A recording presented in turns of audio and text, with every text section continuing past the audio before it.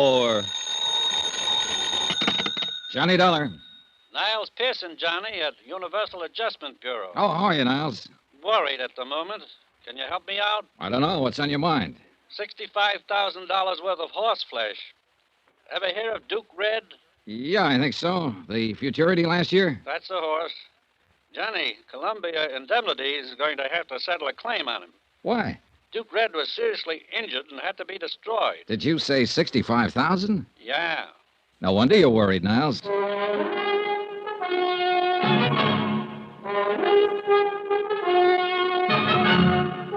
tonight and every weekday night, Bob Bailey in the transcribed adventures of the man with the action-packed expense account, America's fabulous freelance insurance investigator. Yours truly, Johnny Dollar.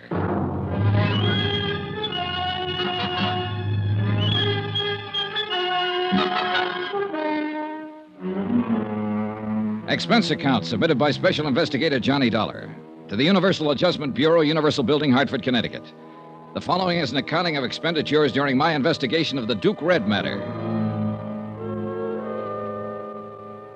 Expense account item 1, $197.80. Airfare and incidentals getting me from Hartford to San Francisco and a town about 40 miles south of there called San Pietro. At the San Pietro Hotel, I learned that the Abbott Ranch was some 5 miles outside of town, but that the Abbott stables maintained offices in San Pietro.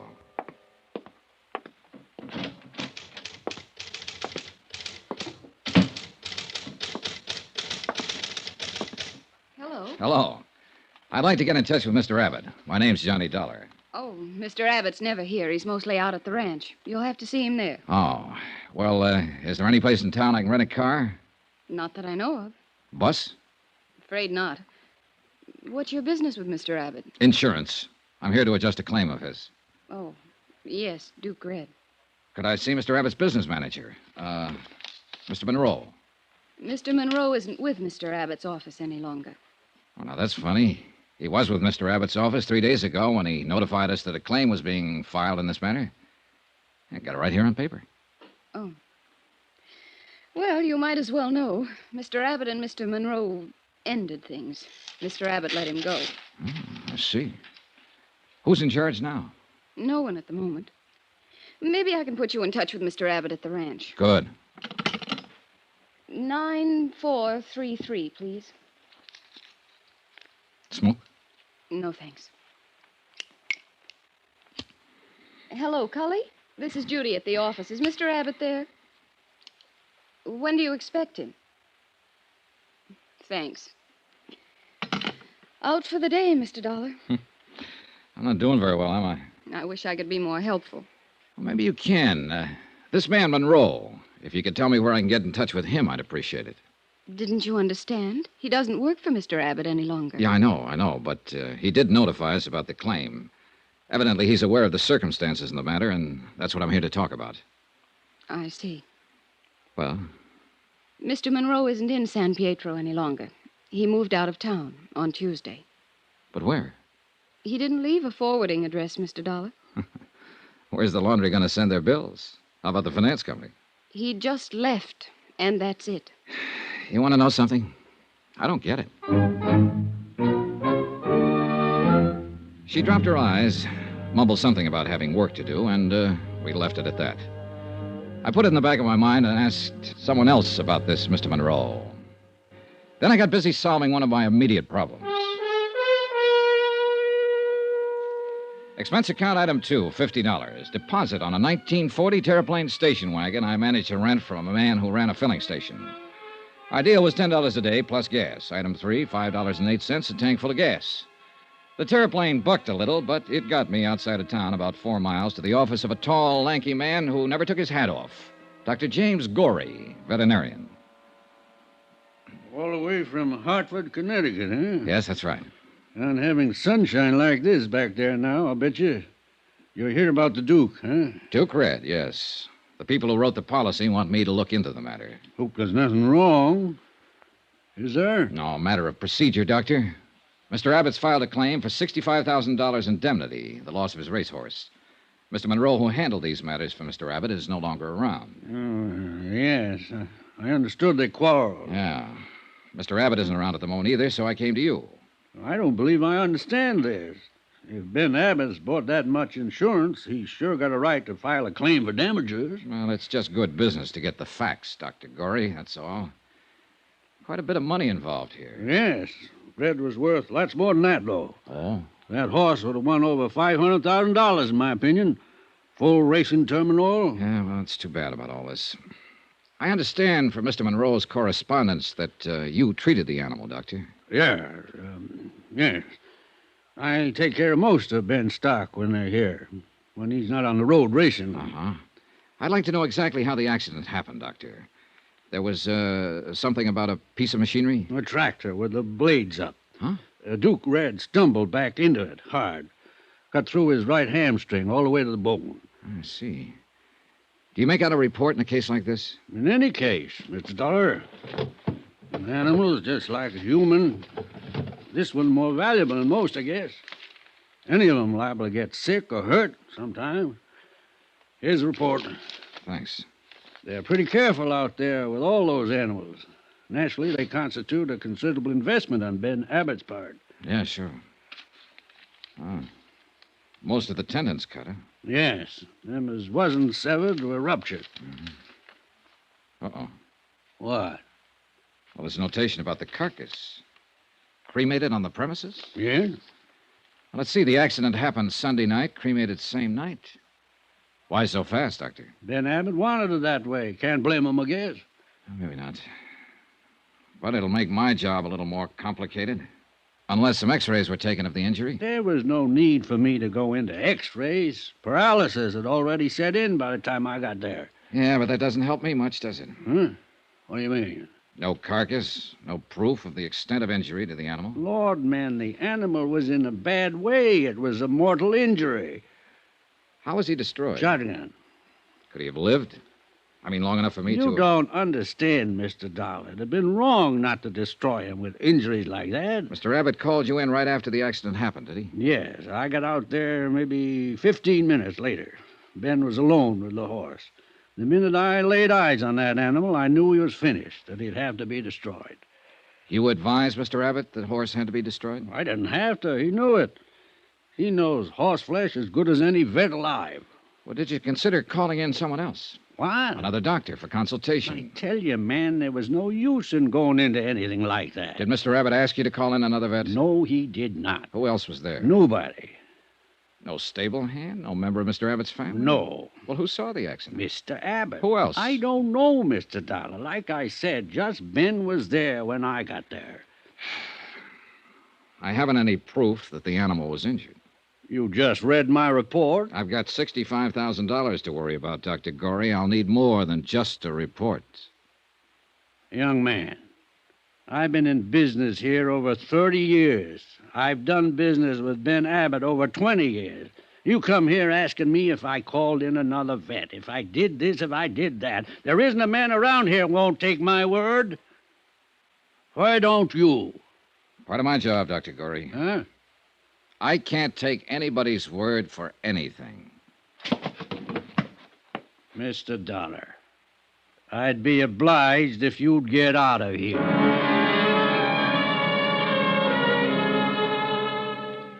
I obliged, Dr. Gorey. I got out of there. Driving back to San Pietro in my terraplane, it struck me as odd that Gorey, certainly aware of the value of the injured horse, had not taken so much as a photograph to verify the story of the accident. For that reason, I decided to verify Dr. Gorey himself. Well, hello. Hi. How you doing? Oh, I don't know. Maybe you can help me. All right, try me. Well, this Dr. Gorey, is he new around here? You're joking. No, I'm not. He's a fixture.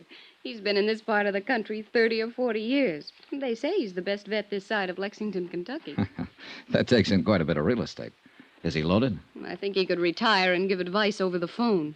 These horse racing people make new parents look like indifferent vegetables. They do? You don't know. A horse sneezes once and they're ready to call the Mayo brothers. Dr. Gorey's practically the whole Mayo Clinic in horsey circles. Say, how did you know about him? The insurance report. Of course. Well, I suppose you'd want to talk to him. Look, I'm driving out that way. I'd be glad to give you a lift. Oh, that's mine out there. That? Yeah, rented it from a filling station man down the street. Oh. Well, you just drive right on past the filling station for about 3 miles, and you'll see Dr. Gorey's place. Oh, thanks, but I've already been there. Huh? Yeah, just left him. Well, then why are you asking me about him? Heavens. Just asking. You're a funny one. Hey, what's your name? Judy Brown. About finished here for the day? As a matter of fact, yes. Well, Judy Brown, let's you and I go get something to eat and drink. How do you know I haven't got a husband? I don't. Have you? No. Well, how about it? Give me 5 minutes.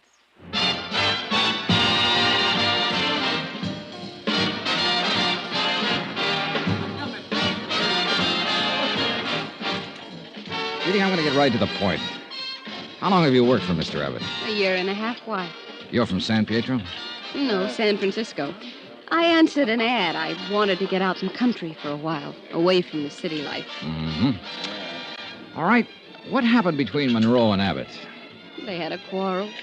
A loud quarrel. Mr. Abbott's very good with a quarrel. Oh, is he? Yes. You know, even I've wondered about that. What? Mr. Monroe quarreling with Mr. Abbott and then just leaving all of a sudden. Probably went to San Francisco. I don't know where else he... Oh, What's the matter, Judy? that looks like Mr. Monroe now. Monroe? Yes, end of the bar. I thought he was away. It's him, all right. Oh, I'd like to talk to him. You'll have to hurry. Looks like he's getting ready to leave. Yeah. Excuse me. Sure. Hey, just a minute. You calling me? Yes, Mr. Monroe. Yes? Johnny Dollar, Universal Adjustment Bureau. I'm in town about the claim on Duke Red. But I heard you'd left town. I had. You talked to Mr. Abbott about that claim. Well, you had power of attorney for him and signed the claim. I wonder if I could talk to you. I'm leaving town again. Right away. Well, look, can't I just have a minute of your time? It wasn't my horse. It belonged to Ben Abbott. Talk to him. Now get out of my way. Oh, hey, wait a minute. Let him handle his own dirty Look, business. Mr. Monroe. Get out of my way.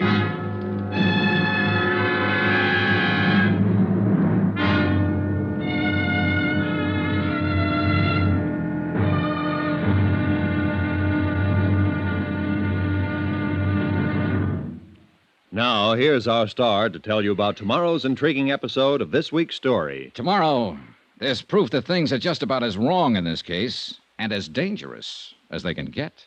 Join us, won't you? Yours truly, Johnny Dollar.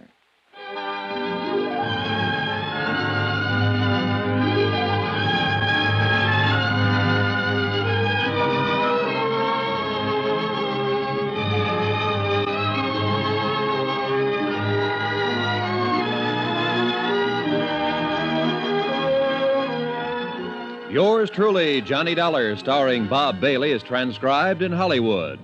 Written by John Dawson, it is produced and directed by Jack Johnstone.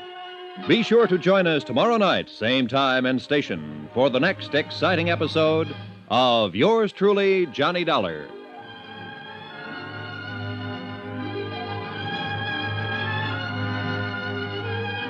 This is Roy Rowan speaking.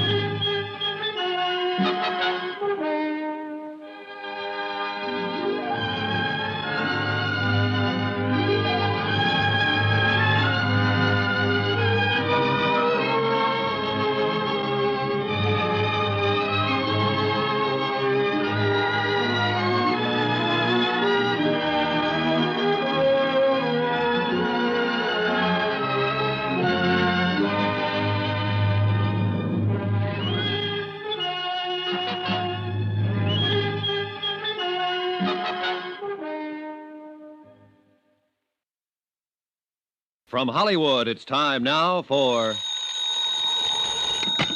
Johnny Dollar. Ready with your call to Mr. Pearson in Hartford, Connecticut. Oh, thanks, operator. Hold on, please. Go ahead. Hello?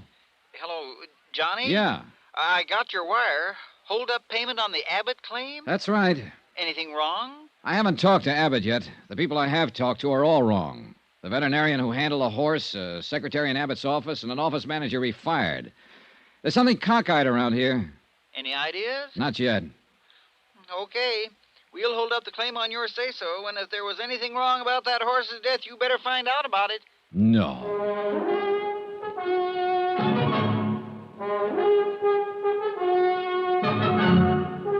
Tonight and every weekday night, Bob Bailey in the transcribed adventures of the man with the action-packed expense account, America's fabulous freelance insurance investigator. Yours truly, Johnny Dollar.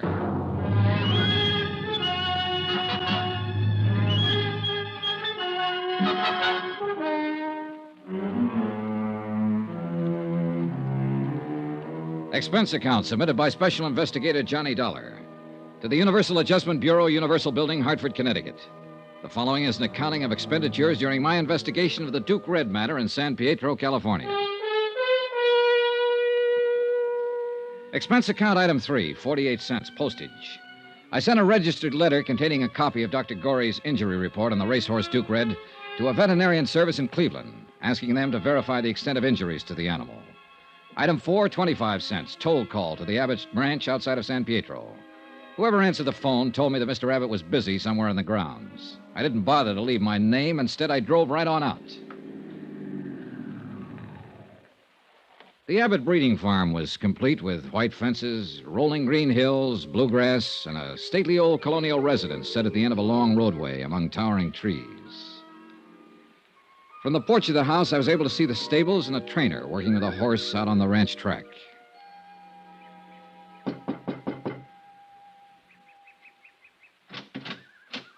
Yes, sir. Good morning. Good morning. My name's Johnny Dollar. I'd like to see Mr. Abbott, please. Yes, sir. Come in, please, sir. I'll try to find Mr. Dollar. You want to wait here, sir? Thank you.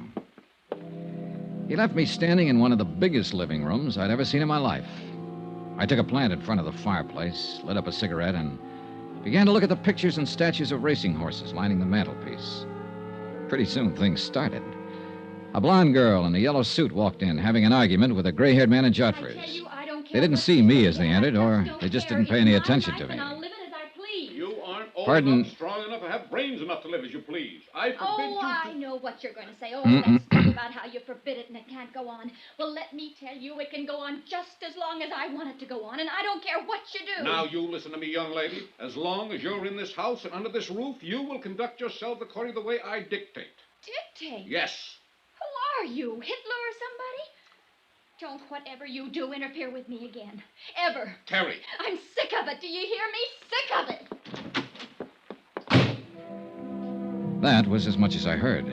But then it didn't last long. I saw them go out and walk around the garden once, shake fists at each other, finally part. He disappeared up a narrow stairway. And then, about a minute later... Wait a minute. Who... Hello. Hello. How long have you been here? Too long. Oh. Why didn't you speak up? Well, I cleared my throat a couple of times, but no good. Then I tried to look like I didn't hear anything. Nothing seemed to work. If it helps any, I'll keep it all under my hat. I won't tell a soul. He doesn't like the company I keep. What do you think of that? I don't know anything about it. Give me a general viewpoint at least. Well, I've run into a lot of parents who don't approve of the kind of company their sons or daughters keep.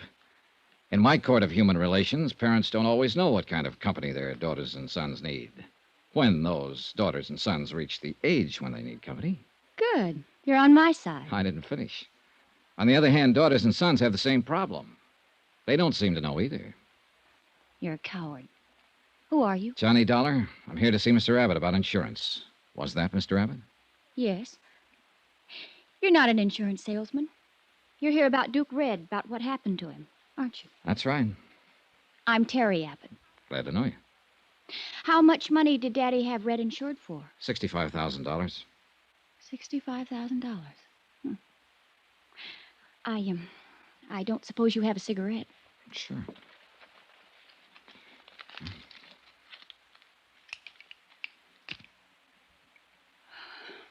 Thank you. Has the claim been paid yet? No, not yet. If Red had made the tracks this year, he would have doubled that. Tripled it, probably. There's not enough money in the world to replace that horse. He was a great running horse. I've heard that before. Dr. Gorey mentioned it. Look, I'm sorry all this happened. Dad shouldn't have shot Red. We understand he was injured beyond hope. That's a lie. That's a what? Dad shouldn't have shot him. He just shouldn't have done it. Red was the only horse in the whole stable's worth anything. The only thing around here worth anything. Wasn't the horse injured? Injured? Oh, that's what you'll hear. They'll all tell you that. But I can tell you something else. Terry, what are you talking about anyhow? He's an insurance man, Dad, and I can tell him the whole thing, and I will. Go to your room, Terry. It was a terrible thing to do, shooting Red. It was just like murder, and you know it. Be quiet and go to your room. It was murder. Murder. Murder. Stop it! Now go to your room. Thank you for the cigarette, Mr. Dollar.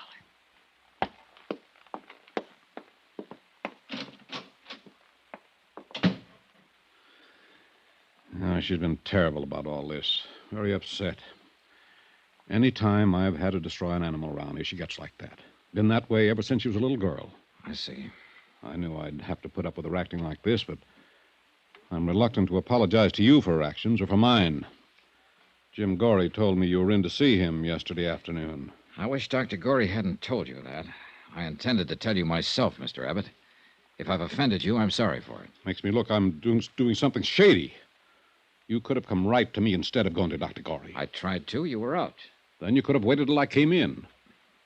If this is the way that insurance company operates, I might have to find a different one. Look, Mr. Abbott, there's quite a bit of money at stake here. We have to go to everybody during an investigation. Dr. Gorey ordered the horse destroyed.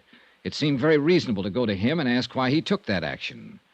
We want to know all the circumstances. If you talk to Gorey, you know them. Why are you bothering me? What do you want? I want all the information you can give me about the accident. The time, date, people who saw it, exactly what happened, where it happened. Do you always handle a case this way? It's the way I'm handling this one. I don't like it very much, sneaking around behind my back. No matter what you think of me or my methods, Mr. Abbott, I'm the man assigned to handle this claim. My report has to be completed before the matter can be settled. They don't know what they're doing, sending a man like you out here. You filed a claim. What did you expect? A little decency and respect and courtesy. That's what I expected. That fool Monroe filed the claim. I understand he had power of attorney as your office manager to do that. Well, he did it too soon. I would have waited until things calmed down around here a bit. What do you mean? Well, you saw how my daughter acts. Losing a fine racing animal like Red can have a bad moral effect on the entire ranch. That's what I mean.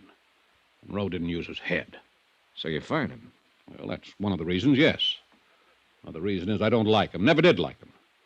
But what business is that of yours? Are you here to accuse me of something?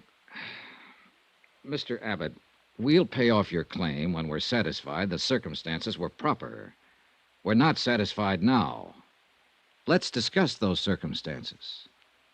I'm not afraid of you, Dollar, or your insurance company. I don't like you snooping around my office in town, talking to my friends about me, talking to my daughter about me. No man would. If I don't get my information from you, Mr. Abbott, I'll get it somewhere else. That'll drag this whole matter out. What I've seen of you so far and what information I do have isn't exactly in your favor. I don't like that kind of talk. You don't seem to like anything about this. Now, how about it? Do we keep this up or do we get down to business? The trainer was bringing Red back from his afternoon exercise. Outside the stall, Red got scared. A mouse or something. He reared back and jammed into the blade of the tractor we use out on the track. It cut into his Achilles tendon, hamstrung him. When Dr. Gorey got here, he said that Red didn't have a chance, so I shot him. I'd like to talk to the trainer. What's his name? Tom Warner. Where can I find him? He isn't around anymore. I fired him right then and there. Told him to get off my property and stay off. Where'd he go, Mr. Abbott? I don't know. He took his things and cleared out as fast as he could. He knew better than to hang around here. Well, what do you mean by that? What I said. He knew better. That's what I mean. Well, I'll have to find him and talk to him. Who else was there when it happened? No one. Just me. The rest of them were up at the house having dinner. No stable hand, chore boy? I just told you. No one. How about right afterwards? I went to the office in the stable and called Dr. Gorey. Before or after you fired Tom Warner? After I fired him. You were there alone with an injured horse? You didn't call up to the house for help, send for anyone up there? You went in and called Dr. Gorey? Yes, we handled it together. Any objections? It would have been better. Perhaps we could have avoided all this unpleasantness if you'd left the remains for us to examine. Dollar. I've got maybe 150 head on this farm. Now and then accidents happen. If one of my stock is dead, I get rid of it as fast as I can with as few people as involved as possible. I do that for a number of reasons. That's the way I operate. Nevertheless, you were aware the insurance company would ask you for proof of loss in this matter, and if you The insurance company does not run my farm. I run a dollar, and I take orders from no one. Look, I'm trying to tell you the problem we face. We have no carcass to examine. Therefore, we have to ascertain the facts from other sources. Did your daughter see any of this? The accident or destroying the horse? Terry. Yeah. Of course not. You mean those crazy things she was saying when I walked into the room? Well, in view of the crazy circumstances, what she was saying might be worth listening to, Mr. Abbott. Huh. I had the impression that she saw the accident. Pipe dreams. She wasn't even around. I'd like to talk to her just the same. Cully! Cully! You talk to anybody you like, Dollar. I don't care. But I hope you made notes today because you've already got all the information you're going to get from me. Yes, sir, Mr. Abbott. Yes, sir. Cully, I want you to look at this man. Yes, sir. His name's Johnny Dollar. Yes, sir. If he comes knocking at this door again, if he even comes to the front gate, if you see him on the grounds ever again, throw him out. I don't want him around here. Yes, sir, Mr. Abbott. And right now, Cully, you can just show him out. You're being foolish about this, Mr. Abbott. Show him out, Cully. This way, Mr. Dollar, sir. Never mind. I can find my own way.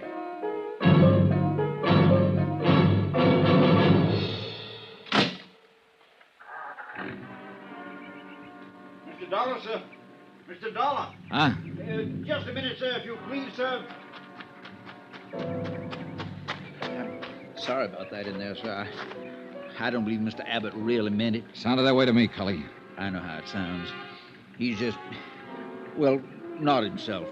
You understand, sir. Not quite, no. Losing the horse and all. Sounds to me more like he's losing his mind. Does it, sir? Huh? Do you think Mr. Abbott's losing his mind? Do you? Yes, sir. Yes, sir, sometimes I do.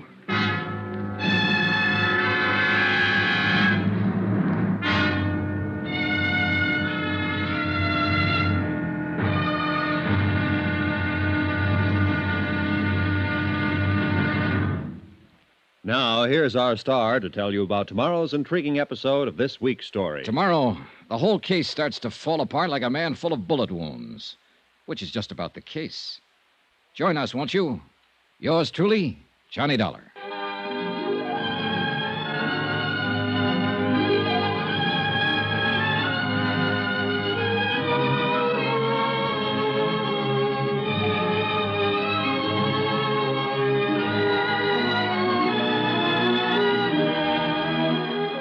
Yours truly, Johnny Dollar, starring Bob Bailey, is transcribed in Hollywood.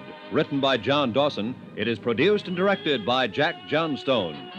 Be sure to join us tomorrow night, same time and station, for the next exciting episode of Yours truly, Johnny Dollar. Roy Rowan speaking.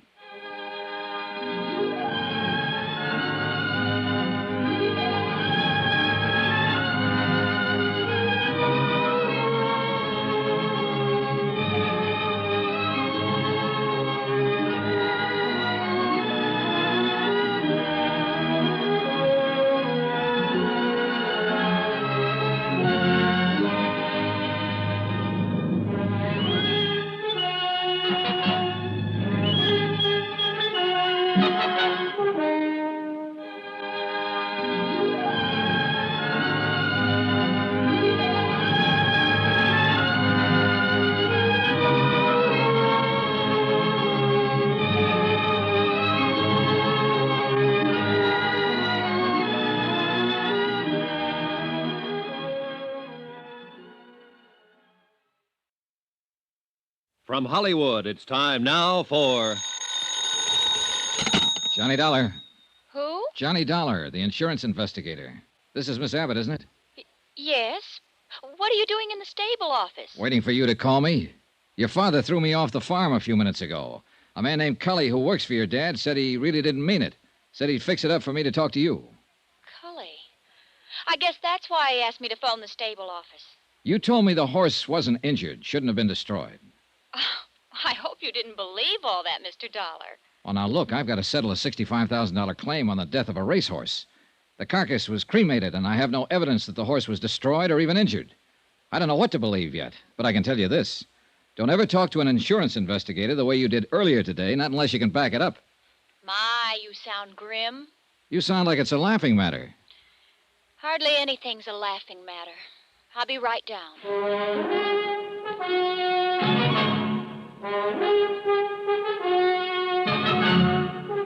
Tonight and every weekday night, Bob Bailey in the transcribed adventures of the man with the action-packed expense account, America's fabulous freelance insurance investigator. Yours truly, Johnny Dollar.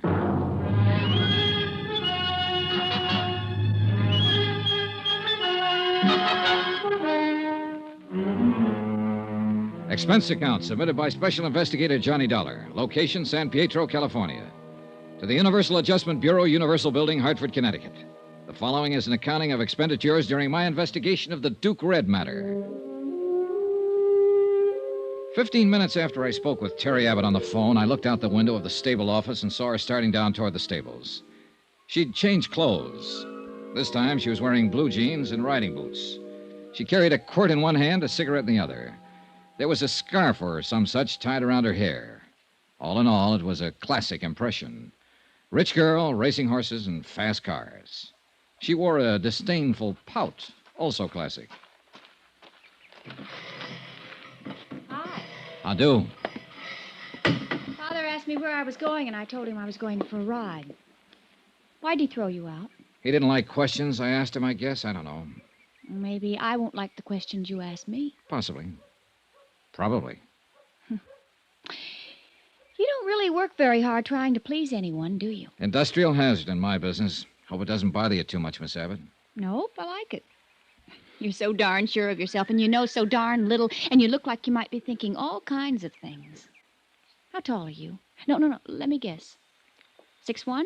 Not quite. Well, you're tall enough, I suppose. Do you like this office? I suppose you've been opening the files and going through all of Father's papers. That's what you're supposed to do, isn't it? Nope. Well, unless you know something about horses, the papers around here wouldn't mean much to you. Times, weights, whole schedule and chart for every bit of stock on the place. Do you know anything about horses? Just one. Duke Red. Oh. He was insured for $65,000. And he's dead now. You know, I didn't think I'd ever see you again. I wanted to talk to you before I left. What about? I didn't insure Duke Red. My father insured him. Your business is with my dad, not me, Mr. Dollar. Pardon me if I seem a little confused, but earlier today you were very anxious to tell me something about all that. Was I? Yes, you were. Hey, what is this anyway? I wish we hadn't met. But we did, and you mentioned there was no need to destroy Duke Red after he'd been injured. Now, did you say something like that to me because you were angry at your father? Or did you say it because there was some truth to it? Well, now, what's that supposed to mean? Do you just stand around and pout when people ask you questions? Did you mean that horse wasn't injured, or that he was injured, but that he could have been saved? Well, did you have any reason at all for saying the things you did? I've been very upset lately. All of us around here have been very upset. Yeah, I'm getting that way myself. Duke Red was the best horse we've had around these stables in 5 years. His father was a real champion, Earl Red, and maybe you've heard of him. He earned $190,000. We've all been counting on Duke Red since he was a colt. He had it then. This was going to be his big year. When this stupid accident happened, it just turned all of us upside down. Uh-huh. Is that your explanation for the things you said to me? Yes, for the moment. Now, please, don't ask me any more questions right now. One more. What? Your father fired a couple of people I wanted to talk with. One of them was a Howard Monroe. Dad's office manager. Yes, I met him a couple of nights ago. He wouldn't talk. He was too mad. Said something about letting your father handle his own dirty business. What? Now, I don't know what that meant, and I don't think I care just now. But the other man who was fired was a horse trainer named Warner, Tom Warner. According to your father, it was Warner's neglect that caused the horse to stumble and back into the tractor blades. What? Warner isn't around here now, but he must be somewhere, and I want to talk to him. Now, where can I find out his address? He's from Baltimore, Maryland. Baltimore. What about his address? Well, it'd be in the personnel files. You can get those at the office in town, in San Pietro. Okay. Do you think he went there? I don't know. And what's more, I don't care.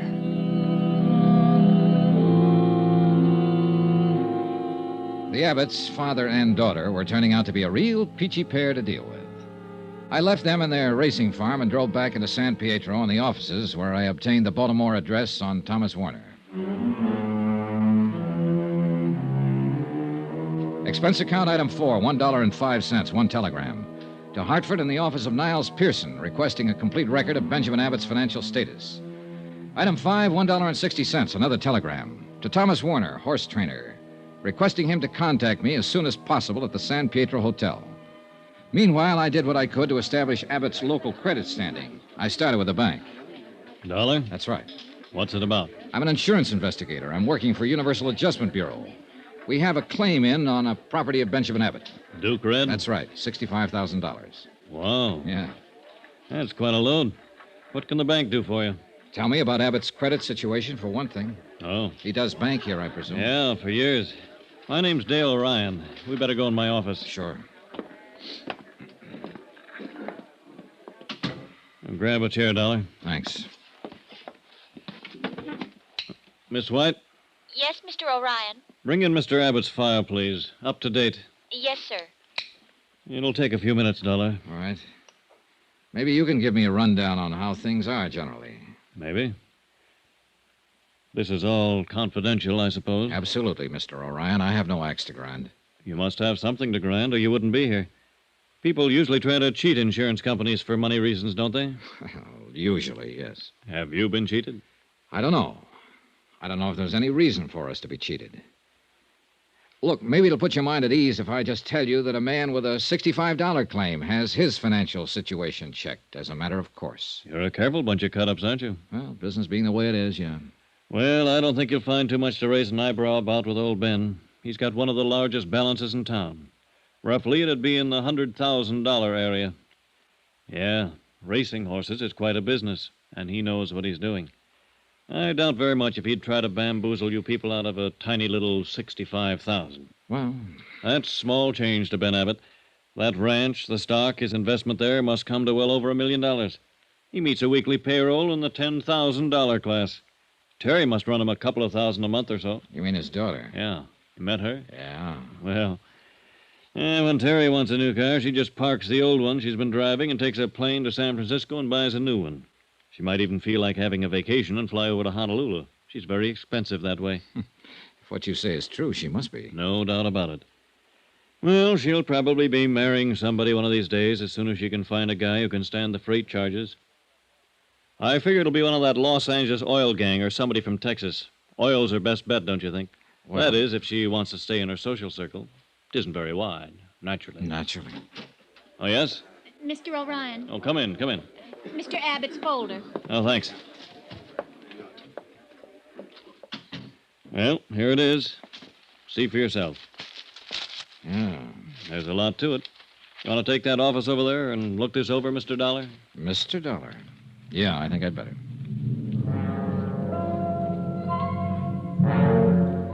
I spent the rest of the afternoon going over Benjamin Abbott's local bank standing. It confirmed in detail what Mr. O'Ryan had said in general. His assets were many, his cash on hand plentiful. Also, and this has a bearing, the activities of his daughter Terry were indicated in some of the expenditures. There was only one item I had to question O'Ryan about when I'd finished looking it all over. Yes, Dollar? I noticed a check was drawn 5 days ago payable to Howard T. Monroe, $5,500. Yes? It's marked bonus. Monroe handled business affairs for Abbott a year or two, and Monroe left a few days ago. Probably severance and things like that. Yeah. Anything wrong? I don't know. For all I can gather, they didn't part company under the best of terms. As a matter of fact, they had kind of a row. Seems strange he'd pay Monroe a balance after he kicked him out. He's a strange guy. Check cleared all right. No question on it. Oh, yeah, I noticed. Something else, then. Monroe was fired last Tuesday. Monday, a man named Thomas Warner was fired, too. Tom Warner, the trainer? Yeah. Abbott told me Warner was responsible for the accident with Duke Red. Funny. What? Well, according to these books, Abbott should still owe Thomas Warner a month's salary, $700. Let me see. Yes. No bonus, no salary, no severance. Seems to me Tom Warner's got a kick coming. Why doesn't he kick, Mr. O'Ryan? I don't know. I would. Most anybody would.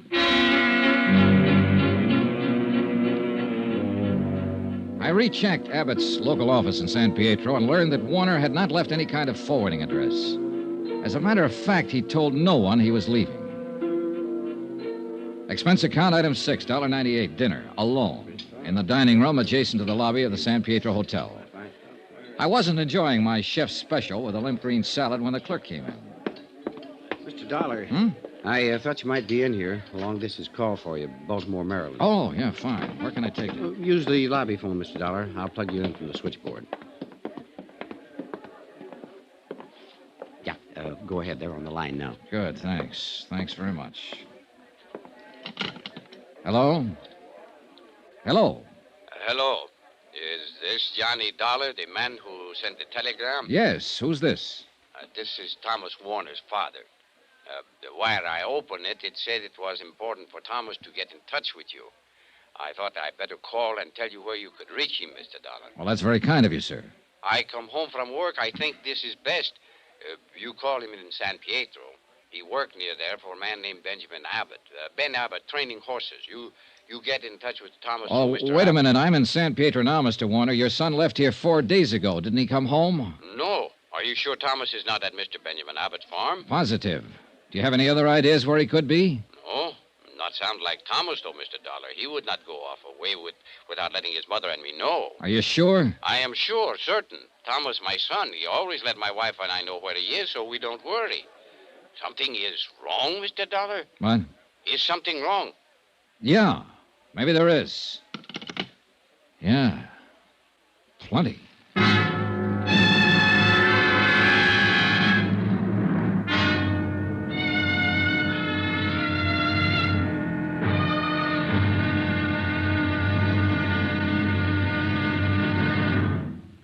Now, here's our star to tell you about tomorrow's intriguing episode of this week's story. Tomorrow? Well, sometimes a dead man can answer a lot of questions. Join us, won't you? Yours truly, Johnny Dollar.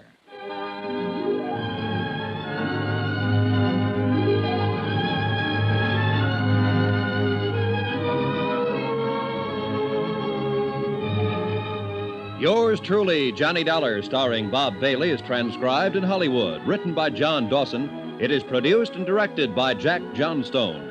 Be sure to join us tomorrow night, same time and station, for the next exciting episode of Yours truly, Johnny Dollar. Roy Rowan speaking.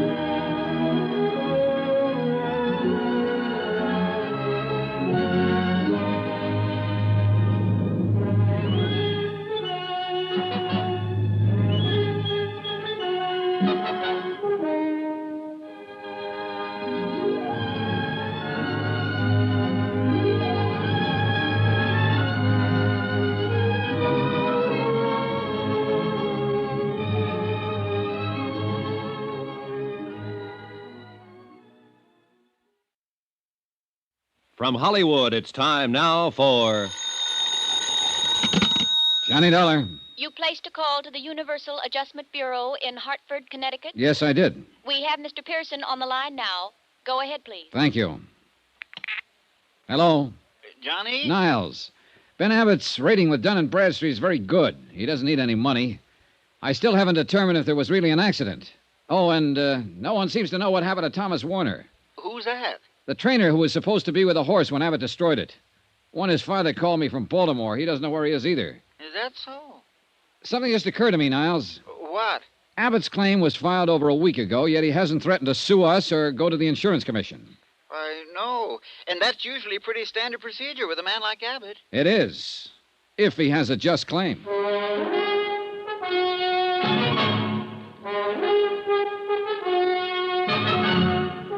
Tonight and every weekday night, Bob Bailey in the transcribed adventures of the man with the action-packed expense account, America's fabulous freelance insurance investigator. Yours truly, Johnny Dollar.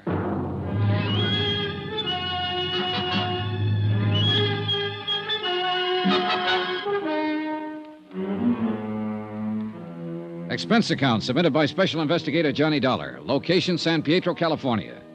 To the Universal Adjustment Bureau, Universal Building, Hartford, Connecticut. The following is an accounting of expenditures during my investigation of the Duke Red matter. I had a strong suspicion that the death of Duke Red, a racehorse, had not happened as reported. The one man who could possibly answer my questions was missing. He had left the Abbott Ranch in San Pietro without collecting a month's back pay and without telling anybody about his forwarding address.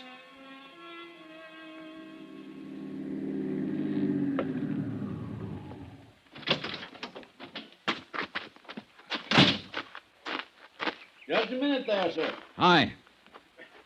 Mr. Dollar. Hello, Kelly. Mr. Dollar, you can make this pretty hard for me. Mr. Abbott told me I shouldn't let you on the ground. Well, now, you didn't strike me as the kind of fellow who took that order too seriously. What do you want, sir? I want Thomas Warner, wherever he is. Well, he isn't here. I know that, Kelly. I want to find out where he is. Probably went home. I talked to his father in Baltimore. His father hasn't heard from him. Oh. Wouldn't you like to know where he is? Men come and go, Mr. Dollar. You're friends with them for a little while, and you never hear from them again. I reckon that's the way we have to look at it. Now, maybe you better go now, Mr. Dollar. Suppose he didn't want to go without saying goodbye. Suppose he didn't have a choice. What do you mean? I mean, a man doesn't pass up a month's pay just to make a fancy exit. We can't talk here, sir. Where did Thomas Warner stay?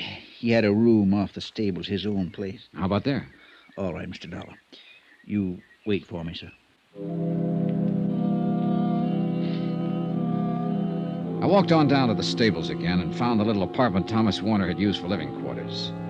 The door was locked, and I waited outside, looking over the workout tracks and the acres of rolling green turf that made Abbott Farms. A little while, Cully appeared. I shouldn't be doing this, Mr. Dollar. Mr. Abbott would skin me alive if he knew I was having any truck with you after that big row you had with him yesterday. Well, I'm not about to tell Mr. Abbott, Kelly. I appreciate your help. This is where Mr. Warner stayed all the time he worked for Mr. Abbott. Uh-huh. You can see for yourself. It's all cleaned out, not a stitch left. Yeah. Did you happen to see Warner leave here that night? Right after the accident, he was gone. Mr. Abbott came up to the house about 9 o'clock. He told us all that Duke Red had been hurt, he had to shoot him, and that he had taken care of the rest. You mean destroying the carcass? Yes, sir. That's a pretty big job for one man. Well, I believe Dr. Gorey helped him with it, sir. He was with Mr. Abbott. Oh. Then Mr. Abbott told us that Mr. Warner was to blame for the accident and that Mr. Warner wasn't with us anymore. I wonder if any of the others saw him actually leave the premises.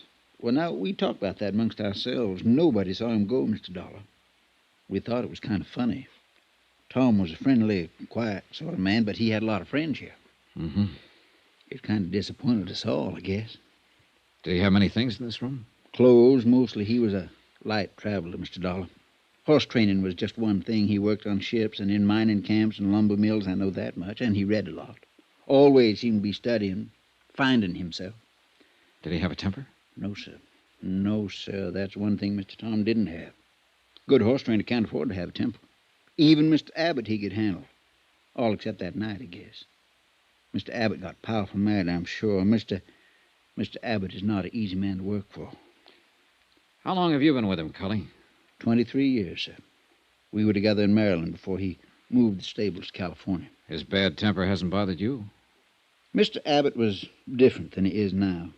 I mean, when Miss Abbott was alive. But then when she died and raising Miss Terry, he hasn't had it so easy. I mean, easy with himself. You know what I'm trying to say. Yeah, I think so. I worry about Mr. Abbott, Mr. Dollar. He don't seem to run himself well sometimes. You know what I mean. Yeah. Maybe Duke Red being gone now will help. Mr. Abbott counted on that animal a lot. Counting on a racehorse is not just being anxious overnight or for a week, but being anxious for years, from the time they're colts to when they first step out. Now, he don't have that worry at all. Maybe it'll do him some good. What about his other horses? Them? Well, none of them like Duke Red. Not the same at all. They'll race and make money, but nothing like Duke Red. Yeah. Mr. Warner said he was a fine horse. Tell me, what kind of a car did Mr. Warner drive? Well, he didn't have a car, Mr. Dollar. How do you suppose he left here? He must have been carrying luggage. I reckon so. He could have lugged him out the highway and flagged himself a ride or waited for the bus. They come by all the time. Think he might have called a cab in town? Didn't use the house phone. Maybe the one down in the stable office. Maybe someone drove him in, Cully. Miss Terry might have, sir. Huh? Miss Terry drove Mr. Warner around now and then. Did Mr. Abbott approve of that? No, sir. He did not. After my talk with Cully, I took a chance and hung around the stables trying to get a line on Thomas Warner. Ben Abbott's belligerent attitude seemed to permeate the whole farm. The horse handlers I talked with were grumbling and complaining. I was able to learn nothing from them. I decided to tackle Abbott himself again. He wasn't in, but his daughter was.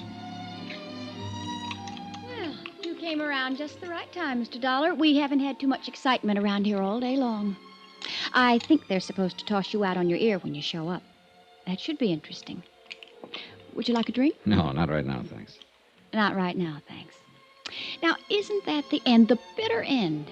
So precise, so efficient, so determined, so anxious to do a good job. To be a sober, steady, substantial, expert bore. Now, what is it? Who are you mad at, Terry?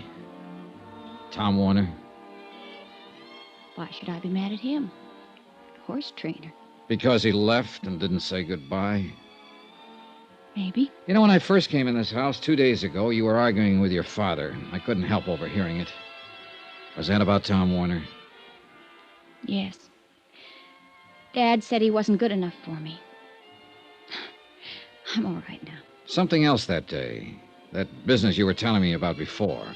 It'll have to be looked into. Why, for heaven's sake? Because you intimated that your father and Dr. Gorey might be lying about the whole thing. Do you realize that if there's any truth to it, your father'd be liable for criminal charges? I know. I was just trying to put Dad in a bad light with you. It was just for good old-fashioned first-class spite. Him telling me about not seeing Tom and all. We've been arguing for weeks about it. When I saw you the other day, I thought it was a good chance to get back at Dad. I see. Tell me about the trouble over Warner. Why tell you? Well, let's say I'm an interested party. I like you, Terry. Well, Tom and I saw quite a bit of each other, and Dad never liked it. I suppose because I'm all he has left. Mother and Bob, he was my older brother, were killed in an airplane accident a few years ago. Dad's always expected me to marry one of the Long Island horsey set, the turf, something, I don't know. Anything but a horse trainer. He's been looking for an excuse to get rid of Tom. Your father doesn't strike me as the kind of man who would have to give an excuse to fire someone he didn't want around. Well, he found an excuse. He blamed the accident on Tom. Do you think he's mad? What's that? Nothing. Do you suppose your father will ever calm down so I can talk to him? I don't know. The Abbotts have always been a terribly angry group of people, very emotional. There doesn't seem to be much of a let-up these days. Terry, is that what you meant when you asked me if I thought your father was mad? I suppose so. It's almost as if he's been on the verge of something lately, something desperate. His moods frighten me sometimes. They didn't used to. I don't easily frighten. But looking back, 2 years ago, Daddy bought a new car. We were out driving one day right after he bought it, and something went wrong. The gear shifter, some little thing. Well, Daddy was so angry, he just backed the car up and smashed it into a cement wall and left it. That was when he first frightened me. The first time that I can remember. Have you been frightened much? Since then? Oh, yes, many times. That's why Tom was so nice to have around. He never became angry. Never did things like that. Like the men I know. Tom sat quietly, and he let me sit beside him, reading, talking. I'm not that kind, really, of course, but I liked it with Tom. I liked it very much. You asked me about him, Johnny. Well, I'll tell you. If he'd come to say goodbye to me, there would have been no goodbye. I would have gone away with him anywhere. I was in love with him from the first day he came to work here. I still am. I always will be. Well, that's all there is to tell. Did he know this, Terry? Yes. And he knew I meant it.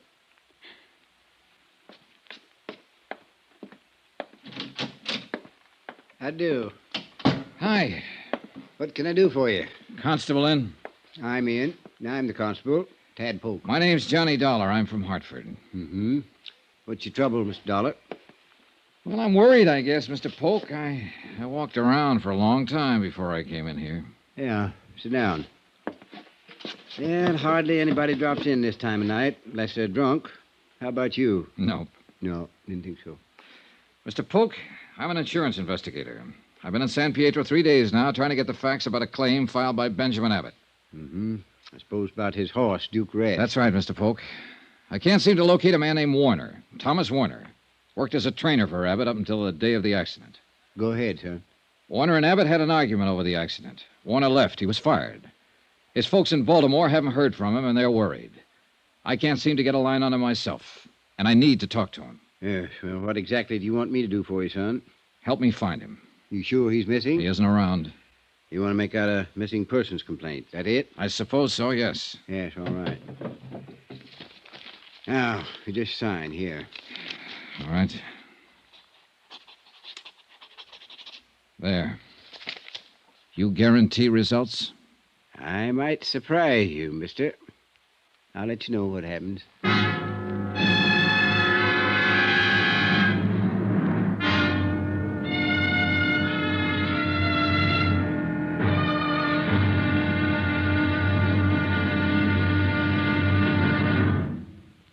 Now, here's our star to tell you about the final intriguing episode of this week's story. Tomorrow, well, it all hinges on a decent man who knows he's loved and never said goodbye. Join us, won't you? Yours truly, Johnny Dollar.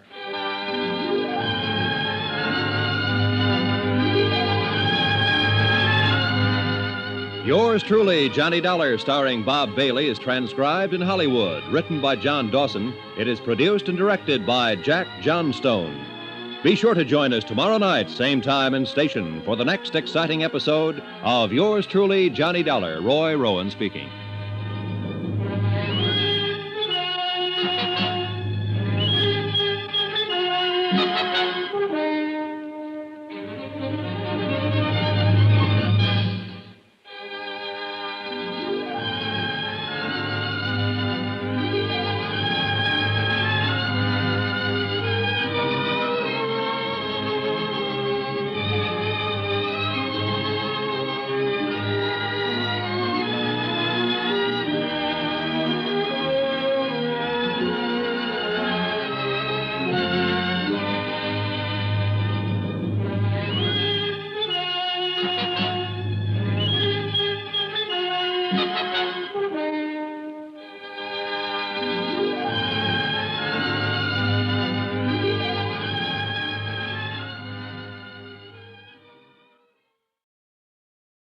From Hollywood, it's time now for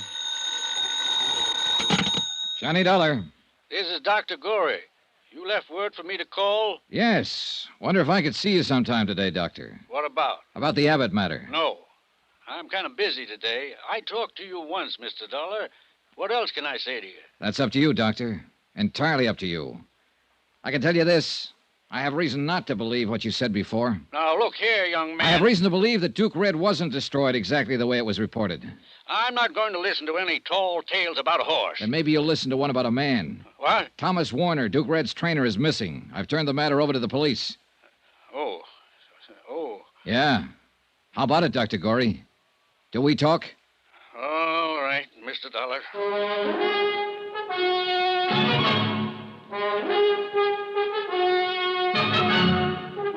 Tonight and every weekday night, Bob Bailey in the transcribed adventures of the man with the action-packed expense account, America's fabulous freelance insurance investigator. Yours truly, Johnny Dollar.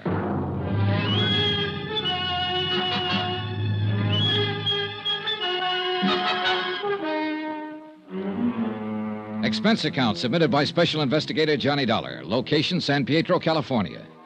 To the Universal Adjustment Bureau, Universal Building, Hartford, Connecticut. The following is an accounting of expenditures during my investigation of the Duke Red matter.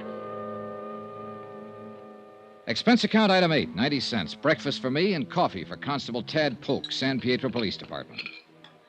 Yes, sir. I'm glad we could get together this morning, Miss Dollar. You know, I thought a long time about you reporting Tom Warner missing. Well, maybe I'm worried for nothing. But I do know I don't like the circumstances of his disappearance. You using me, Mr. Dollar? What? You know I got a police force of 4 men. We can't conduct any sizable investigation into a disappearance. Just aren't equipped for it. I thought it might be something like that. I don't want to be spending civic money to satisfy some doubts in the mind of your organization. It's not my province, Mr. Dollar. Look, the man's missing. Nobody knows where he is. He didn't leave a trace. He did leave a month's pay behind him. He left after an argument with Abbott. Nobody saw him leave that farm, Constable. No one knows where he is now. Now, just hold on to your britches, boy. I didn't say I wouldn't do anything about it. Huh? I'm going out and have a talk with Ben Abbott, Mr. Dollar. I've known him for a long time. Think maybe I can find out something about this. We'll see what happens there first, then make some plans. That sounds fair enough, Constable. Where can I get in touch with you in case I have to? I'm going over to see Dr. Gorey this morning. After that, I'll be at my hotel. Fine. Dollar? Yeah? You think something might have happened to Tom Warner? Yeah, Constable. I sure do. Expense account item 9, $2.50. One long-distance phone call to Hartford. I explained the matter of Tom Warner and requested Niles Pearson to have a man in Baltimore start checking with Warner's parents there in the event some lead as to his whereabouts might turn up there. After that, I drove out to see Dr. Gorey, veterinarian. You know, you have a way of not being very nice on the telephone. What is it now, Mr. Dollar? I just talked to my home office in Hartford, Dr. Gorey. They aren't very happy with the way this case has been going. They're too bad about them in Hartford. How does it affect me? Well, they're just about at the point where they might close it and call me back home. All this fuss, and they're going to pay the claim? No, not at all. I don't mean they're going to pay at all. What? They can do one of two things. They can appeal to the Insurance Commission for a judgment. They'd have a point. No reliable or cooperative witnesses saw the accident to the horse or the circumstances of it.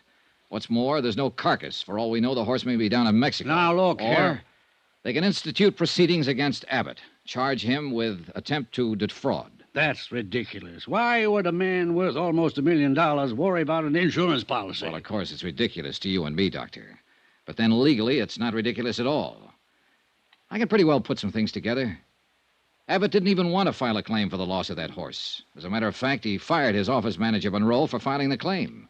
Fired him and paid him a bonus to get out and stay out so Monroe wouldn't have to answer any questions. True? Possibly. Abbott blamed the accident on Thomas Warner and fired him, too.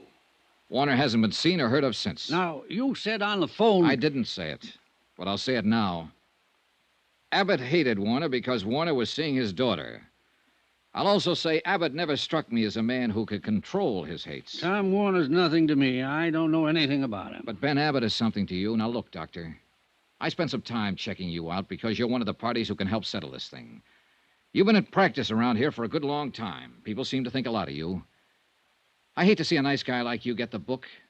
I think I can stop that if you cooperate. Now, look here. Forget I'm an insurance investigator. I'm just a guy giving you some information.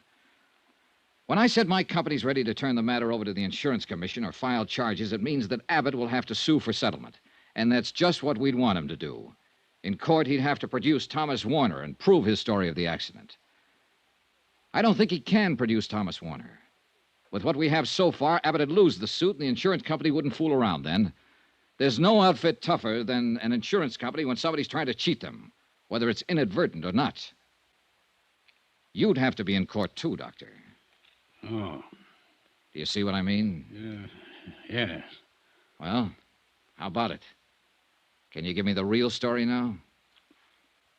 I've been Ben Abbott's friend for 20 years. And he asked you to lie for him. That's understandable to me.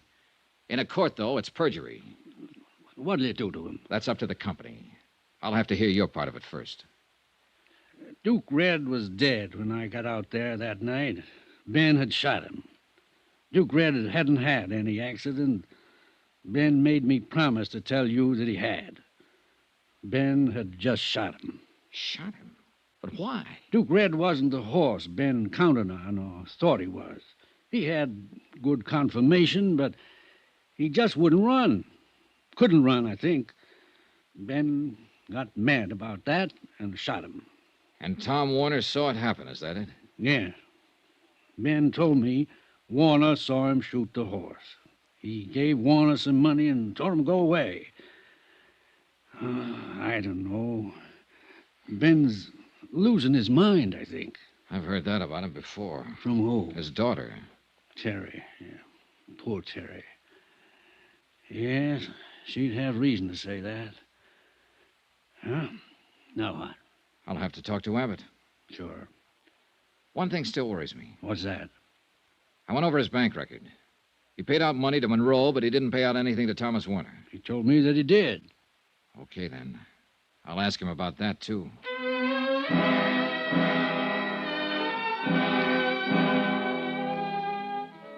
Expense account item 10, 35 cents. I lost it in a payphone trying to get in touch with Ben Abbott. No one answered, so I drove on out to the farm. The short winter day was over when I got there. Darkness had already come over the fields. Darkness and loneliness. Hey. Hey in there, open up. Open up. Open up, somebody. Open up.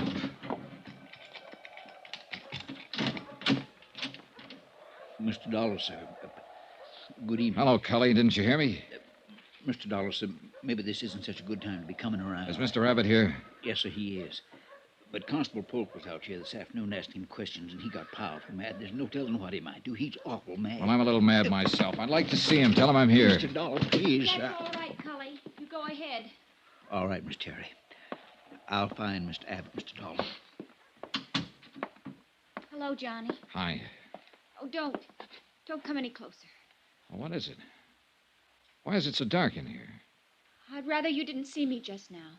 Huh? Terry.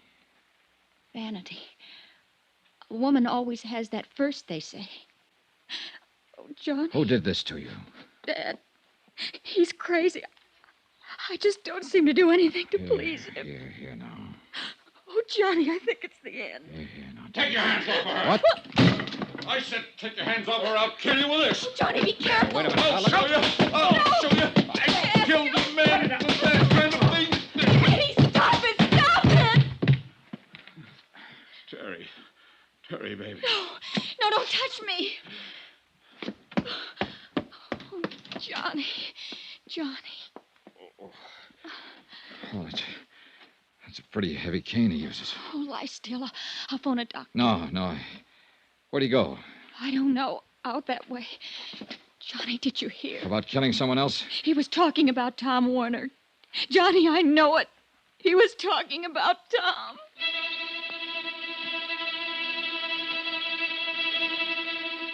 I placed a call to Constable Polk's office, told him what happened. He said he'd start right away. After that, I took a look around the grounds. All the cars were still in the garages. Then I heard some sort of disturbance down by the stables. Dollar! Don't come any closer. I've got a shotgun this time. I have a gun, too, Mr. Abbott. Go away from here. Get in your car and go away from here. The police will be here in a few minutes. Look, this won't do you any good. Abbott, did you hear me? It'll be better for you if you're in the house ready to make a statement for them when they come. I know that Dr. Corey lied for you, Abbott. I know that you killed that horse deliberately. Abbott! I told you to get away from here. You said you'd kill someone. You were talking about Tom Warner, weren't you? You killed him because of Terry. Last warning. Go away. I won't go away. But you'd better throw that gun away and come on out here. I'm not afraid of you, the whole bunch of you. You're just being foolish, Abbott. Like you were the day you smashed up a new car because some little thing on it didn't work. The way you killed that valuable horse because you didn't like his running. The way you killed Tom Warner without reason. You're smashing your whole life now this way. Put down that gun and come out. Abbott! That's enough.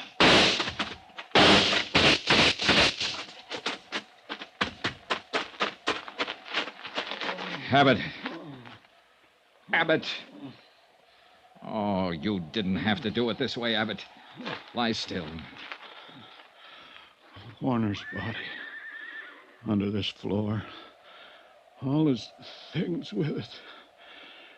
You know about Duke Red. I know. Don't try to talk. Warner tried to stop me from killing him. He said I was crazy, Dollar. Easy. I'm not crazy. Am I, Dollar? Don't move. Am I?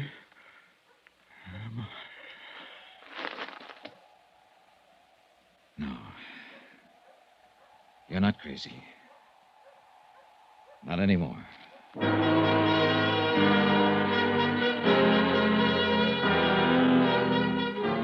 They found the body of Thomas Warner where Abbott had said it was.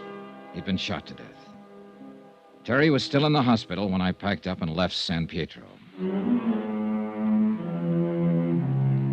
Expense account item 11, $65.30. Hotel and board at the San Pietro Hotel. Item 12, $175, airfare and incidentals back to Hartford. Item 13, $43 even, miscellaneous. Expense account total, $802.65. No remarks. Yours truly, Johnny Dollar.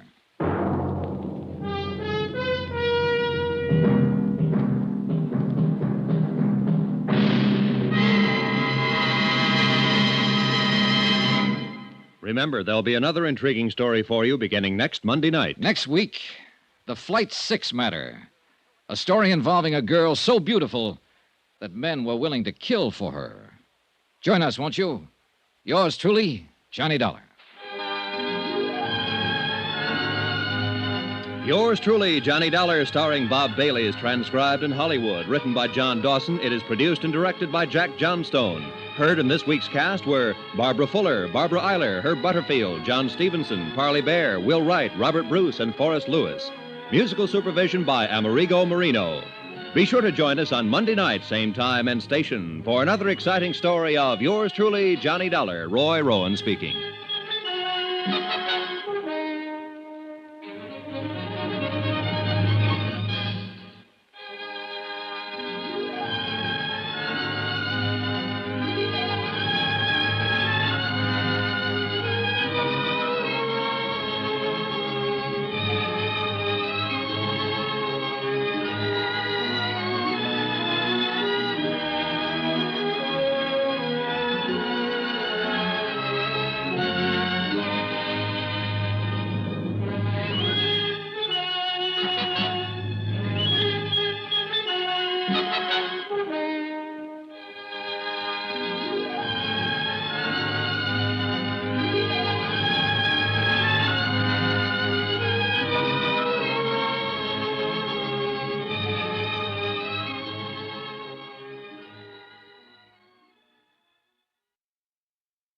From Hollywood, it's time now for...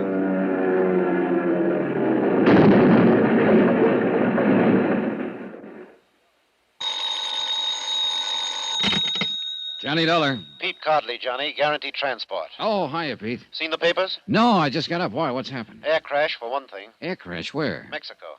Flight 6, Aztec Caribbean line, Mexico City to Havana. Crashed in the mountains 10 minutes after takeoff. 7 passengers and a crew of 3. Survivors? The way it sounds, none. Oh, tough. How do you come into it, Pete? We underwrite a company that handles flight insurance down there. 3 of the passengers bought policies at the airport. We're stuck for $75,000. This is a nice time of the year in Mexico, Johnny. What do you want me to do? Find out why it crashed? No, I know why it crashed. Somebody meant for it to. What do you mean? That plane blew up in midair. I'll get you a reservation.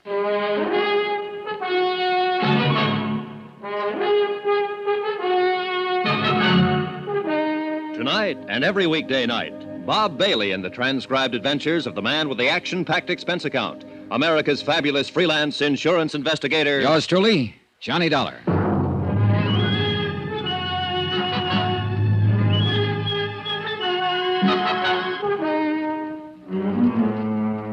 Expense account submitted by Special Investigator Johnny Dollar to the Home Office Guaranteed Transport Insurance Company, Hartford, Connecticut. The following is an accounting of expenditures during my investigation of the Flight 6 matter. Item 1, $173.20, airline fare and incidentals, Hartford, Connecticut to Mexico City.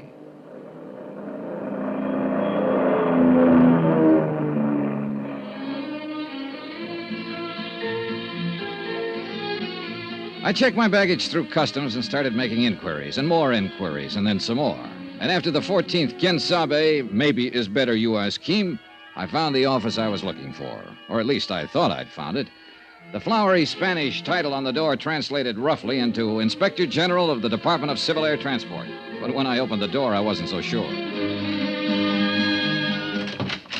Come in, Jack. Make yourself to home. Oh, I'm sorry. I was looking for You found him. That's me. Don't let the big words on the door fool you. I'm all there is. There ain't no more. So come in. Shut the door. All right, thanks. Is your name Dollar? That's right, Johnny Dollar. Macklin here. Macklin. One-time mongrel from the south side of Chicago. I got a wire from your office. Said you'd be in on Pan Am Flight 12. Pull up a chair and squat, will you? All right. Or what were you expecting? Spanish grandee with a white silk shirt, a black silk tie, and a second cousin on the cabinet? Well, maybe. At least I wasn't figuring on a Southside Mick with a 17th century desk and a cotton sweatshirt. Well, now, here's what little dope we've got on the crash. Most of it you probably know already. I left on 20-minute notice. All I've seen is one newspaper item. I can use a lot more. Well, you won't get much more out of that report. We got a crew over at the wreckage around 2 hours ago. Survivors? No, he didn't have a chance. That crate is scattered over 10 acres of mountainside. Didn't catch fire, though, so we might turn up something or other. Oh, I got a good man in charge up there, Juno Romero. You'll meet him later. I'm sending another jeep up there in a few minutes, and you can go along if you want. Thanks, I will. My company figures sabotage. Any chance they're wrong? Could it have been accidental? Equipment failure, personnel failure, something like that? Well, if I thought so, I'd be up there at the wreck myself. That'd be my kind of job. But this one's different. You know, it's detective work, your kind of job. And Gino Romero's. Now, he talks as soft as a girl out of finishing school. Looks a little like one, in fact. But underneath it, he's as sharp as a tack and tougher than an old boot full of nails. What actually happened when the plane went down? All I've heard is that it blew up in midair. That's right. Well, a few Indians were the only ones who saw it. They were burning charcoal up on a slope at about 9,000 feet. They were watching the plane circle, gaining altitude. Then one big flash, the tail blew off. Pilot didn't have a chance. He rode it straight into the side of the mountain. The tail? That sounds like the baggage compartment. That's the way I figure it. An explosive of some kind, a time bomb smuggled on board before the takeoff. I'm covering that angle from this end. I'm rounding up every one of the baggage gang, the maintenance crew, anybody who had a chance to get near that plane before it left the field out there. And what have you found out? Well, so far, nothing. We're trying to check back, too, on the individual passengers, the plane crew, trying to find out who might benefit by having any one of them dead. Well, I guess that'll be your angle, too. Yeah. Yeah, at least as far as insurance is concerned. Well, there were 3 flight policies issued, and the names are in the reports here. Yeah, I know. I've got them. The Home Office gave them to me, along with the names of the beneficiaries. I haven't talked to any of them yet. I figured that you know how to go about it better than I would. And there's another possible insurance angle, and that's the cargo. Do you know if there was anything valuable on board? Worth destroying for the insurance, you mean? No, it was done by somebody who deliberately set out to kill one of the 10 people on board that plane. And who didn't mind killing 9 others to get that one. It was premeditated, cold-blooded. Now, you get him, Johnny. Get him for me, and then just leave me alone with him for about... Come in. One of you is Senor McLean, Inspector General de Departamento... Yes, that's me. What can I do for you, Jack? They will not give to me any information, Senor McLean. Not the police, nor the airline office, nor Who anyone. are you, and what information do you want? I am Ramon de Lagos, Senor, and I am here... De Lagos? Wait a minute. That's the name of one of the... Yes. Look, are you related to Maria de Lagos? My wife. She was on the plane. Now tell me, please, what news do you have? Have you reached the scene of the crash? Yes, we have. 2 hours ago. And what did you... Is there any chance? I'm sorry, there were no survivors. No. Oh, no. I'm sorry, Senor de Lagos. It is too terrible. I didn't know you were here in the city, or I'd have let you know right away. I sent word to your office in Havana. I have been here for 6 weeks. Maria came for a visit only a few days ago. Now... I know, it's a rough deal. I'm sorry. Oh, this is Johnny Dollar from the States. Senor. How do you do, sir? He's here to investigate the cause of this thing. What is the use, Senor? It will not return life to the dead. No, but I don't like to see a murderer get away with it. A murderer? Then the rumors are true. The plane was destroyed deliberately. It is hard to believe that anyone would... Senor McLean, what arrangements are being made? The bodies will be brought down to the Federal District Hospital, and I'll see that you're notified. Gracias, Senor. No, let's see. I believe your wife's brother, Don Serrano, is staying at the Hotel Regis. Yes, he is. But I am at the Monte Casino. Don Serrano and I are not friendly. I see. All right, senor, then I'll contact you at the Monte Casino as soon as I have word. You are very kind. And again, I'm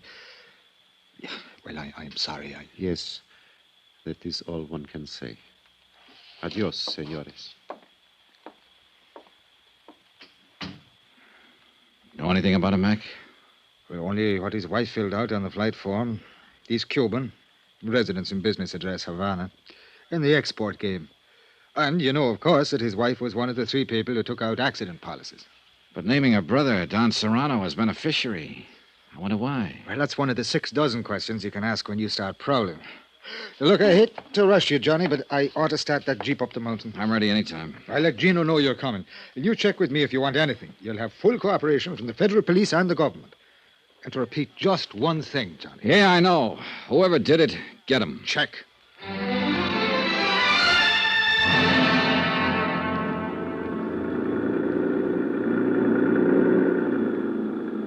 The Jeep driver was a young Mexican boy who'd been brought up in the best and wildest chauffeuring traditions of the capital. He knew only one way to drive, with both accelerator and horn wide open. Since most of the other drivers were playing the same game, it was a sheer miracle that we ever got through the narrow streets of the city and finally reached the open valley. Maybe the colored postcard pasted on the dashboard, a picture of the Virgin of Guadalupe, had something to do with it. We finally left the last cart road and bumped along a narrow woodcutter's trail, cleared and widened enough now so that we could drive into the crash area and miss the 1.5-mile walk the first rescue party had been forced to take. For some reason, only a small part of the wreckage had caught fire and burned, and the rest was strewn piecemeal along a great raw gash through the trees and brush. Men in uniforms of the Mexican Army searched through the tragic debris, lifting, sorting, and collecting. And nearby, a silent group of Indians were watching, with the age-old sadness in their eyes. You are Senor Dollar, no? Yes. Gino Romero, senor. Oh, glad to know you, Gino. It's a terrible thing, no? Yeah. Any ideas yet? Not of importance, but it's certain nowadays. It was caused by one explosion which has occurred in the baggage compartimento. Véngase. Come on. We have found many pieces which can be identified, can be known which part of the plane they are in before the crash. I see. Toward the front, these pieces are more large, but in the back, near the tail, they are very little. Here, you look. These are pieces of the baggage, muy pequeño, very tiny. Oh, yeah. The crash itself wouldn't have done this. It had to be an explosion. Seguro. And look, it's burnt a little, each one of these pieces, but these more big ones from the seats of the plane, they are not burnt. Here, you smell these ones. Yeah, I see what you mean. Either dynamite or nitroglycerin. Was dynamite. We have found little tiny pieces of red paper from the wrappings on the sticks. Was dynamite. Any idea how much? How big a charge? One of the soldados, Pascual, who have used much explosive, is think maybe 30 or 40 pounds. Light enough to be put on board in a piece of luggage. It's going to be tough, Gino. Plenty tough to. They're bringing out the bodies. The Indians set up a low, wailing dirge, and one of them tapped softly on a native drum. A wordless terror before the ancient mystery, death. One by one, the bodies passed us, borne by the silent soldiers. Madre de Dios, may they find peace. Then, for the first time, I noticed the girl, standing alone some distance away, watching without expression as the stretchers passed her. She was young, blonde, and beautiful. Not conventionally so, but beautiful as a young animal is beautiful. And she looked very much out of place. You are observing the señorita, no? What's she doing up here? ¿Quién sabe? She's strange, that one. Always she's look for danger. She's what you say, the daredevil. But it's like she always have the charm. Death has never found her. So perhaps she has come here to look on his face. Do you know who she is? Pues sí. She's American. Her name is Marvel Terrence. Marvel Terrence? You have heard of her, senor? I'd heard of her, all right. And I'd wondered what kind of a girl would have a first name like Marvel. And now I knew, partly at least. And I planned to find out a whole lot more. 3 of the people who died on that plane had taken out flight policies. Maria de Lagos was one of them.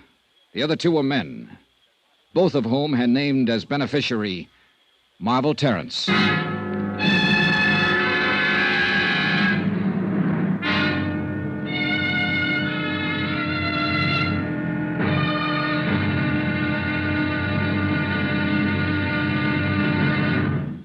Now, here's our star to tell you about tomorrow's intriguing episode of this week's story. Tomorrow, a fighting girl and a lucky break. And then murder cancels the score. Join us, won't you? Yours truly, Johnny Dollar.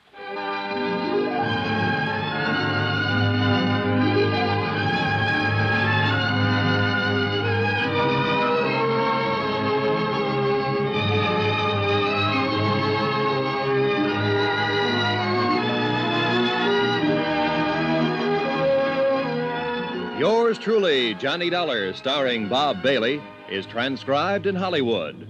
Written by Les Crutchfield, it is produced and directed by Jack Johnstone. Be sure to join us tomorrow night, same time and station, for the next exciting episode of Yours truly, Johnny Dollar.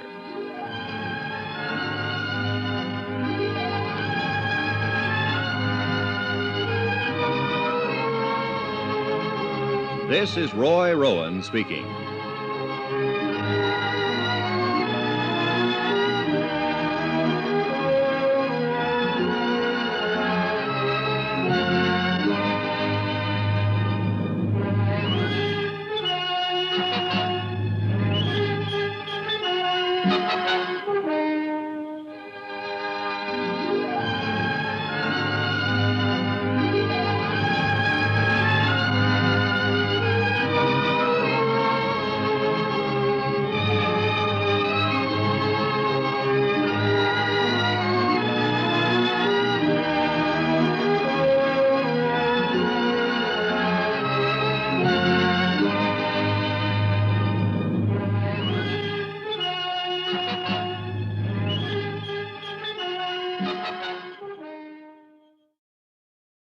From Hollywood, it's time now for...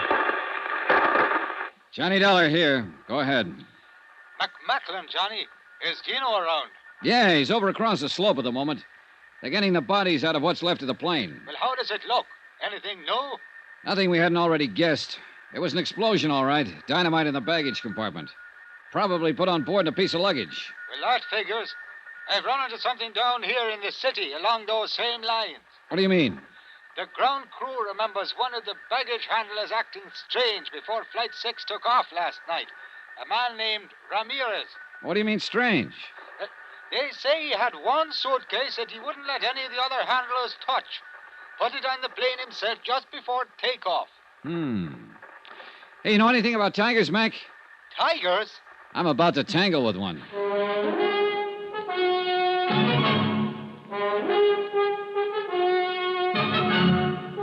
Tonight and every weekday night, Bob Bailey in the transcribed adventures of the man with the action-packed expense account, America's fabulous freelance insurance investigator... Yours truly, Johnny Dollar.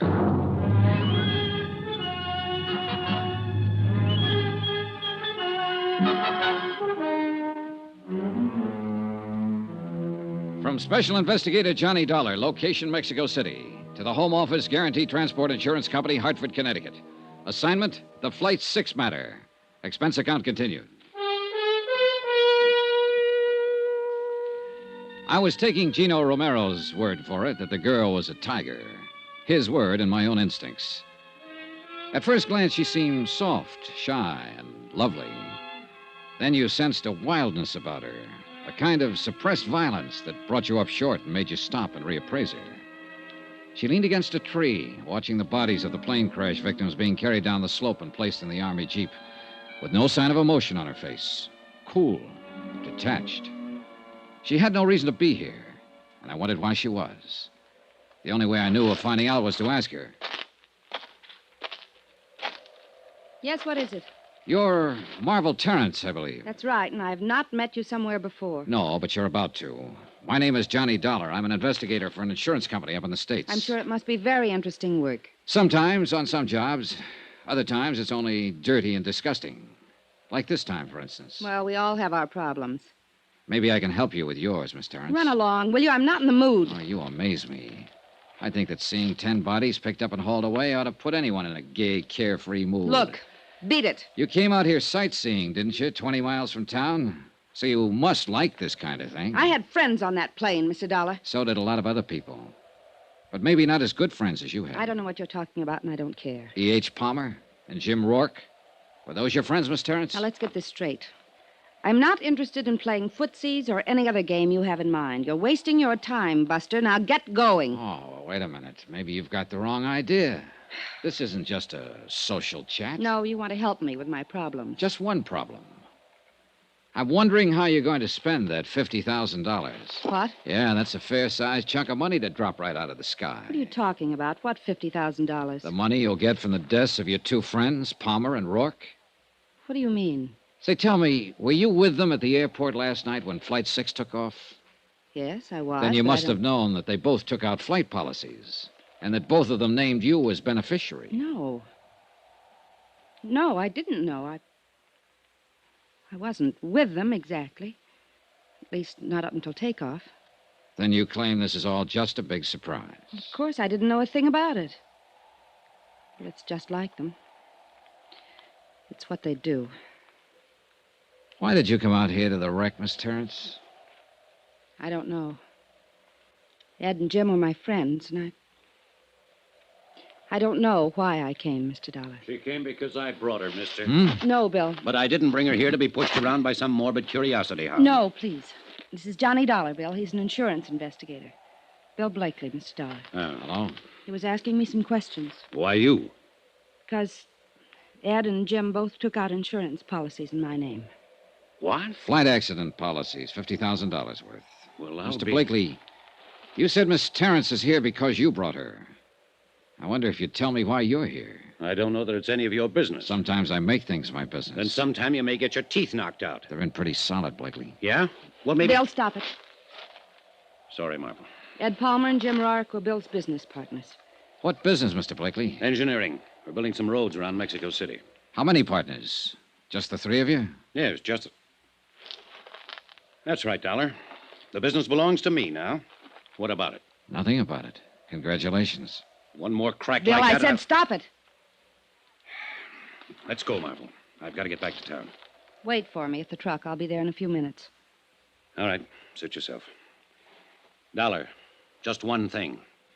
Don't push me. Blakely, 10 people died over there on that hillside last night. They were murdered. I intend to find out who did it. And if it takes pushing to find out, then I'll push. See you around. Yeah. You probably will. This thing hit Bill pretty hard, Mr. Dollar. You have to make allowances. How long have you known him? A couple of months. And Palmer and Rourke? The same. It's nothing serious, nothing romantic, if that's what you're thinking. It was all just for fun. Was that all it was on their side? Oh, men always claim to be serious. But that's only part of the game. What else do you do, Miss Terrence, beside play the game? That's all. I'm a wealthy orphan, Mr. Dollar, and my only career is drifting around the world playing the game. I'm ornamental, irresponsible, and rather useless. Maybe not entirely useless. Just being ornamental has some importance in this world. So you play too, huh? No, I meant it. I guess I was pretty obnoxious when you spoke to me a while ago. Well, I suppose I asked for it. I'm staying at the Hotel Monte Cassino. Are you? I'd like to see you again. I could teach you the game, Johnny. Well, that's a very attractive offer. Outside of business hours.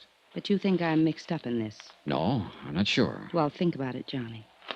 You can call me at my hotel. The Monte Cassino. That's where DeLagos is staying. Happen to know him? Ramon? Well, yes, of course. Why? Well, one of the passengers killed in that plane was his wife. Didn't you know? I saw the name DeLagos, but I didn't even know he had a wife. Another, just for fun? I think you've got some wrong ideas about me, Johnny.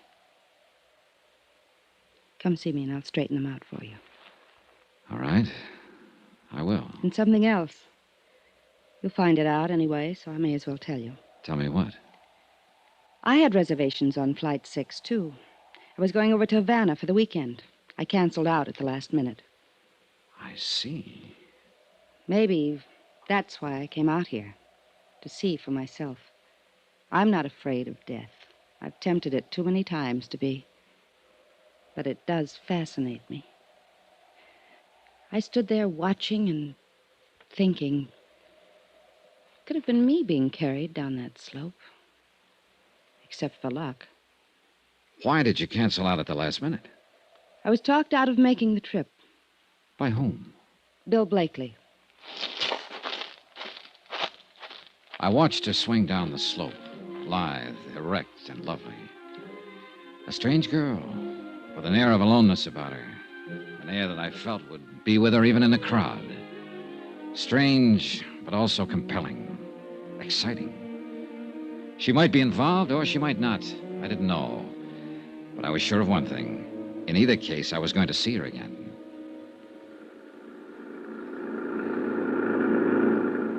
An hour later, Gino Romero and I were heading back toward the city in the government jeep, leaving behind us the wrecked plane, the crushed trees, and the lonely slope on the mountain. You have found a young lady of interest, senor?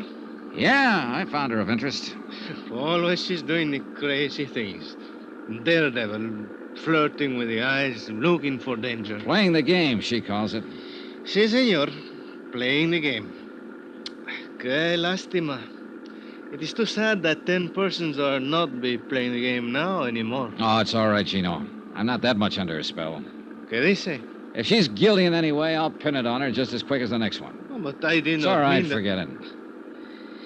No, I do not think she's guilty. It is not a thing she would do, and she does not need the money. She's very rich. Do you know that? Everybody says so. Well, that's what I mean. It's worth checking into. Es posible, but I still do not think she would do such a thing. It is too terrible. And she's too beautiful. Maybe I ought to give you the advice, Gino. Before the beauty of a woman, senor, we are all as brothers, like Senor Blakely. I see he would look very disturbed. Yeah, he did get a little hot under the collar. What do you know about him, Gino? Almost nothing. He's come here for 3 months now, making the road. And his partners, Palmer and Rourke, who were killed in the plane crash. What do you know about them? The same. Nothing. They all arrive together. Always they work together, play together. Then along came Marvel Terrence. True. They were all rivals for the señorita. And there is one thing. What's that? They have the building for the machinery outside the city, the warehouse, you call it. What about it? In this warehouse, they keep much dynamite.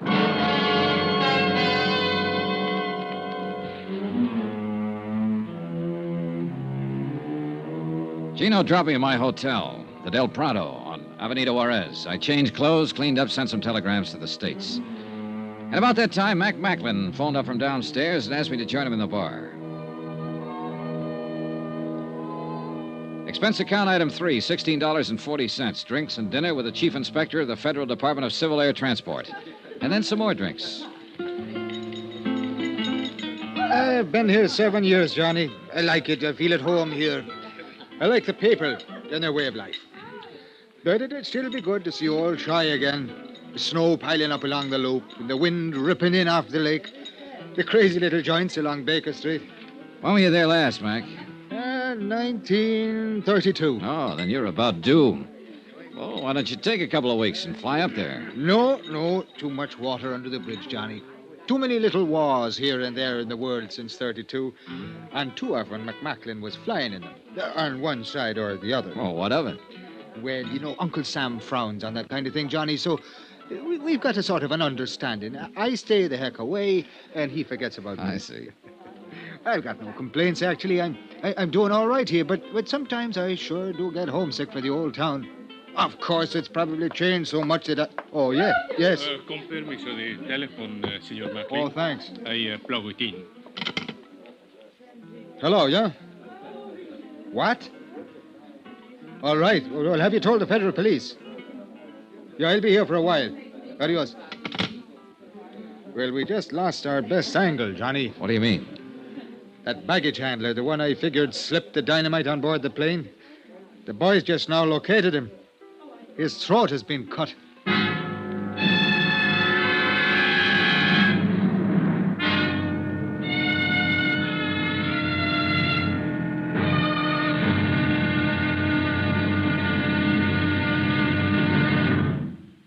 Now, here's our star to tell you about tomorrow's intriguing episode of this week's story. Tomorrow, a bereaved relative lies.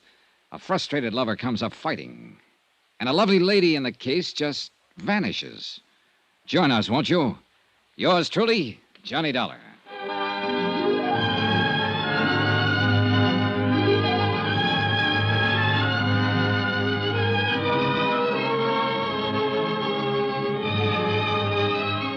Yours truly, Johnny Dollar, starring Bob Bailey, is transcribed in Hollywood. Written by Les Crutchfield, it is produced and directed by Jack Johnstone. Be sure to join us tomorrow night, same time and station, for the next exciting episode of Yours truly, Johnny Dollar. Roy Rowan speaking.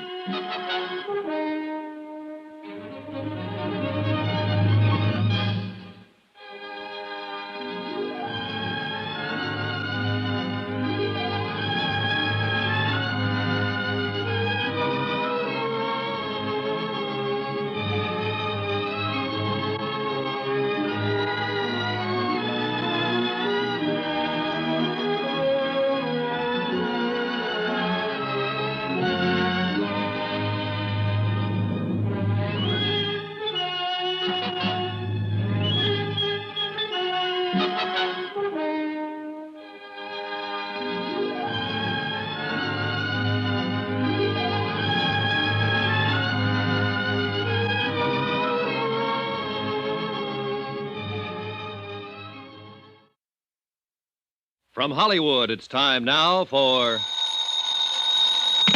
Johnny Dollar. This is Don Serrano de Almeida y Pico. Oh? We have not met, Senor Dollar. No, all right. I've been sure to remember the name. Don Serrano. Oh, wait a minute. You're Maria Delago's brother. That is correct. I was planning to call on you this morning, Don Serrano. Well, that will not be necessary, Senor, since I am taking the liberty of calling on you. I am downstairs in your hotel at this moment. Oh, I see. I believe I may be able to cast some light on the unfortunate tragedy which overtook my poor sister and the other passengers of that ill-fated airplane. Do you know something that hasn't come out? Rather a great deal, Senor.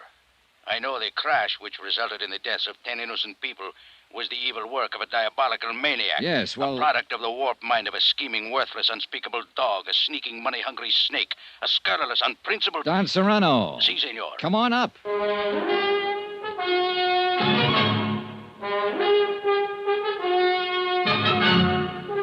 Tonight and every weekday night, Bob Bailey in the transcribed adventures of the man with the action-packed expense account, America's fabulous freelance insurance investigator. Yours truly, Johnny Dollar.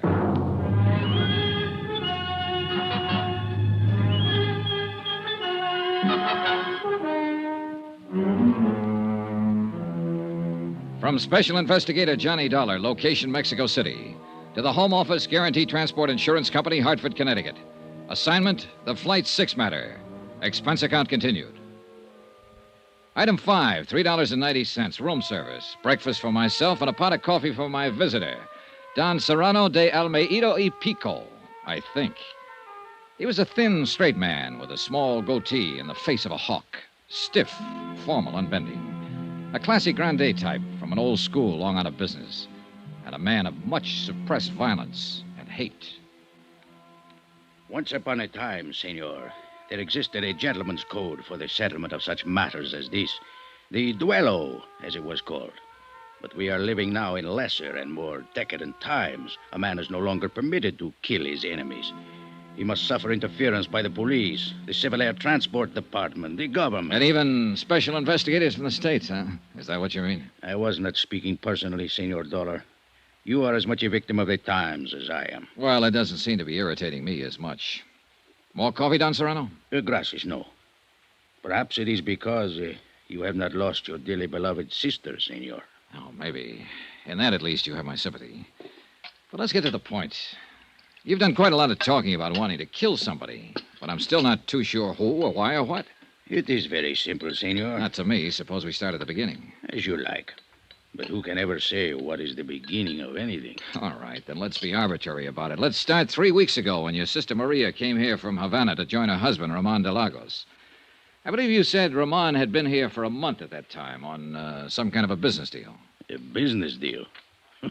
Do I look like a fool, senor? Oh, now, let's stick to the point. Women. That is his business, senor. Women with money. Then a week ago, Maria wired you, said she was terribly unhappy, and asked you to come at once. And when you got here, she told you what was the matter. She said Ramon was carrying on with an American girl named Marvel Terrence. A Jezebel, senor. So you took over. You got Maria an airline reservation back to Havana on Flight 6, the one that crashed, and told her you'd handle Ramon. Oh, she was putty in his hands. He lied to her every day since they were married, and she always ended up by believing him. I told her in the beginning he was interested only in her wealth. Which amounts to how much? Oh, much. Even after Ramon's foolish dissipation over the last few years. What happens to her estate now? Half of it she was permitted to dispose of as she wished. She made a will some time ago in favor of Ramon. Against my advice, I may say. What about the other half? Now, that reverts to me, senor. Oh? It is a matter of family tradition. Who managed your sister's estate before Ramon came into the picture? I did, senor. And quite profitably. I did not waste my energies on illicit follies and ludicrous intrigue. All right. Night before last, then, you took Maria to the airport and saw her off on a plane. Si. What was she planning to do when she got back to Havana? Was she going to divorce Ramon? My sister was a very pious woman. May she rest in peace. Her religion would never permit such an act. I see. And, of course, there was the matter of family tradition. Oh, naturally. Did Ramon go to the airport with you? I had not seen Ramon since the night before, nor had Maria. We had quarreled violently over his disgraceful conduct. Did Ramon know that his wife was taking Flight 6? I informed him the night before.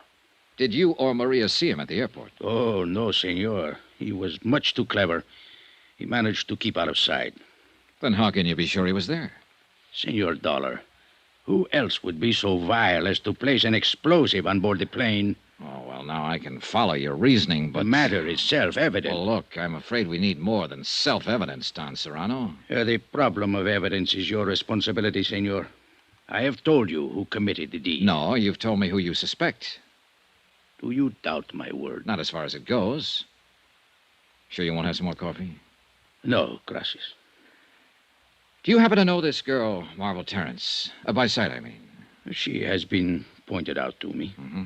Did you see her at the airport? Si, I did.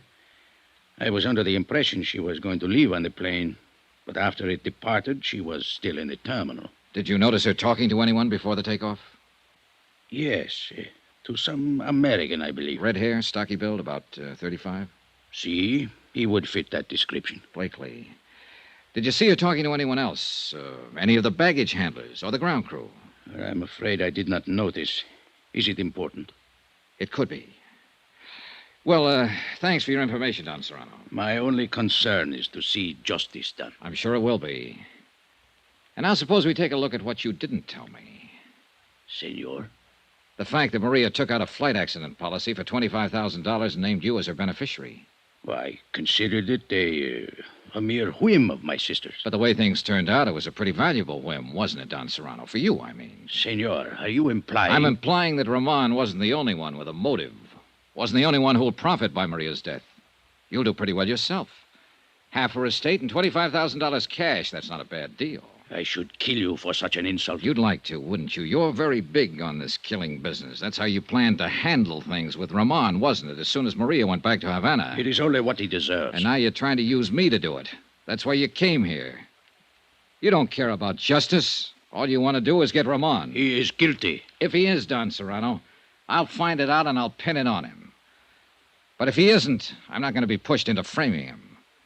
So you can take these dirty, underhanded insinuations of yours and you can... Get out, Don Serrano. Expense account item 6, $12.60. Taxi fares in and around Mexico City. I checked with the federal police first. They had their best men working on the murder of the baggage handler at the airport. And so far, they'd turned up nothing. They didn't have a single lead. I went through their files on the other 7 people who died on the plane. Nothing. The 2 pilots and the stewardess were Cuban and apparently had no close friends or enemies in Mexico City. 2 of the passengers were Brazilians and were only traveling through en route from the States. And as far as the other 2 were concerned, there seemed to be no motive. So it came right back again to the 3 I was already working on. Maria de Lagos and the 2 business partners, Ed Palmer and Jim Rourke. The 3 people who'd bought flight insurance policies. And that left me with 4 possible suspects. Ramon de Lagos, Maria's husband, Don Serrano, her brother, Marvel Terrence, and Bill Blakely, the partner of Palmer and Rourke. I checked with Inspector Mocklin, but he'd made no progress. With Gina Romero, no progress. I tried to reach Blakely, but he hadn't shown up at his office. I phoned Marvel Terrence and got a reluctant agreement from her to meet me for lunch. I waited for her at the Vendome for an hour. She didn't show up. Finally, at 1 o'clock, I went to her hotel. Oiga, mozo, traiga el equipaje del cuarto número 85. Ahorita vaya. Ándale, pues. Si, senor. What can I do for you? I'd like to see Miss Marvel Terrence. I wonder if you... Miss Terrence. Que señorita tan bonita, tan hermosa. Yeah, well, if you'll... She's the most beautiful woman where I ever stay at this hotel. Yeah, she's pretty gorgeous, all right. Would you mind Sometimes telling... I think everybody in the world is in love with this señorita. All day long, it is one man after another which call up to talk to Miss Terrence. Well, would you ring her and tell her I'm waiting... 2 times so many calls we get on the switchboard while the señorita is live here. That's very interesting. And now would you You please... must forgive me, amigo. When I think of Miss Terrence, I lose all sense in my head. All right. You're forgiven. Now, if you... What is it you wish, senor? Will you ring Miss Terrence and tell her I'm waiting down here in the lobby? Immediately, senor. Your name, please? Johnny Dollar. Johnny... D-O-L-D-O... How do you spell it, please? D-O-L-L-A-R. L-A-R. Gracias. I will tell her at once that you... Sacre nombre. I had forgot. Forgot what? She's not here no more, senor. What? She has checked out of hotel at 11 o'clock this morning. Expense account item 7, $2.10. Lunch at the Monte Casino Hotel, alone. I was sorry she'd skipped. I guess I was secretly hoping Marvel would turn out to be in the clear. But if she were, then why run out? It didn't add up. I paid my check and started to leave the dining room. And at the entrance, I ran square into a man I was planning to see later in the day. He didn't seem very happy about it. Senor Dollar. How are you, Ramon? It is a pleasure to see you again, senor. And I'd now, like to if talk you'll to you a excuse couple of me- minutes. Come on, let's step into the bar. But I have a most important engagement, senor. Oh, this is important, too. I understand you're a friend of Marvel Terrence's. See, it is my honor and pleasure. Well, she's checked out of the hotel here. Do you know where she went? Senor, I do not discuss the private affairs of my friends. Oh, knock it off, Ramon. This isn't a tea party. 10 people have been murdered by an explosion aboard a plane. One of them was your wife, remember? I cannot help you. I know nothing of Miss Terrence's plans, and now... I if talked to you your will brother-in-law this morning, Ramon, Don Serrano. He tells me you're the one who put the explosive on board the What? plane. It is a lie. He seemed pretty certain of it. He tells me you stand to inherit half of your wife's estate. Then he is better informed as to the details of the matter than I am. I do not know what happens to the estate, senor. He seems to think you wanted to get your wife out of the way in order to have a free hand with Miss Terrence. Don Serrano, as you may have noticed, is a bigoted and jealous old fool who thinks only of money. He knows better than that. What do you mean? Maria was different from the women of your country, senor. She understood such matters as my friendship with Miss Terrence. And accepted them? Except such times as Don Serrano goaded her into being foolish, yes. It is a difference of the Latin temperament, senor. I see. Then there was no trouble between you and Maria. None of importance. The trouble was Don Serrano. He has hated me from the day of our marriage, because from that moment on, he no longer had any control over Maria's fortune. If you wish to discuss this further, senor, I will be happy to do so later, but I must leave now. Con su permiso. I watched him hurry out of the hotel. I had no real reason to stop him and no authority to. On sudden impulse, I crossed the lobby to the public phones, called the Hotel Regis, and asked for Don Serrano de Almeida y Pico. Don Serrano had checked out. No forwarding address. I called the Del Prado and asked for Bill Blakely. Mr. Blakely had checked out. No forwarding address. I left the phone booth and hurried back to the desk. The clerk was very sorry. Ramon de Lagos had checked out earlier in the day. No forwarding address.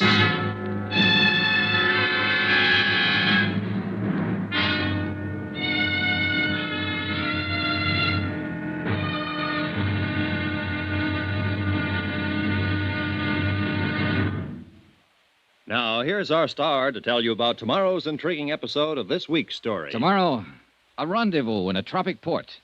And a lot of things come together. Things like romance, desire, and death. Join us, won't you? Yours truly, Johnny Dollar.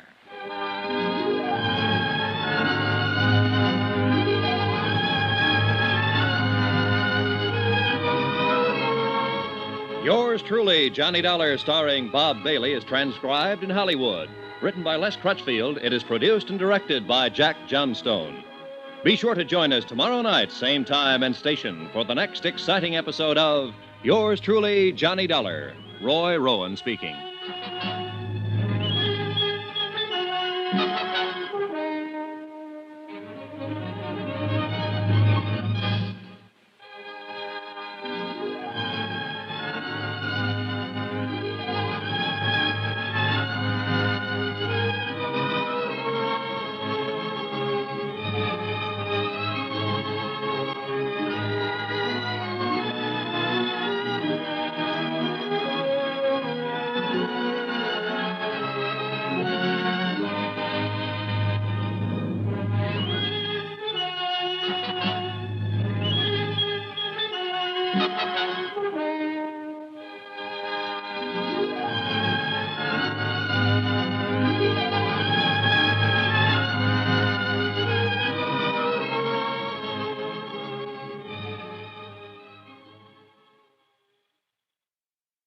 From Hollywood, it's time now for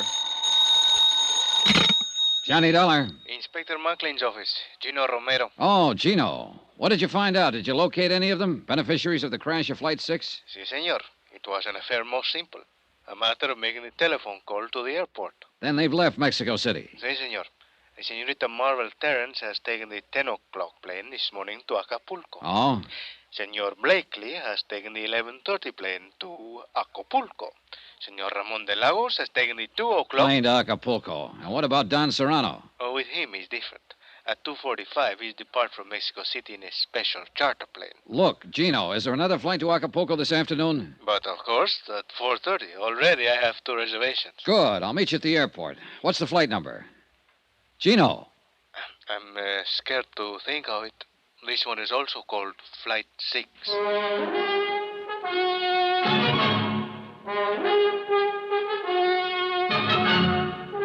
Tonight and every weekday night, Bob Bailey in the transcribed adventures of the man with the action-packed expense account, America's fabulous freelance insurance investigator. Yours truly, Johnny Dollar.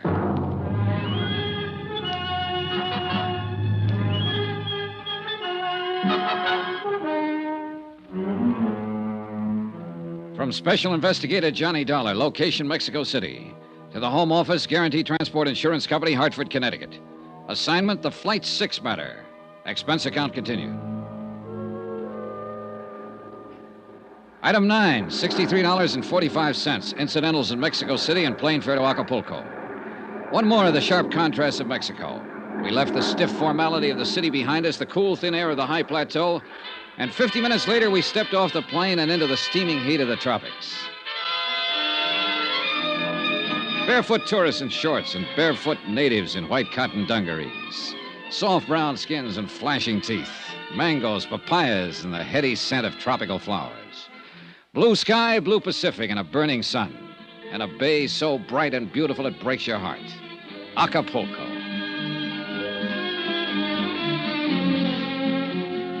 Gino Romero of the Department of Civil Air Transport knew his way around. So I waited for him while he checked his contacts, airport police, custom agents, limousine drivers. And in a few minutes, he'd made his rounds and rejoined me in front of the terminal. It is an affair most simple, senor. A merely matter of ask the question and listen to the answer. What did you find out, Gino? Senorita Miss Terrence is stay at the Hotel Los Flamingos. So? Senor Blakely is also stay there. Ramon de Lagos is go to the Hotel Caleta. And Don Serrano is stay at the Club de Pesca. So you see? Yeah, I see. All right, Gino, let's get going. And where we are going is to the... We'll put up at the Los Flamingos. That is what I expect. Oh, she's very beautiful, senor. True, but there are even better reasons for staying there. ¿Qué dice? Well, in some way, and I'm not yet sure how, I think this whole thing centers right around Marvel Terrence. You think he's possible she are guilty of the crash of the Flight 6 to collect the insurance? Maybe. Or she might have been used. Or maybe. Oh, I don't know, Gino. But it's about time we found out.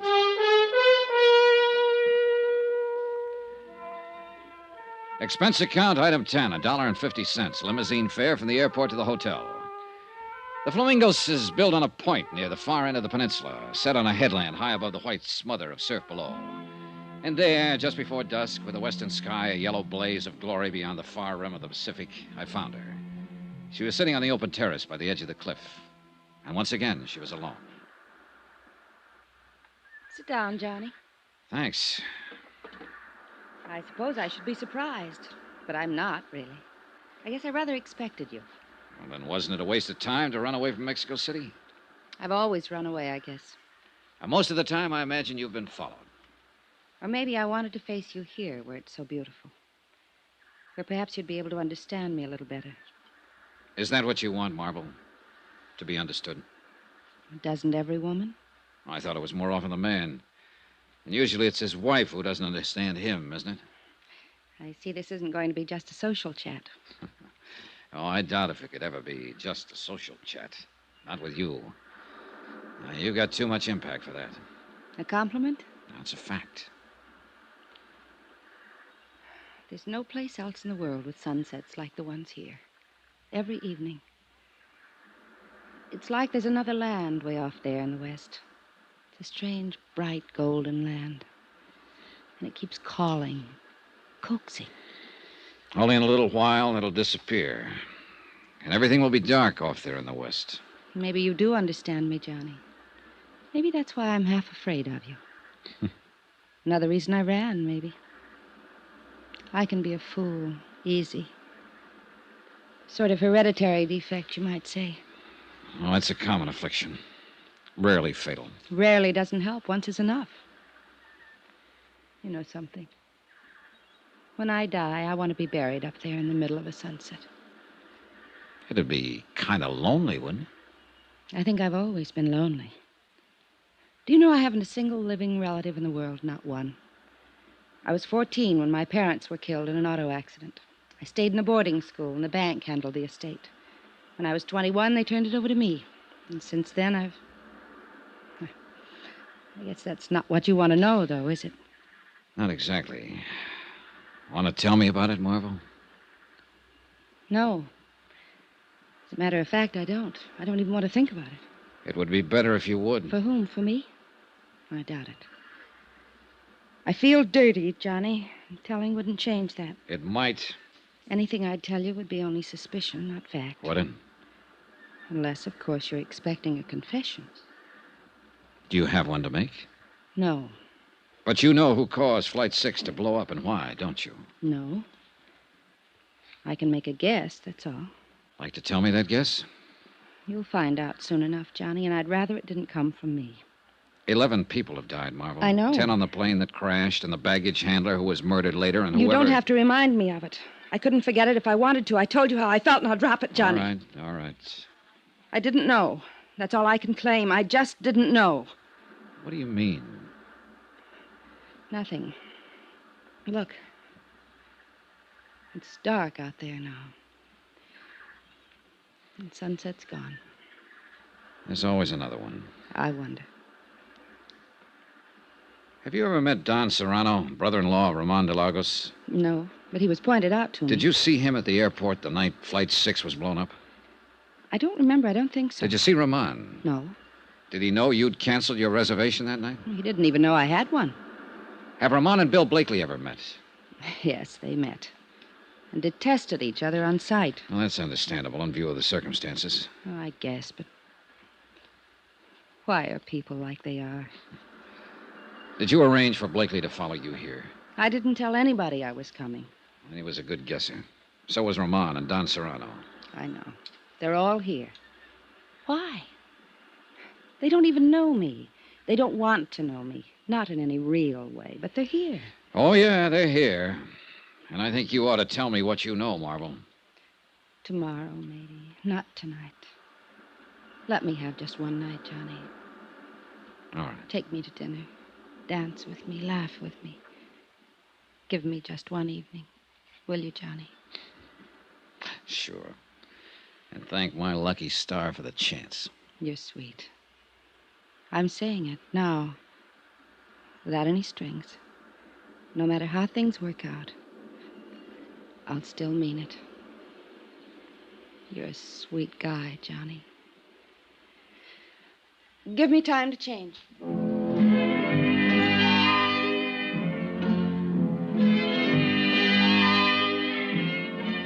I went to my room and made 2 phone calls while I waited for her. The operator at the Club de Pesca informed me that Don Serrano was not in. The clerk at the Hotel Caleta said the same thing about Ramon de Lagos. I didn't leave my name with either of them. Bill Blakely was staying in room 23, a few doors on down the terrace, so I decided to go have a talk with him before I went out to dinner with Marvel Terrence. But as it happened, I didn't have to go to that much trouble. Yeah, who is it? Blakely, I'd like to talk to you. Come on in. Do you always cover your visitors with a gun? Only when I spot them listening outside my door. I don't know I what saw you're- your shadow against the shutter there. You've been standing outside for the last 5 minutes, Blakely. You listened to me make a couple of phone calls. Did you learn anything you wanted to know? Dollar, suppose you were suspected of sabotaging an airliner and killing 10 people. Wouldn't you want to know what kind of a case was being built up against you? What makes you think you're under suspicion, Blakely? I know I am. Ed Palmer and Jim Rourke were my partners. When they died on that plane, I became sole owner of the firm. There's the motive. I've got a warehouse full of dynamite in Mexico City. There's the method. I can go even farther than that. What do you mean? You mentioned one motive. Why didn't you mention the other one? What other one? Marvel Terrence. That crash not only eliminated a pair of business partners, it wiped out a couple of rivals. Just one thing wrong with that, Dollar. Marvel had a reservation on that plane herself. She only decided at the last minute not to go. I wouldn't have been gaining much if I'd killed her along with my rivals, as you call them. Uh-huh. Maybe that's why you cornered her at the airport and argued her out of going. Yes, I did talk her out of the trip. But not because I'd planted an explosive on board. How do you feel about her, Blakely? I'd give my left arm. It wouldn't do any good. I'm just not the guy. I never have been and never will be. Maybe you are. She says she's having dinner with you tonight. That's right. She is. How do you feel about her, Dollar? I don't know. Expense account item 11, $26.40. Taxis, dinner, drinks, and dancing for 2. The Copacabana with its blue lights and the surf right at your feet and a million stars low enough to touch. The warm water of the bay lapping softly at the pilings. The Las Americas, the Casablanca, music, champagne, and the tropic night. And then finally, much later. Good night, Johnny, and thank you. Tonight, for the first time I can remember, I wasn't alone. And then, only an hour afterward, I was wakened out of a sound sleep. Senor Dollar. Right with you, Gino. What was it? It's a senorita, I think. She's on number 8. Come on. But she wasn't in number 8. Her door was standing open and the room was empty. We searched the terrace out toward the edge of the cliff where I talked with her at sunset. We saw the broken section of railing and found one of her slippers and a pack of her cigarettes lying nearby. In pitch darkness, we slid and scrambled down the steep path to the beach. And there by the edge of the surf, we found her. The warm foam reached out for her, as though to carry her away, to that last sunset she'd loved so much. She looked very beautiful, but very much alone. As alone and as lonely as death.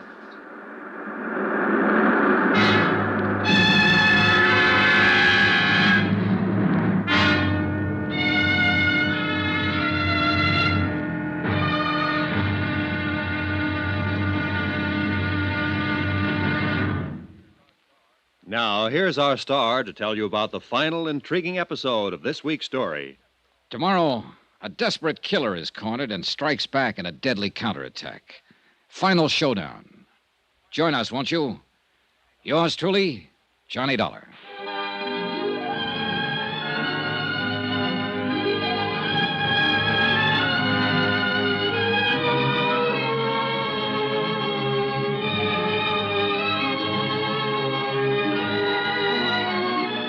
Yours truly, Johnny Dollar, starring Bob Bailey, is transcribed in Hollywood. Written by Les Crutchfield, it is produced and directed by Jack Johnstone. Be sure to join us tomorrow night, same time and station, for the next exciting episode of Yours truly, Johnny Dollar. Roy Rowan speaking.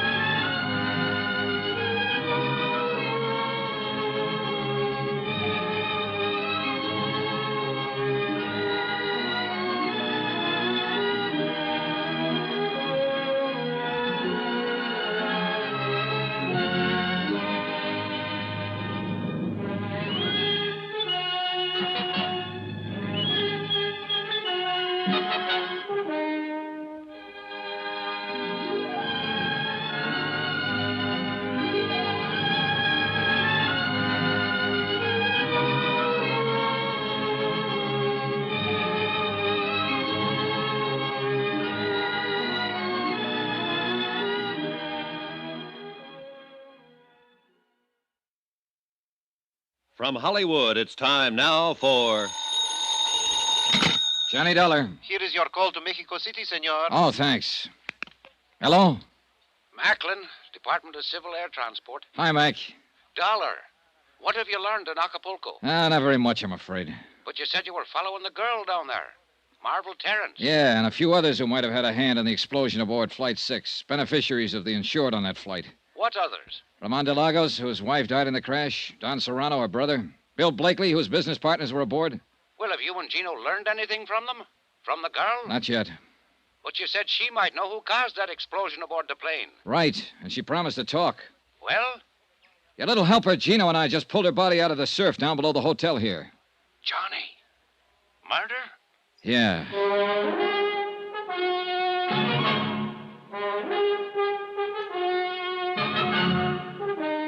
Tonight and every weekday night, Bob Bailey in the transcribed adventures of the man with the action-packed expense account, America's fabulous freelance insurance investigator. Yours truly, Johnny Dollar.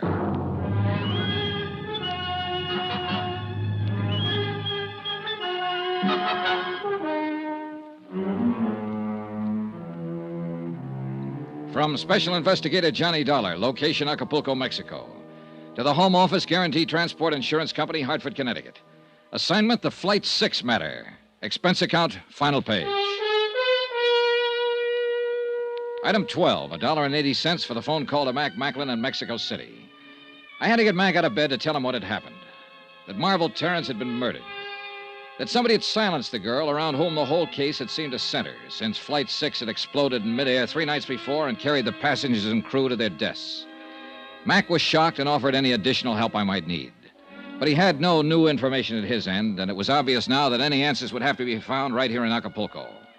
As I hung up the phone, Gino Romero came rushing in from the hotel terrace. Senor Dollar. What is it, Gino? A prowler is out on the hotel grounds. The police cars go to block off the road at the bottom of the slope. Good, come on. The stairs are over this way, senor. Right with you. A little light wouldn't hurt anything down here. It's no time. This way, into the brush, is a footpath. All right, lead the way. Over there is only 100 feet to a cliff. The other side is the road for the hotel. Here is the only place anybody can go. It's down this slope. Yeah, but there are plenty of places to hide. Si, senor, but it's a matter... Oh, wait. Huh? Listen. Listen. We could hear someone moving through the jungle growth a few yards away, moving swiftly but cautiously. Then a sudden silence. Whoever it was had also stopped and was listening for Gino and me. We waited for the fugitive to move again, straining our ears, trying to tag the location. Seconds passed.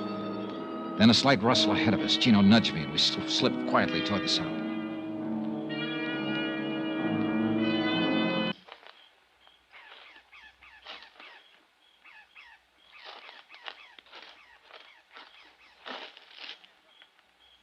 Get your hands up.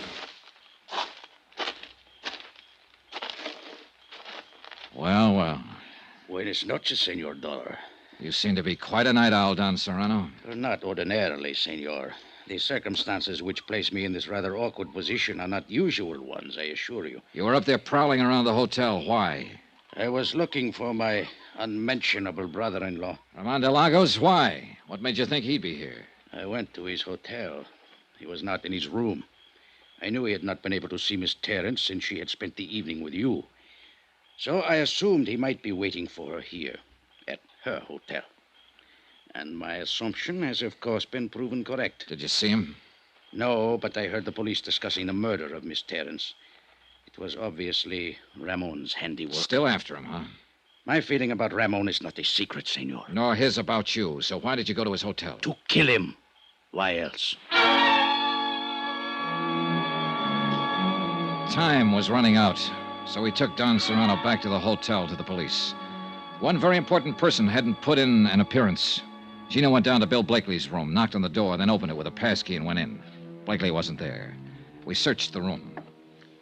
The bed has been sleeping, senor. Yeah, I notice. But for how long, that's the question. It's possible he was wake up when the senorita screams before she is killed. He might have been. He must have dressed. His pajamas are there on the floor. I wonder. Quien sabe if it was a quarrel of lovers, the jealousy. He did not like it when the senorita was go with you tonight. I don't think it's that simple, Gino. Let's get this bag open, have a look inside. Maybe we can... It's not even locked. He seems to have been traveling light. There on the top, senor. Yeah, I see. What is it? Box of .38 caliber cartridges spilled open. And that piece of oilcloth. He had a gun packed in here. No, it's gone. He got up, loaded a gun, and left. Took the gun with him. If it was before the scream, that's one thing. But if it was afterward, then... What are you thinking, senor? I think we'd better take the police with us, get over to the Hotel Caleta, and check up on our third suspect. Ramon? But Don Serrano said he is not there. Don Serrano could say anything. I think we'd better get over there, Gino, and do it fast.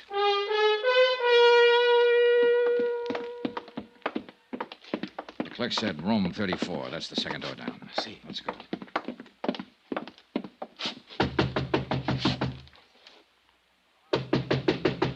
Ramon. Ramon. Who is it? Johnny Dollar, open up. Watch yourself, Gino. See. Come on in, Dollar. You're Blakely. Yeah. Better hand over the gun, Blakely. You won't get a chance to use it now. The police are out in the lobby. Okay. All right, thanks. Ramon didn't show up, huh? I wish he had. That's all I was asking. Just one clear shot at him. Are you sure he's the one who killed her? Sure enough. Did you see him? No, but he's the one.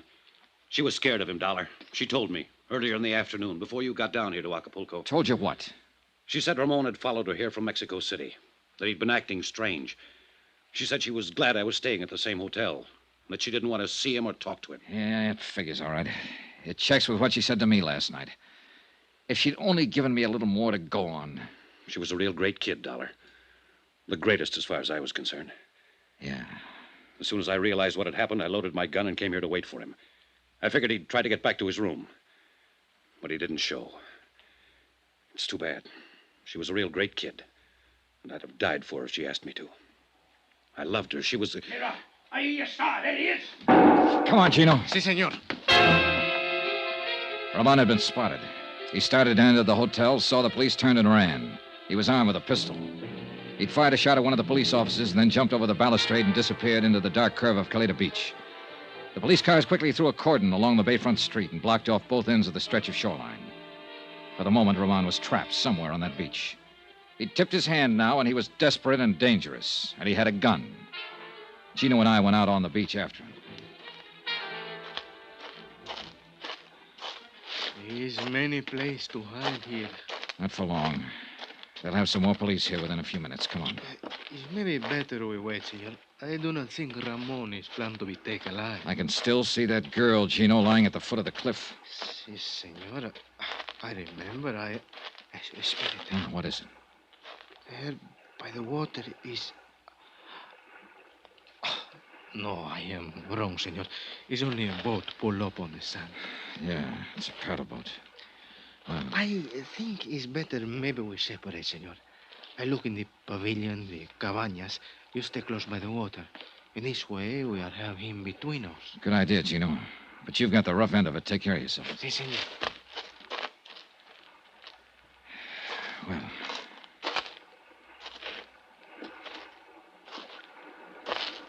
Not much cover along the shoreline here. Do not move, senor.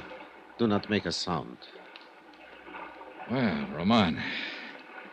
So you were hiding behind that boat. I have nothing to lose now, senor. If you make one move or try to call out, I will kill you. Yeah, I think you would. All right, then, what comes next? This boat. You will push it into the water, but be very careful. If you make any noise, even by accident, I will kill you. Quickly now. Hurry. Relax, Roman. You don't have a chance anyway. We will see. Careful now. Be quiet.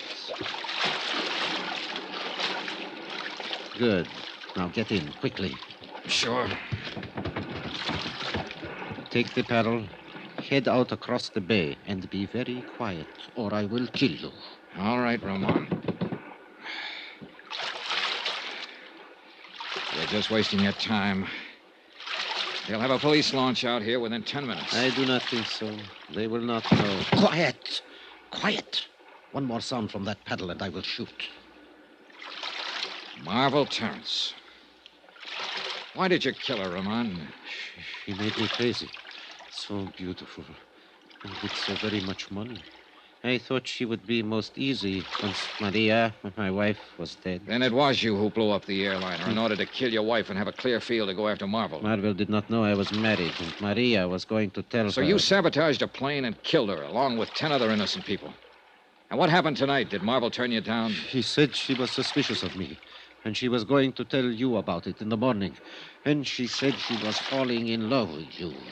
She made me crazy. I wish you had got back into that hotel, Ramon. I wish you'd got there before I did, while Bill Blakely was still waiting for you with a loaded gun in his hand. Be quiet and paddle faster. We must get farther up the coast in order... What is that? Police launch. What did you think? I told you didn't have a chance. No, they could not get here so soon. Well, I forgot to mention the fact that they'd already phoned for one. And then they do not know yet we are out here. Good. Keep paddling. Quickly. He half turned his head to look back toward the launch. I took a chance and swung the paddle. His shot went wild, and he didn't get a second try. I caught him back of the air, and he dropped like a log.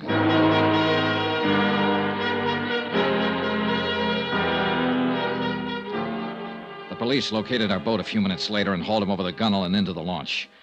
And that should have been the end of it. But none of us realized Ramon's insane desperation. He'd only been pretending unconsciousness. On board the launch, he snatched a gun from one of the officers and tried to take over the boat. He didn't have a chance. He took a full volley of shots from 3 police pistols square in the chest.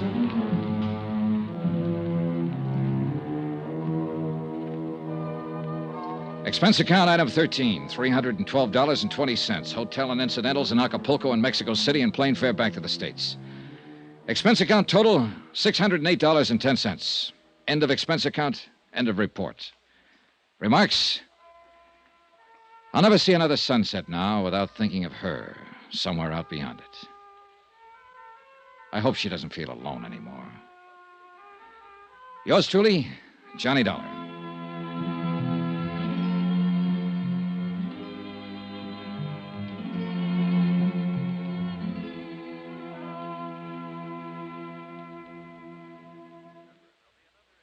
Remember, there'll be another intriguing story for you beginning next Monday night. Next week, a dead girl comes to life in a case that's packed with lies. Yet every one of them comes true. Join us, won't you? Yours truly, Johnny Dollar.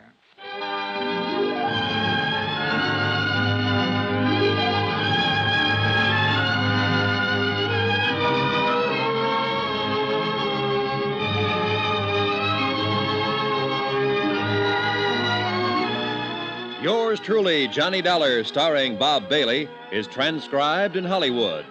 Written by Les Crutchfield, it is produced and directed by Jack Johnstone. Heard in this week's cast were Virginia Gregg, Ben Wright, Edgar Barrier, Don Diamond, Russ Thorson, and Jack Moyles. Musical supervision by Amerigo Marino. Be sure to join us on Monday night, same time and station, for another exciting story of Yours truly, Johnny Dollar. This is Roy Rowan speaking.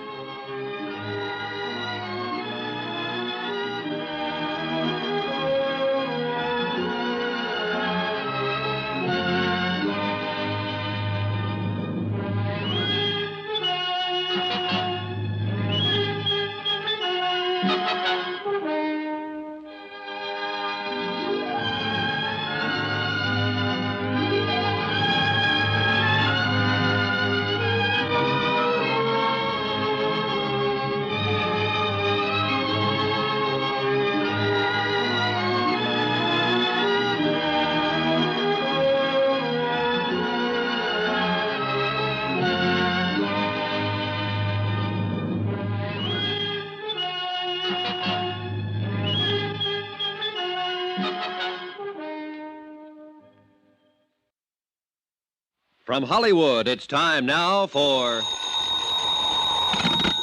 Johnny Dollar. This is Don Taylor down at Tri-State, Johnny. Hello, Don. Happy New Year. Belated, of course. Same to you, Johnny. Listen, would you like to come over to my office and meet a pretty girl? Sure. Is she interesting? Very. As a matter of fact, she just told me the most interesting thing I've ever heard. Oh, what's that? She just told me that she was dead.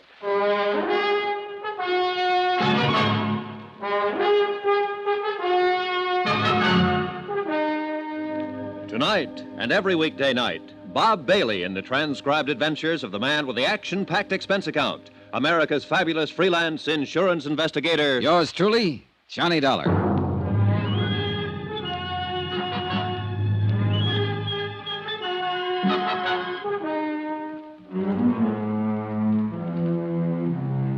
Expense account submitted by Special Investigator Johnny Dollar to Tri-State Insurance Underwriters, International Building, Hartford, Connecticut. The following is an accounting of expenditures during my investigation of the McLean matter. Expense account item $1, cab fare to the International Building in Don Taylor's office. He was sitting behind his desk when I walked in, talking to a tall, dark-haired girl in her late 20s who was standing casually looking out the window at the street below.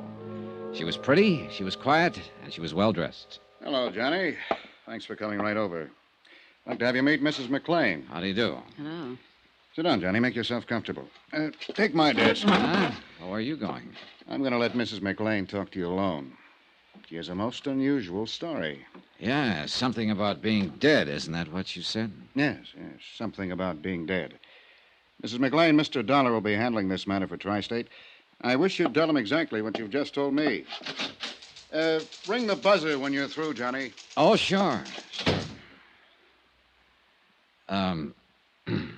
Would you like to sit down? He thinks I'm crazy. That's what he thinks. Well, isn't it? Well, I doubt that. Well, sit down. Let's talk it over. Of course he does. It's the first I've told it to anybody. It's fantastic. What'd he say your name was? Johnny Dollar. Dollar. What do you do? I'm an insurance investigator. Oh. For him? For anybody who hires me. Here. Try one of these, Mrs. McLean. Thank you. I suppose I'll be put in jail, don't you? Look, Mrs. McLean, why don't you try to tell me some of the facts about, about whatever it is. The facts are, I'm legally dead, Mr. Dollar. And my husband collected on my insurance policy. Mm-hmm. When did all this happen? 2 years ago in Los Angeles. How much money did your husband collect on your insurance policy? $10,000. Where is your husband? In Los Angeles. I suppose you tell me how it worked, Mrs. McLean. My husband's a doctor, Mr. Dollar. His name's Dave McLean. One night he had a patient come in, a girl. Oh, she was in pretty bad shape. She'd been drinking somewhere, and she just came in off the street. Saw his shingle outside the office. I was there helping Dave as a receptionist. Oh. Dave took her into one of the examining rooms to see what the matter was. She had a heart attack. She died on the table. Well, there was nothing he could do for her. Nothing anybody could do for her. Mm-hmm. She died on the table, and then what? Well, Dave came out and told me what had happened. We looked in her purse to find out who she was and where she lived. There wasn't anything but an address in Jersey City. No Los Angeles address? No. Her name was Teresa Corbett. She was from Jersey City, and that's all. Then what? Well, Dave called long distance to the place in Jersey City. It was an apartment. He talked to the manager there. I see. Go on. Well, Dave didn't say anything about Teresa Corbett being dead. He didn't have a chance, really. The manager was very upset. He told Dave that Teresa's mother had died very suddenly 2 days before. He said he'd been trying to locate her there in Los Angeles. Oh, he was very frantic. Well, go on. It was just one of those crazy things. The apartment house manager was just about out of his mind. Teresa's mother had died in one of his apartments on his premises. He himself had assumed responsibility for the body. He didn't know what to do about a funeral or anything else. He told Dave that Teresa was all the old woman had in the world. Nobody else. And Teresa Corbett was dead in your office at the time? Yes. Well, Dave hung up. I didn't know what he was thinking at first, and then he said to me, "We're in luck." Hmm. I asked him what he meant by that, and And he said that the girl who had died in our office didn't have anyone in the world and no one would know the difference. Then he told me we'd use her body. Just like that, huh? Yeah, just like that. He said it was the chance of a lifetime. Well, go on. Well, Dave called up Dr. Reed. He had an office across the hall from Dave. We waited a while, and then I hid when Dr. Reed came in. Dave told him that I had had a heart attack. He took him back in the examining room and showed him the body of Teresa Corbett and told Dr. Reed it was me. Oh, it was awful. How do you mean? Well, I mean, I hid there in the back office and listened to them talk. They tried oxygen on the girl and shots and everything else. But it was too late. Dave knew it was too late. But, well, Dr. Reed signed my death certificate. 2 days later, they buried Teresa Corbett under my name. And then what did you do? Well, I took a hotel room that first night, and then I went down to Palm Springs. Dave said he'd meet me there. Oh, wait a minute. Dr. Reed had the office across from your husband's? Yes. Well, didn't this Dr. Reed know you? Hadn't he seen you around? You said you were acting as a receptionist for your husband. I'd never met Dr. Reed. He was just new. Okay. So you went to Palm Springs? Yes. After the funeral, Dave came down, and he said I'd have to disappear for a while to give him the time to collect the insurance money and straighten out some things. He collected the money? Yes. Yes, he did. All of it. Then what happened? I came to New York to live. Dave was going to close his practice in Los Angeles and come to New York, and we'd be together again. He never met me in New York. Do you know why he never met you in New York? No. Did he write to you? Yes, for a while. For about 3 months after I left. He wrote me once or twice a week and said that he'd be in New York any day. And then he stopped writing. Do you have any of those letters? No. No, I'm sorry, I don't. Do you know why he stopped writing to you? No. I have no way of finding out. I couldn't call anyone in Los Angeles and ask them to look into it for me, could I? Tell me, what is it you feel now, Mrs. McLean? What? Well, just what is it you want us to do? Well, I don't know. What do you do in a case like this? I've never had a case like this. Why did you come to us? Well, I've had this thing on my mind almost 2 years. It was wrong to begin with. It's wrong now. I suppose it's because this insurance company was wronged mostly. My husband and I cheated them out of $10,000. At least my husband did. What about this Dr. Reed? Well, he didn't have anything to do with it. I mean, he just signed the death certificate, but he didn't know the difference. You sure about that? Quite sure about that. I don't want to get anyone into trouble. I mean anyone. Including Dr. Reed. Yes. Well, I know how fantastic all of this must sound, but it's the truth. Do you think I'm crazy? You don't look crazy to me. What's the saying? What saying? Oh, something about how you can leave home, but eventually you have to come back to count the spoons. I guess that's what I'm doing now, telling you all this. Mm-hmm. It's good to tell it to someone after all this time. Did you get any of the insurance money, Mrs. McLean? Not a dime. Were you supposed to? I suppose so, yes. If Dave had met me... Would you say the whole thing was his idea? Yes. Yes, I would. I didn't know what he had in mind that night after he hung up the phone. You've been living in New York for the last couple of years since it happened, is that right? Yes. 2257th Street. Apartment 23. Well, what have you been doing? How do you live? I've been working. I took a job in a medical lab. Under your own name? No. I used the name of Patricia Kennedy. Is there any way you can prove you're actually Doris McLean? I could in Los Angeles. How? Well, people there know me.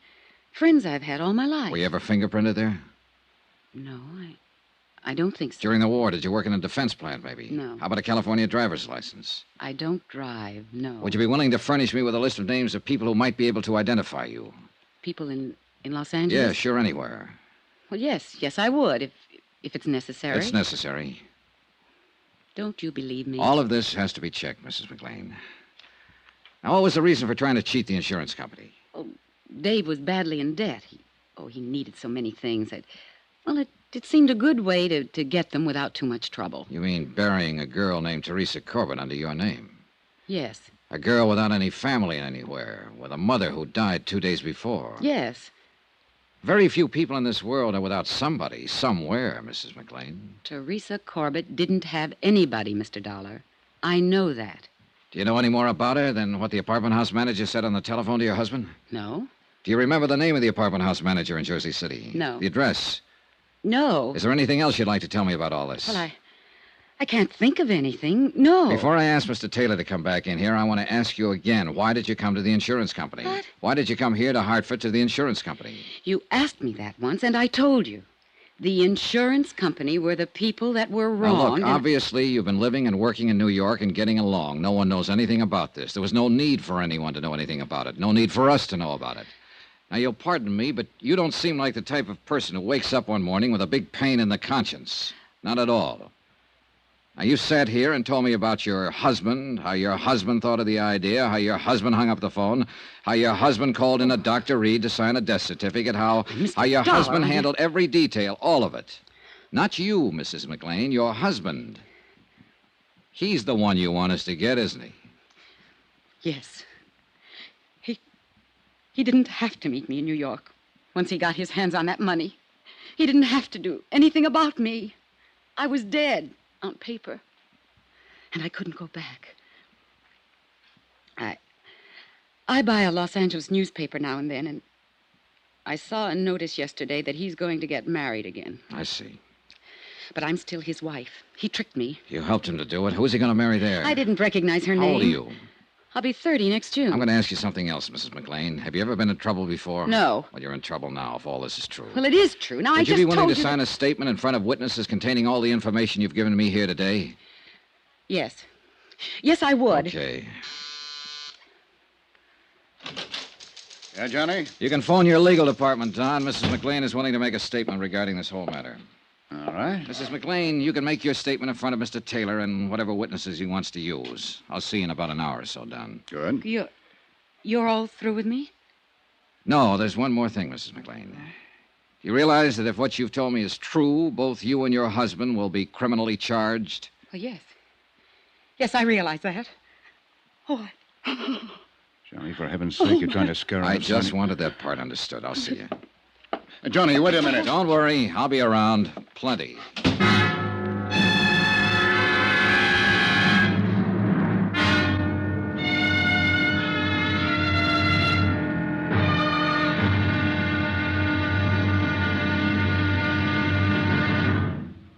Now, here's our star to tell you about tomorrow's intriguing episode of this week's story. Tomorrow, some well-thought-out lies, well, believe it or not, they come true.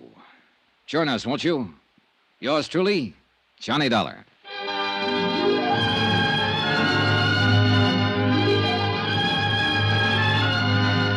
Yours truly, Johnny Dollar, starring Bob Bailey, is transcribed in Hollywood. Written by John Dawson, it is produced and directed by Jack Johnstone.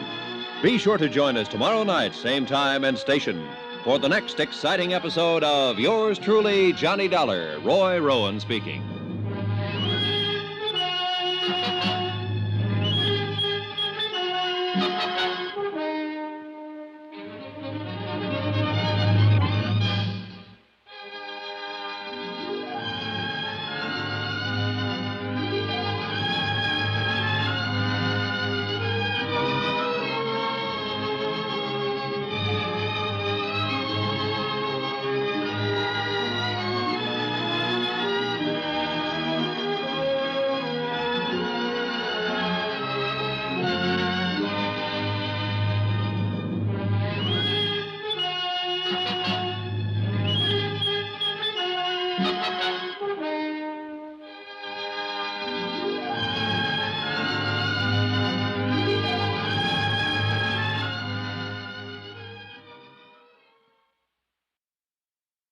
From Hollywood, it's time now for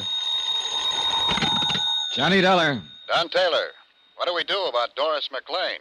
Find out if she's telling the truth about being legally dead and having her husband collect her insurance, Don? No, Johnny. I mean right now. You can't press any charges against her or him until we get some facts. Well, she gave us a statement admitting everything. Can't we file charges on that? I'd rather not. Huh?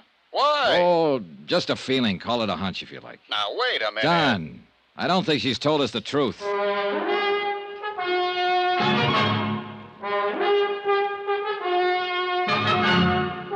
Tonight and every weekday night, Bob Bailey in the transcribed adventures of the man with the action-packed expense account, America's fabulous freelance insurance investigator. Yours truly, Johnny Dollar.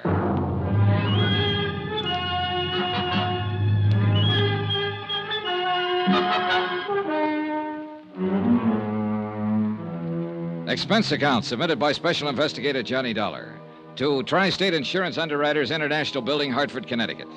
The following is an accounting of expenditures during my investigation of the McLean matter. A dead girl who was very much alive. Expense account, item 2, $5. Lunch at a little place called the Copper Kettle for myself and Don Taylor. I think we should act, Johnny. Yeah, well, I don't. Not yet.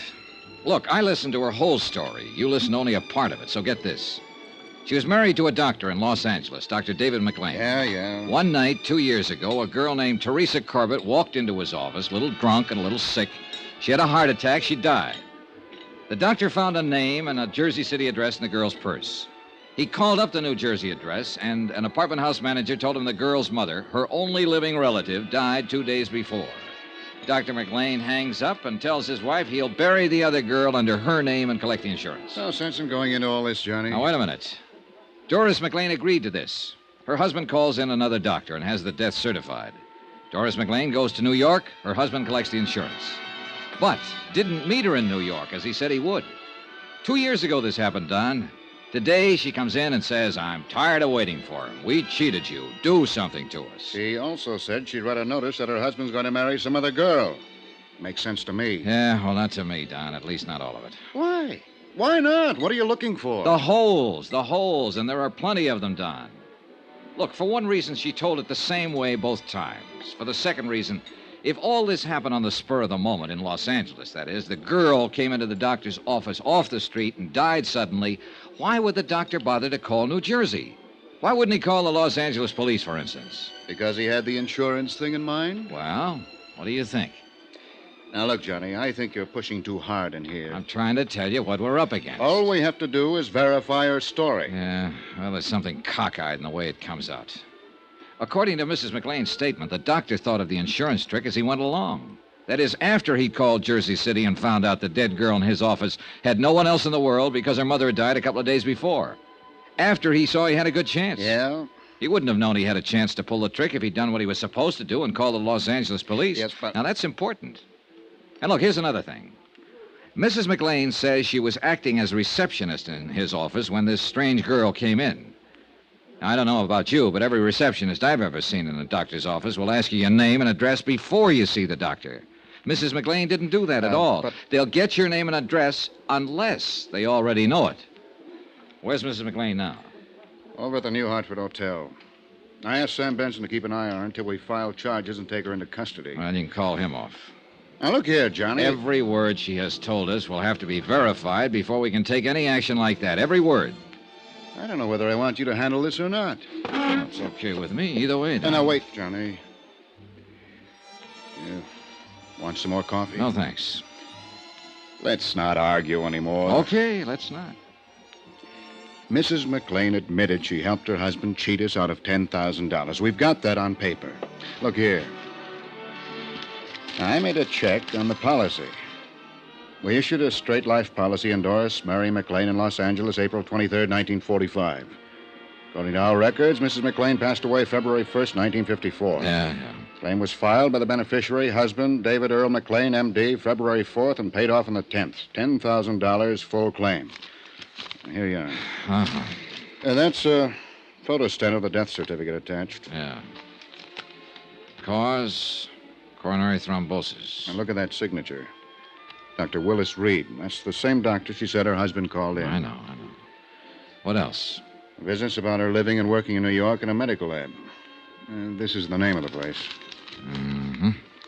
She said she'd used the name of Patricia Kennedy. Well, I put in a call to their personnel manager. I described Mrs. McLean to him, and he said that sounded like her. Checked out. He'd been with him almost 2 years. Yeah, that's about it. Well, I called the airport, and they'll get me out to Los Angeles by tomorrow morning. Thought it'd take a few hours in New York to check some other things out. Sure. That looks pretty definite to me, especially with her statement and all the things she said. So what have you got to worry about, Johnny? All the things she didn't say. Expense account item 3, $38.14. Transportation, Hartford, Connecticut to New York, New York. I checked my bag at Idlewild and took the limousine in as far as the Waldorf. Expense account item 4, $3, cab fare and tip. Number 22, 57th Street. Doris McLean's residence, where she'd lived as Patricia Kennedy, apartment 23. I talked to the manager. This is her apartment, Mr. Dollar. I see. How long has she lived here? Moved in, 2 years ago next month, March 1954. Good tenant? Very quiet. Ever talk to her? Not much. Christmas time, we had a drink together down in my apartment with my wife. First time I knew she worked in a medical laboratory. Mm-hmm. Does she have any friends in the building that I could talk to? Not that I know about. She keeps to herself, minds her own business. May I ask where she is now? In Hartford, Connecticut, at the New Hartford Hotel, if you want to talk to her about anything. I might want to talk to her about you. So? You knock on my door and say you're an insurance investigator and you want to look at her apartment. I saw your credentials and all that, but I don't know about you now. She asked me to investigate a matter. This is part of the investigation. Well, if you feel any better, why don't you telephone her long distance, tell her I'm here. I'll pay the charges. Oh, that's okay. Do you mind if I look around? I'll have to stay with you, Mr. Dollar.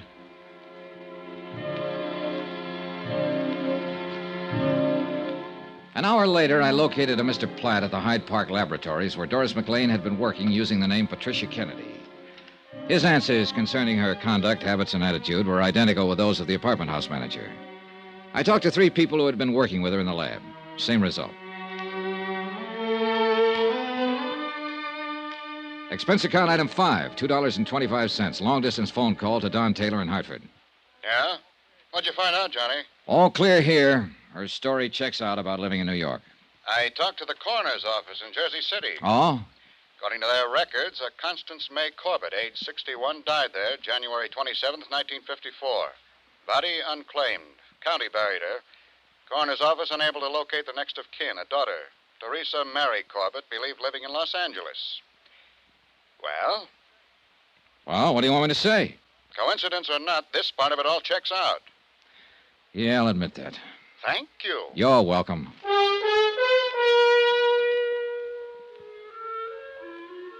Expense account item 6, $113.65. Transportation, New York to Los Angeles. We landed at International Airport in a heavy fog at 8:35 in the morning.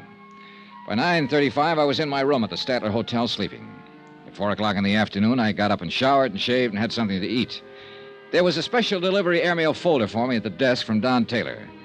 It contained a flash picture of Doris McLean, a sample of her fingerprints and handwriting, along with the names and addresses of several people in Los Angeles Mrs. McLean thought might be able to identify her. Expense account item 7, $50. Deposit on a rented car to get around Los Angeles. The first 3 addresses furnished by Mrs. McLean were blanks. No one home or whoever had been there had moved a long time ago. It was beginning to get dark by the time I got to the 4th one, an address on Berendo Street in Hollywood.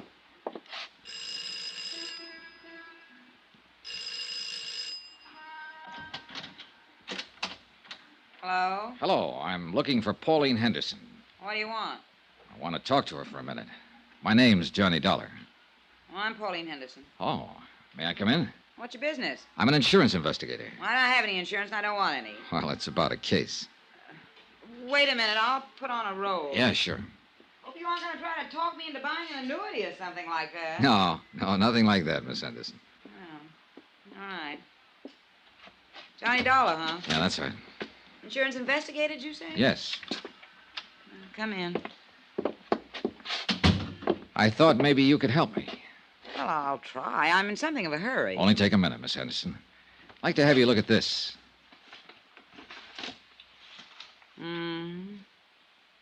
Have you ever seen the woman in that picture before, Miss Henderson? She looks terribly familiar. Is the light all right? Yeah, I can see it. My lord, yes, I know her. Who is she? Well, that was Doris McLean. You're positive? Yeah, she was married to Dave McLean. He's a doctor here in Los Angeles. She died a year or so ago, very suddenly. Yes, so I understand. How well did you know Mrs. McLean, Miss Henderson? Oh, we were friends. I mean, we worked together in a medical lab here before she married Dave. How long did you know her? 5 or 6 years. What is all this? Just wanted to make sure this was Mrs. McLean. Pictures of her, all right. Yes. You know, I don't think you've been exactly telling me the truth. Well, I just had your name on a list, Miss Henderson. I was told that you might be able to recognize a picture of Doris McLean if you saw one. Who told you that? I'd rather not say.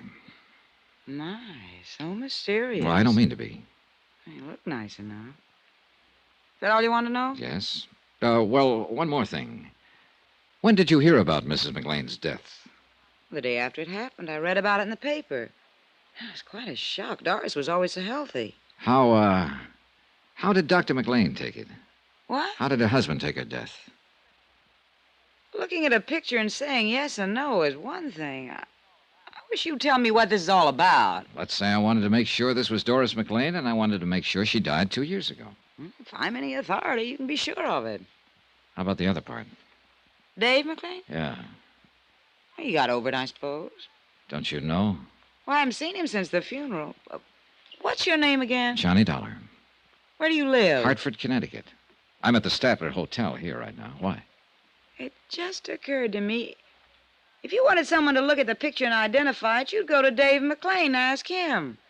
After all, he was married to her. You'd go to him. I would.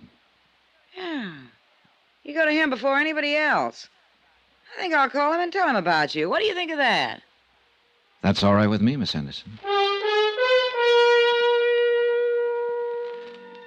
Expense account item 8, $3.15. Long distance phone call, Los Angeles to Hartford.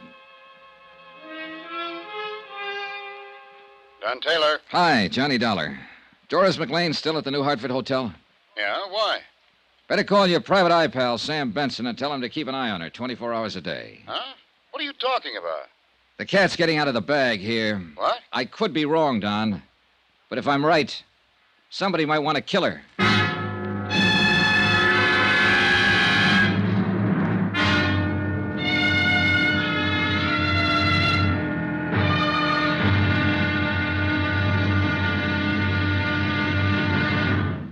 Now, here's our star to tell you about tomorrow's intriguing episode of this week's story. Tomorrow, a bit of information about a girl who had a date to die. That's right. Join us, won't you? Yours truly, Johnny Dollar.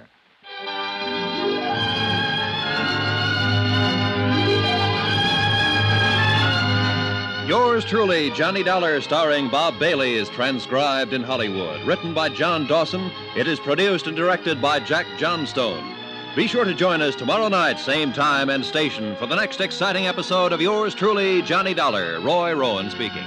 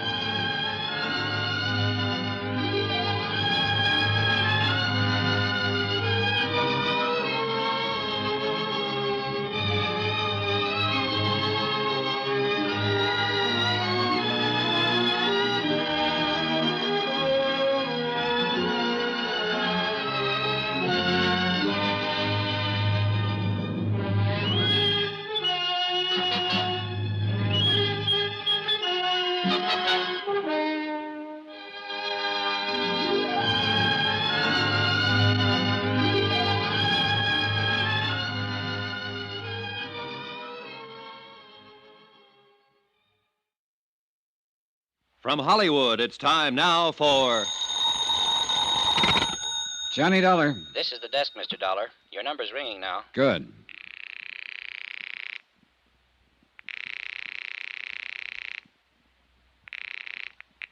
Hello? Hello. I want to talk to Dr. McLean. Who's calling, please? I'm not a patient. I just want to talk to him. This is Dr. McLean. I'm Johnny Dollar. I'm from Hartford, Connecticut. I want to see you. What about? About life and death, Doctor. You must be drunk, whoever you are. Do I come to your office or do I meet you? You come to my office, I'll call the police. Get busy then. I'm on my way.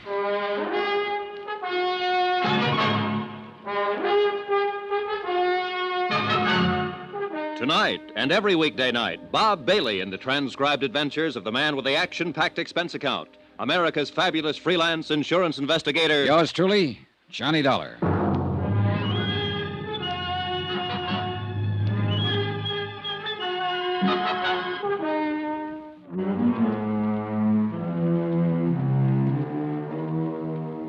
Expense account submitted by Special Investigator Johnny Dollar to Tri-State Insurance Underwriters International Building, Hartford, Connecticut.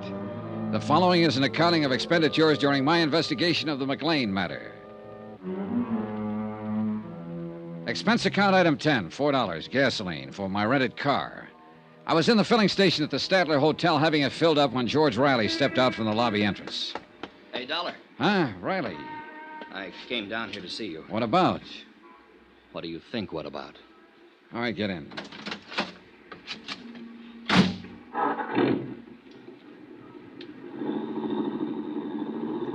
I got to thinking after you left me today about my girl, Terry.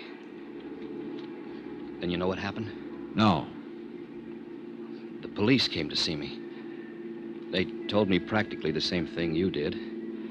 They said they were getting up a court order to exhume the body. Her body, they don't know for sure yet. They'll have a job making the identification. My girl, Dollar. Yeah, you mentioned that. We both know it'll be her, don't we? Sure we do. They have to go through with all this legal stuff, huh? This has to be right. That has to be right before they can do anything. That's right. Yeah. Hey, where you driving? Around the block. Dollar, you know what I'd like to do? I'd like to get my hands on the bird or put it down on the ground that way with somebody else's name. He was a doctor, wasn't he? That's what it looks like. Doctor who? You'll find out soon enough. Let me ask you something. How would you feel if you got the kind of news I got today, huh? You'd feel pretty lousy. Well, I feel pretty lousy. I was going to marry Teresa Corbett a couple of years ago. I built her a nice house on a hill, and she disappeared. Just walked out. Yesterday, you come in and you say she didn't walk out. She walked into a doctor's office one night and had a heart attack. You say this doctor gave her another name, his wife's name. He buried her and collected some insurance. And that's how she disappeared. Now, what about me? Huh? They came around to see me after she disappeared. They came around a lot asking questions. And now they think they found her. You and me know they found her, don't we? Yeah, I guess we do. I spent 2 years waiting to find her, and now she's dead. Why is she dead? I can't answer that yet. But this doctor, he can't answer it, can he? He took her and buried her under another name. Just took her like she was some sort of clay doll, something used and something no one wanted anymore. He took her and buried her, and that was supposed to be that. Now, what's his name? Riley, you better go home for a while. Yeah, sure. I'll phone you later. Dollar. She wasn't any clay doll. She wasn't something you'd give a phony name to and put in the ground. She was what I loved and wanted and needed. Did she walk into his office and die with her heart trouble, or did it happen another way? I don't know. You got ideas? I don't know. Dollar, you gonna find out? Yes. If you don't find out, I will.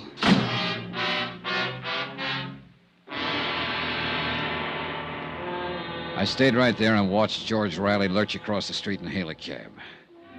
Then I turned back and found the freeway, rode it out to Sunset and all the way to the Pacific Palisades in the office of David E. McLean, M.D. Come in, Mr. Dollar. Sit down. He was a tall, broad-shouldered man in his early 30s. I shook hands with him and sat down. Well, that was a pretty startling telephone call, Mr. Dollar. I confess I was intrigued by it. You said you'd call the police. Well, I didn't. I don't know why I said that, really. But tell me, what is on your mind? I'm an insurance investigator, Doctor. Or didn't a woman named Pauline Henderson call you and tell you I was in town? Pauline Henderson? Pauline Henderson. I don't believe that. A friend of your wife's, Doctor, an old friend who worked with her once. The kind of a woman who'd recognize a picture if she saw it. I don't believe I remember. Then she didn't call you and tell you I was in town. Well, that's all right, too. She said she might do that, though. Don't you want to know why, Doctor? Well, I suppose so. Yes. Why? Because I went over to see this Pauline Henderson the night I got in. She was one on a list of names of people who might know your wife on sight. Oh? She got kind of upset about my going there and asking her questions. I don't blame her. I'm a stranger to her.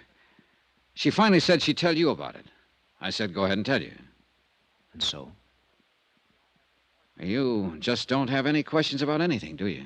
I'm completely baffled by this whole thing. What's your point?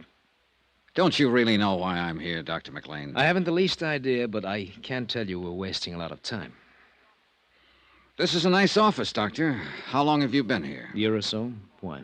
Starting out, it costs quite a bit of money for equipment like this. Rental in a building like this, doesn't it? I don't think that's any concern of yours, Mr. Dollar. I do wish that you'd say what you have to say or do what you have to do and get it over with. I don't know whether you're so anxious at that. Try me. I've been pretty patient with you. You come here and talk about a lot of vague things that I have no connection with at all. You make a strange phone call. You appear as though you're trying to intimidate me. You mention an old friend of my wife's. Pauline Henderson. Yes. What has she got to do with it? Nothing, really, except possibly as a witness. Oh? Witness to what? To an identification. She said she might call you. She was worried about an investigation I'm handling. What investigation is that? I understand you once treated a patient named Teresa Corbett.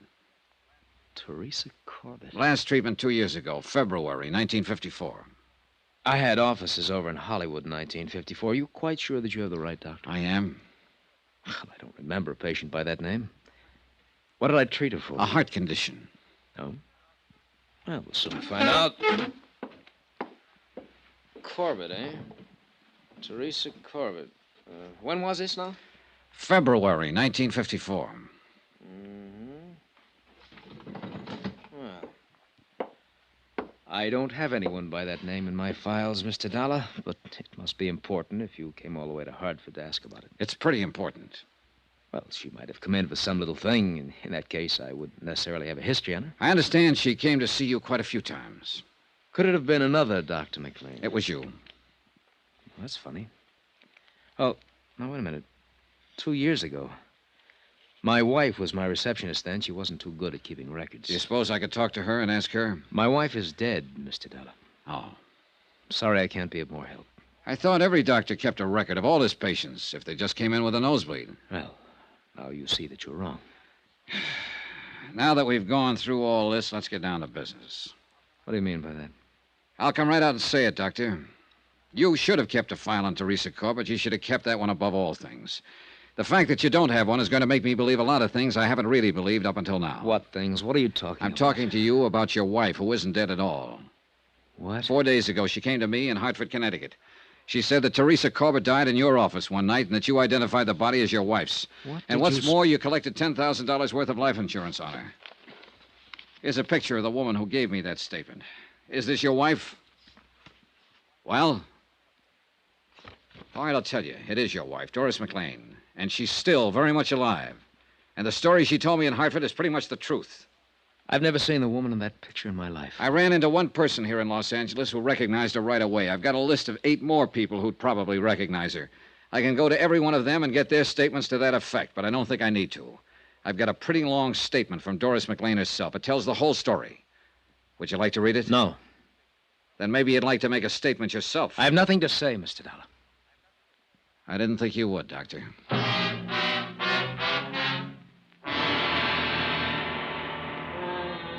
On the strength of the evidence already assembled, I preferred charges against Dr. David McLean.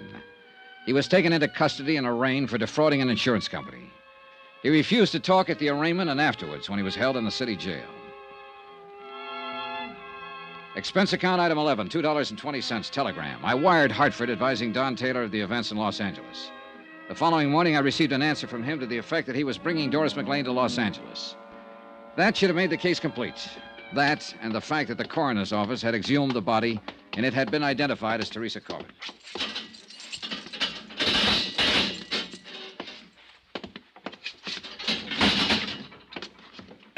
Well. Hello, McLean.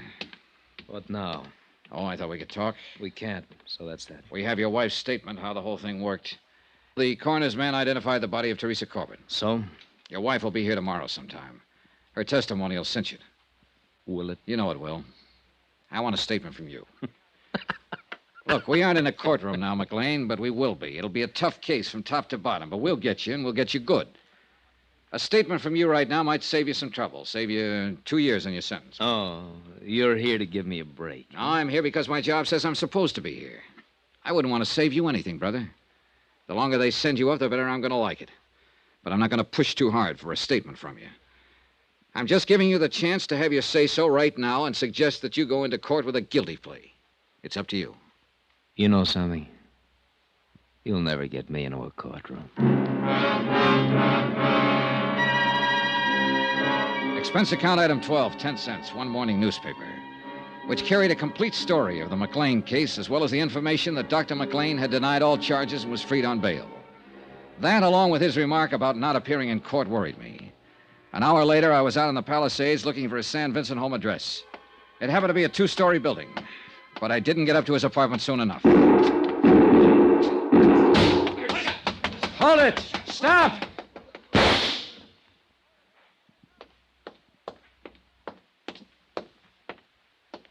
Riley.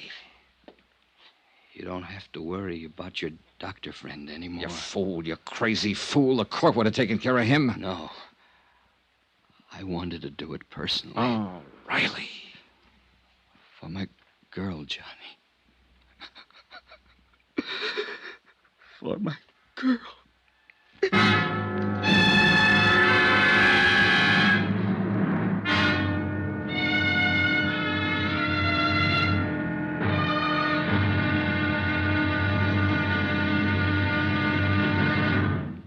Now, here's our star to tell you about the final intriguing episode of this week's story. Tomorrow, a brand new, a rather startling statement from Mrs. McLean, without lies.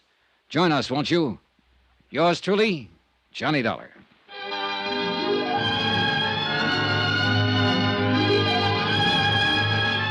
Yours truly, Johnny Dollar, starring Bob Bailey, is transcribed in Hollywood. Written by John Dawson, it is produced and directed by Jack Johnstone. Be sure to join us tomorrow night, same time and station, for the next exciting episode of Yours truly, Johnny Dollar. Roy Rowan speaking.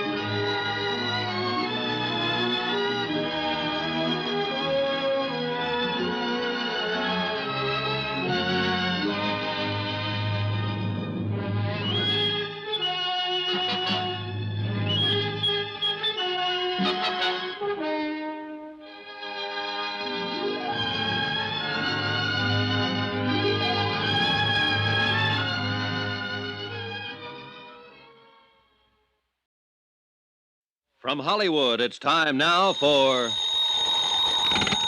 Johnny Dollar, Johnny Don Taylor, are you here in L.A.? with Mrs. McLean. Why didn't you meet my plane? Dr. McLean's been shot. What? Teresa Corbett's boyfriend, a guy named Riley, pumped 3 slugs in him this afternoon. He was afraid McLean might get off. McLean's still alive? He's hanging on, but they don't give him much of a chance. I'm on my way to the hospital right now, L.A. General. Meet you there.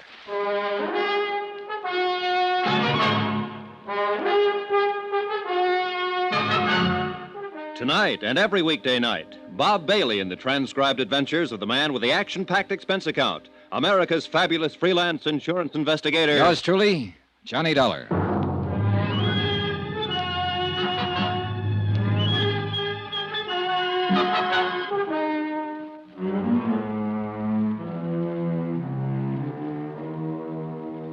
Expense account submitted by Special Investigator Johnny Dollar. To Tri-State Insurance Underwriters International Building, Hartford, Connecticut. The following is an accounting of expenditures during my investigation of the McLean matter. Expense account item 13, $10. Rental for a tape recording machine, which I took with me to the hospital room of Dave McLean. Don Taylor met me in the hall. Hi. Hi. Where's Mrs. McLean? I turned her over to the police. She know about this? No. Who's this man, Riley? Oh, just a lonely guy who lost his girlfriend. Let's go. Wait a minute. There's something else, isn't there, Johnny? Oh, I don't know. I think there is, Don.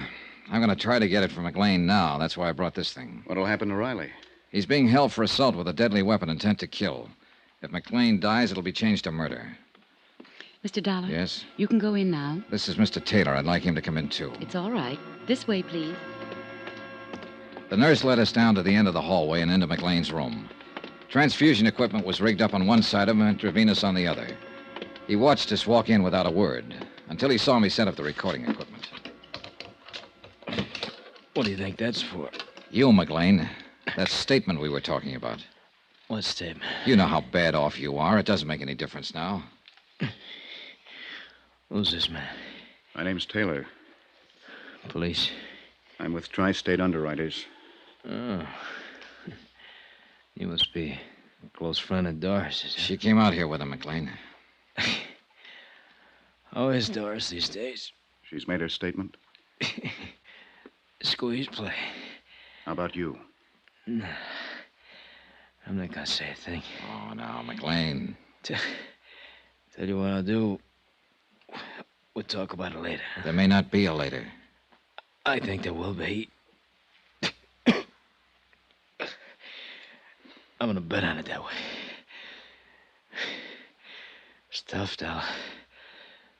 You struck out again. There's always your wife. She won't tell you anymore. She's got her own troubles. I think you'd better leave now, Mr. Dollar. Yeah.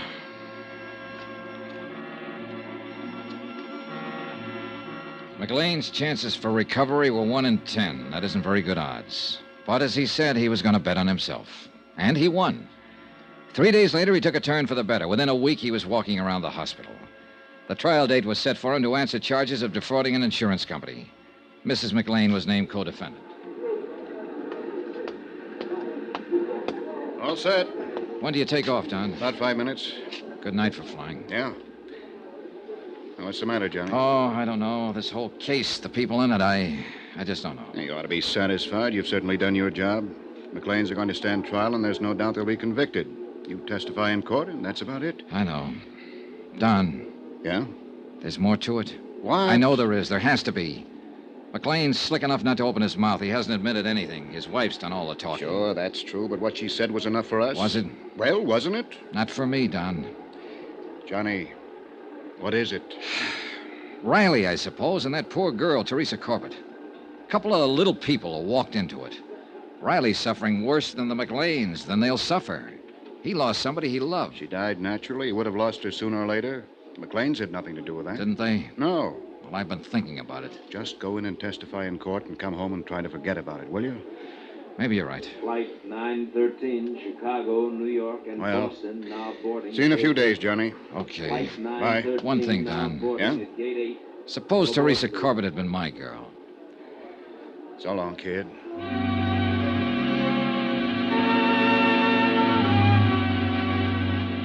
Don Taylor went back to Hartford and left me to wrap up the details and testify in court. The day before the trial, I went over to the county jail to interview Mrs. McLean just once more. Hello. Hello. The uniform isn't too attractive, but they say it's a very healthy life in here. I mean, the regular hours and all. I suppose I should try to get used to it. Yeah. How long will I have to go to prison? Well, that's hard to say exactly, Mrs. McLean. Well, my lawyer said not over 3 years if they convict us. 3 years isn't too long. No. Sit down. Where's my husband? Where's Dave? He was transferred to the county jail today. Is he all right? Seems to be getting along fine. I haven't seen him, you know. You'll see him in court. Oh, I wish it were all over. So do I. But it isn't, is it? Practically. Not at all. Well, what do you mean? So far, we have enough evidence to prove conspiracy against you and your husband, and we'll prosecute to the limit on that. There'll be some other charges against him, the business with the body and so on. Let's not go into that now. But there's something else here I want to get straightened out. This is your statement. Yes. Let me read you this. A girl, whom we later found out to be Teresa Corbett, walked into the office on the night of February 1st, 1954, and complained of feeling ill. She had been drinking. My husband took her into the examining room where she died a few minutes later of a heart condition. Those are your own words on this sworn statement, Mrs. McLean. Yes. Let me go on. I had never seen or heard of Teresa Corbett until that night. I was with my husband when he placed a call to her residence in Jersey City. He spoke with a man there who managed an apartment house and so on. Mrs. McLean, that call was never made. I was in the room when Dave made it. The phone company has no record of it, no bill for it. I mentioned this to you because we are going to mention it at the trial tomorrow. You have my statement. Are you trying to make a liar out of me? The fact remains that call wasn't made. Were you in the examining room when Teresa Corbett died? No, I was in the front office. Isn't it a fact that she was a patient of your husband's before that night? No. I found out, I'll tell you. Teresa Corbett was one of your husband's patients. Why, She came here to live in Los Angeles because of a heart condition she had. He was the doctor she went to see. She just didn't walk in that night and drop dead. If that's true, I didn't know it. That night, you said you were acting as a receptionist in your husband's office. When Teresa Corbett walked in, she must have given you her name when she asked to see the doctor. Well, she didn't. Frankly, I thought she was just a little drunk. She'd been drinking. I could smell it. And you just took her right on back to your husband without asking a name, where she lived, anything about her? Yes. Now, look, Mrs. McLean, a lot of things you've told me and put into this statement are true. They've all been checked and rechecked. That's my job. But some of them just don't make sense. What are you trying to do? You wouldn't have known anything about it if I hadn't come to the insurance company. Maybe that's so. Maybe it would have just gotten by. But you did come to us. And whether you knew it or not, we have to know everything now. Everything, Mrs. McLean. Why do you think we've gone to all the trouble and expense of checking all this? I'll tell you. Because your story was too good to be real. It couldn't happen that way, even though the facts seem to say it could. Why, A girl alone and friendless in Los Angeles dying of a heart attack in a doctor's office. A doctor who needs money and has a wife who's heavily insured. That's too much for me to take. Teresa Corbett was a patient of your husband. She had been for several months. She came in like anybody else. You or your husband took her personal history. And you noticed that she had only one living relative, a mother in Jersey City. Will you please tell me what you're talking about? I'm talking about premeditated, carefully planned murder. That's what I'm talking about. When Teresa Corbett's mother died suddenly, there was nobody left to worry about her. Nobody to ask questions about her anymore, right? That's what you thought, anyhow. But there was a man, George Riley. But he didn't know where to go or who to ask. You didn't know about him. All right. Teresa came in several times, and you and your husband got to know more about her. She was the patsy right from the beginning. Wasn't she? Wasn't she? Yes. Do you want to tell me about it? She had been in to see Dave several times. He knew all about her, where she was from, what family she had. That night, when she came in the office, she wasn't drunk. She hadn't even been drinking. She'd had a telegram. She'd just received word that her mother had died suddenly. She was terribly upset about it. She asked Dave for something to help her sleep. Go on. Well, he took her in the examination room, and he came out a few minutes later to get some drugs, and he said something about her case being a terminal. Terminal? You mean it was hopeless? Well, that's what he said. He said he didn't give her more than 6 months. It wasn't true, Mr. Dollar. She wasn't that sick. Then what? Well, Dave went back to the examination room. I just sat there and waited. I guess I knew what he had in mind. Had you talked about it? Well, we talked... Oh, no, not about what happened then. A few minutes later, he buzzed me to come back to the room. I went back there, and Teresa was lying on the table. She was dead. I knew it when I walked in there. Dave looked very strange. He said that she had had a sudden heart attack and died before he could do anything to help her. You knew it wasn't so. Well, there was a hypodermic on the stand. He'd given her something. I just didn't think he'd go that far. Are you sure you hadn't discussed this before? No. I swear he hadn't said a word to me before that night. But he had it all planned. That is, what to do and everything, when I came back to the room. He called Dr. Reed. Dave showed him Teresa and said it was me. Reed signed the death certificates. Yes. When did you leave town? The same night Dave made me. He said he'd handle everything. I accused him of killing her, and he said that she just died there. Well, I guess I was kind of hysterical, but then he said, all right, I did kill her. She didn't have long anyhow. I killed her, and you helped me kill her. Now get out of here and stay out of here. If you ever open your mouth about it, you'll go to the gas chamber with me. Do you want a cigarette? Yes, please. Here you go. Thanks.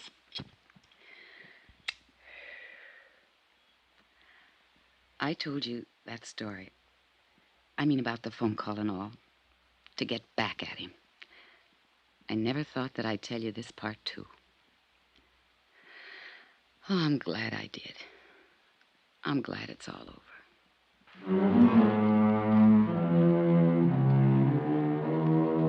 Expense account item 14, $85.40, hotel and board while in Los Angeles. Item 15, $205, plane fare back to Hartford. Expense account total, $798.60. Remarks? Murder charges have been filed against the McLeans, and they stand trial next month. George Riley received 3 years and a suspended sentence for assault with a deadly weapon. I was wrong about practically everything in this case. All the lies came true, but so did the facts. Yours truly, Johnny Dollar.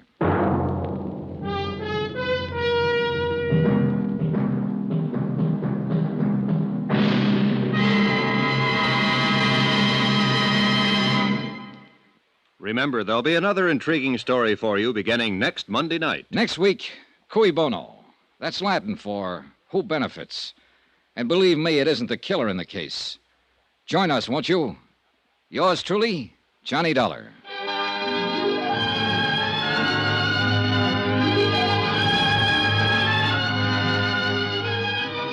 Yours truly, Johnny Dollar, starring Bob Bailey, is transcribed in Hollywood. Written by John Dawson, it is produced and directed by Jack Johnstone. Heard in this week's cast were Lucille Meredith, Betty Lou Gerson, John Stevenson, Bob Bruce, Victor Perrin, Tony Barrett, and Herb Ellis. Musical supervision by Amerigo Marino. Be sure to join us on Monday night, same time and station, for another exciting story of yours truly, Johnny Dollar. Roy Rowan speaking.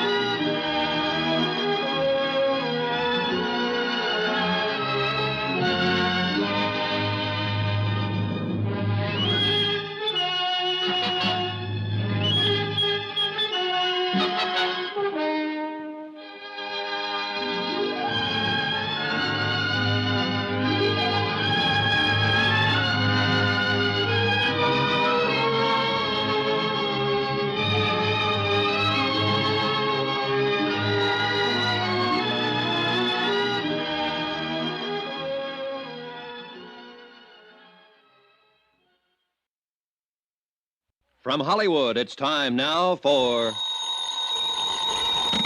Johnny Dollar. Don Hancock, Johnny, Surety Mutual. Hi, Don. What's on your mind? Cui bono. Qui who? It's Latin, kiddo. Cui bono.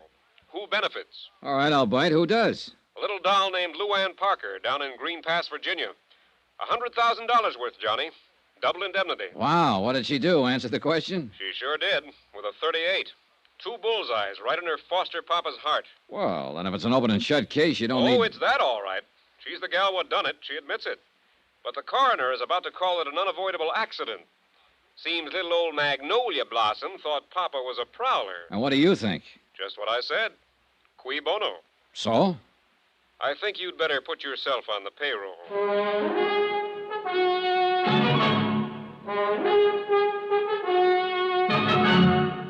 Tonight and every weekday night, Bob Bailey in the transcribed adventures of the man with the action-packed expense account, America's fabulous freelance insurance investigator. Yours truly, Johnny Dollar.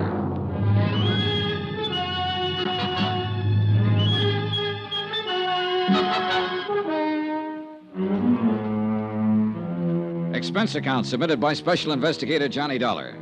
To the Home Office, Surety Mutual Insurance Limited, Hartford, Connecticut. The following is an accounting of expenditures during my investigation of the Cui Bono matter. Item 1, $78.45. Transportation and incidentals, Hartford to Green Pass, which was a village of some 12,000 people, hidden among quiet wooded hills, and located, as I discovered on arrival, some 3 miles from the railroad station.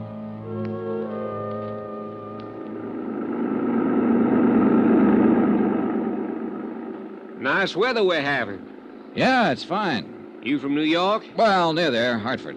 Bet you ain't been having weather like this up there. No, it's been pretty cold. You say your name was Dollar? Yeah, Johnny Dollar. I'm Jake Deagley. You here on business? That's right. Well, I wouldn't count on finding much here. Green Pass is what you might call a one-horse town. 1 hotel, 1 bank, 1 taxi, that's me, 1 newspaper. And 1 county attorney. Yep, just 1. Oh, and you've heard about our tragedy, about Dan Parker getting shot. Yeah, that's why I'm here. I'm an investigator for an insurance company. I see. Well, it was a terrible thing. It was... Oh, doggone it. If old man Hawley don't fix up them fences, he's going to be short a cow one of these days. That's the 3rd time this week they've been out the road. How do people around here feel about Dan Parker? Was he well-liked? Well, he'd been re-elected for 5 straight terms. No personal enemies? Not a one. There ain't a man in Green Pass that... Hey, what difference does it make whether he was well-liked? You know how he was killed, don't you? Yeah, I understand he was shot accidentally by his stepdaughter. That's right. And what difference does it make whether he had any enemies? Well, none, probably. But when an insurance company holds a policy as large as the one they carried on Dan Parker, they want to know the full circumstances surrounding the death. Well, there ain't no mystery about it, Mr. Dollar. That poor girl took him for a burglar and shot him, that's all. And it mighty near broke her up. Say, what about her, Jake? Is she well-liked? Well, let me put it this way. I'm 52 years old. I got a grandson, 17. And we're both in love with Lou Ann Parker. I see. And there's 5,000 other males in Green Pass that feel the same way. She get along all right with her stepfather? They worshipped each other. She was all Dan had since Mrs. Parker died 9 years ago. They was thicker than thieves, them two. Rode horseback together, went fishing, took trips together. Well, then it's understandable that she'd be pretty broken up. It was terrible for her. She went clean out of her mind when she realized what she'd done. So tell me, was Dan Parker a wealthy man? No, fairly well-to-do for these parts, but no ways wealthy, the way you'd think of it in New York, for instance. Then I imagine the Parker girl would think of $100,000 as being a pretty sizable fortune. Mr. Dollar, let me give you a little advice. Oh? You got a job to do, fine. But if I was you, I'd be mighty careful how I went about doing it. Why so? Well, people up here in the hills are kind of standoffish at best. And if you go around hitting what you seem to be hitting at, you're going to get yourself a mess of trouble. I don't deal in hints, Jake.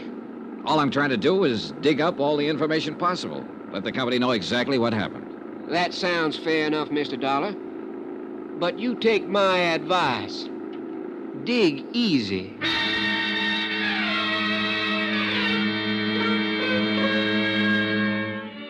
Jake Digley's one-man taxi service dropped me off at the town's one-man hotel. I signed in, left my bags, and did a quick resume of the case which Don Hancock had given me in New York.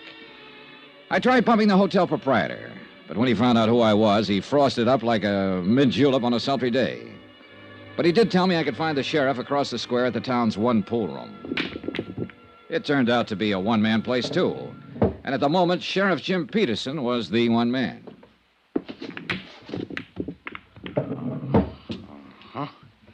Well, glad to know you, Mr. Dollar. Just a second now. Watch me get that there 3-ball down there. Good shot. No, that was a setup. You couldn't miss one like that if you wanted to. Got something on your mind, sir? Yes, I'm an insurance investigator. I'm here in connection with the Parker case. I'll see. Doggone it. Well, I don't think I'd call it a case exactly. It was an accident. Ain't no mystery about it, far as I can see. I didn't mean to imply that there was, Sheriff. As it stands now, this is a routine investigation, nothing more. I just like to get the facts, find out exactly what happened. In order to furnish my company with the report, they need to pay the claim. I'd appreciate your cooperation if you've got the time. Oh, I got the time all right, sir. Yeah, well, how much you know about it?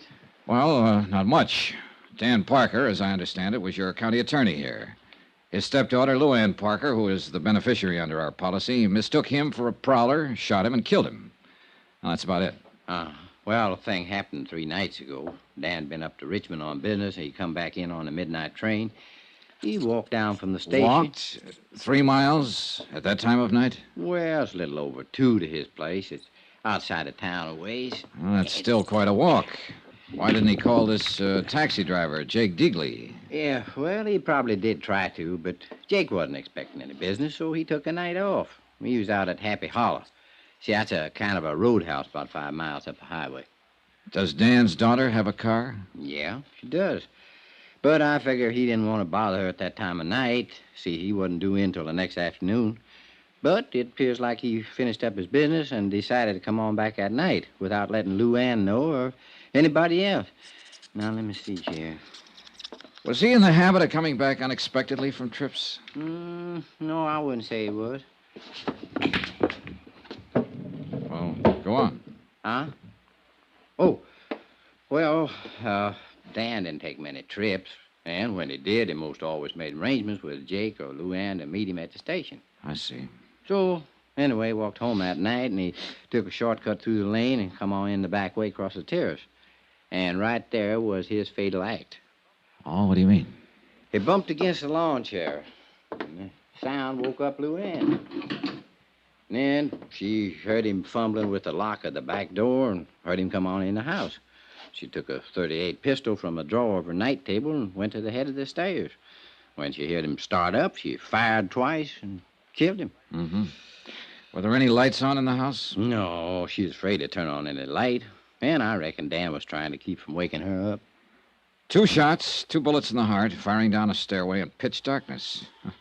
That's pretty good shooting, Sheriff. Oh, well, she can outshoot me, Mr. Dollar. And I'm known as one of the best in these here parts. Who taught her? Well, Dan taught her himself. He figured the girl ought to be able to protect herself. So tell me something, Sheriff. Did she have any reason to think it might be a prowler? Have you had any trouble of that kind around town? Oh, 3 weeks ago, there was a house broke into over on the south side, and twice since then, Dan called me in the night to come out and take a look around his place. Oh, why? Well, seems Luann thought she heard somebody trying to break in. And did you find anybody? Nope. Was Luann alone in the house the night of the shooting? Well, Mary Jackson was there. Who, Well, she'd been housekeeper for the Parkers for the last 15 years. What's her version? Same as I told you. She heard the shots, saw the lights in the hall come on, and heard Luann scream, "Father." How did the girl and her father get along? Well, it couldn't have been any closer. She pretty broke up about it. You talked to her yet, Miss Dollar? No, not yet. No, I didn't think so. What's that supposed to mean? Well, I mean, if you had, you wouldn't be asking a lot of these questions. Or at least you wouldn't be asking them in the way that you are. What way, Sheriff? Well, like you figured the Parker girl was actually guilty of something. Well, she did pull the trigger, didn't she? And with sufficient reason. She was nervous. She'd heard prowlers around before, or at least thought she did, which adds up to the same thing. She thought she heard somebody break in. She knew she couldn't count on Mary for any help. She had a gun, knew how to use it, so she got up her courage and done a natural and normal thing. She used it. And she'll regret her mistake the rest of her life. Yeah, that's the way the picture seems to work out. At the moment, at least. You got any reason to doubt it? I get paid to doubt things, Sheriff, until I satisfy myself that there's no reason to doubt them. And that's all I'm trying to do. It's all the insurance company expects me to do. I'm not out to pin anything on this girl or to get out of paying her claim, provided it's legitimate. It is. Well, then she's got nothing to worry about. If the thing happened as you just told me it did, then I have as much sympathy for her as you do. It'll be a pretty rough memory to live with. I just want to be sure, that's all. All right, Miss Dollar. You look around. You talk to people. Ask any questions you have a mind to, but you're going to come out right back where you started at. You're probably right. Dan and me'd been friends for years. Good friends. Now, if I thought there was the slightest doubt about this, I would be the first one to kick up a fuss and go after the truth. Even if the evidence pointed toward Luann Parker? No matter where it pointed to. Well, now, look, I want to talk to the housekeeper and to Miss Parker herself, and I'd like to attend the coroner's inquest if you don't mind. No, I don't mind, but you're a little late. Huh? It was hailed this morning. What was the verdict? Death by misadventure, unavoidable accident, with no recommendation for prosecution. I see. Would it be possible for me to see a copy of the transcript? It would. I'll ring the coroner and tell him to expect you. But let me give you a little piece of advice, Mr. Dollar. All right. Folks in these here parts love that girl. So when you start walking around asking questions, walk easy.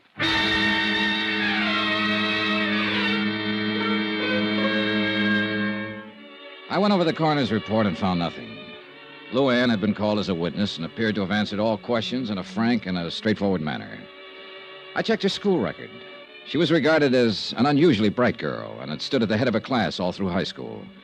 She'd been elected cheerleader in her junior year, won the lead in the class play, had been chosen queen of the senior prom. She was the town's darling. They worshipped her. And I could see that casting any aspersions on her would be like an attack on the crown jewels. I began to feel like a peeping Tom, like a louse, like I was wrong. And yet, cui bono? Who benefits? 2 bullets in a man's heart and a $100,000 payoff. I had to be sure.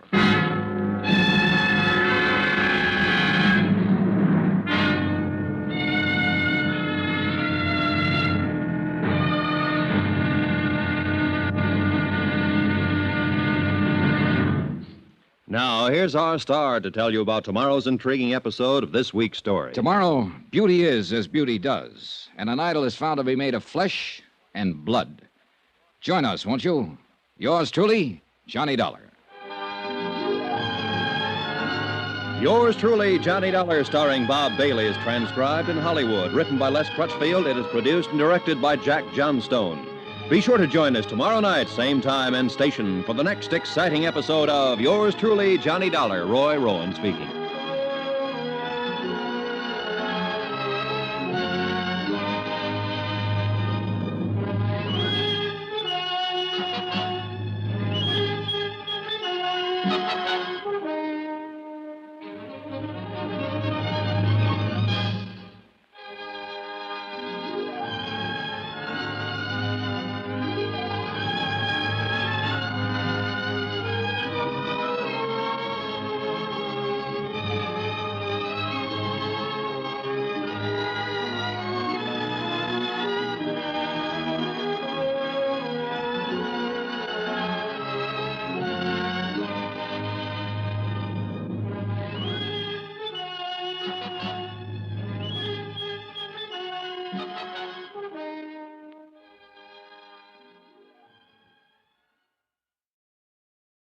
From Hollywood, it's time now for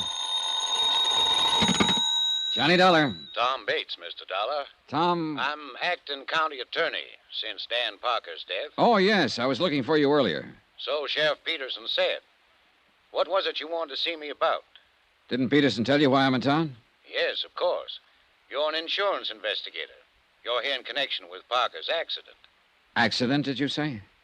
I thought the sheriff straightened you out on that. He tried his best. Well, I'm afraid I can't tell you any more. Mr. Bates, are you in your office at the moment? Yes, I am. Stay there, then. I'll be right over.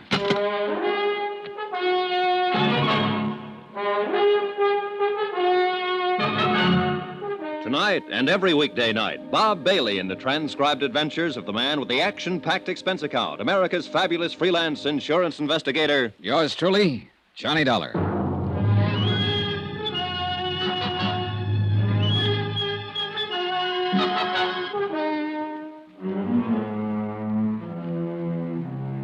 From Special Investigator Johnny Dollar, location Green Pass, Virginia, to the Home Office, Surety Mutual Insurance Limited, Hartford, Connecticut. Assignment, the cui bono matter. Expense account continued. Item 4, 5 cents for a copy of the Green Pass Weekly Sentinel. I glanced through it as I walked across the square from the hotel to the courthouse. The big news, of course, was the tragic death of longtime county attorney Dan Parker. And 2 columns of the editorial page were devoted to eulogy and sympathy for the dead man's adopted daughter, Luann, who had mistaken her father for a prowler and shot him to death with his own gun. But neither the editorial nor the front page mentioned the fact that Luann, because of her mistake, stood to collect $100,000 worth of insurance.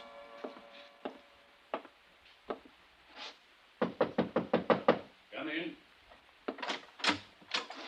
Are you Tom Bates? That's right. My name is Dollar. I just talked to you on the phone. And I told you I had nothing to say.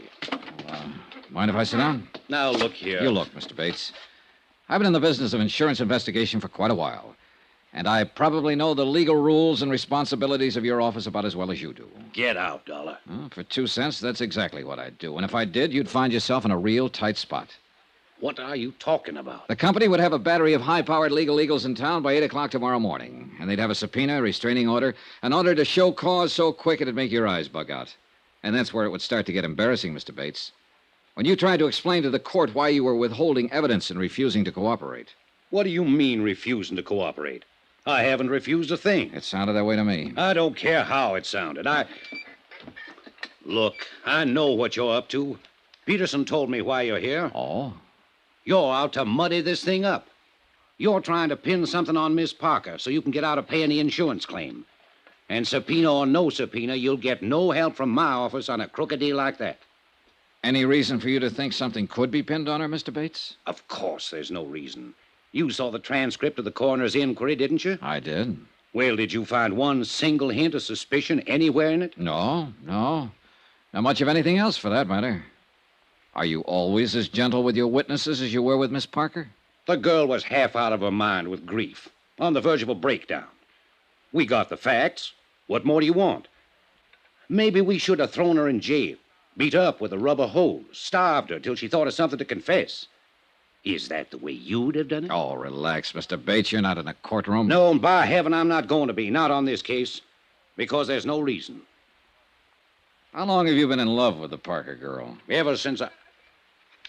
What difference that make? It might help to account for your attitude about this. What is it you're thinking?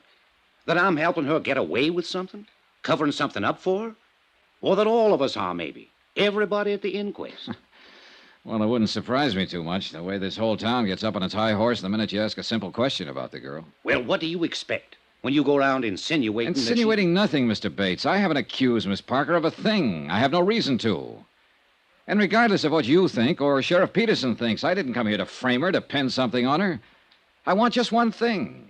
The complete, detailed story of Dan Parker's death, and I'm going to get it one way or another. Well, nobody's trying to prevent you. I'm glad to hear it. Then how about some cooperation? What do you want to know? How long have you been Mr. Parker's assistant? Almost 3 years. And now you automatically become county attorney, is that it? Yes, until the next general election. Do you intend to run for the office at that time? Possibly. I don't see... How did you and Parker get along? Fine. Why? Well, did he approve of your interest in his daughter? Well, he certainly preferred me to... Well, anybody else in the running. Who else is in the running?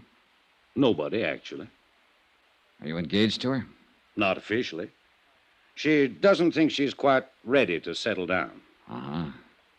But if she had been ready, you think Mr. Parker would have welcomed you as a son-in-law, huh?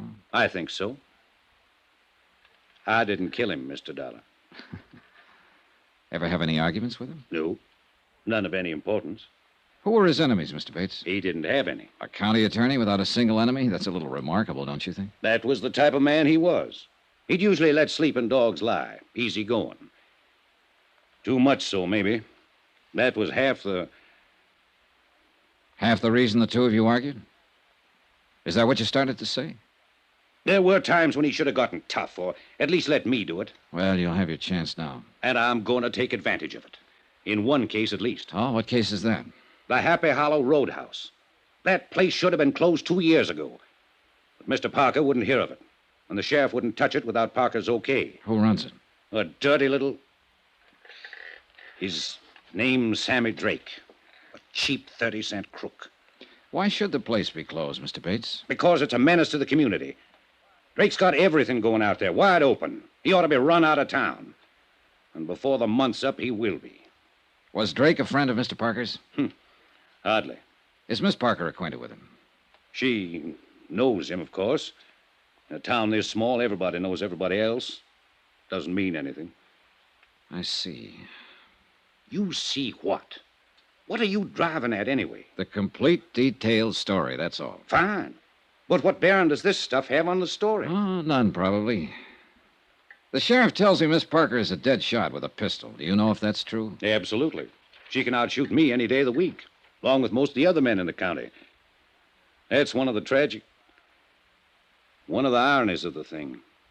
It was her own father who taught her to shoot. Was she given a paraffin test the night of the accident to determine whether she'd fired a gun? Of course not. In the first place, we're not set up for it. And in the second place, there was no doubt but what she had. The housekeeper heard the shots and ran out in the hall and saw her standing there with a gun in her hand. And she admits she fired him. What more do you want? I guess that ought to satisfy any reasonable person. Well, thanks a lot for your cooperation, Mr. Bates. You're welcome. And I'll frankly admit I don't have the slightest idea what line of thought it is you're trying to follow. It's the same one I've been following ever since I left Hartford. Do you know the Latin phrase, cui bono? Sure. Means who benefits. It was an old principle of Roman law. And it's still a good one. Who benefits here? Well, Luann Parker, of course, to the tune of $100,000. But maybe she's not the only one. There are different ways of benefiting, you know. It still comes back to the same thing. She's the one who mistook her father for a prowler that night. She's the one who pulled the trigger and fired the shots that killed him. Apparently so. But it's possible that somebody might have used her, Mr. Bates.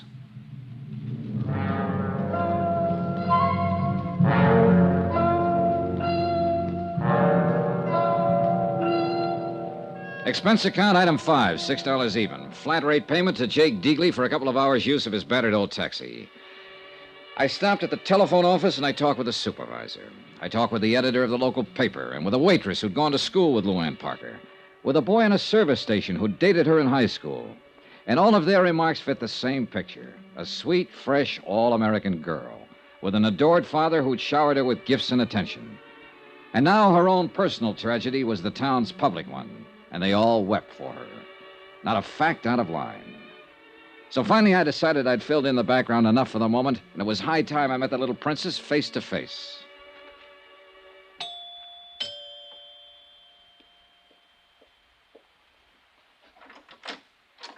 Yes, sir? Good afternoon. I'd like to see Miss Parker, please. Well, I'm sorry, sir, but she ain't here. Oh? She's been staying in with Dr. Praley and his wife. Seems like she just couldn't face this place after what happened here. Are you the housekeeper, Mary Jackson? That's right, sir. Well, I'd like to talk to you, too, Mary, if you don't mind. What about, sir? Just a routine question or two. I'm with the insurance company that carries the policy on Mr. Parker's life. Well, I don't think I ought to go around talking Well, it's quite about... all right. Sheriff Peterson and Tom Bates are both cooperating with me, so you can be sure there's nothing wrong about it. Well, if them two say it's all right... They do. Then I reckon it is. Won't you come in, sir? In a few minutes' conversation, I learned that Mary Jackson had practically raised the Parker girl and worshipped both her and her father. She showed me the terrace where Dan Parker had bumped into the chair and wakened both his daughter and Mary, the back door where he'd entered the house that night, and then finally the main stairway where the shooting had taken place. When I heard the shots, all I could think was, oh, my poor baby, and I come running out in the hall. Your room is the third door there, is that right? Yes, sir. Well, just then Miss Luann turned on the lights, that switch right there beside you, and I saw her standing here at the top of the stairs with a gun in her hand. Then we both looked, saw it was Mr. Parker.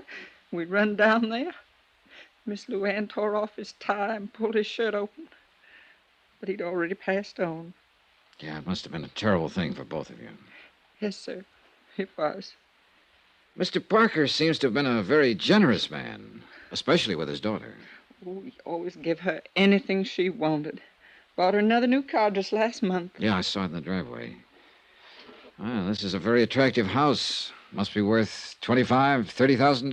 Mr. Parker bought it just 2 years ago. He thought with Miss Luann growing up, she ought to have a better place to live. What's your salary here, Mary? $95 a month, sir. And my keep, of course. I wonder how he did it. Sir? Well, Dan Parker made $5,000 a year as county attorney. There's less than $600 in his bank account. The manager said it's never been much higher. And yet, This house, new cars, those clothes of Miss Parker's that you showed me, a $50,000 life insurance policy. How about that, Mary? I don't know nothing about it, sir. And still, with all this, they were always quarreling. How'd you find that out? Why, Mary?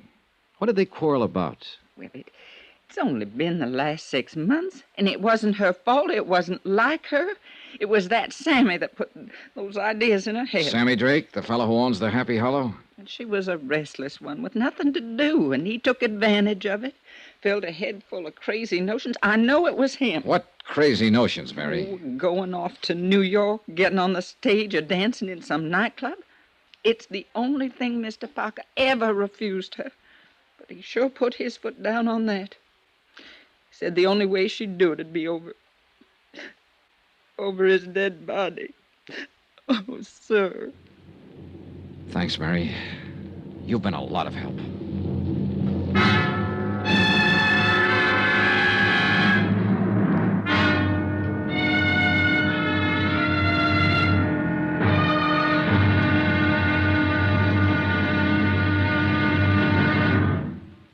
Now, here's our star to tell you about tomorrow's intriguing episode of this week's story. Tomorrow, the net tightens. A rat runs for cover. Then the whole thing blows wide open. Join us, won't you? Yours truly, Johnny Dollar.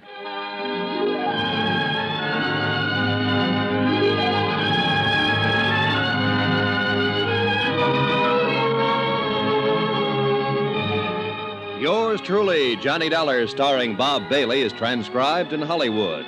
Written by Les Crutchfield, it is produced and directed by Jack Johnstone. Be sure to join us tomorrow night, same time and station, for the next exciting episode of Yours truly, Johnny Dollar. Roy Rowan speaking.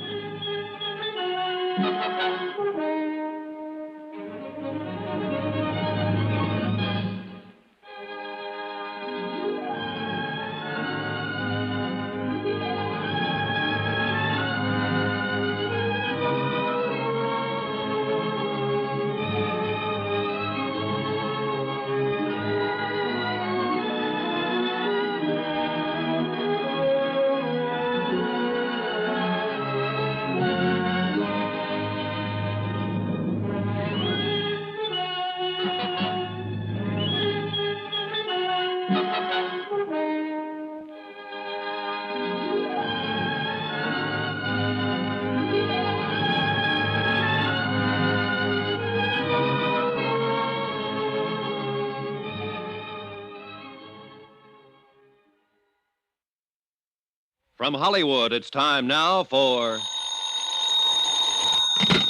Johnny Dollar. This is Tom Bates. Oh, how are you? Dr. Praley just called me, Mr. Dollar. He says you've been threatening him. Oh, I wouldn't call it a threat, Mr. Bates. I simply told him that if he won't let me question Miss Parker, then I'll have to get a court order to do it anyway. Well, as acting county attorney here, I think I could block that order, Mr. Dollar. Maybe, but I doubt if it would be a very smart move. Now, you look here. She's in no shape to answer questions. She's under doctor's care. It's been 5 days now since the shooting. She's still very upset, nervous. She might say things that could be misconstrued, that she didn't mean. Oh, what things? How would I know? I just thought you might. Since you've already questioned her once, right after she killed her father. Wasn't she upset then? Did she say anything you misconstrued? I'm warning you, Dollar. And I'm warning you. I'm going to talk to that girl one way or another.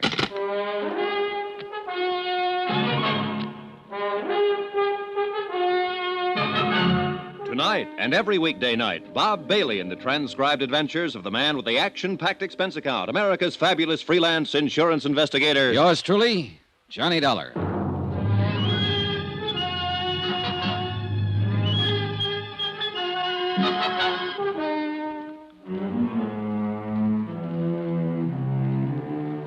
From Special Investigator Johnny Dollar, location Green Pass, Virginia, to the Home Office, Surety Mutual Insurance Limited, Hartford, Connecticut.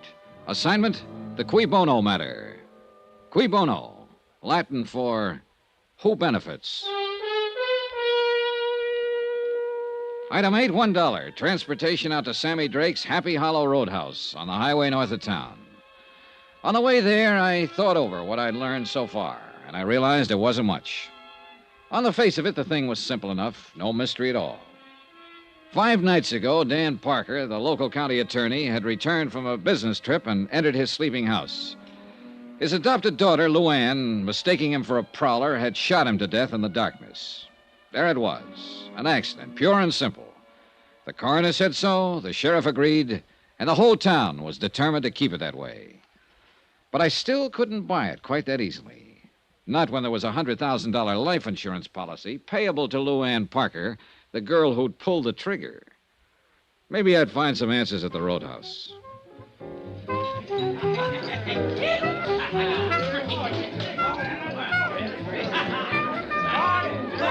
The Happy Hollow was like 1,000 other places of its kind. A neon-lighted barn set 50 yards off the road. Inside, a jukebox, a raucous bar, and a scattering of tables around a splintery dance floor. Saturday nights, a 4-piece band. Probably a game or two going on in the back room, and whatever else the local sports might demand. It was early yet, and the joint hadn't started to jump. What's the word, Mac? Save your money and buy booze. Yeah, man. Out of towner, huh? Depends on which town. Any town but this one, man. Here it's for the birds. Oh, I don't know. Looks to me like you got a good setup here. I'm eating.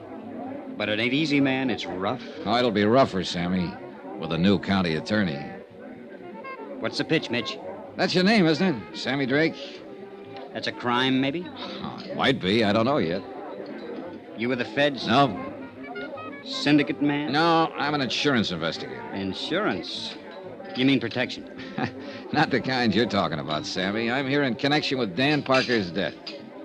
You mean you're legit? That's right. Well, tie me up and mail me off. I thought you were somebody putting a bite on me. I am. Yeah? Yeah. I got some questions, Sammy, and I want some answers. About that Parker rubber? Right. Well, you're out of luck, Chuck. I don't know nothing from nothing about nothing. See what I mean? I got reason to think different. How so? Somebody been passing the word? Maybe. 2 get you 5. It was that Bates character. Am I in? I couldn't say. Sure it was. The new county attorney. He's got a big deal now. And he'd give his left eyeball to put the finger on me. Why so? Why has he got it in for you, Sammy? Because he thinks his doll has been... You mean the Parker girl? I forget. You want to do it the hard way, Sammy. No speak English. I can get Tom Bates to issue a warrant, you know. He'd love to have that chance. So you can either talk to me here and now, or you can talk to him and the sheriff in the basement of the courthouse. Rough and tough, huh? If that's what it takes, yes. Come on back to the office. All right. What'd you say your name was, Buzz? I didn't. It's Dollar, Johnny Dollar. Dollar, huh? Yeah, rhymes with collar. I always like to be wise to who's putting the slug on me. Come on in. Thanks. How about a drink? No, not now, thanks. Well, I guess I'll have a short one for my health. You hungry? Like a steak? Later, maybe. They're the most. This is a crummy joint, strictly for the sticks, but the food's good. Well, here's a go. Yeah. Maybe you think I'm trying to stall. I know you are, Sammy. No, not really. Not now, anyway. Because when I stop and think about it, I can't see where I got anything to worry about. You see what I mean? You haven't, unless you had something to do with Dan Parker's death. Now, let's relax, Max. The way I get the word, nobody had anything to do with it except that doll. Could be. Could be nothing. Did she blast him or didn't she? Apparently she did. Thought he was a burglar. That's a rich one. And she's halfway right at that. Meaning? Look, Dollar, I'm on a level with you. If you got any idea that I wanted Dan Parker knocked off, you're way out there. You want to know why? I can probably guess. I'll tell you why. He was my fix in this town. 3 years I've had this place open, and I've never been touched. So why would I want to put myself out of business? Oh. How much was the payoff? $1.50 a month. Maybe you figured you could make a better deal with somebody else. Yeah? Who? Not with that stuffed shirt Bates. He's just been itching to get at me. But Parker kept a lid on him. How about the sheriff? Who knows? I'm going to give him a pitch, of course. It's my only chance now to stay in business. But I don't know if he'll play. See what I mean? All right, Sammy. Let's go back to the question I asked you outside there. Why does Bates have it in for you? Because he's got the drooling goose for that Parker kid. And he didn't like it much when she kept hanging around me. How'd you feel about it? You want the truth? I didn't like it much either. Why not? She was too wired up. And spoiled. Used to getting her own way. Oh, this town's treated her like a queen or something. She figured she could do as she pleased. Well, that don't go in a joint like this. What do you mean? Well, these lads come in here, get a few shots under their belt. Dame like that starts to mean trouble. I didn't want her hanging around. I had a good thing going here, and I wasn't about to get it lost up. But it was no use. I couldn't keep her out. What did her father think about it? He didn't like the idea, but he couldn't do much about it. She got her own way with him, the same as with everybody else. Except when she wanted to go to New York. Well, nobody can win them all. I understand you put that idea in her head, Sammy. Then you better take a different understanding. Yeah? Yeah. She was bugged up on that idea before I ever met her. That's why she started coming in here. She wanted me to put her hep on how it was in the big, wild city. She wanted to know how to get in. What was the names of all the spots, including the rough ones? How the rackets worked. How would I know how the rackets worked? I didn't say a word, Sammy. You know something? In some ways, that kid's as smart as a mink. But underneath, she's a regular hick, just like the rest of them around here. She thinks that stuff is glamour, the big time, hot stuff. And she was busting her braces to get at it. Even this place, this crummy clip joint. To her, it was wicked and exciting. Oh, man, how square can you get? I suppose you tried to talk her out of going to New York. Do I look crazy or something? I was all for it, anywhere. As long as it got her off my neck. A beautiful girl like Lou Ann Parker on your neck, and you were trying to shake her off? Oh, Sammy, I'm losing you. Oh, look, Dollar, when it comes to dames, I've got as fast an eye as the next guy. But with that chick, man, I unpack my toothbrush and I stay home. Why? Why? She's got this whole town fooled. Everybody but me. A sweet little thing in ruffled rompers, bucking for a halo. Well, I got news for you, brother. She ain't. And you're the only one who really knows her. Is that what you're claiming, Sammy? Sure. It's a big laugh. But that kid's smart. And inside, she's colder than a fish. I'm a fairly tough baby, Dollar, but I'll tell you something straight. I'm scared of that girl. Expense account item 9, $6.90. Steak and incidentals at the Happy Hollow Roadhouse. And Sammy Drake was right. The steak was good. Item 10, $1.75. Transportation out to the Green Pass Railroad Depot, 3 miles east of town. I tried to see that night station agent earlier in the day, but he was sleeping then. But it was nearly midnight now, and I figured he'd be on duty. He was. Good evening, sir. Hold it, son. Got a message come in here. Yes, sirree. Old number 8's going to be right on time. I'm glad to hear it. I want to... Hold it, son. Got to answer it, you know. Mighty important business getting these here trains through. Yes, I imagine it is. Hold it! Yes, sir. Right on time. Be here in about 2 minutes now. Well, son, what's on your mind? I wondered if you were on duty the night Dan Parker got back in from Richmond. The night he was killed. Oh, yes, indeedy. You must be that fella Sheriff Jim Peterson was telling me about. That fella from the insurance company. Yes, that's right. Well, then I guess it's all right to talk to you. Leastwise, that's what Jim said. Nice of him. It's a mighty terrible thing. A downright tragedy for that poor motherless girl. Making a mistake like that, shooting her own father. Yeah, rough deal. Did you notice Mr. Parker when he got off the train that night? Why, of course I did. I always notice anybody getting off. It's part of my job, son. Yeah, well, It was right about this same time of night. He come in on number 8, the same one that's due in now. Did you talk with him? Of course I talked with him. I know Dan Parker since we was both pups. He said, "Hi, Willie." I said, "Fine." And he said, "How's the family?" And I said, "Fine." And he said, "Well, you know, we talked. We had to talk more, too, but there's some fellow with him." Oh, well, I didn't know that. I reckon it was just some passenger he'd struck up the time of day with. Dan was all... There. You hear that, son? She's a-coming across the Briar Creek Bridge right now, right on time, Well, too. look, what happened to this stranger? Did he and Dan Parker leave the station together? Oh, no. No, they just talked while the engine was taking on water. The fella got back on the train before it pulled out. He's just going through. Did you hear what they were talking about? No, can't say that it did, son. Most likely didn't amount to nothing, though. No, I suppose not. By golly, I did hear one thing. Oh, what? Just when the train was starting up, the fella leaned out and yelled, "Thanks a lot, I'll be seeing you." Dan just grinned, waved back, and went on down the platform to the telephone booth. You don't know what he meant by that remark. Oh, nothing, more than likely. Just one of them things you say, you know.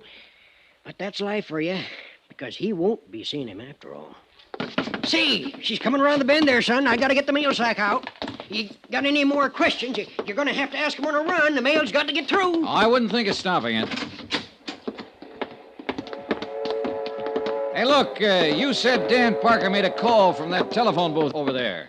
You know who he talked to? Nobody, son. What do you mean? Why, he come back and said he had a busy signal. I guess he'd have to walk home. And that's what he done. That was his mistake. That was one of them anyway.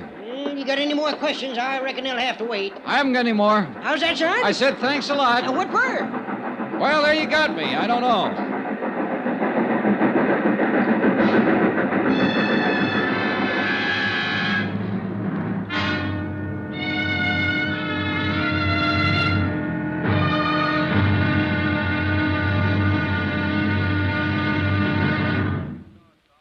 Now, here's our star to tell you about tomorrow's intriguing episode of this week's story. Tomorrow, a tense interview, a subtle attack by a shrewd and dangerous opponent, and complete surrender. Join us, won't you? Yours truly, Johnny Dollar.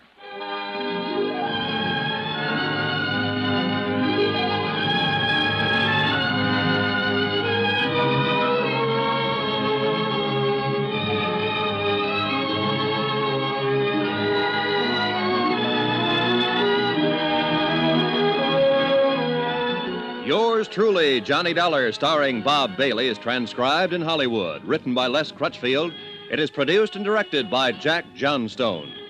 Be sure to join us tomorrow night, same time and station, for the next exciting episode of Yours truly, Johnny Dollar. Roy Rowan speaking.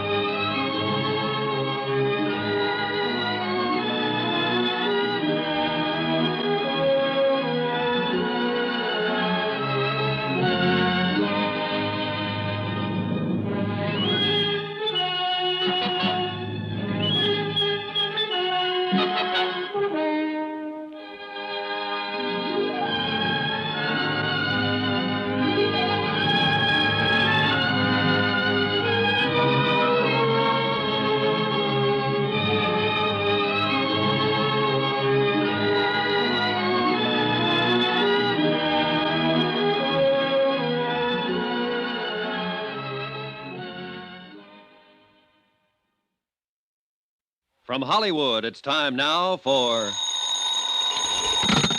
Johnny Dollar. Tom Bates, Mr. Dollar. Oh, good morning, Mr. Bates. There's nothing like starting the day with a good fight. That is not my intention at all. Good. I was beginning to think you went around in a permanent state of belligerency. Only when I see a so-called insurance investigator out to frame an innocent girl. Anybody I know? Look, Dollar, will you be available at 2 this afternoon to interview Miss Parker? I've been available for 2 days. She's the one who hasn't been. She was in no condition to see anyone. However, Dr. Praley is releasing her in an hour, and she's going on home. All right. Tell her I'll see her at 2. It won't be necessary to tell her. You'll go out there with me, and you'll talk to her in my presence. Like that, huh? You can take it or leave it. Oh, I'll take it, Mr. Bates. And you know something? I think I'll still be able to tag her.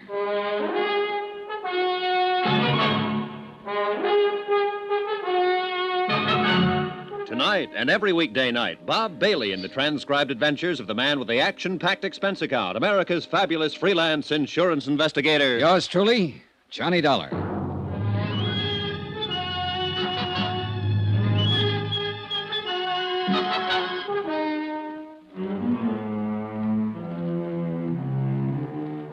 From Special Investigator Johnny Dollar, location Green Pass, Virginia, to the Home Office, Surety Mutual Insurance Limited, Hartford, Connecticut. Assignment, the Cui Bono matter. Expense account continued. Item 12, $1.80 for a late and leisurely breakfast in the hotel coffee shop. Leisurely because I had nothing to do but kill time. I'd covered every possible lead I could think of, and the result, 0.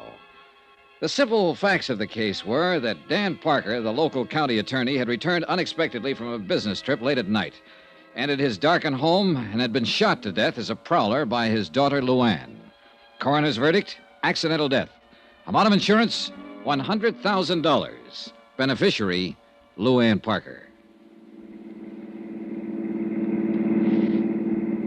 Why don't you give up, Dollar? Admit you're wrong. Wrong about what?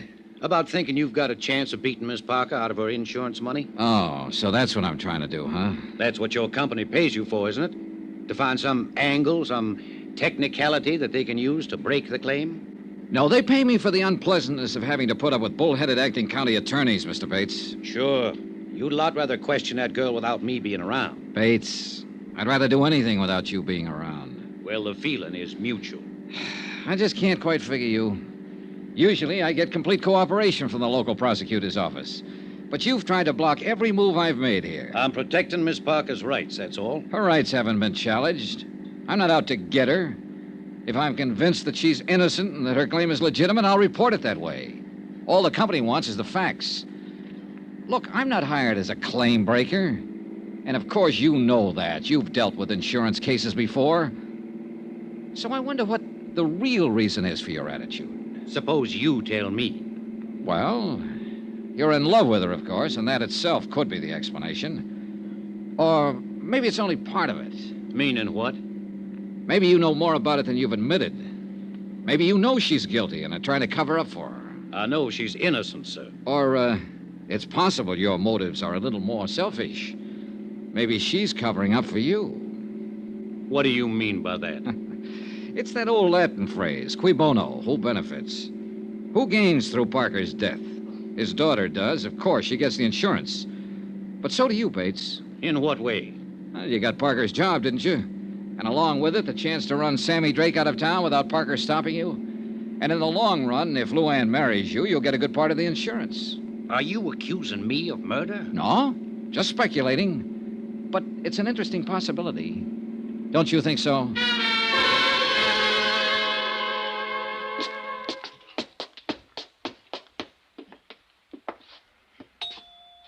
Any particular subjects I should avoid, Mr. Bates? Ask anything you want, as long as I'm here to advise her.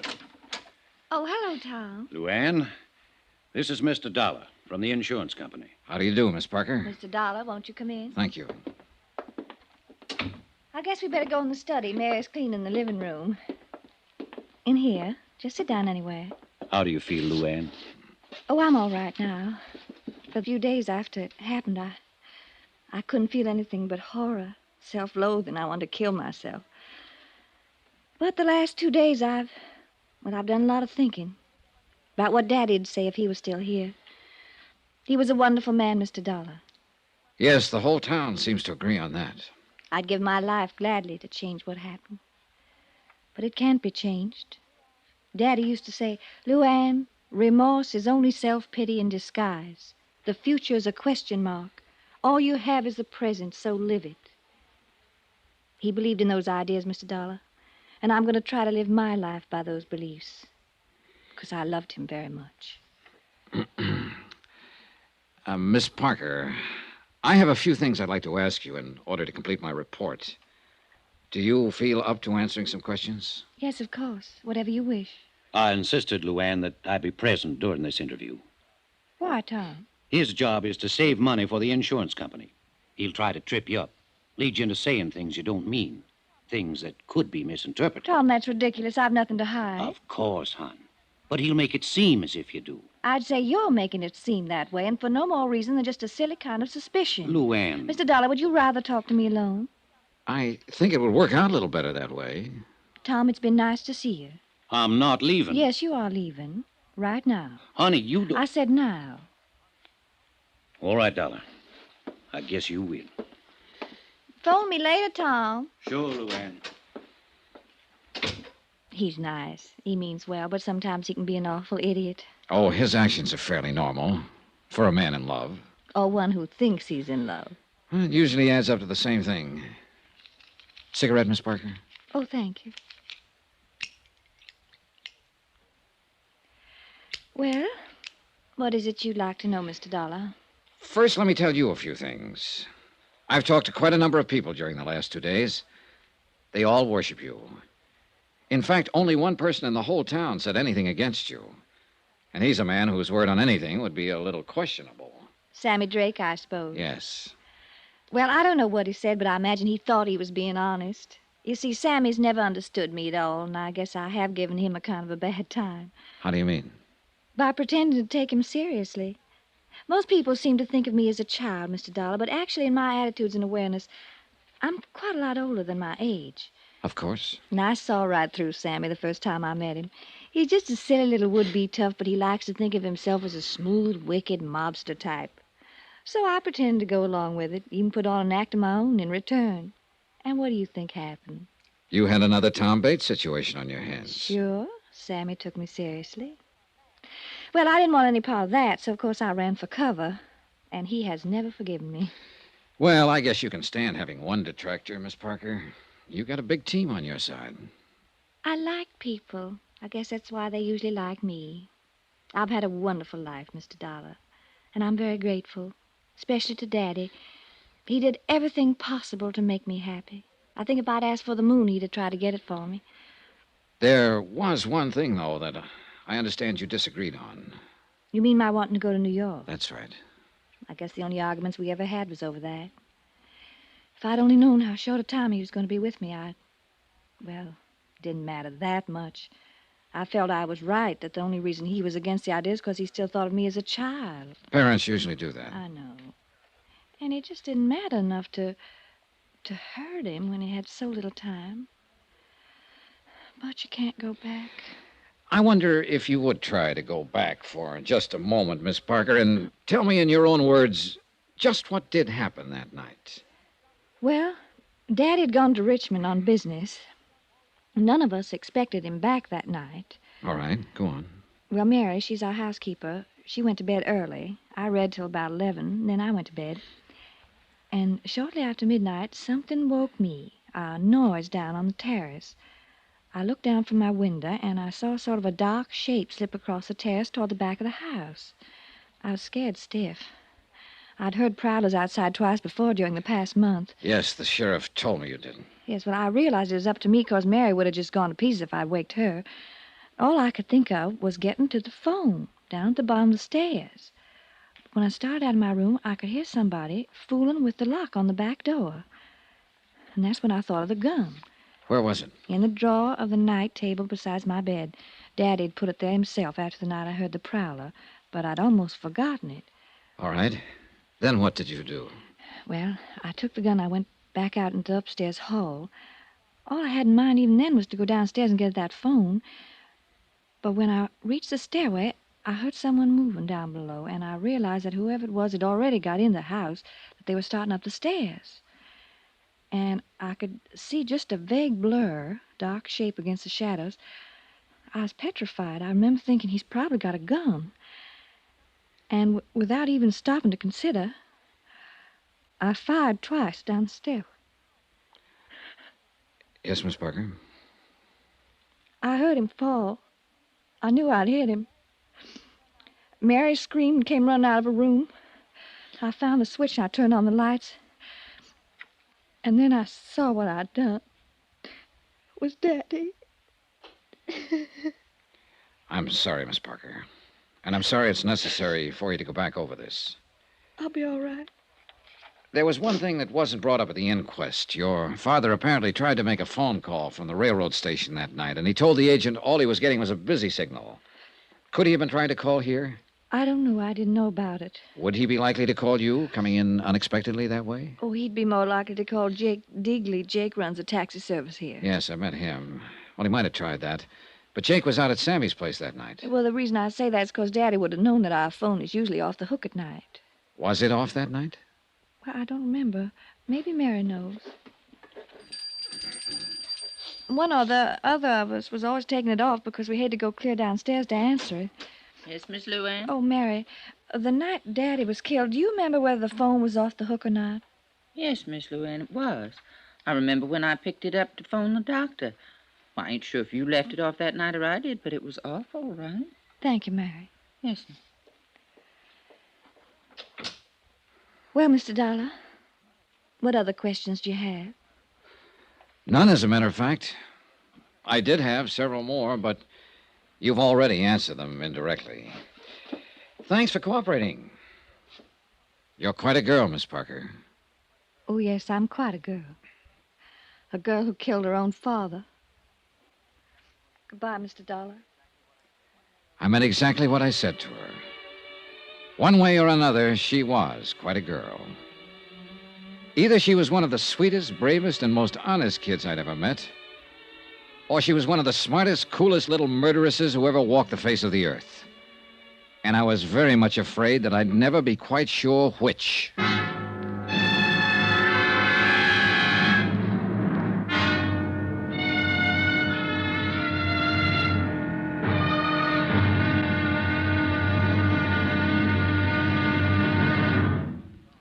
Now, here's our star to tell you about the final intriguing episode of this week's story. Tomorrow, one slip of fate, then the avalanche. And a wind-up that'll raise the hair on the back of your neck. Join us, won't you? Yours truly, Johnny Dollar.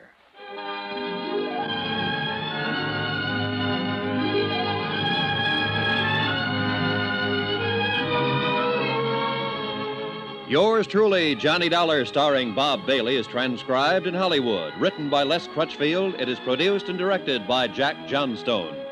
Be sure to join us tomorrow night, same time and station, for the next exciting episode of Yours truly, Johnny Dollar. Roy Rowan speaking.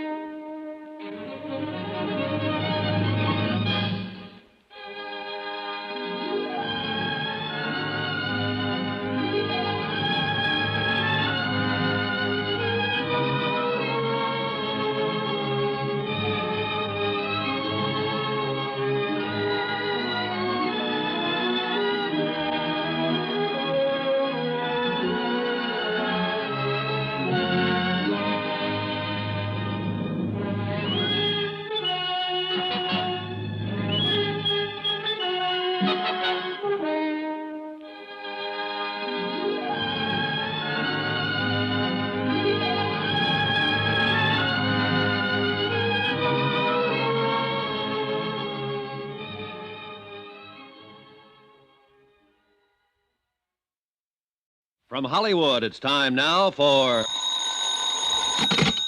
Johnny Dollar. Jim Peterson, Mr. Dollar. Oh, hiya, Sheriff. I understand you talked with Miss Parker this afternoon. That's right, I did. Well, what do you think now? I think I'm going back to Hartford the first thing in the morning. So, you finally decided the girl is innocent. I don't know, Sheriff. And I probably never will know.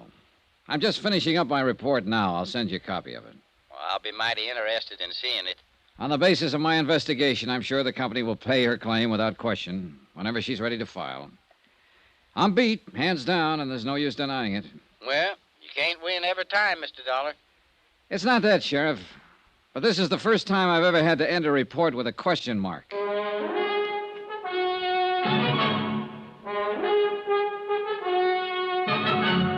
Tonight and every weekday night, Bob Bailey in the transcribed adventures of the man with the action-packed expense account, America's fabulous freelance insurance investigator. Yours truly, Johnny Dollar.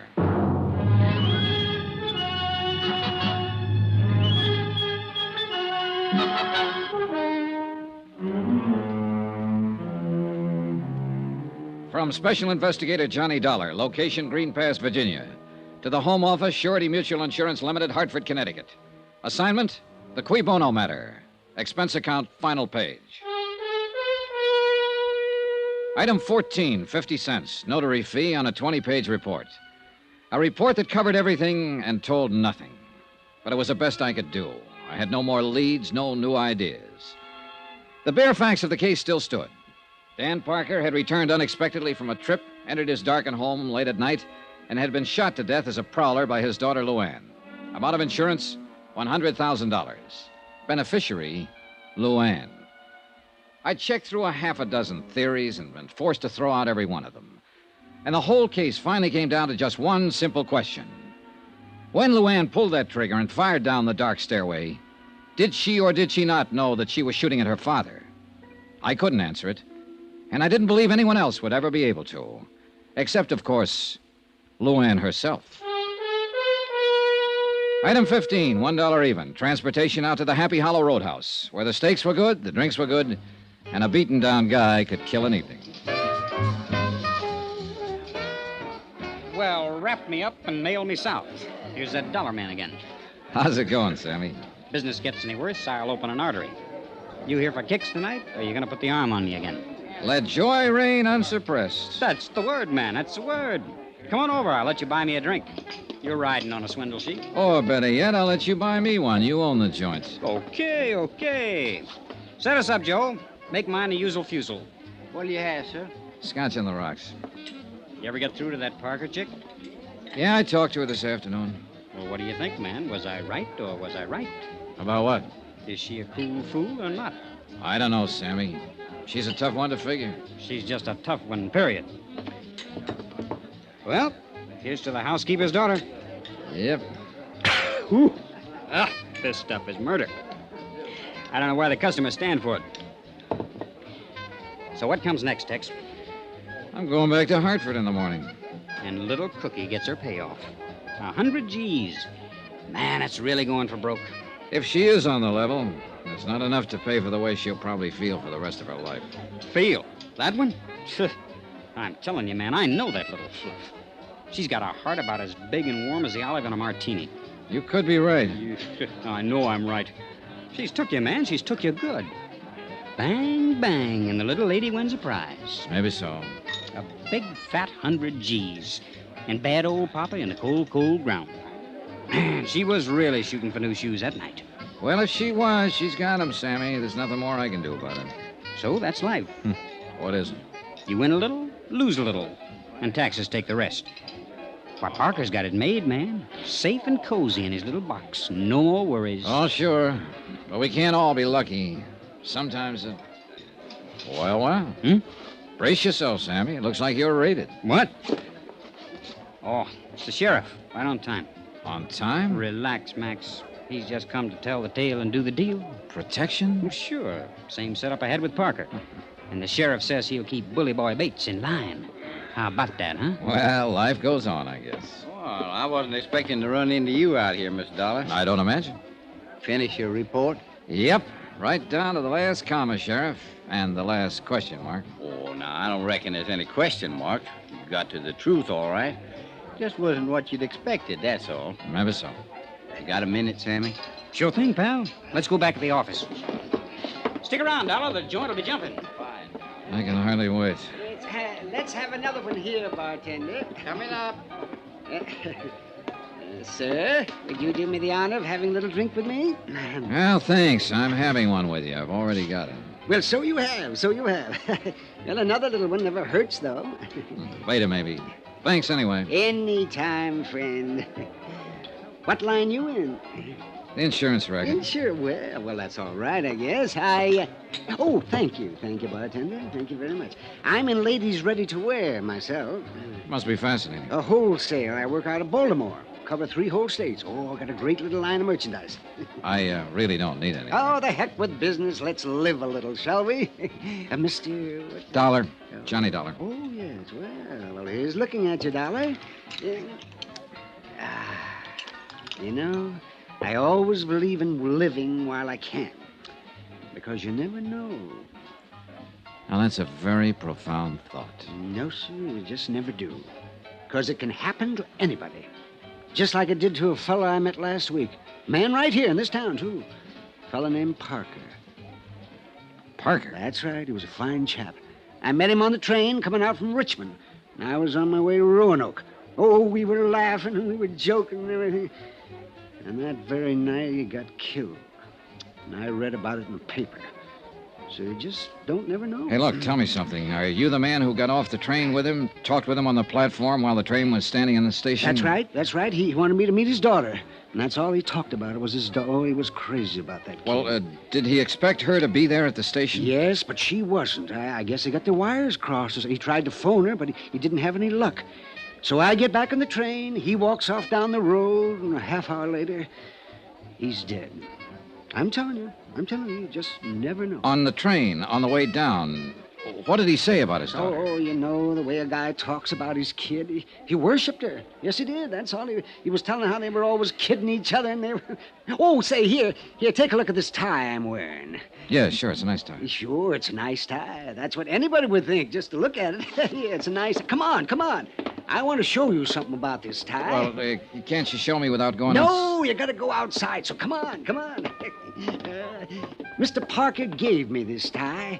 He was wearing one on the train, and I liked it, so he gave me one. He said he had 3 of them. His daughter gave them to him the week before. He got them from some novelty house. So come on. Well, look, what is it you want to show me about it? Oh, come on. We got to go down there at the corner of the building. Oh, boy, this'll knock you out. No, I'm telling you, it's just real crazy. Yeah, it must be.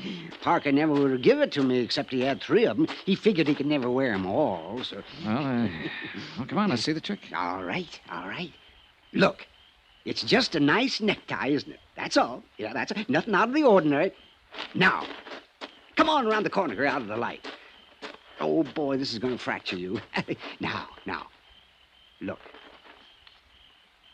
Well, I'll be... Good Lord. How about that, eh? Is it crazy? That daughter of Parker's really must be something, huh? Yeah, she is. Can you imagine a kid thinking up an idea like that? Can you? Giving her dad a necktie that glows in the dark.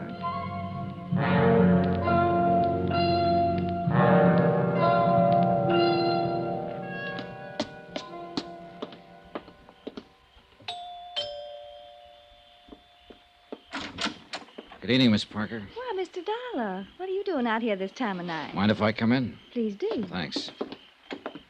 Oh, I brought your gun back. The sheriff was finished with it. I never want to see it again. And how you feel? I'll put it here on the table. You'd better not leave it there, though. It's loaded. I wish Sheriff Peterson had kept it. Oh, it may come in handy sometime. Again. Mr. Dollar. I was planning to leave town in the morning, Miss Parker. I'd already made out my report and given you a clean bill of health. Well, I didn't even realize I was under suspicion. What was I supposed to have done, Mr. Dollar? Deliberately murdered your father in order to collect $100,000 in life insurance? You've got a pretty horrible mind, haven't you? Maybe, but I wouldn't trade it for yours. Haven't you noticed my necktie, Miss Parker? I thought you'd tag it the first thing. Why should I? Because it belonged to your father. A special gift from his loving daughter. He gave it to a man he met on the train, and I bought it for $10 this evening. So now you know what happened to the third tie. That's probably been bothering you. Because I imagine you carefully destroyed the other 2. I think you're a little more than slightly insane. Oh, it was a neat plan. Simple and sweet. You got the idea a month ago when the sheriff caught a prowler over on the south side of town. And suddenly you began to hear prowlers at night. You bought your father a set of ties that glow in the dark. And then you waited. And when he came back from that trip, you got your chance. You've got quite an imagination. Oh, it was a great setup. A dark house and him wearing a tie that glowed in the dark, just like this one, Miss Parker. It was a perfect target. You couldn't miss. It's almost a shame that you were beaten by one unforeseen accident. Your father talked to a stranger and gave him a tie. And that tie is going to hang you. No, I don't think so, Mr. Dollar. Turn on those lights. You were right, you know. It is a perfect target. You were very clever, Mr. Dollar, but not quite clever enough, or you'd have known. Sheriff. Yeah, I've been standing out there on the terrace. You... No, Luann. You better give me the gun. No use pointing it, honey. It's loaded with blanks. You all right, Miss Dollar? Yeah, I'm all right, Sheriff. A little sick, that's all. That anybody so beautiful could be so rotten. You faked it. You tricked up the whole thing just to frame me, you filth. You dirty evil. That's enough, Luann. That's enough. Nobody tricked you except yourself. That's hard for me to believe. Dan and me used to take you fishing with us when you wasn't no higher than that. You was the prettiest little thing I think I'd ever Oh, seen. shut up, you old fool. Now I got to take you someplace again. Wish I hadn't ever lived to see this day. And I'm mighty glad that Dan ain't here to see it. Come on, honey. We better get started.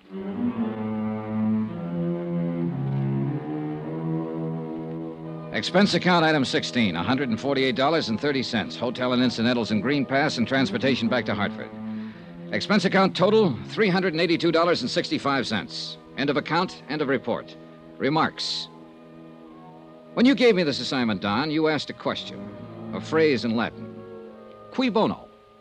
Who benefits? So here's your answer. Nobody. Yours truly, Johnny Dollar.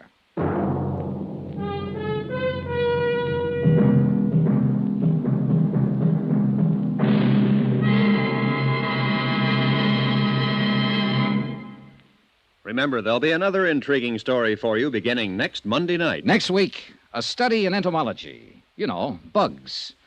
And this one's the deadly variety, a firebug. Join us, won't you? Yours truly, Johnny Dollar.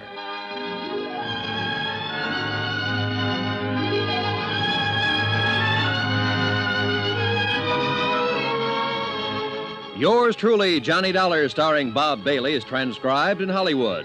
Written by Les Crutchfield, it is produced and directed by Jack Johnstone. Heard in this week's cast were D.J. Thompson, Mary Jane Croft, Forrest Lewis, Byron Kane, Russell Thorson, Sam Edwards, Dal McKennon, and Howard McNear. Musical supervision by Amerigo Marino. Be sure to join us on Monday night, same time and station, for another exciting story of yours truly, Johnny Dollar. This is Roy Rowan speaking.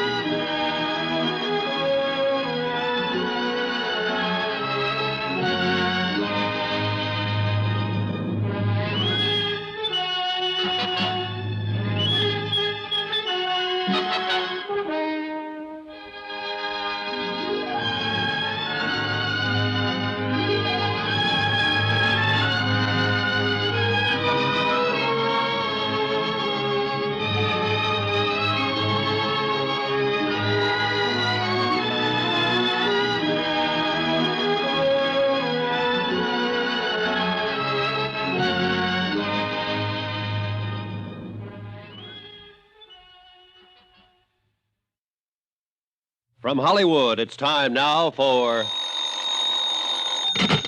Johnny Dollar. Andrew Cord. Johnny, how'd you like to go to San Francisco? What's up, Andy? Well, we've written a lot of insurance for an independent contractor out there, a man named Arnold Bennett. Uh-huh. Last night, his latest project went up in smoke. An office building he completed a month ago. How much is the policy worth? There were 5 companies involved. They took it on at $100,000 apiece and turned it over to us. $500,000? Yep. I talked with the arson inspector for National Fire Underwriters in San Francisco. He said the fire looked phony. I'll pack my things.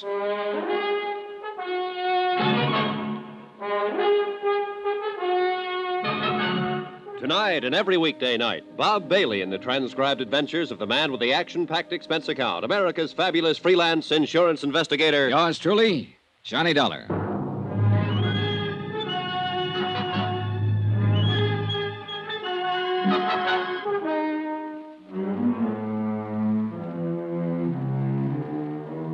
Expense account submitted by Special Investigator Johnny Dollar to the 4-State Fire Insurance Corporation, 4065 Spear Boulevard, Hartford, Connecticut. The following is an accounting of expenditures during my investigation of the Bennett matter. Expense account item 1, $15, flowers for my girl. I wasn't able to keep our date. Instead, I met 4-State Fire Investigator Andrew Cord at his office, and we made immediate arrangements to fly to California. Item 2, $25.06, 1 raincoat. Item 3, $144.15. Air transportation, Hartford, New York, San Francisco. En route, Andrew Cord filled me in on the details concerning Arnold Bennett. Oh, Johnny, as things stand now, Bennett hasn't filed claim yet, although I imagine that'll be coming through pretty fast if I know him. I met him once when he was in New York getting money to finance one of his big subdivisions. Yeah, it seems I've heard of him. Oh, he's made time and life a couple of times each. Oh, yeah. When I met him, I said to myself, Andy, look well on this man. He may be the last of his kind. Oh, how's that? Well, Arnold Bennett must be past 60 now. He's been everything in his lifetime. Sailor, soldier, lawyer, financier, bootlegger, gun runner, Lord knows what all. Talked fast, worked hard, and what he couldn't get one way, he got another. All in all, he's done pretty well. It shows all over him. I didn't like him, Johnny. Well, go on. Well, maybe I was just jealous of his aggressiveness, or maybe it's that I've just heard stories of how he ran roughshod over big and little. Well, about this new building of Bennett's that burned down. Yeah. Well, the man in San Francisco is pretty sure the fire was of incendiary origin. Well, can he prove it? Well, that'll be up to him, and you and me. 4-State and National Fire Underwriters are going to handle the investigation. Federal, Great Atlantic, and Tri-State Underwriters aren't going to send any men at all. They figure it's best not to clutter things up. But proving the fire was incendiary may not be too easy, Andy. Well, we'll see when we get there. There's a standoff motive in the whole thing. We can start with that. What's that? Bennett's in financial trouble, big trouble. Taxes, so on. The fire was an out. I see. Well, who's the arson man in San Francisco? Billy Underwood. Oh, good. Bill Underwood's one of the best arson men in the business. Well, it's going to take all of us to get Bennett, Johnny. Now, we'll split it 3 ways. We'll let Underwood handle the fire evidence. You can play front force with Bennett, and I'll comb around in the financial situation. Yeah, well, we sure got our work cut out for us. But listen, Andy, you sound sort of scared of this guy, Bennett. I am, kind of. Why? Nobody's ever beat him. Expense account item 4, $7.50. Incidentals upon arrival in San Francisco. Andy Cord and I checked in at the Fairmount, then went downstairs, rented a car, and drove out to the scene of the fire. Bill Underwood was already there, had been there all day. We all shook hands, and then Underwood broke it down. Bill was a bit of a pedant, had things pretty well organized for us. Now, it's this way. The watchman on duty saw a man loitering in the vicinity of the building when he came to work at 6 o'clock. Uh-huh. 3 other witnesses remember the same man. A druggist, a filling station attendant on his way home from work, and a newsboy. Got a description? Mm-hmm. I did. Male, Caucasian, 25 to 30, medium build, approximately 170, dark hair, dark complexion. That's it. Have you talked to the police yet? Haven't had a chance, Billy. You know they got 8 men on this? Well, with that much of a description, it might make it easier. I sure hope so. So far, the description hasn't fitted anyone in the files yet. The newsboy swears that he saw this man sneak around the side of the building about 6 o'clock. The fire broke out about 6:30. Anybody see him leave? Mm-hmm. The newsboy says he saw him catch a bus on the corner right before the fire broke out. Might help us. But the bus driver on the line wasn't any help. He's pretty busy that time of night. Have you had a chance to go over this yet? Well, we started. I'm working with a fire inspector on it. And as soon as we come across anything, I'll let you know. We can't overlook any possibility on this, Billy. Any. Yeah. I know about Bennett. He's been out here asking me who I am, what I'm doing. He doesn't like it. Oh, he doesn't? Yeah. He learned to swear somewhere along the line. Oh, has he filed claim yet? No, we haven't heard. But it's a professional firing job, I'm sure of it. You're sure? Well, I haven't got what I need in the way of concrete evidence yet, but I'll find it. Somewhere in these ashes. The place burned too well and too fast to be anything but professional. It was drafted. The fire got hot and going before anybody even spotted it. Well, this is a little out of my league, Billy. Tell me more, will you? Well, you see, an amateur will mess it up generally. It'll smoke a lot and somebody will spot it. Now, a bug, a nut, he'll do as good a job as a professional. Oh? But he'll stick around and watch it burn. Stand a good chance of getting caught. He might even call up somebody and tell him how happy he is. But this bird, the one the newsboy saw getting out of here fast, well, he sounds like he knows his business. Mm-hmm. It's business with him. Then it'll be my job to connect him and Bennett somehow. And that's the tough part. Yeah. All I got to do is play around in the ashes. Oh, Johnny. Yeah? Watch your step with Bennett. Sure. He doesn't care about anybody.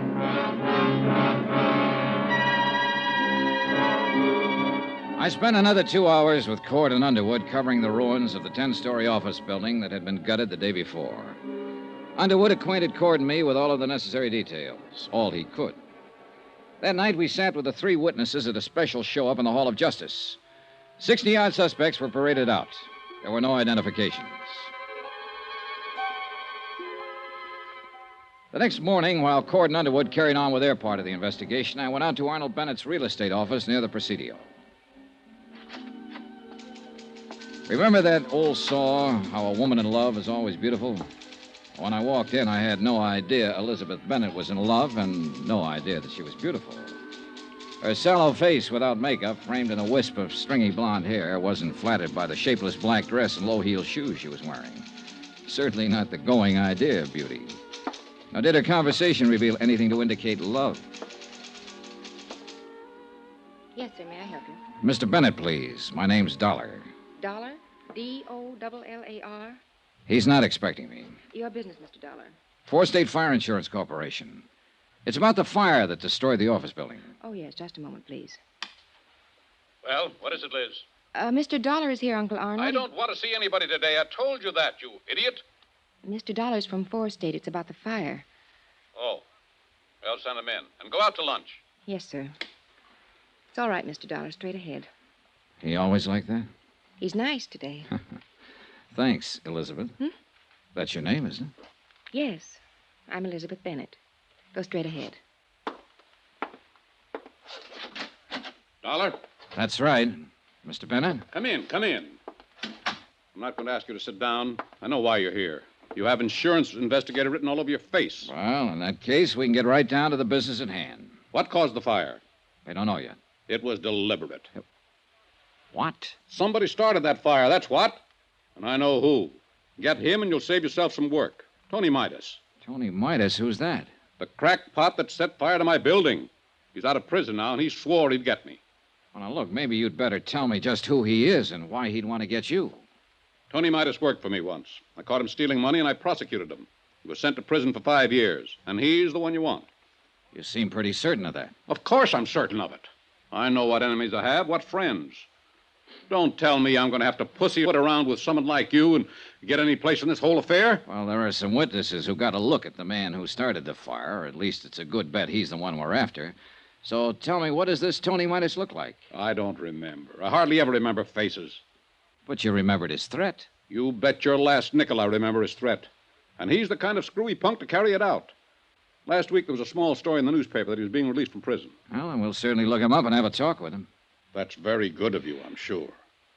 Oh, now, look, this can be a very difficult thing all the way around, or we can all cooperate, Mr. Bennett. I'll cooperate. I know why you're in town. I know who you came with. I met that glorified fire inspector yesterday. Underwood, you people don't fool me, and I'm not trying to fool you. Get Tony Midas, and you've got your man. Did you tell the police about Midas? No, I was waiting for some bird like you to walk in here with your high-handed attitude. Now I've told you, now you can get out and get busy looking for him.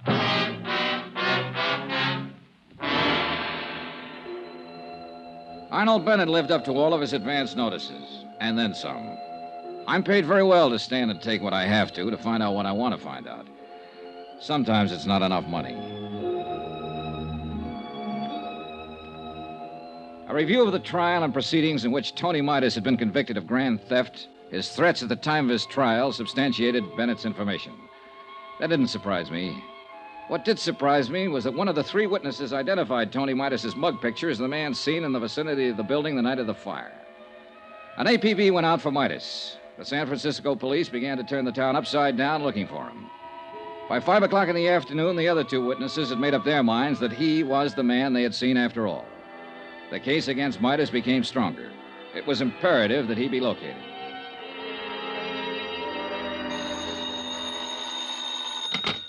Johnny Dollar. This is Elizabeth Bennett, Mr. Dollar. Remember in my uncle's office? I remember. Mr. Dollar, you're looking for Tony Midas, aren't you? You don't have to answer. I know you are. I think I can help you find him, but he's not the one you're looking for. Look, if you turn him in... Let me finish, and then we'll talk about him. I live at 1038 Murata Drive. I'll be home in an hour. We can talk there. 2 minutes later, when I was putting on my coat, I received another phone call. This one from Bennett's lawyer. He advised me that Arnold Bennett had filed claim and would bring suit if his claim was not honored in the prescribed length of time. I thanked him for the information and went downstairs and began to look around for a cab.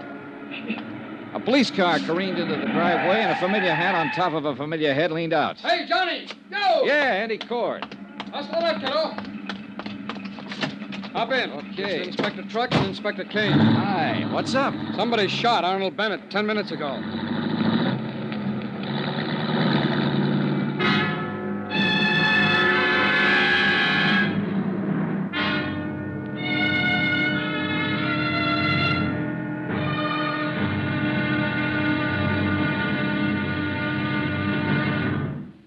Now, here's our star to tell you about tomorrow's intriguing episode of this week's story. Tomorrow, the trail gets so rough, a couple of people just fall off dead. Join us, won't you? Yours truly, Johnny Dollar.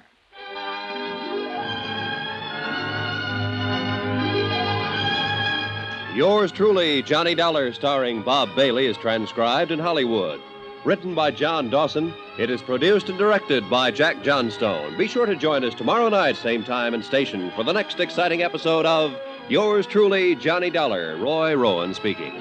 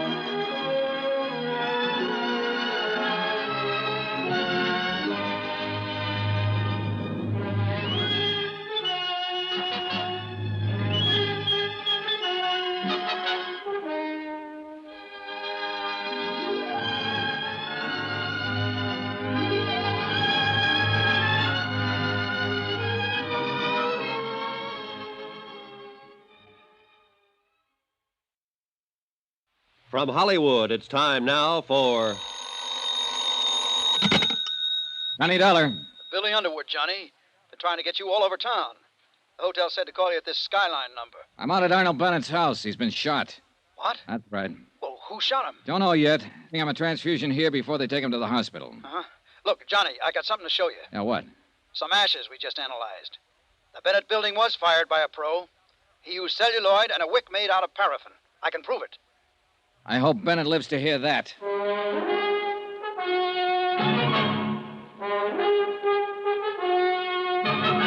Tonight and every weekday night, Bob Bailey in the transcribed adventures of the man with the action-packed expense account, America's fabulous freelance insurance investigator. Yours truly, Johnny Dollar.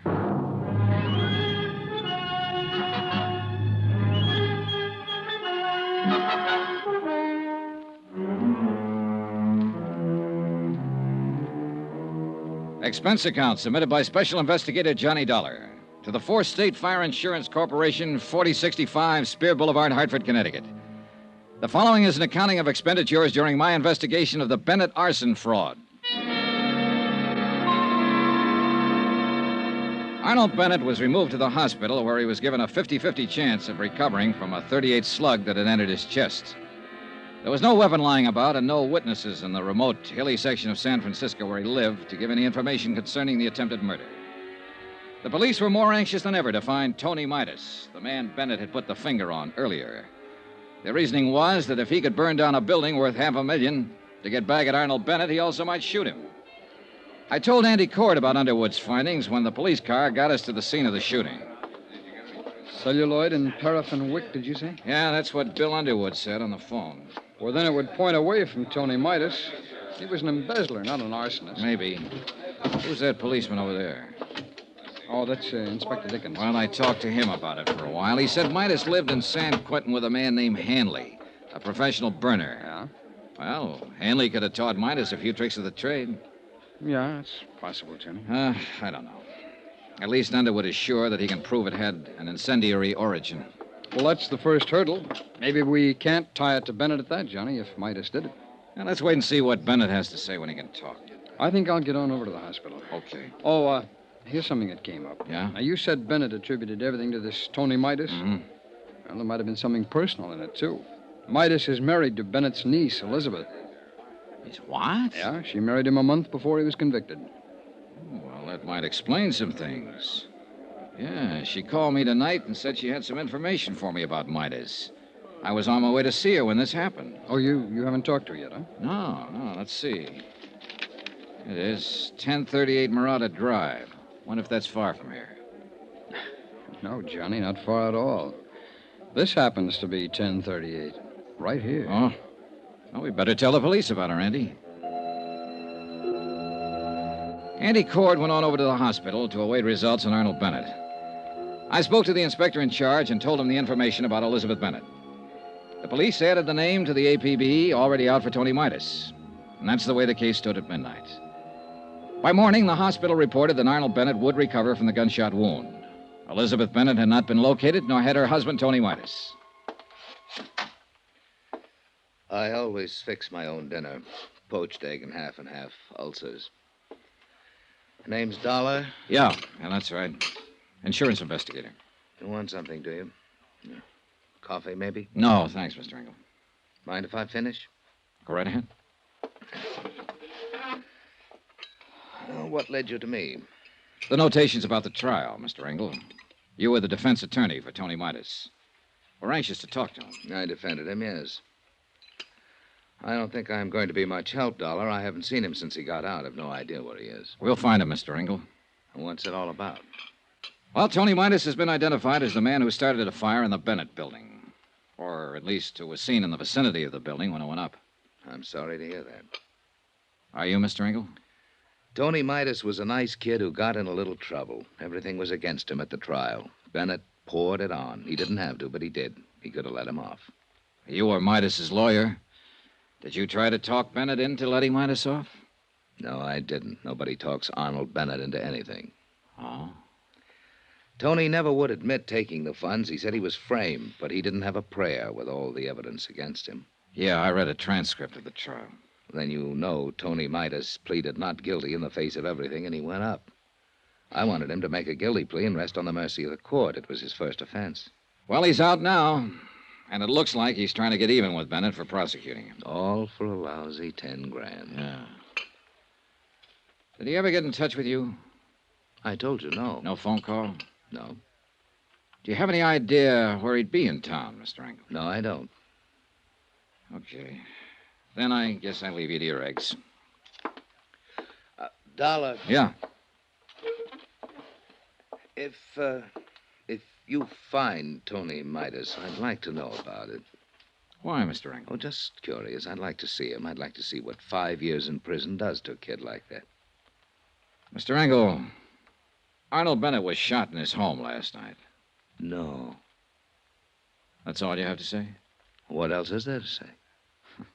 Well, you could have asked, is he alive or is he dead, for one thing? Suppose I don't care. Okay, he's still alive. They think he'll pull through.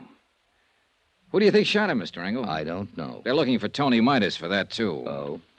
Did you know Bennett's niece? Elizabeth? Yes, I met her. Well, they're looking for her, too. She's married to Tony Midas. Yes, I knew. I knew about that. Sit down, Mr. Engel. What is this going to be, an inquisition? That egg and that half and half doesn't interest you, no matter how much you look at it. Well, you ought to leave me alone and go find your firebug. Come on, let's have the story. I don't know any story to tell you. Was it spite that sent Tony Midas to prison because of him and Elizabeth Bennett? No, they proved him a thief. I'll throw one more thing at you, Engel. Bennett wasn't always too good about paying his taxes. Now, look here, Our accounting man has him pegged him for exactly what he is, an opportunist, a dodger. A man out to get what he can for as little as he can, no matter what. Yeah, we cover everything in a case like this. You'll never get Arnold Bennett. He's too good for you, Dollar. Too good for your insurance company, your fire investigators, everybody. No man stronger ever lived. We've already got evidence that proves the building was fired. I'm here to get all the story, and I think you're the man who can tell it. Why me? Because you work for him. I never worked for him, never. All right, we'll let that go for now. But you can tell me this. Was Tony Midas the kind of man who'd start that fire? You can tell me if he really was an embezzler. You can tell me if he tried to kill Arnold Bennett. I can't tell you anything for a fact, Dollar. All I have is my own personal opinion. Well, that's what I want. I want that. I'd like your opinion. Now, there's something about Bennett's niece being married to Midas, isn't there? A wife can't testify against her husband. Everyone else in Bennett's office testified against Midas. She didn't. I see. Now the opinion. Oh, come on, Engel, come on. You're right, Dollar. I have got ideas. All of them make me sick inside. Tony Midas stood there and told me he was innocent. He said it 1,000,000 times if he said it once. He said he thought Bennett was framing him. To cover up for income tax shortages? It's just surmise, but it fits. Midas was a green kid hired into the company by Bennett. He might have been hired to be framed on a phony embezzling charge that'd give Bennett a good excuse on his taxes for a while. I've been fooled a lot of times. Did Tony Midas fool you? I don't know. I wish I could have gotten him off. I tried, Dollar. Believe me, I tried to get him off. You come here to me and say he's out of prison now and getting even. He's burnt down a building and tried to murder Arnold Bennett. Tony was a nice boy, Dollar. But now his whole life's gone, and for what? I hope you don't find him or her. I hope they go far away and stay away and don't have to talk to anybody ever. They deserve that. I hope nobody ever finds him. But we did find Tony Midas. He was right under our noses all the time. When I got back to the hotel, there was a message for me to get down to the county hospital. Cord was waiting for me there. They took us downstairs, and then we were both standing in a room looking at Tony Midas before they took him across the hall to the morgue. It's a funny thing, Johnny. There's been an alarm out on this guy for 36 hours. Everybody's been looking everywhere for him, and he turns up right here. Only he's dead. Yeah. What killed him? TB. He had it awful bad up in San Quentin. It's in the sick ward his last 2 years. When his time was up last week, he made them release him. But he wound up here and died in this hospital. It's rough. He's just a kid. Yeah.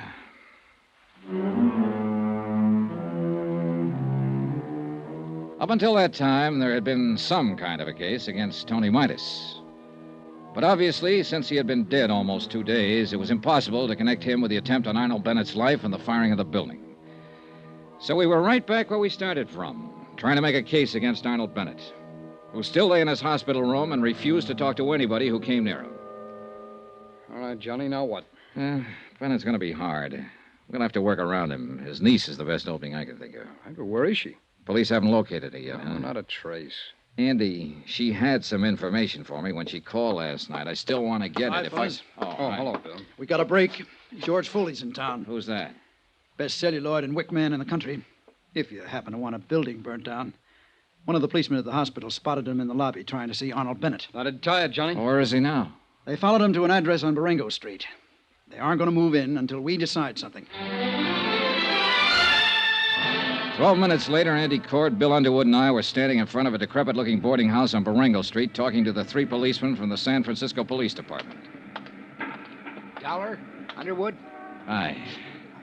Hey, what's the story, officer? Well, the way we see it, Foley's still trying to get part of his money for burning the building. He took a chance coming to the hospital tonight to see Bennett. No kidding. He'll probably make another try. You boys have more at stake here than anybody. If you want to talk to him, try to make a deal with him to turn on Bennett. Now's the time. Now, what do you say, Johnny? Now, wait a minute. We aren't sure of anything about him. Well, he fills the bill, Johnny. Paraffin and wick jobs are few and far between. With nothing more than that, I'd stake my rep on Foley being our boy. For what it's worth, all 3 witnesses now pick his picture instead of Midas. Oh, well, a good defense attorney, get that thrown right out. What do you want to do? Oh, well, let's shake him up a bit, okay? Go ahead. We'll be covering the back and front. Come on.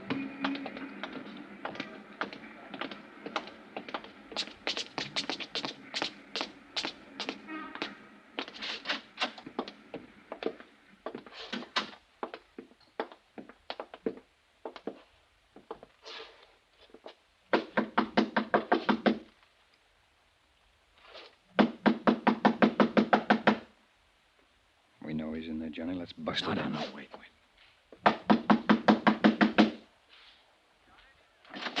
Watch out, Andy.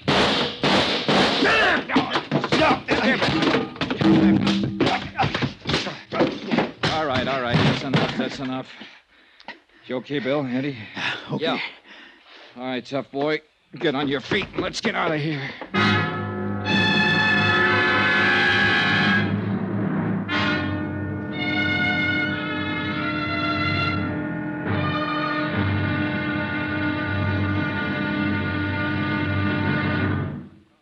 Now, here's our star to tell you about tomorrow's intriguing episode of this week's story. Tomorrow, we have an arsonist right in the palm of our hands with very surprising results. Join us, won't you? Yours truly, Johnny Dollar.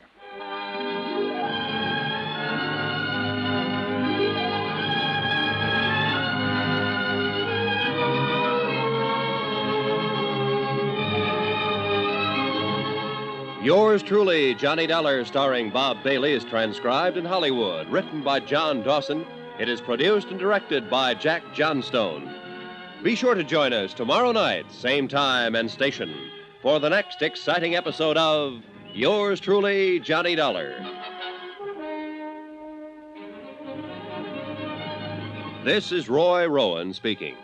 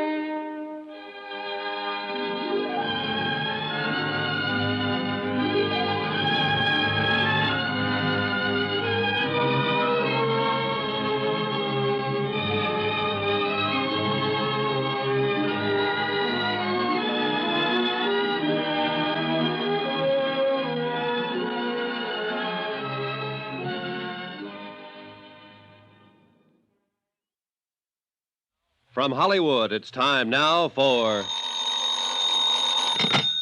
Johnny Dollar. Andrew Cord, Johnny. How's it going, Andy? All the police have been talking to that arsonist, George Foley, all night long. He won't admit a thing. Won't talk about anything. They're wondering now how long they can hold him. He's the man who fired that building, Andy. Well, we've got to have something more for the district attorney, Johnny. We haven't tied Foley to Bennett at all. If we can definitely charge him with firing that building, then we'll have a lever to go after Bennett. I got an idea. What? Meet you in an hour.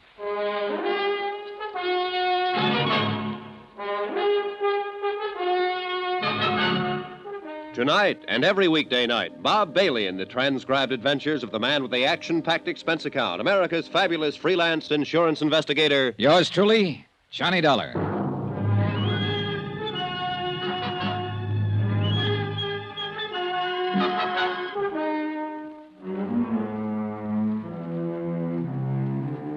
Expense account submitted by Special Investigator Johnny Dollar to the Four-State Fire Insurance Corporation, 4065 Spear Boulevard, Hartford, Connecticut. The following is an accounting of expenditures during my investigation of the Bennett arson matter.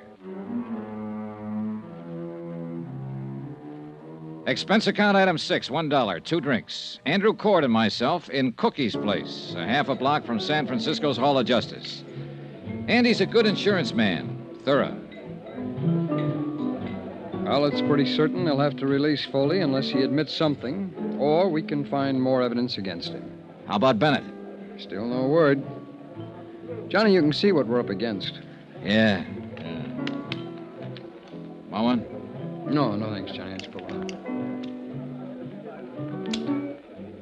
Listen, we had this case tied into Tony Midas until he turned up dead. A vengeance motive against Bennett for sending him to prison 5 years ago. Yeah? All right. Now we know it wasn't Midas, and we're sure it's this George Foley. At least according to Bill Underwood, and Bill certainly knows the arson racket. Yeah, no man better. All right, then. Who shot Bennett? Oh, I don't know, Johnny, but that's not our worry at the moment. Think, Andy, think. It might have been Foley. It couldn't have been Midas. But there is someone else. You mean Bennett's niece? Sure, his niece. She had a reason because of what Bennett did to Midas, who was her husband. And she's got a reason to help us. Yeah, but nobody can find her. Nobody knows where she is. They'll find her. And I want to make a deal. What? Sure. If I find her, I'll ask her what information she can give us about Bennett and Foley. Possibly she has something. She said she did once. Now, look, if she shot her uncle, she'll have to stand for assault and attempt to kill. Can we give her legal help in her case? Johnny, I don't know. I want to know if I can promise her that if I see her. Can I? Well, you can tell her that we'll do what we can, the very best that we can. Okay, good. Want another drink? No, thanks, Johnny. All right, I'll try and get in touch with Elizabeth Bennett. How? The police haven't gotten anywhere. Oh, I've been here 2 days, and I got friends all over this town. Expense account item 7, $1.05, cab fare. From the Hall of Justice to the apartment house of Marty Engel, lawyer, philosopher, and egg poacher. Again? Yeah. You better close that door and lock it, Mr. Engel. It's awful late for this. Are you drunk? Nope. Locked? Now what? You asked me if I ever found Tony Midas to tell you about it. We found him, Mr. Engel. He's dead. Oh, no. Oh, yes. And he didn't do any of the things we thought he might have done. I'm here to find out what you might have done. How did he die? Tuberculosis. He's had it for 2 years. Didn't know. No, I didn't know. I didn't know about it. I don't know how to figure you, Engel. I haven't been able to ever since I met you. Doesn't make any difference what I think of you, but it does make a difference how you answer one question. A lot of difference to you. What is it? Did you help Arnold Bennett frame Tony Midas and send him up to San Quentin? You say Tony is dead. Now, what difference? Did you help Bennett frame him? No, I told you I defended Tony Midas in court. I tried my best to get him off. That's the truth. You're sure of that? I'm an honest man, if not a successful one. I told you the truth. All right, then, if that's the truth, you're not in any trouble and you can unlock that door. But if it's not the truth, you might get yourself killed. Why do you say that? Because somebody took a shot at Arnold Bennett last night. But he was lucky. It didn't kill him, but it came pretty near. You know who that somebody was? Elizabeth? That's a good guess. She hasn't got anything to lose now. She lost her husband. She might be out getting even for him if he was framed. And she thinks you helped frame him. I tell you, I didn't frame him. I defended him. I think Bennett stacked everything against him. I told you that once. I think Midas was an innocent man, but there was nothing I could do. Oh, wait a minute. What? Shh. Who are you expecting? No one. Ask who it is. Go ahead, ask who it is. Who is it? Elizabeth Bennett, Mr. Engel. Tell her just a minute. Just a minute, Elizabeth. Okay, over there. Go on, get down fast. All right, all right.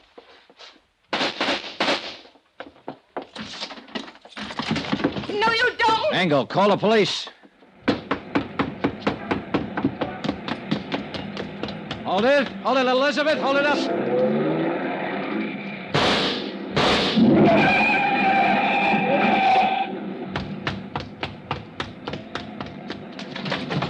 Are you hurt? You? Are you hurt? No, I'm all right. Did I kill him? Did I kill him? Oh, Elizabeth, you didn't kill him. Well, he ought to be dead. You don't know what you're talking about. He didn't have anything to do with framing Tony. He just told me. Then he was lying. He should be dead. He and my uncle. None of this will bring Tony back to you. Come on now, come on, let's get back.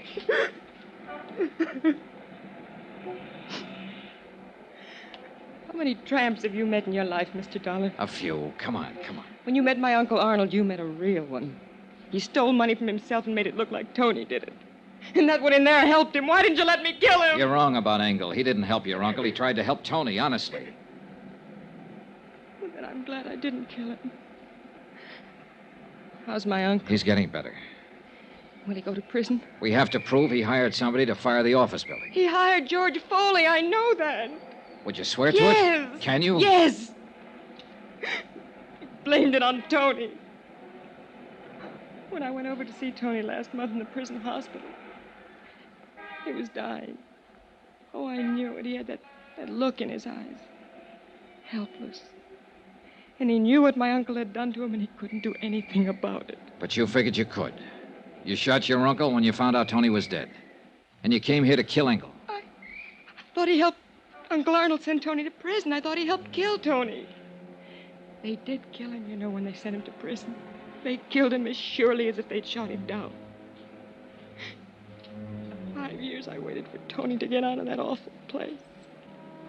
I waited to hold him in my arms and tell him it was all over. 5 years I waited to help him forget his hate and my hate. Loving him so much every day that...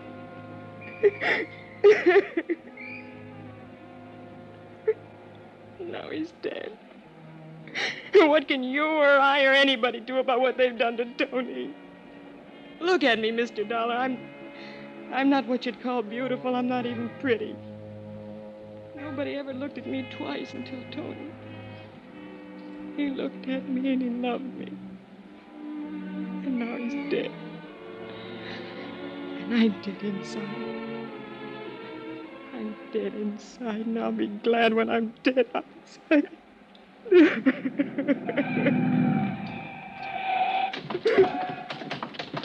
Shooting in this neighborhood? Wait a minute, officer. What's that? No one's hurt. Come on, Elizabeth.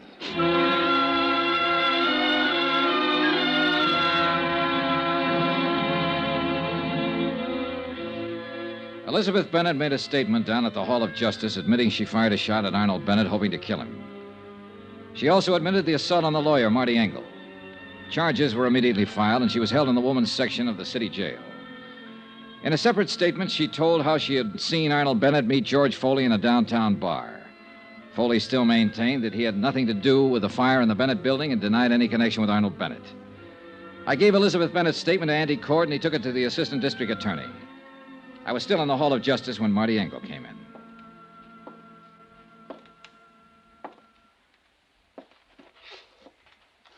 Dollar? Oh, hello, Mr. Engel. How is Elizabeth? They're holding her. I'm not going to press any charges. Well, that's pretty decent of you, Mr. Engel. She's a pretty unhappy girl. I'd like to help her.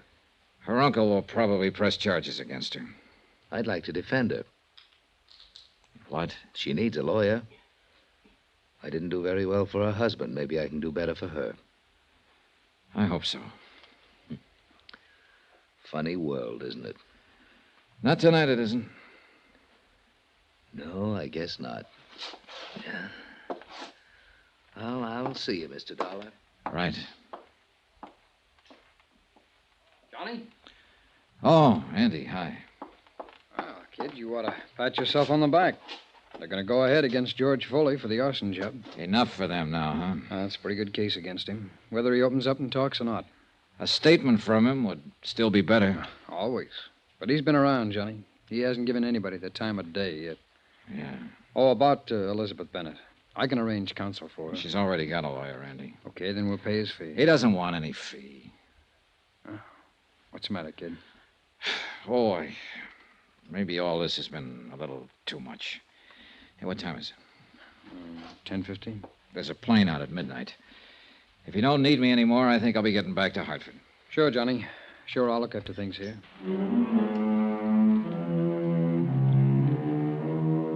Expense account item 7, $49.65. Hotel and meals in San Francisco.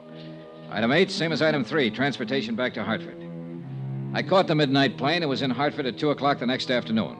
I went directly to my apartment and went to bed. I was awakened the following morning about 7 o'clock. What the...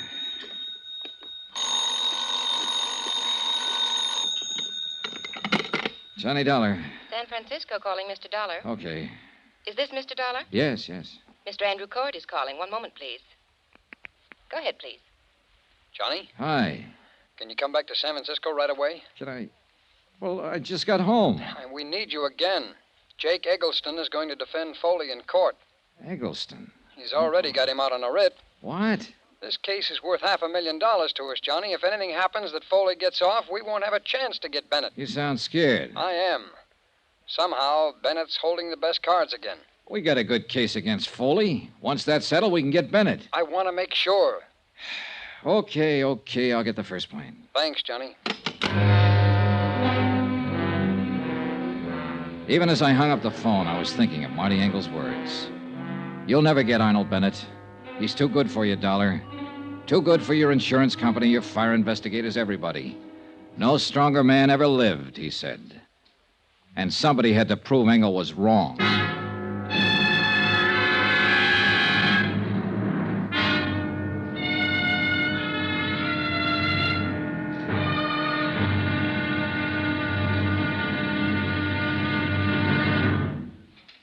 Now, here's our star to tell you about tomorrow's intriguing episode of this week's story. Tomorrow, a fight against a strong man and one of the cleverest lawyers in the country. Join us in court. Yours truly, Johnny Dollar.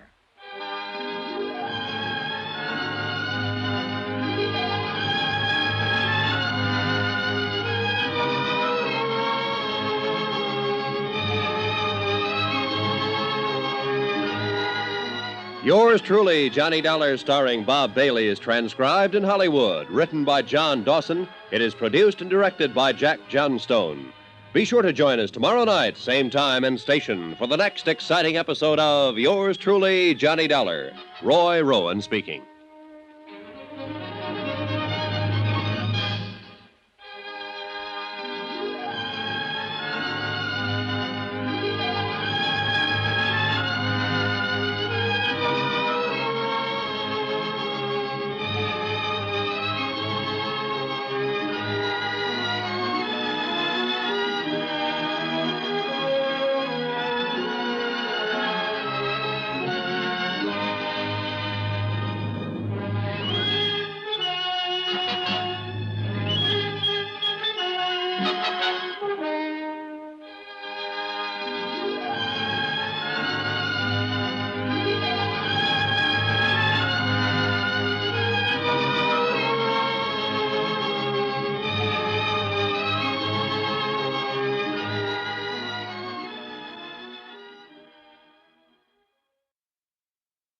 From Hollywood, it's time now for... Johnny Dollar. Andrew Cord, Johnny. Did you have a nice trip back here to Frisco? I slept most of the way. How's it going? Good and bad, Johnny. Good that we've got George Foley on trial for setting fire to the building. Bad that we haven't connected him to Bennett yet. And Bennett's the guy we want. Well, once you get a conviction on Foley, you can go after Bennett. A lot of expert testimony's been thrown around here, and the jury's been sleeping through most of it.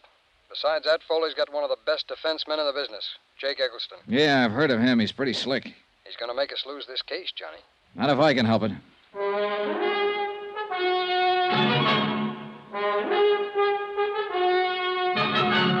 Tonight and every weekday night, Bob Bailey in the transcribed adventures of the man with the action-packed expense account, America's fabulous freelance insurance investigator. Yours truly, Johnny Dollar.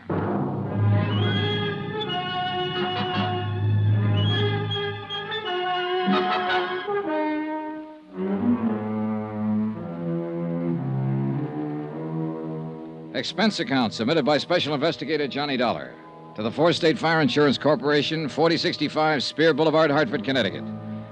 The following is an accounting of expenditures during my investigation of the Bennett matter. Expense account item 9, $124. Air transportation, Hartford back to San Francisco again, and the Bennett case, which I thought was finished with. I was at the Hall of Justice by 9:30. I met Andrew Court outside of the Superior Court. This may be the last day of the trial, Johnny. Anything new since I talked to you on the phone, Andy? Well, I may be worrying for nothing, since Finley's handled it all pretty well for the state. He's one of the assistant DAs, but Foley's still holding on to a not guilty plea. Well, isn't that just coaching? Well, maybe. But you remember Foley didn't make any statement when we took him, and the police got nothing out of him at all. Foley had something like 28 arrests besides 2 convictions. He knew the ropes. Yeah. Well, that's okay, yeah? Sure.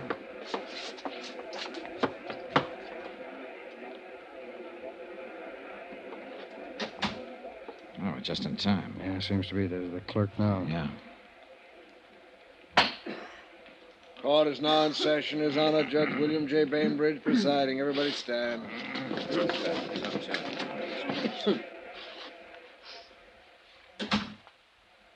Be seated. John Dollar. Hey. Well, I didn't think they'd call you first. No.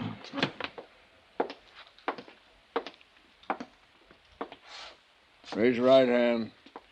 You solemnly swear the testimony you're about to give is the truth, the whole truth, and nothing but the truth, so help you God? I do. Be seated.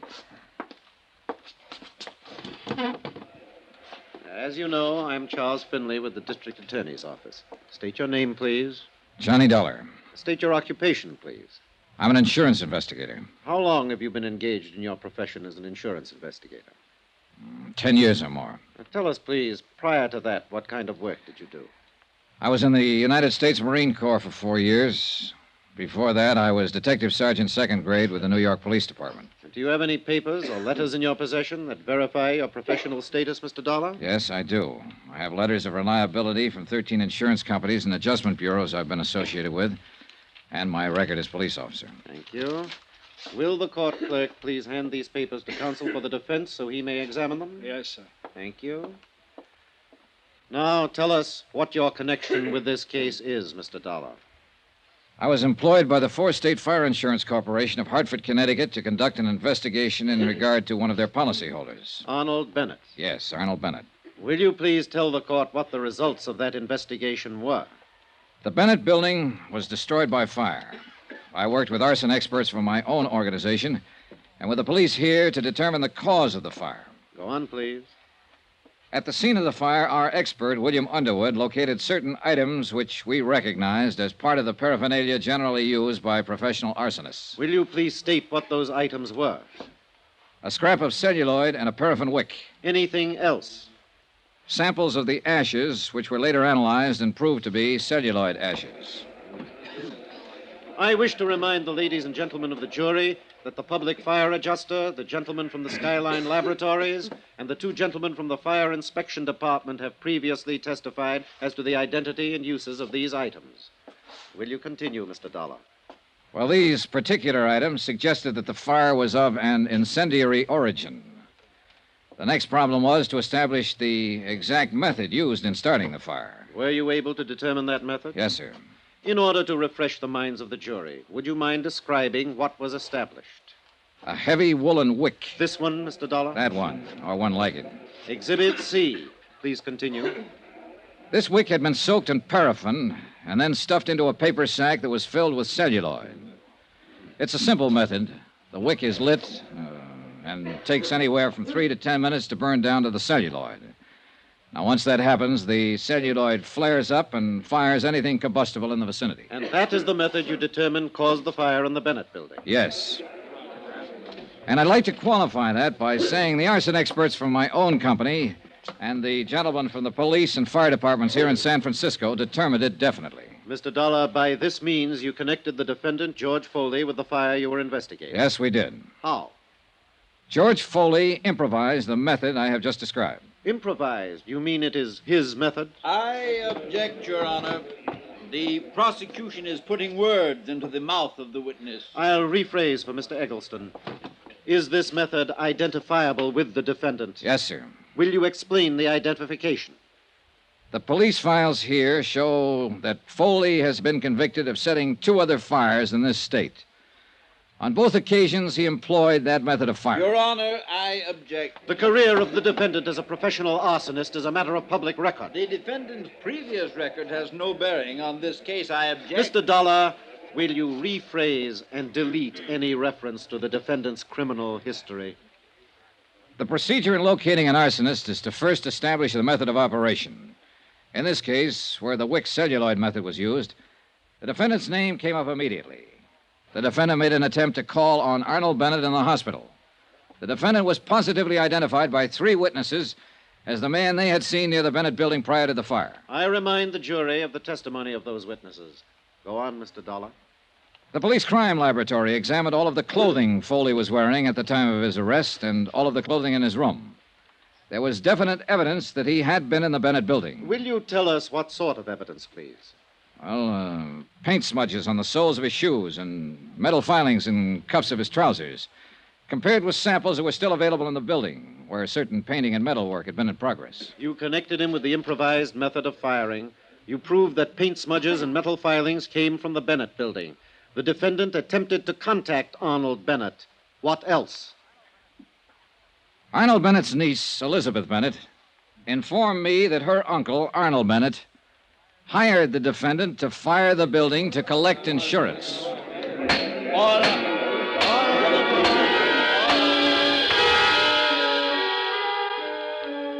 I was on the stand all the rest of the morning. When Finley ended his questioning, he turned me over to defense counsel Eggleston. Eggleston contested every bit of established testimony and recommended that my remarks be stricken from the trial records. The summations came right after that, and then the case went to the jury. Expense account item 10, $3, lunch for Andrew Cord and myself. Foley has to be convicted or we'll be on the defense when Bennett's insurance claim comes to court. And we'll probably get stuck with it. Hey, while the jury's out, why don't I go over to the jail and talk with Foley? Now, what good would that do, John? Well, Foley must know they'll give him the works if he admits something He'll to us. admit nothing. He sits there in court like they were talking about someone else. Oh, Johnny, it's too late. Yeah, but if he did, you could go ahead and file criminal charges against Bennett. Beat him to the punch. Well, I'd like that. Oh, we get Foley and we've beaten Bennett, and I like that. The job of getting to a prisoner who's standing trial isn't an easy one, especially when he's under the surveillance of a smart defense attorney like Eggleston. I talked to Judge Brainbridge in his chambers and told him what I had in mind. I broke down the case against Foley as the insurance company saw it, and the possible case against Arnold Bennett if Foley was found guilty. Judge Brainbridge arranged for me to see Foley.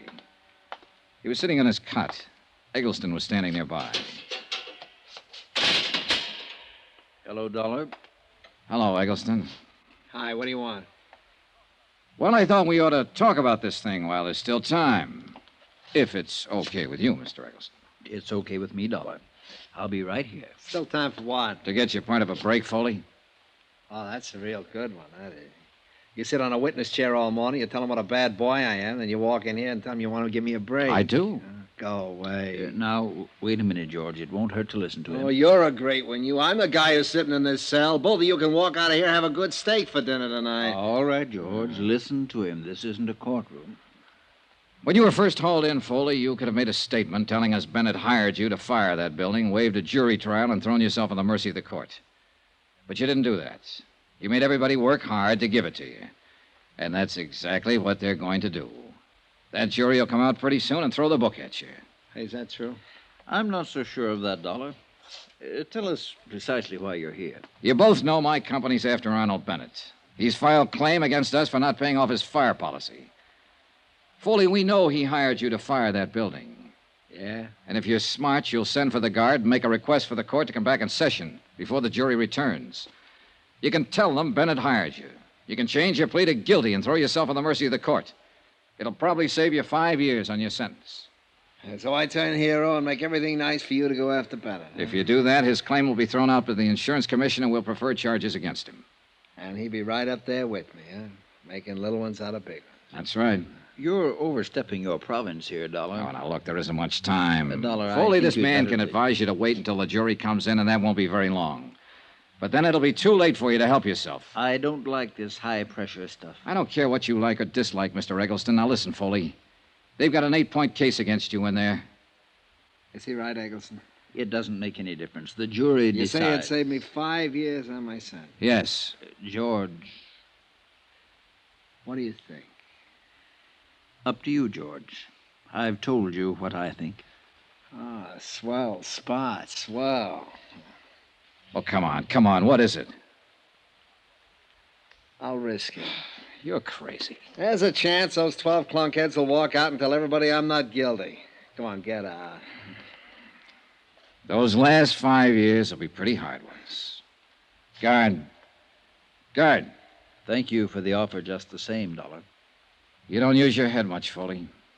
If it hadn't been for you, I wouldn't be in here. So don't worry too much about what happens to me. If it weren't for guys like you, I wouldn't be in business. And I'm not worried. Dollar. Yeah? Yeah, I hope they let me loose on this one. For your sake. Don't plan on it. On account of... I'd like to kill you or something.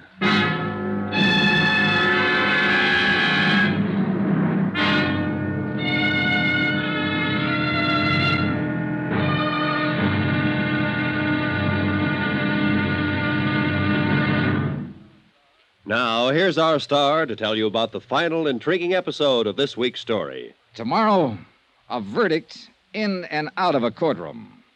The wind-up. Join us, won't you? Yours truly, Johnny Dollar.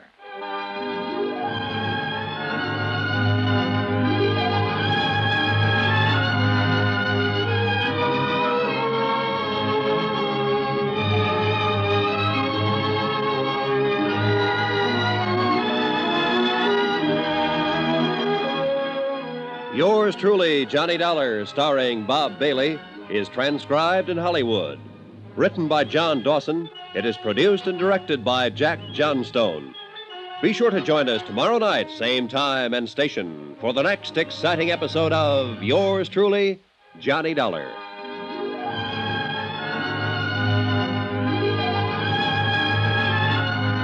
This is Roy Rowan speaking.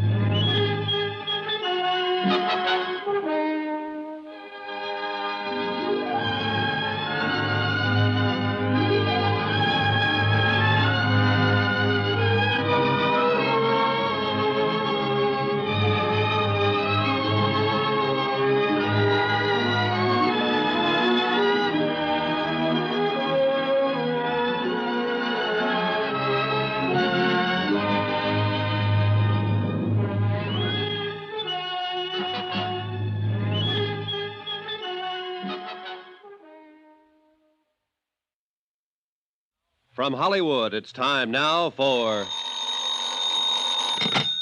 Johnny Dollar. Hi, Johnny. Andy, I saw George Foley. I wasn't able to make him change his plea. Well, it was a good try, Johnny. Jury's still out? Yeah, that means they're arguing all the technical evidence. I was just thinking. No one really believes we'll get Arnold Bennett. What do you think? I think we will. I know we will. Well, if we can get Foley, we can get Bennett. Hey, wait a minute. Hey, the jury foreman just sent for the bailiff. I'll be right there.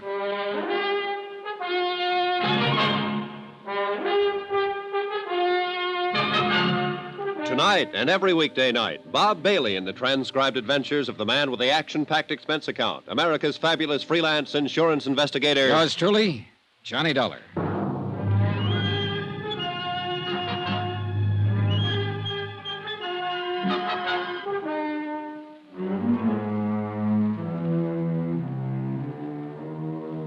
Expense account submitted by Special Investigator Johnny Dollar to the 4-State Fire Insurance Corporation, 4065 Spear Boulevard, Hartford, Connecticut.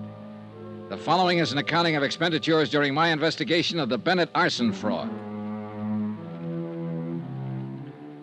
Expense account item 11, 10 cents, one phone call to the hospital. The report on Arnold Bennett substantiated the newspaper story that he was recovering from the gunshot wound inflicted by his niece. Well, one thing, Johnny, he'll be alive for us if we can go after him. Oh, I wish it'd work with Foley. I think I could have made it work if that lawyer Eggleston hadn't been there. Well, it's after 4. You know, if that jury doesn't come in with a verdict pretty soon, they'll have to adjourn for the night. Yeah. Want to smoke? Yeah, thanks, Johnny. I would like one. Here you go. Thanks. Hey, they're coming back in. Oh, yeah. Come on. Oh, it's stuffy in this courtroom. Yeah. Excuse me. Court is now in session. Be seated. Has the jury reached a verdict in the case of the state versus George Foley? We have, sir. Will you please read the verdict in this court? We, the jury, find the defendant, George Foley, guilty as charged. That does it. Dollar! Dollar! See me, Dollar? Come see me. I got some things to tell you now.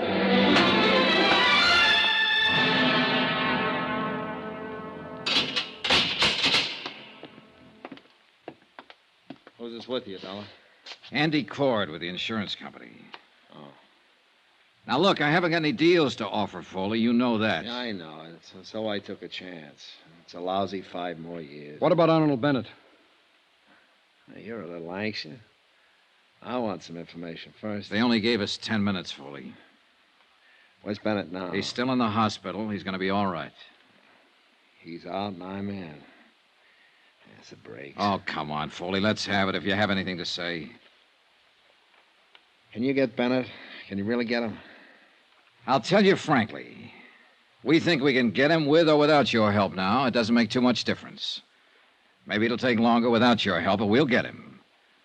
The fact that the court is going to convict you for having set fire to Bennett's office building is the lever we've needed. We can go after him now. Do you want to help us, Foley? I don't want to help you or your stinking insurance company, but I hate the idea of Bennett. Mr. No-one-do everything, running around eating good food and sleeping in his nice bed while I'm rotting away in prison. Sure, he hired me to fire his building. He paid me $2,500 to put the torch to that lousy building of his. He said he could throw all the blame on a guy named Tony Midas if it ever came up. We want the facts, Foley. How'd he first contact you? Well, I got a friend who knows things, see? And my friend told me to contact him. When? A couple of days before the job. Come on, Foley. Who's your friend? I'm not going to tell you everything. Did you talk to Bennett in person about firing the building? I talked to him on the phone after my friend told me about him. Bennett said he wanted the place to go down because he's having money trouble, taxes and all, and he offered me $1,000 for the job. Now, wait a minute, Foley. You just said you got $2,500. I did. I hung up on him when he offered me $1,000. I called him back later on and told him I wanted $4,000. Well, we argued about it and then finally hit on the $2,500. Did you meet him then? Sure. No, I never met him. I saw him once, and I walked by the building to look it over, but I never met him. Bennett's niece said she saw you two together, Foley, a sworn statement. Yeah, she's a liar. How about the money? How'd he pay it to you? He left it for me in the check stand at the bus terminal over on 4th Street. I told him how to do that and when to leave it. Now, let me get this straight, Foley. You made the deal to fire the building over the phone, and you went ahead and looked at the job. You never talked to Bennett in person? That's right. And you made arrangements for him to pay you $2,500 by leaving it in the check stand at the bus terminal? Yeah. When did you make these arrangements? The day before the job. How'd you work it? I just told you. I mean the money. Oh, half of it the first time, and after the job was over, he left the other half for me. And you got it all? Sure, in cash. Why were you trying to see him in the hospital after he was shot? Try and shake him down for another 5. Oh, brother. Come on, let's start over. Well, what do you mean? Oh, you're trying to sell us a bill of goods here. For what reason, I don't know, but I know this. You had to meet Bennett. You had to see him, Foley. You had to talk it over with him personally. I just told you I picked up the money in the bus terminal. I don't believe that. Bennett wouldn't have left the money for you to pick up. You could have just gone away with it. And after the building was burned, if it had been that way, Bennett didn't have to pay you the balance. Now, when did you see him? It's pretty important to know when and where and how many times you and Bennett got together. Thought you said you could get him whether I told you anything or not. We can, brother. Don't ever doubt that. But if you tell us some facts, we can get him faster. All right, now. Where did you first meet him? Was it in a restaurant? Someplace with people around? No. I met him in his car. He was parked on Market Street near 5th. That's the way we arranged to meet each other over the phones. Did anybody see you meet him? People on the street, I guess. When did this meeting happen? Night I torched his building? He paid you then? Yeah. The whole $2,500? Yeah, all of it. What'd you do with the money? Never mind. Do you still have it? Never mind. Oh, this is a waste of time. You aren't telling us anything. Well, why should I? Well, why'd you call us here if you didn't have anything to say? Well, I'm... $1,000. You told us $2,500 one time. Another time you said $5,000. Now, come on, what was it? $1,000. And when did he pay you? Right after I fired the building. I met him right afterwards down on the street in his car. He asked me if it was all set, and I told him to listen for the sirens. And pretty soon, somebody put in the alarm, and the fire engines come out. He paid me then, all right. The place was 3/4 gone by that time. He knew I did a good job. Where was this you met him now? A couple of blocks from the building. Did anybody see you together? No. Where did you telephone him from? From my place. The same night you started the fire? Yeah. And he brought you the money that night, and you cased the building that night, and you started the fire. All this in one night. You got it now. In spite of the fact that he'd already been tried and found guilty and was slated to appear at 10:30 the following morning for sentencing. It's an old trick, and with arsonists, where sanity is questioned from the beginning. Okay, good.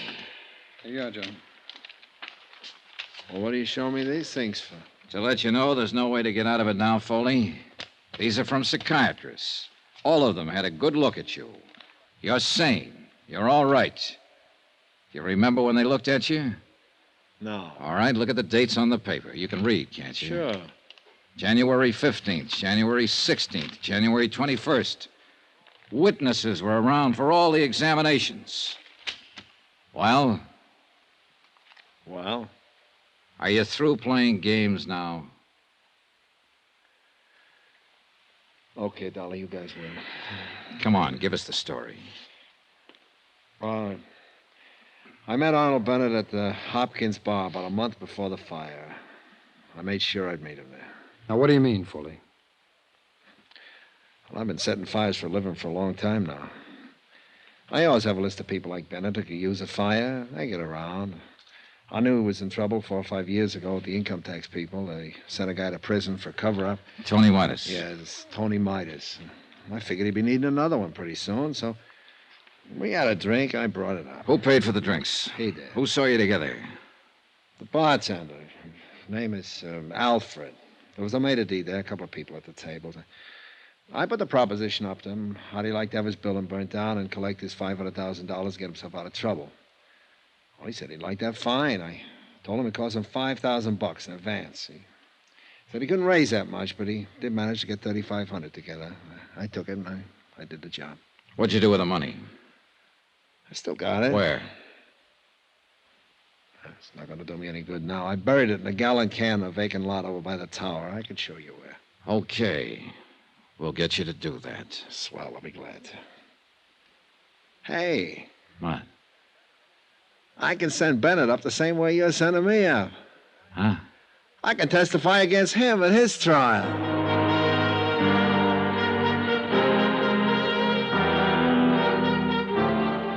The next morning at 10:30, George Foley received the maximum sentence. 2 hours later, charges were filed against Arnold Bennett, naming him for conspiracy, arson, attempted defraud, and collusion. A warrant was issued for his immediate arrest, but it was never served. Arnold Bennett died in the hospital that night. In a way, you could still say that no one ever beat him. He beat himself.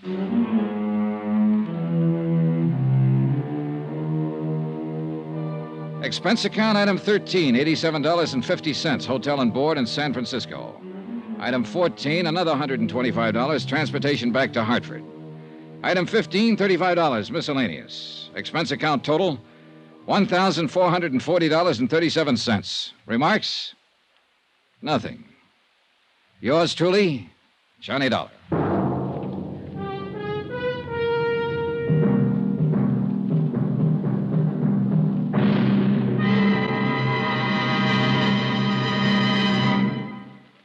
Remember, there'll be another intriguing story for you beginning next Monday night. Next week, the Fathom 5 matter. Death on the high seas. Join us, won't you? Yours truly, Johnny Dollar.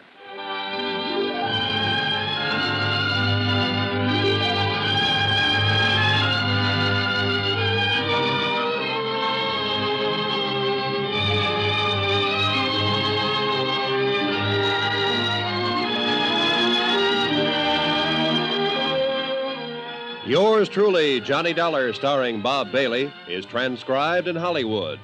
Written by John Dawson, it is produced and directed by Jack Johnstone.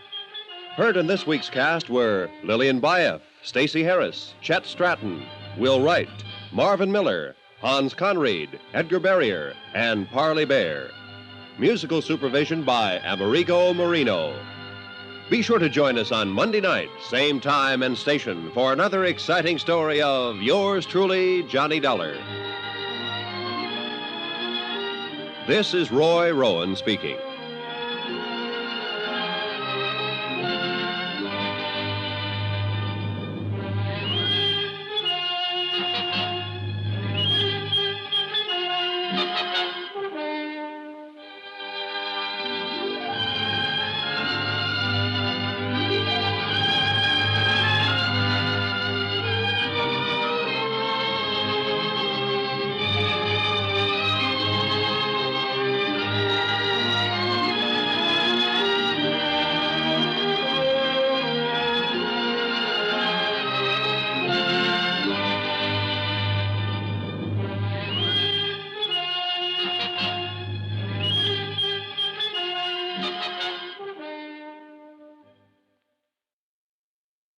From Hollywood, it's time now for Johnny Dollar. Ralph Steedler, Johnny. Delta Liability. Oh, hiya, Ralph. What's on your mind? Poetry, you Philistine. The bard's immortal words. Which words? Full fathom 5 thy father lies. Of his bones are corals made. And Those are pearls that were his eyes. Yeah. What's the case, Ralph? Robbery? A pearl necklace? Life insurance. $75,000 worth of bones. Down on the bottom of the deep blue sea. Or so they say. So who say? The insured's wife. The insured's best friend. Oh, they're quite positive about it. But you're not, is that it? Johnny, if I'm going to be stuck for 75 G's, at least I ought to get the straight dope, shouldn't I? All right, I'll get it for you. Give me the who and where. It happened in Miami Beach. Check with the DA's office there.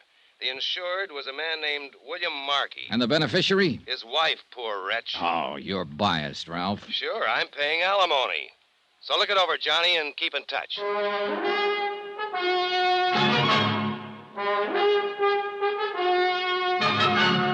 Tonight and every weekday night, Bob Bailey in the transcribed adventures of the man with the action-packed expense account, America's fabulous freelance insurance investigator. Yours truly, Johnny Dollar.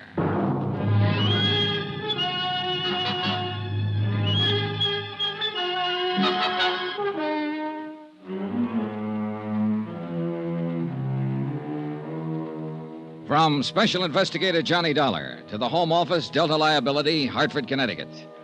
The following is an accounting of expenditures during my investigation of the Fathom 5 matter. Item 1, $143.40. Transportation, tips, and incidentals, Hartford to Miami.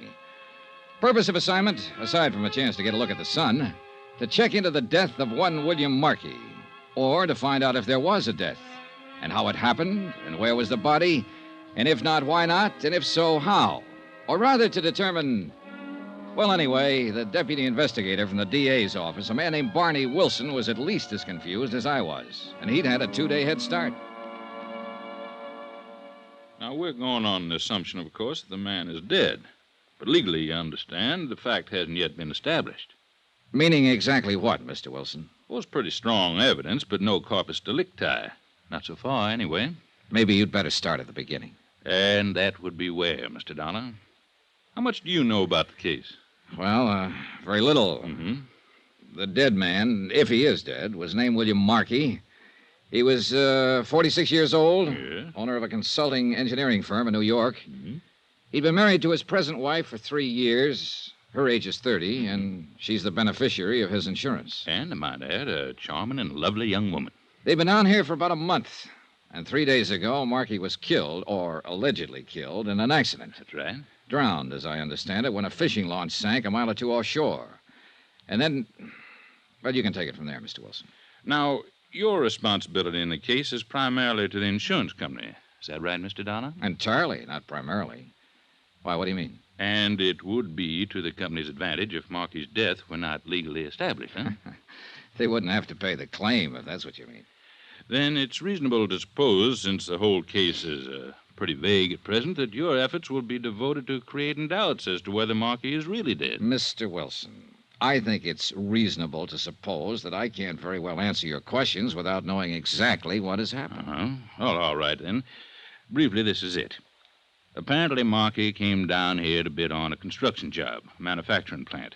Well, he didn't get the job, but he stayed on, he and his wife and the young fellow that was with him. What young fellow? Name of Danny Haynes. He worked for Markey, a draftsman or engineer. Evidently a personal friend of the Markeys. Oh. The three of them took a house down the beach south and spent all their time together, night clubbing, one thing and another. I see. Anyhow, well, 3 days ago, Markey and young Haynes went out fishing together, hired a charter boat, a small cabin cruiser named the Fathom 5, and headed south along the coast, working the offshore banks. Whose idea was the trip? Markey's, according to young Haynes. In fact, all the rest of the story is according to Haynes. Nobody else saw what happened. And what did happen? Well, Haynes says they anchored off the reef and both of them fished from the dinghy for a while. Then Markey decided he'd go back to the cruiser and fix some breakfast. Mm-hmm. Haynes put him aboard and took the dinghy out alone. He says he fished along the reef for about 30 minutes before he looked back and saw the cruiser was afire. It was nearly a mile away, according to his story, and by the time he got back, the boat was a pillar of flame. He didn't see any sign of Markey? No, he says not. He couldn't get aboard because of the flames, and a few minutes later, the cruiser sank. Mm-hmm. No one else saw it? There were no other boats around? No, it was early morning, and there weren't many others out.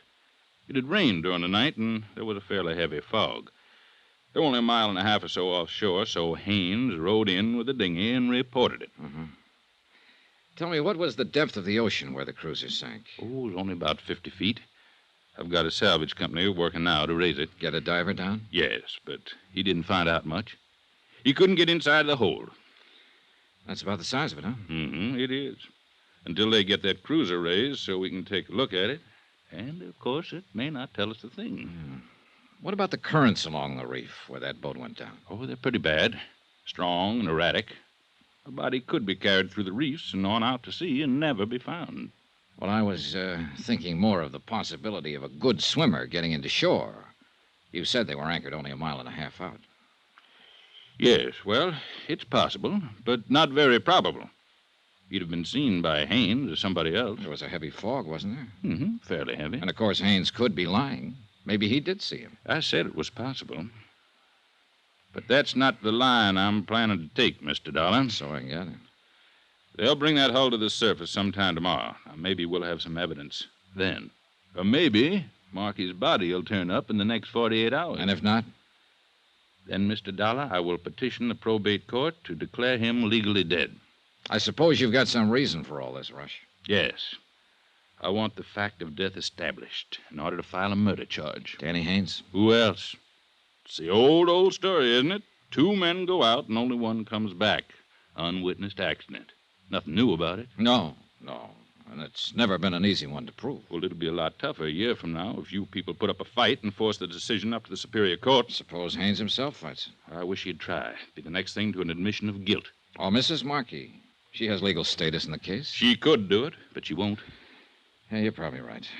She wouldn't be likely to throw away $75,000. Well, I can't tell you what we'll do yet, Mr. Wilson. I'll have to look around first, talk to the people involved, get my feet on the ground. Fine. Well, you just do that. Here, I'll give you the addresses. Oh, good. Mrs. Markey is still at the beach house. Young Haynes has moved into a hotel near there. All right, thanks. Say, how did the three of them get along during the month they've been here? Like peas in a pod, from all appearances. Of course, what was going on behind the scenes might have been another story. It usually is. I think that's where we'll find the motive. Not that Mrs. Markey encouraged Haynes at all. She's a fine woman. I know, and she's beautiful. And this is the South. How's that? So long, Mr. Wilson. I'll keep in touch.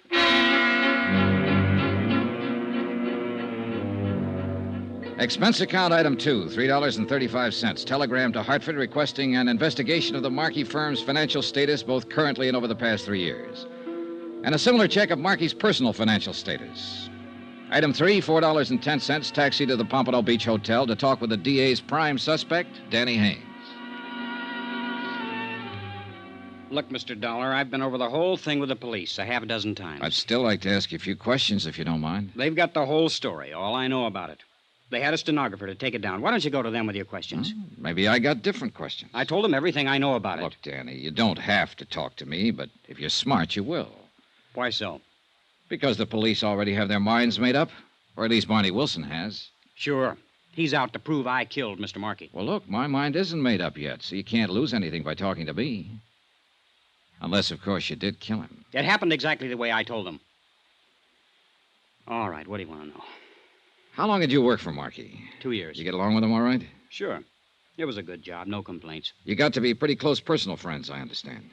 Well, I used to go to their apartment in New York once or twice a week for dinner, drinks. And then the three of you came down here together on a vacation. It wasn't a vacation. Mr. Markey came down to bid on a job. Did he need you along for that? Well, he thought there might be some sketches or plans to draw up. And were there? Well, no. As it turned out, they weren't necessary. Funny, Markey wouldn't know that ahead of time, being an engineer. Well, actually, it was sort of Edna's suggestion of Mrs. Markey, I mean. I see. Yeah, now I see. Now, look, don't get the idea there's been anything between us. She's been swell to me. She's just wonderful, that's all. All right. So the three of you came down on business, and within a few days, the job contract was awarded to another firm, but you still stayed on for 3 more weeks. That was Markey's idea. I don't know why exactly. I know he'd counted a lot on getting that job. But I was getting a free vacation. Why should I argue? So all of you just relaxed and lived it up, huh? Yeah, that's about it. Mr. Markey, too? No apparent worries on his mind? Well, he was moody sometimes. Went off by himself. But that wasn't too unusual. He was like that quite a lot. He and his wife seem to be getting along all right? Sure. As far as I noticed, why? Well, let's talk about that accident for a minute, Danny. Whose idea was it to go on the fishing trip? Mr. Markey's. He woke me up at 5 in the morning, said he'd already phoned and hired the boat. The Phantom 5? Yeah, the same one we'd had a couple of times before. Well, I wasn't much for it. It was misting out with a heavy fog, but he was real hot on the idea, and I couldn't very well argue he was the boss. Was Mrs. Markey up when you left? No, but she knew we were going. She'd packed a lunch. I guess they'd talked about it the night before. All right, you took the boat out then and followed the reef south, and what happened? Well, we anchored as close as we could get to the reef and went out in the dinghy for about an hour. No luck at all. Then Mr. Markey decided he'd go back on board and fix something to eat. I let him off and then rowed back along the reef. I figured as long as I'd had to come, I might as well try for a strike or two at least. And a while after that, I looked back and saw the cruiser was on fire. Was it still foggy then? Yeah, about the same. I could just see the glow. I couldn't even be sure what it was until I got close. I tried to get on board, but the flames were too high. I kept yelling, but there was nobody around. And you didn't see or hear any sign of Markey? No, I guess he was already dead. Then, not more than 5 minutes later, the cruiser sank. Yeah. Danny, do you have any theory as to what caused the fire? Well, there was a hot plate on board. A gasoline pressure rig. It was an old one in pretty bad shape. We'd talked about it before. I think it may have leaked into the bulkheads in the bilge, and when Mr. Markey went to light it to fix breakfast, the whole boat just went up in flames. I see. Tell me something, Danny. Do you think Markey could have committed suicide? Suicide? Why? For what reason? Oh, maybe losing that contract. You said it was pretty important to him. Or maybe he thought he was losing his wife. What do you mean? Well, maybe he misinterpreted your friendship with her, Danny. You're crazy. You're in love with her, aren't you? That's my business. I told you there was nothing between us. All right. But did Markey know that?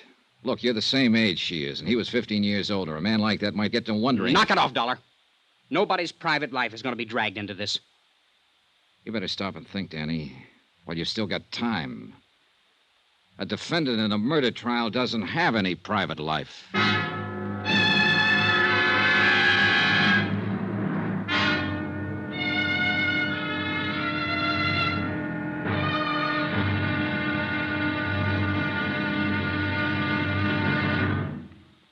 Now, here's our star to tell you about tomorrow's intriguing episode of this week's story. Tomorrow, a lady weeps, a lover curses, and a strange, grim relic is brought up from the sea.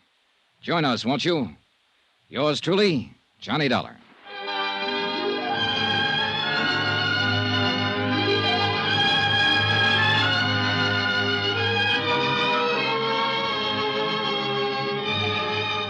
Yours truly, Johnny Dollar, starring Bob Bailey, is transcribed in Hollywood. Written by Les Crutchfield, it is produced and directed by Jack Johnstone. Be sure to join us tomorrow night, same time and station, for the next exciting episode of Yours truly, Johnny Dollar. Roy Rowan speaking.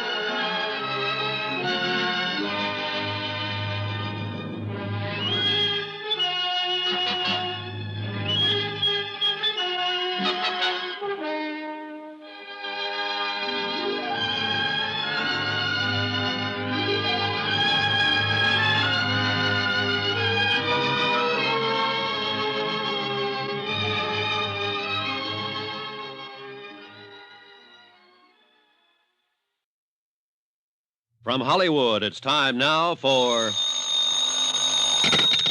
Johnny Dollar. Barney Wilson, Mr. Dollar, special deputy with the DA's office. Understand you talked to Danny Haynes. You've got a good grapevine, Mr. Wilson. Oh, tolerable. Well, what do you think?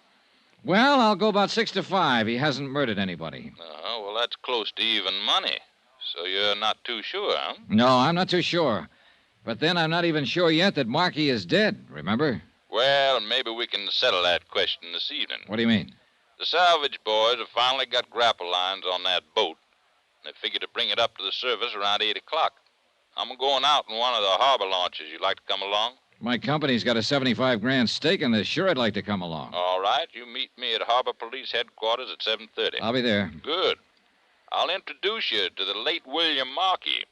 Somehow, I sort of doubt that, Mr. Wilson.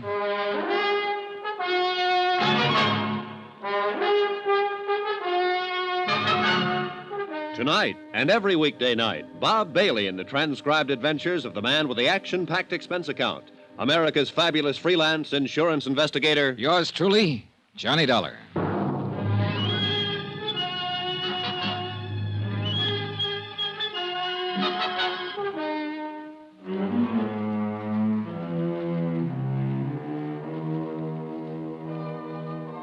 From Special Investigator Johnny Dollar to the Home Office, Delta Liability, Hartford, Connecticut. Assignment, the Phantom 5 matter. Location, Miami, Florida. Expense account continued. Item 6, $3.85. Taxi fare to the Markey Beach House, occupied for the past 3 days now by his wife since William Markey's accidental death. According to all reports, a very beautiful woman. The reports were correct.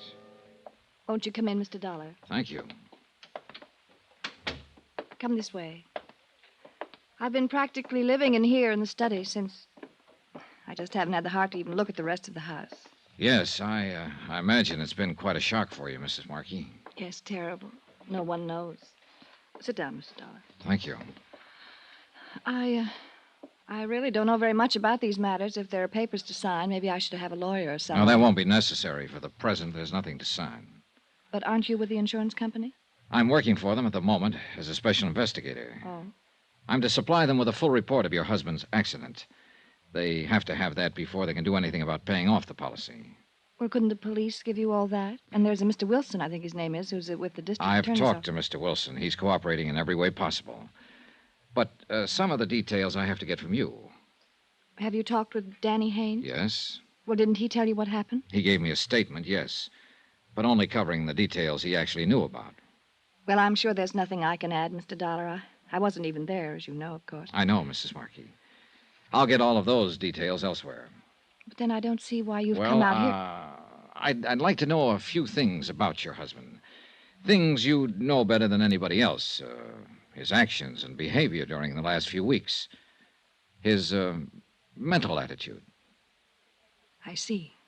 You think maybe he committed suicide, is that it? I don't think anything. I'm just trying to find out. But that's what you're driving at.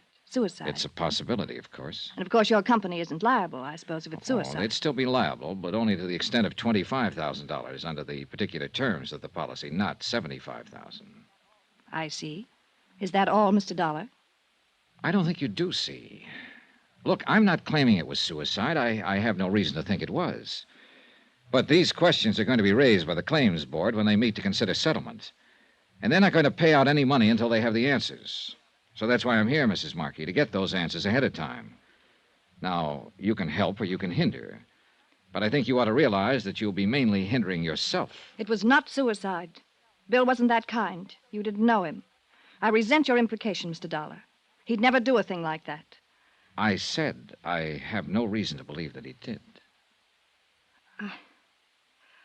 Please forgive me. I guess I'm sort of living in a state of shock. I'm not like this, really. Suspicious, belligerent. Well, sure, I understand, and I'm sorry to have to bother you this way, but there are certain questions... I know. These things have to be done. It's all right. Would you like a drink, Mr. Dollar? Not unless you're having one. Yes, I think I would like something. In that case, I'll have a scotch on the rocks, please. Oh, here, let me fix them. Thank you. Make mine the same. I guess it was the mention of suicide that set me off. Bill and I were married for 3 years. We were completely happy every minute of it. Nobody in the world had less reason than Bill to do a thing like that. What about financial problems? None that I knew about. Did you work before your marriage, Mrs. Markey? I was an entertainer. Chorus? Yes. I suppose that gives you the usual impression. Well, do I seem like a visiting fireman? No, but... I just thought you might have been a dancer because you carry yourself so well. Lithe and graceful. Well, I've been away from it for quite some time. It doesn't show. Here's your drink. Thank you. Maybe it'll help me relax a little. I think it might. Tell me, Mrs. Markey, how did your husband and young Haynes get along? Well, that should be obvious. We brought him down here with us. Had him living here in the house for a month. But I understood that was primarily your idea. Who said that? Did you suggest bringing Haynes along, or was it your husband? Well, I might have. I don't remember how it came up now, but Bill was all for it. Otherwise, he'd have put his foot down. Any possibility that he resented Haynes' presence but kept it to himself? Of course not. Why should he? I don't know. Well, if you're trying to imply something... I'm not. I'm just asking.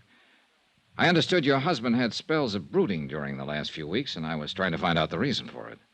If he did, I'm sure I didn't notice it. What are Danny Haynes' feelings towards you? I think you're pretty insulting. I wasn't intending to be. Well, what would you call it? Just another routine question. I wasn't meaning to imply that you encouraged him in any way. I certainly didn't. But he's young, impetuous. You're very attractive. Maybe he cooked up crazy notions without any encouragement. He thought of me as a friend, that's all. No attitudes on his part that your husband might have misinterpreted. I don't believe I care to answer any more questions like these, Mr. Dollar. Look, I'm not just asking them for my own pleasure, Mrs. Markey. I'd a lot rather not ask them, but I've got a job to do. Well, I fail to see why it's necessary to probe into our private lives. All right, I'll tell you why. Your husband supposedly died out there beyond the surf when a cruiser burned and sank. What do you mean, supposedly? His body hasn't been recovered, so at present the evidence of his death is purely circumstantial. In fact, there isn't much evidence one way or another. But who could possibly doubt it? The insurance company will doubt it, Mrs. Markey. And they'll hold up processing any claim for payment until one of two things happens. Until I turn up sufficient proof of death to convince them, or until a court declares your husband legally dead. I didn't realize... Barney Wilson from the DA's office, for reasons of his own, is going to file for an immediate court decision. I'm pretty sure of that. But as things stand now, my company will fight it. And with no more evidence than Wilson has, they'll be able to fight it successfully. But all those questions, what was the point? What were you driving at? Your husband's death had to result from one of three possible causes. 1, an accident. 2, suicide. 3, murder. Murder? But there was no one with him except... Do you mean Danny? That's one possibility. 1 out of 3. Oh, no. I've no reason at the moment to give it any more weight than the other 2. But there is one thing certain, Mrs. Markey. In view of the circumstances, not 1 cent of insurance is going to be paid until one of those causes is proved. But what can I do? I don't know anything about it. Maybe you don't. Or maybe there's something you've forgotten, don't think is important. Or something you haven't wanted to talk about. I don't know, of course. But it might be worth thinking about. It was nearly dark when I left the house, and I wouldn't have noticed the man standing under a palm tree by the driveway if he hadn't made a sudden move to get out of sight. Then when I walked toward him, he scurried out of the drive and slipped into a car parked at the street. I could see it was an old model, but I couldn't identify the make. I caught the last 3 numbers on the license plate before it disappeared around a bend. I couldn't quite figure it. It might have been Haynes, or some ghoulish swindler who was scared off when he saw the widow wasn't alone. The numbers were 642.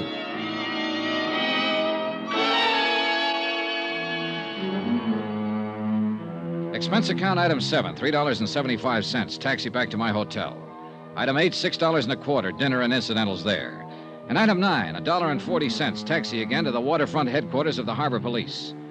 30 minutes later, I was in a police launch with Deputy Agent Barney Wilson several miles down the coast, skimming across the water toward a bright cluster of spotlights where a salvage barge was working into the night to raise the burned hulk of the charter cruiser Fathom 5. You still got your mind set the same way, Mr. Dollar? What way was that? That there hasn't been any death or any murder? Oh, come now, Mr. Wilson. You're mistaking an honest scientific skepticism for a set of mind. Well, that's very pretty, Mr. Dollar. What does it mean? Well, I haven't taken any definite position yet. But I've got to see more evidence before I'll consider proof of death to be established without a question. That means you'll file a demurrer against a declaration by the courts, It's not up to me. It's up to the company.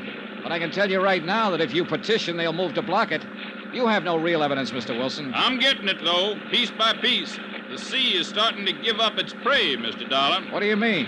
The boys found his shoe late this afternoon, washed up in the surf, just about where you'd expect to find it if it had been carried in by the current. Identifiable? From the same New York shop that Marky's other shoes came from. Same size, same style. Well, it's something, all right. But it's still not conclusive. Well, what do you ask? That Marky walks up and tells you he's dead? No, I guess I'd settle for just seeing him that way. Oh, by the way, I wonder if you could have an auto license checked for me. A partial license on a used car, Florida plates.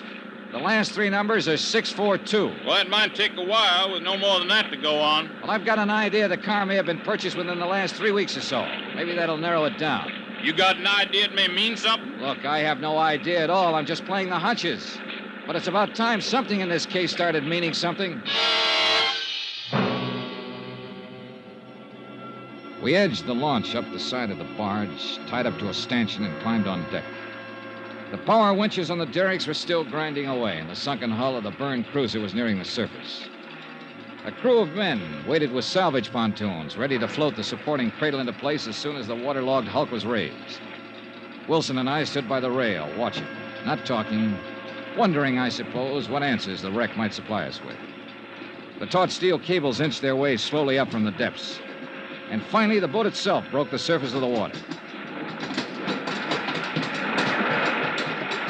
Then the men moved in with the pontoons, and other crew members dropped a suction hose into the water-filled hull and started a pump to empty it.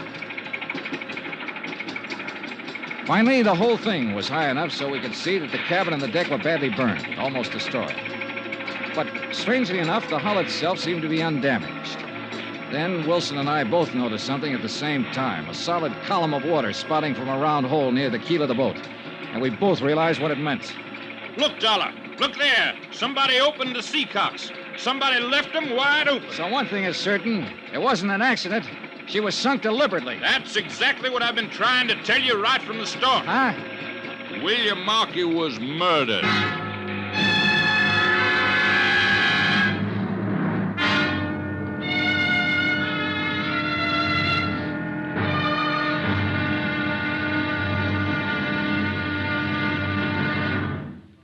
Now, here's our star to tell you about tomorrow's intriguing episode of this week's story. Tomorrow, a photograph, a silver cup, a harried widow, and the dead begin to stir with life.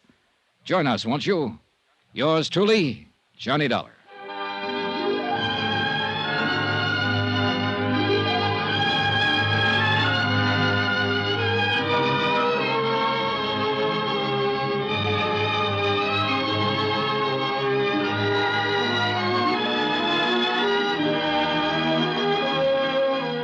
Yours truly, Johnny Dollar, starring Bob Bailey, is transcribed in Hollywood.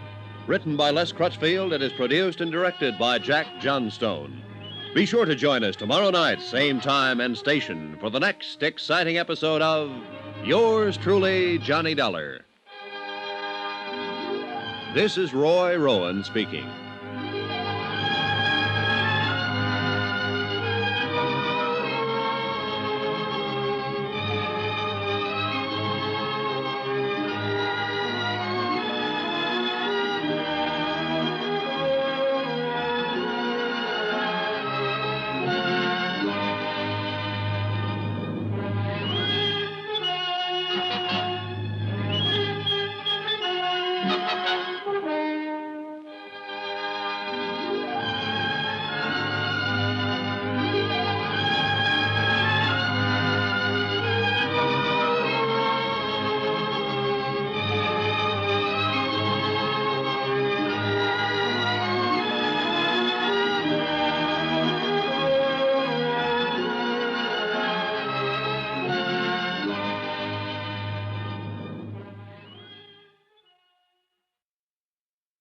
From Hollywood, it's time now for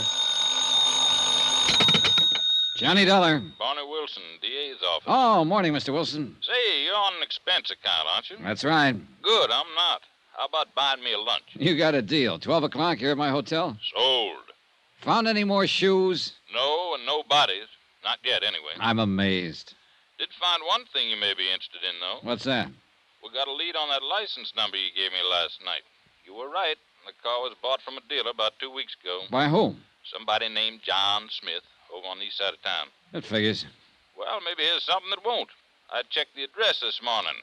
And you know what? Sure, a vacant lot. Well, now, how the devil did you know? See you at lunch, Mr. Wilson.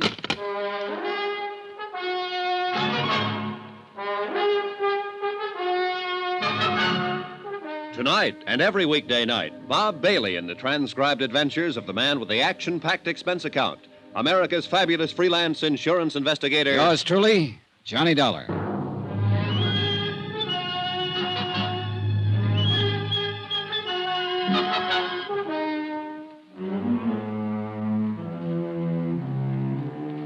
Expense account submitted by Special Investigator Johnny Dollar. Location, Miami Beach, Florida. To the Home Office, Delta Liability, Hartford, Connecticut. Assignment, the Fathom 5 matter. A sunken cruiser that refused to give up its dead. Item 10, $4.80. Lunch with DA Deputy Barney Wilson. A man who'd made up his mind about the case before I'd even arrived in town. Murder, he'd called it, when the hired cruiser Fathom 5 burned and sank mysteriously a mile or two offshore. But nobody'd been found yet, and I still doubted very much that one ever would be, because I wasn't even certain that William Markey was dead. Wilson, of course, had different ideas. Yes, sir, Mr. Dollar. It's the old story. 2 men go out in a boat, and only one comes back. No witnesses, nothing. And if that doesn't indicate murder, I'd say pass the sugar, will you, please? Sure, here. You're convinced it's murder, and you're convinced young Danny Haynes did it. Well, who else? Well, now that would be a fine argument to advance in court, wouldn't it? Sure. Certain conviction, simply because you can't produce any other suspect. Wilson, I don't think there's been any murder at all. Now, you can pass me the sugar. All right. Suppose you let me tell you how I figure it. While I'm eating my dessert? Markey and his wife took a liking to this Haynes kid and practically made him one of the family. And right there was their mistake. It usually is. Because Haynes started getting ideas about his boss's wife. You have to admit Mrs. Markey's a mighty pretty woman. Who could deny it? She's Haynes' own age, and her husband was older. So the kid in that bird brain of his figured he had it all tagged. Figured she actually went for him. I think he probably started bothering her, making a nuisance out of himself. And I'll lay you odds she'll admit he did, once she's convinced he's guilty. Well, I got a sneaking hunch you may be right on that. Oh, thank you. So what happened? Marky finally noticed the kid was getting a little out of line. Probably didn't even take it seriously at first, but eventually he must have decided he'd better get Haynes straightened out. So, he took him out on that fishing boat in order to talk to him alone, is that it? Mm-hmm. Now you're with a dollar. But the thing backfired. Haynes probably got mad, maybe started a fight, knocked Marky out, and that gave him his big idea. Spur of the moment, huh? Yes, sir. Now, with the boss out of the way, he'd have a clear field with the widow. So he threw Marky overboard, set fire to the cruiser, opened the seacock so it would be sure and sink, and then rowed away in the dinghy. And how could he be sure the body wouldn't be found? Washed ashore by the currents. Oh, he couldn't be sure. But what if it was? There was a heavy fog. Nobody saw what happened. He knew it'd be mighty tough to prove anything on him. Oh, brother, that's an understatement. As a matter of fact, it'll be impossible to prove that story. Yeah, well, once he's arrested and interrogated, I figure he'll break down and tell us the whole thing. Not unless he's completely simple-minded. No, you haven't even got the shadow of a case, Mr. Wilson. All you've got is a wild theory that doesn't even fit the facts. You got a better theory, I suppose. I think so. And would it be the kind that would take your company off the hook on that $75,000 life insurance policy? Now, by coincidence, it just so happens that it would. In fact, that insurance policy is the key to the whole thing. Uh-huh. I sort of thought you might say that. I didn't have any pet theory at first, but I do now.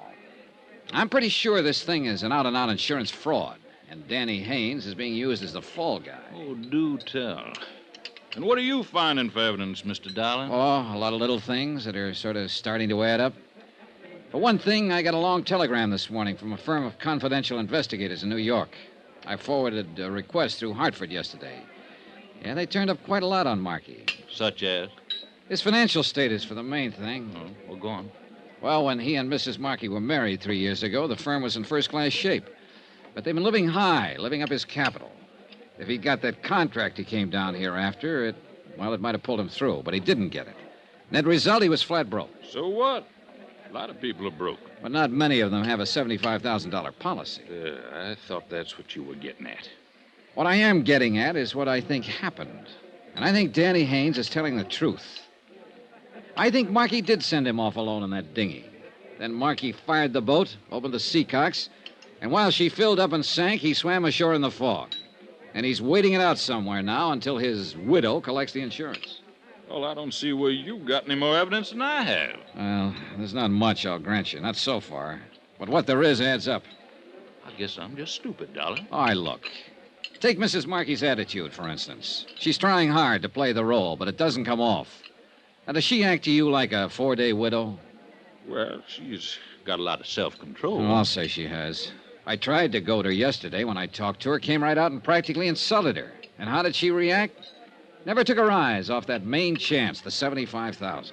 Well, you know, it's not exactly unheard of for a widow not to mind too much being a widow. Oh, no. That's not the impression she gives. She's tense enough, nervous as a cat. But it's not because of grief or any feeling of relief either. It's because she's afraid she might say the wrong thing and let her foot slip. Well, everybody's got a right to their own opinion. Another thing is that Marky's body hasn't turned up. Now, I talked to the harbor master this morning. He knows the currents along this coast backwards and forwards. He says it's the only one chance in 100 that Marky's body would have been carried out through the reef instead of thrown up on the beach about where you found that shoe. So this is the one time in 100. That was a mighty fine lunch, Mr. Dollar. We're going to fight you, Mr. Wilson, if you petition the court to declare Marky legally dead. Yes, I sort of figured you would. Hensley and Davis phoned me this morning and said you'd retained them as counsel. That's right. Well, I've been fought before. Expense account item 11, 10 cents. Phone call to Edna Markey, widow of the allegedly deceased and beneficiary of his insurance policy. Hello? Mrs. Markey? Yes? This is Johnny Dollar. Oh, I didn't recognize your voice. I wonder if I could ask a favor of you. Well, if it's something I can... I'd like to borrow a photograph of your late husband for a few hours. Well... I'll take good care of it. Make sure it gets back to you. Well, the fact is I really don't have one. Oh, well, you must have forgotten. I noticed one yesterday afternoon on the mantel in your study. Well, I meant not a good one. Well, that one will do fine, and thanks a lot. Has something new come up, Mr. Dollar? Yes, you might say that. I'll send a messenger out to pick it up. Goodbye, Mrs. Markey. Item 12, $3.80, messenger service. Item 13, $1.90, taxi fare to the used car lot of one Truthful Tom, the dealer who'd sold a car to a man named John Smith. A car that had departed suddenly from the vicinity of the Marquis Beach House when its driver saw me come out of the house. I wasn't too sure whether Tom was truthful or not, but one thing was certain. He was typical. I notice you looking at that little gray job, friend, and I say to myself, Truthful Tom, don't you go trying to get the best of that lad, because he's walked right in here and spotted the best doggone buy on the lot before he's even turned around. Well, I wasn't really thinking of buying it. Friend, with the price I'll make you on that car, you can't afford not to buy it. No, I'm not really in the market. It's an economic society, friend. We're all in the market when the price is right. No, I just happened to notice that it looked like the car a friend of mine had stolen a few weeks ago. My dear friend, I'll make you... Did you say stolen? Oh, it may not be the same one, of course. I've got papers on that car. I've got papers on every last car on this lot. Did you have papers on the one you sold to John Smith 2 weeks ago? If he says I didn't, he's a liar. Now, wait a minute, mister. And I can get a dozen witnesses to prove it. You remember him, then? Well, do you? Remember who? Look, I'm a special investigator for the Delta Liability. It's a frame-up, that's all it is. Whoever it is says they got a hot car deal on this lot is lying. Truthful Tom never turned a dishonest penny in his whole doggone life. Good, then we'll forget it. And any low-down rat that says I did's a two-legged snake, and I... What'd you say? I don't care anything about your deals. I'm trying to locate a fellow who bought a car from you. Well, friend, that puts a different light on it. John Smith, you said? That's the name he used. I can't say I recollect anybody by that name. Here's a copy of the title registry on the car. Now, let's see now. 6842, dark green... Oh, that was that old clunker that... of course, it was well worth the price I was asking. Do you remember the buyer? You bet your life. You know why? Because he paid cash, not a check, cash. I mean the real long green Missoula. Would you recognize a photograph of him? Well, I might if... Oh, is this it? Well, let's see now. Well? No doubt of it, friend. That's the lad, all right.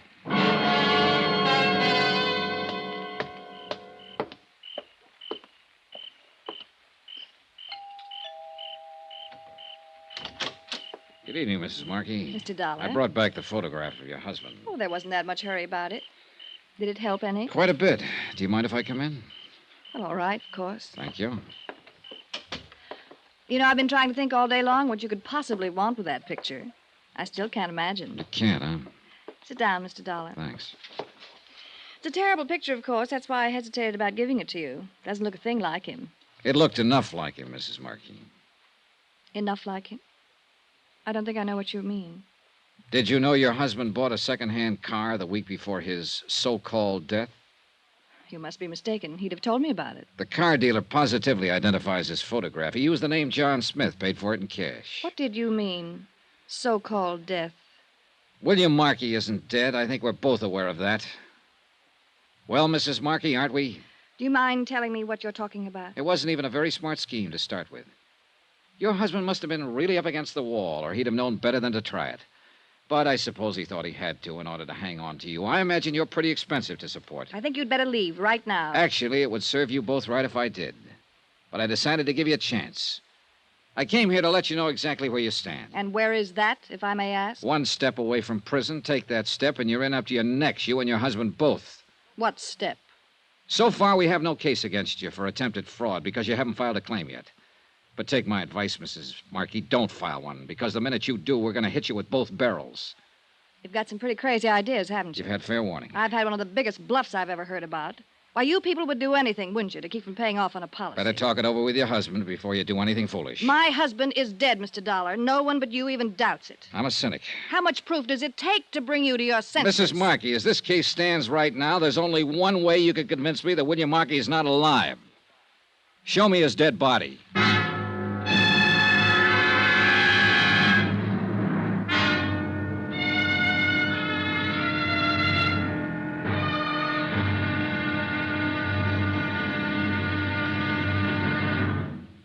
Now, here's our star to tell you about tomorrow's intriguing episode of this week's story. Tomorrow, a crazy kid in love, a right decision by a court, and then the whole case smashes wide open. Join us, won't you? Yours truly, Johnny Dollar.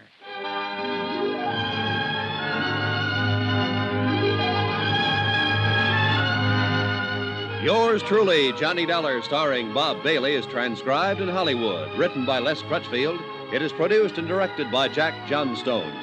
Be sure to join us tomorrow night, same time and station, for the next exciting episode of Yours truly, Johnny Dollar. Roy Rowan speaking.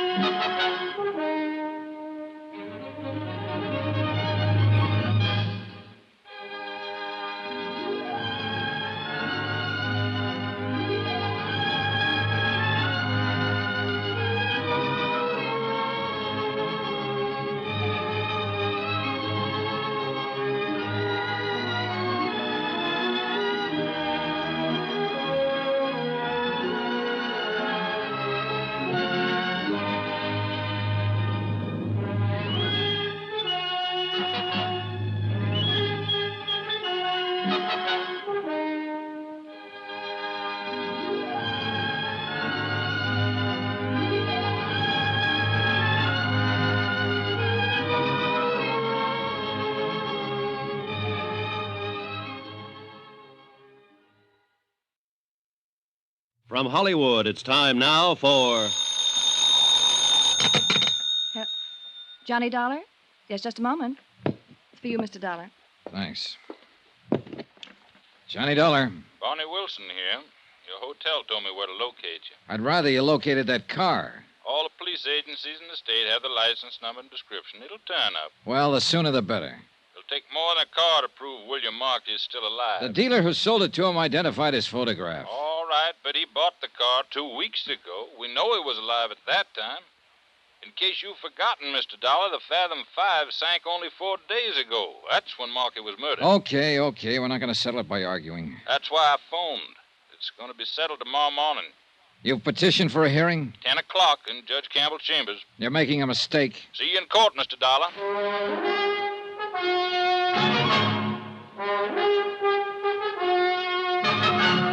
Tonight and every weekday night, Bob Bailey in the transcribed adventures of the man with the action-packed expense account, America's fabulous freelance insurance investigator. Yours truly, Johnny Dollar.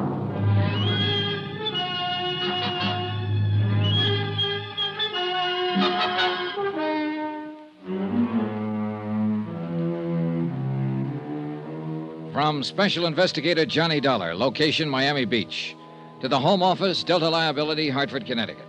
Assignment, the Fathom 5 matter. The case of a cruiser mysteriously sunk off the Florida coast. I phoned the insurance company's legal counsel and told him that Wilson had petitioned a hearing to have William Markey declared legally dead. Then I rejoined Mrs. Markey in the study. She was tense and on edge, pacing the floor and smoking nervously. I watched her a moment without saying anything, fully aware of her beauty and appeal. And fully convinced also that she and her missing husband were trying to swindle my company out of $75,000 in life insurance. I felt a little sorry for Markey. She must have been a pretty expensive luxury for a man who was going broke. But then I stopped feeling sorry. I remembered that they'd tried to set up young Danny Haynes as the fall guy for murder. Well, why don't you go ahead and say it? Say what? Whatever it is you're thinking. I thought I'd already said it, and pretty bluntly, too. You made some wild accusations. Not so wild. I've got some fairly solid facts to back them up. Apparently the DA's office doesn't agree with you. Wasn't that Mr. Wilson on the phone? That's right. And didn't he say he would ask the court to declare my husband legally dead? He's going to try to, but we'll stop him cold. He hasn't got a leg to stand on. Well, that's what you're hired for, isn't it? To find some technicalities so they can get out of paying off on a policy? Attempted fraud isn't exactly a technicality, Mrs. Markey. Now, I'll repeat that advice I just gave you. Get in touch with your husband. Tell him the scheme is off. It won't work. And don't file a claim for that life insurance. You'd like that, wouldn't you? You'd just love to bluff me out of $75,000. No. I just kind of hate to see you go to prison, that's all. And that's exactly what is going to happen if you file that claim. You keep talking about some scheme. What scheme, Mr. Dollar? You want it laid right on the line, huh? I'd just like to know what you're talking about. And just how much I've figured out. All right, I'll paint it for you in black and white. Your husband was broke, flat broke. I'm not guessing there. I got a report on him from a financial investigator in New York. I knew nothing about his business affairs. That I wouldn't know. Anyway, he thought he saw a chance to pull off a swindle on the basis of the only thing he had left, that $75,000 life insurance policy. So the two of you worked it out together.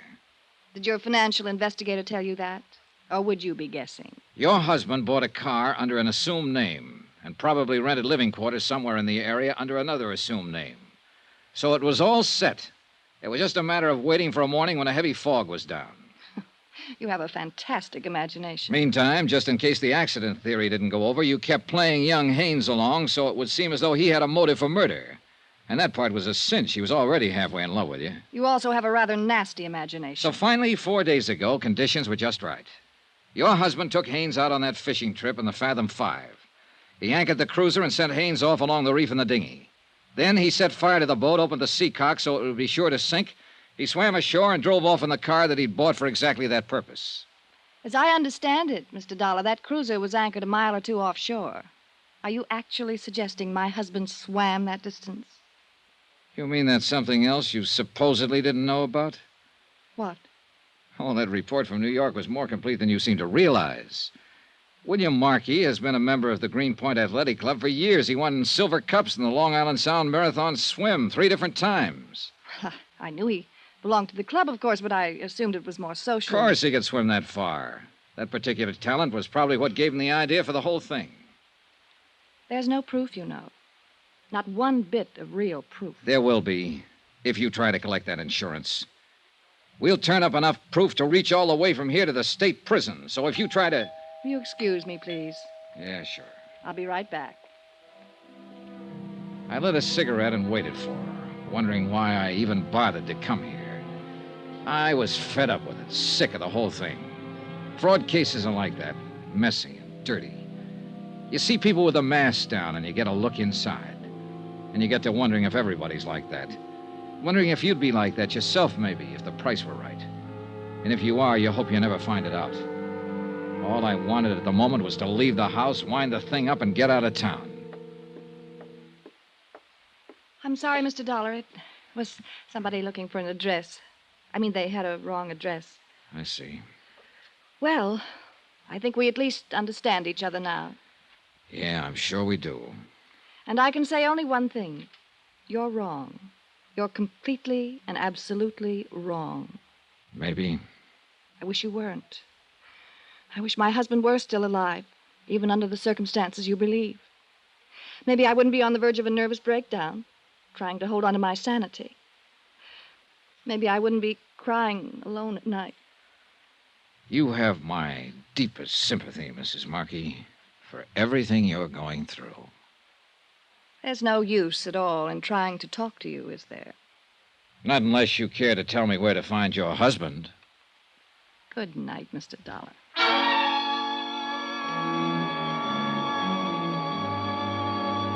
I left the house and turned down the dark road toward the Pompano Beach Hotel. I'd planned to pick up a taxi there, but after that unknown visitor came to Mrs. Markey's door, I'd made a slight change in the plans. Whoever it was hadn't been a stranger, that I was sure of. She'd been too nervous when she came back into the room. It was someone she hadn't wanted me to know about, and I was pretty certain I could guess who.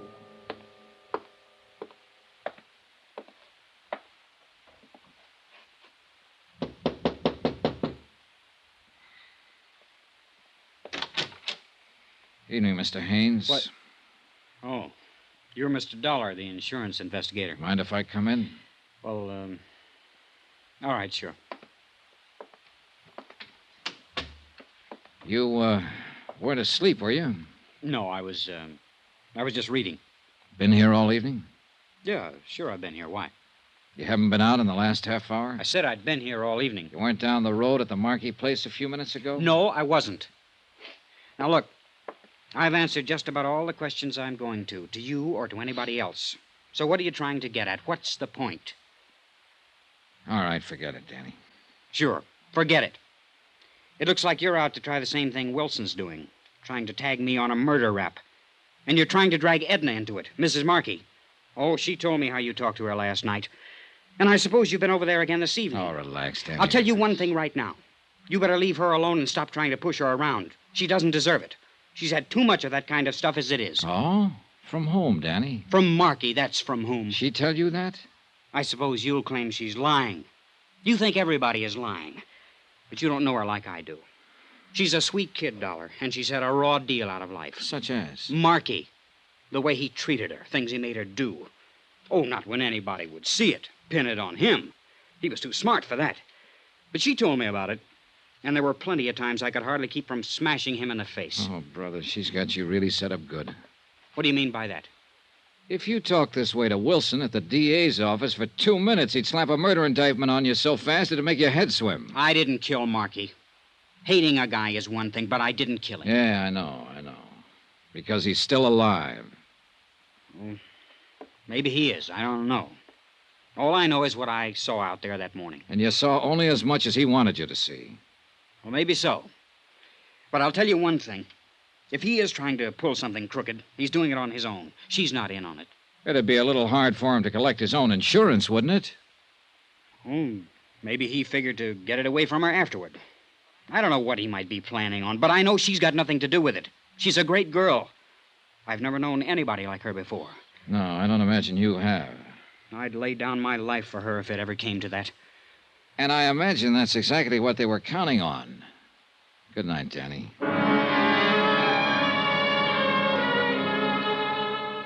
Expense account item 16, $1.90. Taxi fare the following morning from my hotel to the courthouse. I got there at 9:30 and went over the case with Jim Davis, local counsel for the insurance company. And at 10 o'clock, the hearing on Wilson's petition was opened in chamber session, Judge A.G. Campbell presiding. Judge Campbell kept the proceedings informal, and the whole thing moved pretty fast. Both sides presented briefs, and additional evidence was introduced through verbal interrogation. No witnesses were called. By 10:30, the cases for both sides had been completed.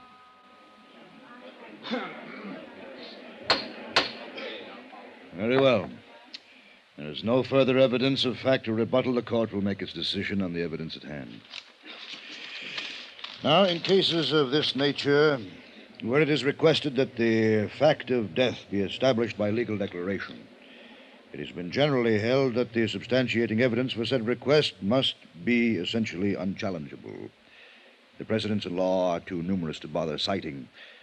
Now, in the case we are considering here, it seems to the court that the substantiating evidence is far from unchallengeable. In point of fact, it would seem that the bulk of the evidence indicates that William Markey may indeed be still alive. Now, the court would be powerless to act even in the face of a reasonable doubt. And the contrary evidence here is a good deal stronger than a reasonable doubt.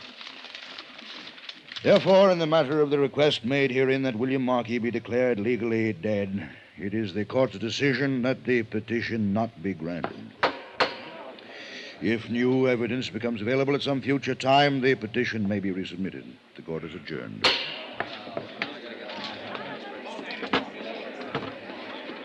Well, looks like you won, Mr. Dollar. I told you what would happen. I sure do hate to see that kid get away with murder. Oh, forget it. Markey is walking around somewhere just as alive as you or I. Well, we've all got a right to our opinions, Mr. Dollar. I say he's floating around out there in the Atlantic somewhere. That's what he meant for us to think. Maybe so, but I... Pardon me, Mr. Wilson. A message was phoned in for you, but they wouldn't let me in the courtroom. Oh, thank you, old man. Will you excuse me, Mr. Dollar? Sure. Go ahead and read it. The minute I step out of that office, somebody's bound to start calling... Well... What's the matter? Mr. Dollar, the Coast Patrol hauled a man's body out of the surf about an hour ago. Been drowned. So? They got a quick check on his prints. It's William Markey.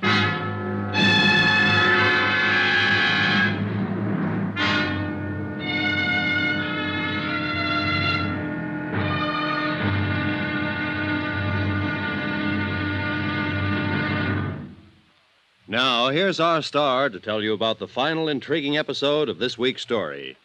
Tomorrow, a dead man tells a tale, but not the tale he was meant to tell, and thereby hangs the wind-up. Join us, won't you? Yours truly, Johnny Dollar.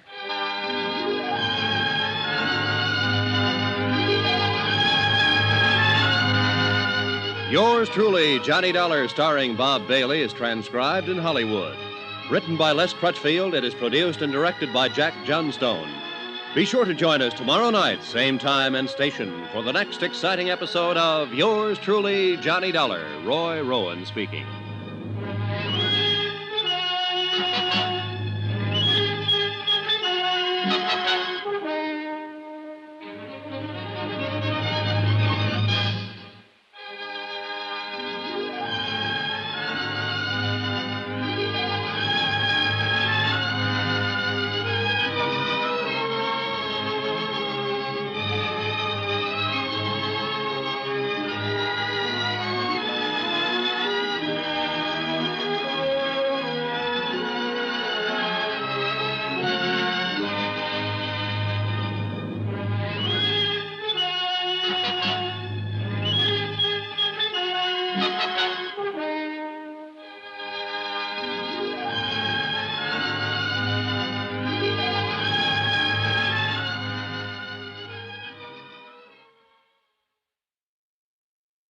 From Hollywood, it's time now for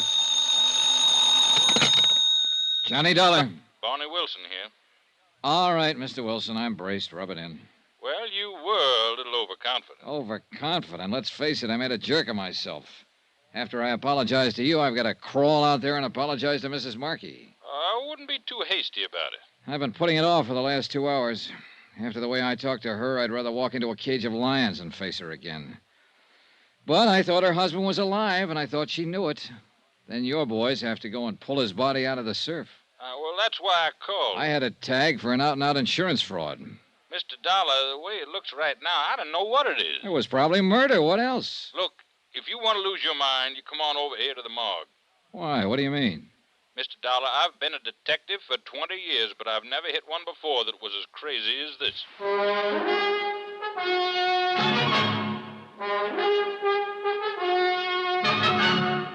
Tonight and every weekday night, Bob Bailey in the transcribed adventures of the man with the action-packed expense account, America's fabulous freelance insurance investigator. Yours truly, Johnny Dollar.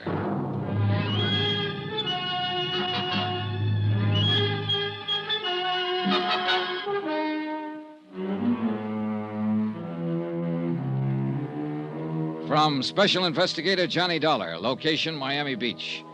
To the Home Office, Delta Liability, Hartford, Connecticut. Assignment, the Fathom 5 matter. It happened to involve a $75,000 insurance policy.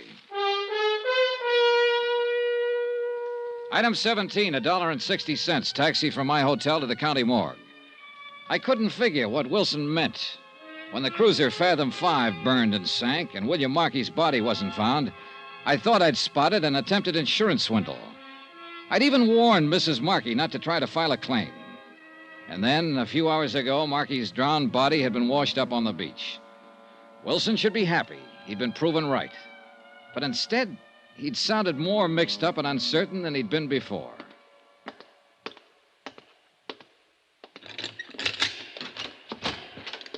Come on in, Mr. Dollar. You know, you don't pick the pleasantest places in the world to hold conferences. I thought you might want to take a look at him.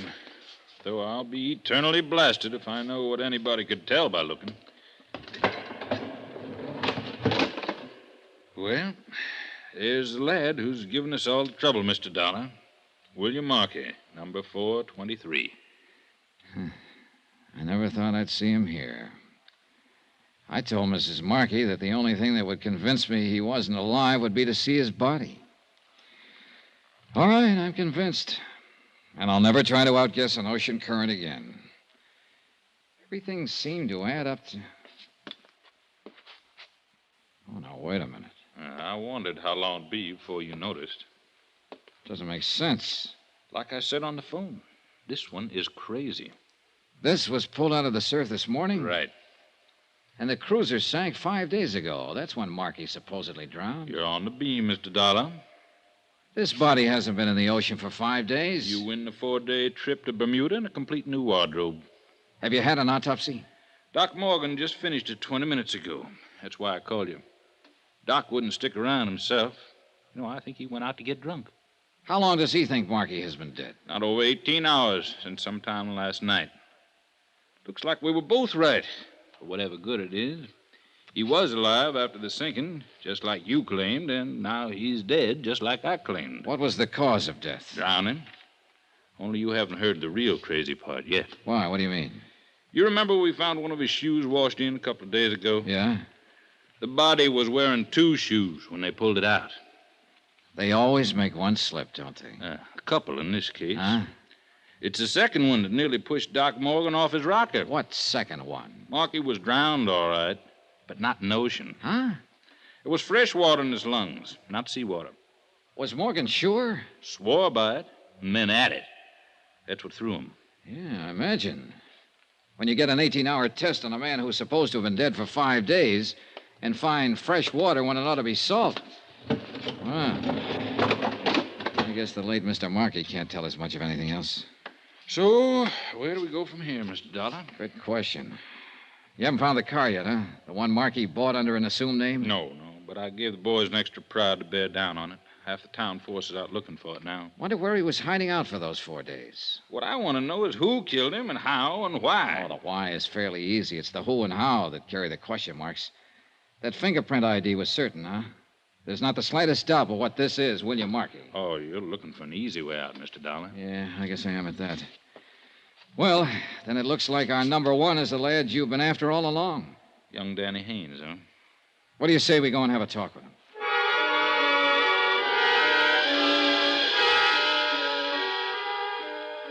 Only one thing was wrong with the idea. It didn't work. Haynes wasn't in, and the clerk at his hotel said he hadn't seen him all day.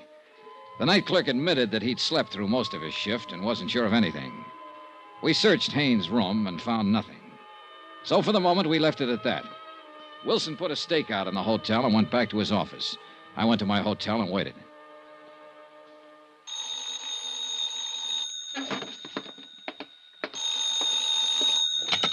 Johnny Dollar. Barney Wilson. Yeah, what's up? We finally got a break. The boys found that car. Where? Parked at the curb out on the east side of town. May have been abandoned there, or it may be where Markey was hiding out. It's in front of an apartment house. Have they checked through it yet? No, they haven't touched it. I'm leaving to go out there now. Want me to swing by and pick you up? If you don't, I'll sue you. I'll meet you out in front of the hotel. We stopped a block away and walked up to the apartment house. The car was still parked at the curb, and the plainclothesman watching it said no one had been near it. We went on inside and found the landlady, identified ourselves, and started questioning her. Luck seems to still be with us. Well, you see, most of my guests are permanent, as you might say, or at least as permanent as renters ever are. Yes, we understand. In fact, the only unit I've let in the last 2 months is number 14. That's up one flight with a pull-down bed. When did you rent that one? Well, let's see now. I think it was about 10 days ago. He paid a month's rent in advance. What was his name? Mr. Jones. A very nice, quiet, middle-aged fella. He lived by himself? Oh, yes, and never went out much. After he moved in, that is. He didn't stay here for the first 4 or 5 days after he rented it. Until the night the Fathom 5 sank. When did you see Mr. Jones last? Well, it's a funny thing. He went out yesterday evening and he didn't come back at all. What kind of a car did he drive? Oh, good heavens, I don't know. But you can look for yourself. It's parked out there at the curb. A friend of his brought it by a while ago. What? What's the friend's name? Why, I didn't ask him. He's an awful nice young fella. He said Mr. Jones was going on a trip and sent him to pick up his belongings. And he had Mr. Jones's key, so I decided it was all right. He's up there packing now.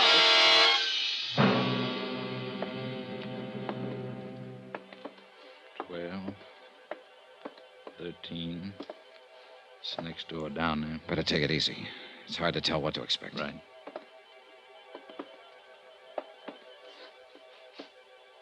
He's in there, all right. Try the knob. Easy. It's locked. And there isn't much choice. Who is it? Open up, Haynes. We want to talk to you. I said open up. Get away from that door. Watch it, Wilson. I'm warning you, don't try to come in. Well, we know now what to expect. I'll cover the door here, Dollar. You go down and tell Dave to cover the outside windows and call in for a couple of squad cars. Right. Hey, he's going out that window. There must be a fire escape. Come on, let's hit the door.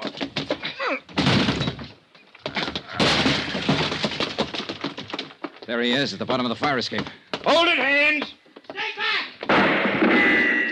All right, Haynes, it's up to you. Throw down that gun or I'll drop you. I'm sorry, kid. He's down. Yeah. That second shot was dead center. I know. I tried to hold low on him, but it jumped up on me. Well, he said he'd die for her if it came to that. It came to that.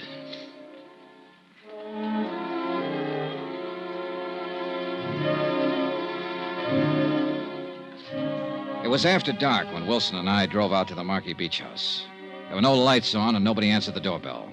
So Wilson forced entrance and we shook the place down.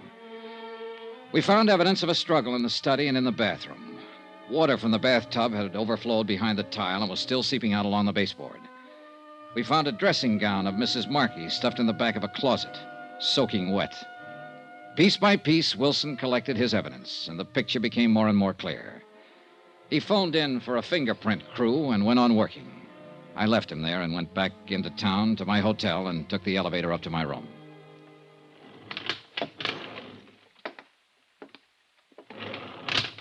Mr. Dollar, What are you doing here? waiting for you. They've got extras out. They say the police shot Danny Haynes. I thought maybe you could tell me what it's all about. Sure. And what you mostly want to know is how much he talked before he died. Isn't that it, Mrs. Markey? I don't know what you mean. Then go on out to your house and ask Wilson. He's out there with a fingerprint crew. And I imagine he can tell you anything you want to know by now. I slipped up last night. I thought it was Haynes who came to your door. But it wasn't. It was your husband. And you told him to come back later. Then when I left, you called Haynes and had him come over. If he said that, he lied. I even gave you the idea for it myself. When I said the only thing that could convince me your husband wasn't alive would be to see his dead body. So you talked Haynes into helping you provide the evidence I said I'd have to have. My husband's body was found in the ocean. They told me that this evening. Yeah, but he didn't die there. He was drowned in the bathtub at your house, and you and Haynes did it. You're out of your mind. Danny Haynes was lying. Then go tell Wilson. It's his job now, not mine. Maybe you'll be able to convince him, but I doubt it. And I'm pretty sure you won't be able to convince a jury. You think not.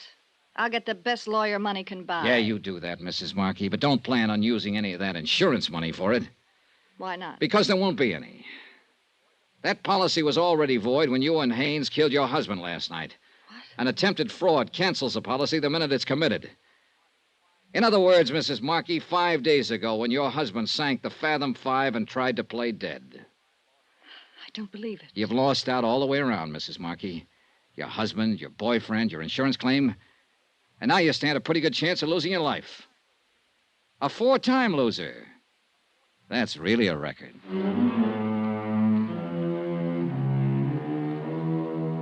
Expense account item 18, $321.60. Hotel and incidentals in Miami and transportation back to Hartford. Expense account total $684.95. End of account, end of report. Remarks? You quoted a line of Shakespeare at the start of this case, Ralph. Full fathom 5, thy father lies. Well, you're wrong. It turns out to be the widow who lies, and lies, and lies. Yours truly, Johnny Dollar.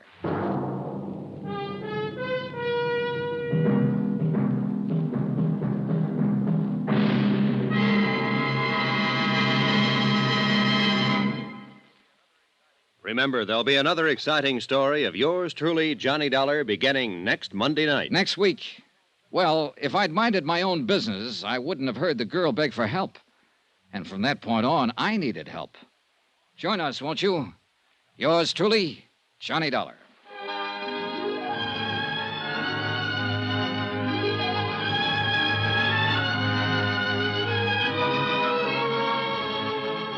Yours truly, Johnny Dollar, starring Bob Bailey, is transcribed in Hollywood. Written by Les Crutchfield, it is produced and directed by Jack Johnstone. Heard in this week's cast were Mary Jane Croft, Barney Phillips, Carlton Young, Eleanor Audley, Sam Edwards, Shep Menken, and John Daner. Musical supervision by Amerigo Marino. Be sure to join us on Monday night, same time and station, for another exciting story of yours truly, Johnny Dollar. This is Roy Rowan speaking.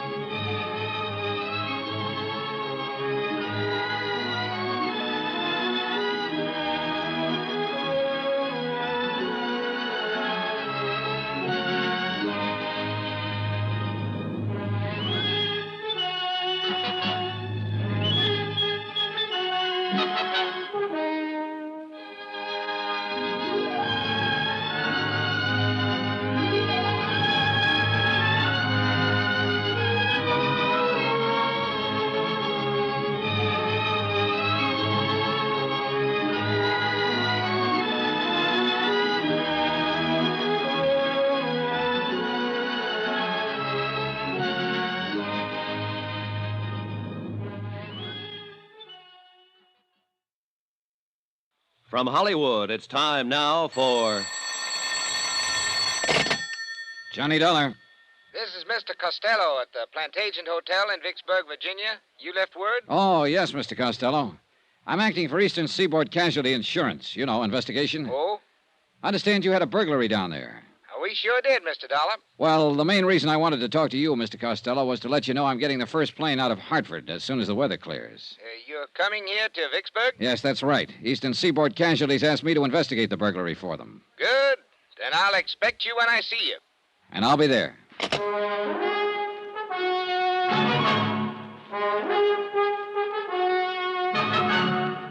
Tonight and every weekday night, Bob Bailey in the transcribed adventures of the man with the action-packed expense account, America's fabulous freelance insurance investigator. Yours truly, Johnny Dollar.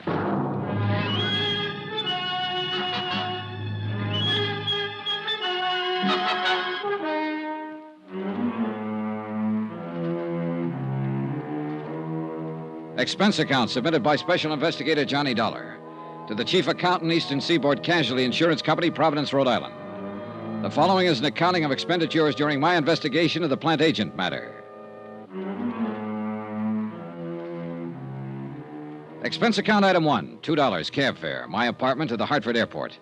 Item 2, $173. One airline ticket from Hartford to Vicksburg, Virginia, and back again. We took off in 10 below zero weather about 1:30 in the afternoon. By 5 o'clock, we circled into Vicksburg for a landing. Item 3, $5, cab fare to the Plantation Hotel, 3 miles outside of town. A pleasant, spacious, gentle old building set back among the wintry trees. 15 minutes after checking in, Mr. Costello appeared, wrung my hand, and reported that the Vicksburg police had apprehended the burglar who had rifled the hotel safe the night before. All of the loot had been recovered. As a matter of form, I spent 2 hours with the police itemizing the stolen property, which was all intact. Then I returned to the hotel, assured Mr. Costello that everything would be all right, and got busy trying to make return reservations for Hartford. Now, the rest of this report is by way of apology for my tardiness in submitting the expense account. In between phone calls to the airport, I went downstairs to the bar for a drink, and then stepped outside for a walk and a breath of fresh air. In the back of the parking lot behind the hotel, a blonde woman about 30 in a green suit was talking to a tall, typically dark man who had his back to me. They were arguing about something. As I walked past them, I couldn't help hearing too well. Please help me. Are you talking to me? Yes, please. On your way, mister. This is private. You hear me? Hey, just keep your hands to yourself, Bud. Well, keep rolling then. We're having a little argument, private. Please, I don't know who you are, but I'm... Shut up. She's had a little too much to drink, mister, that's all. Oh, that's so? Well, it doesn't look that way to me. Now, what's this all about? I just told you, Nosy, she's had a little too much to drink. Now, go on, Bud. Get on your way. Wait a minute. I told you to keep your hands to yourself. Yeah. Honey, you want to keep it up? You hear me? Yes. I hear you. And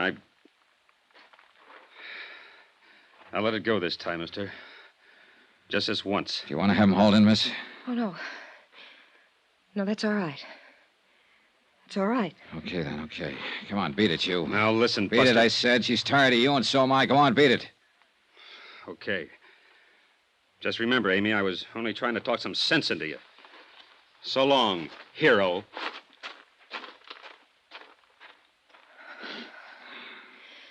Thanks. Thank you very much. That was awfully kind of you. Okay, did he hurt you? Yes. Where it hurts the most, I guess.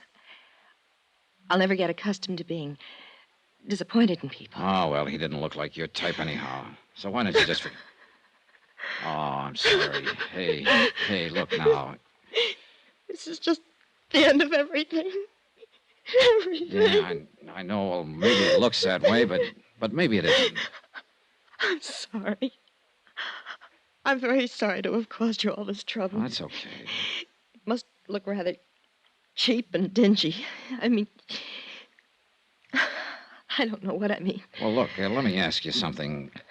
Did you really have too much to drink tonight? No. No, I only had one drink with him. All right, then maybe you'll let me buy you one. How about it?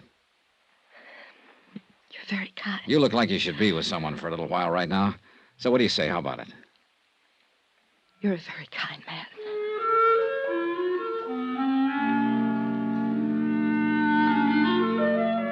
And that's the way it began, in the parking lot outside of the Plantation Hotel in Vicksburg, Virginia. She trembled a little when I led her back inside to the warmth of the bar and the people and sat her down at a booth. Looking back on it now, I guess we had a rather strained, one-sided conversation. She did all the listening and seemed preoccupied with her problems, whatever they were. Even though I'm not the greatest wit in the world, I did manage to get a faint smile out of her.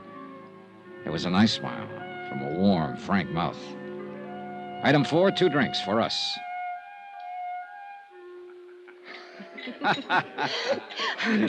That's cute. Hey, see there? Next thing you know, you'll be telling me a joke. Oh, that reminds me. That reminds me of another one. It's one of the oldest and most respected jokes in the country. You probably heard it 1,000 times. It seems 10 men were standing in the rain under an umbrella, and none of them got wet. Well, just about then, a fellow walked up. You've been very, very kind to me. Thank you again. Well, I'm glad you feel better. Miss, Are you, from here in Vicksburg? No, my home's in Hartford, Connecticut. I flew down here this afternoon on business. I'm waiting for a flight out. Oh. What's your name? Johnny Dollar. Thank you again, Johnny Dollar. Hmm? Thank you for not asking me my name. For not asking me about the man in the parking lot. For not asking me to explain what my trouble is. Thank you, Mr. Dollar. And thank you for sitting here with me this little while and trying to make me laugh. You really feel all right now, huh? Yes, I think so. Good, that's swell. Because I wouldn't want to let you go if I thought you were going to step outside and start crying again. No. No, I won't do that, I promise. You sure? Positive. Okay. Ah, you want one more for the road? Oh, thank you, but I'd better not, Mr. Dollar. I really should be getting home. Well, will everything be all right at home? What? Oh, yes. He wasn't my husband, or my boyfriend, even. He won't bother me. Okay, then. Here, let me help you on with your coat. Thank you. There you are. Do you have a car? No, I'll get a cab. There's always one out in front. Good, I'll help you. Thank you. Say, look, I'm going to tell you something. I'm staying here in Vicksburg at the Plantation, and I doubt if I'll be able to get a plane out tonight. Probably not until tomorrow sometime. So, look, if you need me for any reason at all, why don't you just call me? Okay? Yes. Thank you. Good. Cab, taxi. You're still worried about him, aren't you? Why do you say that? The way you looked around when we stepped outside here just now. Would you like me to see you home? Oh, no, thank you.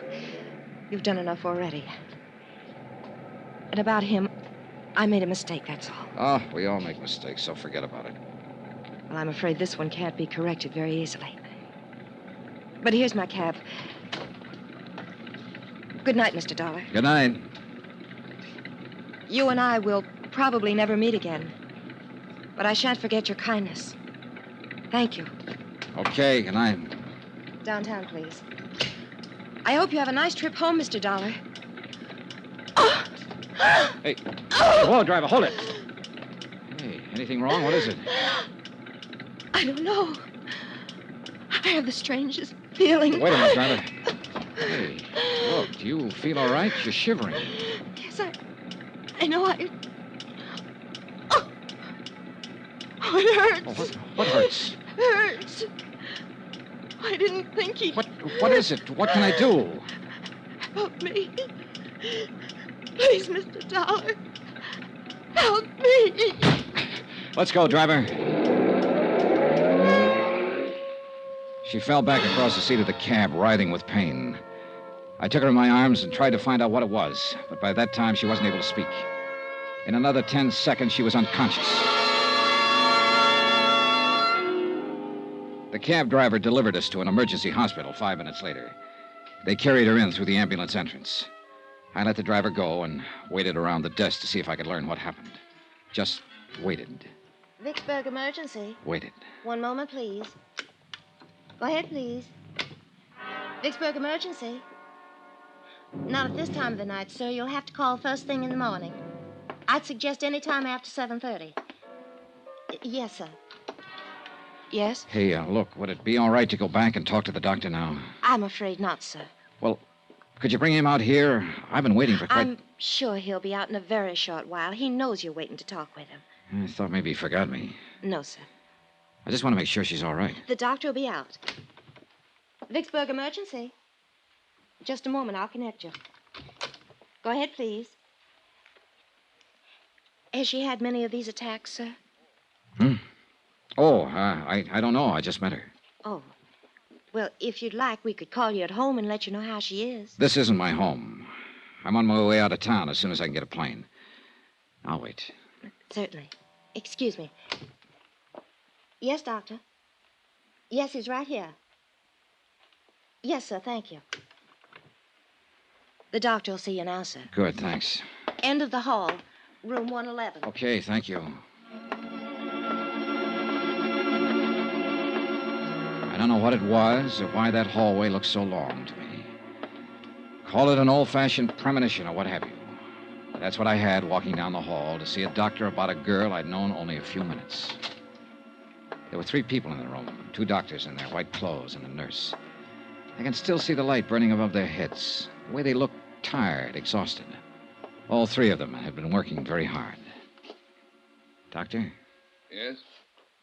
Oh, you're the man who was with her. Yeah, that's right. How is she? When did this happen? About a half hour ago, I put her in a cab at the Plantation Hotel, and she complained of feeling sick. So I brought her here, but she lost consciousness in the cab. I see. Sit down, please. Oh, why? Some papers we want you to fill out, just routine. Oh. Your name, please? Johnny Dollar. And she is Mrs. Dollar. No. Oh, I see.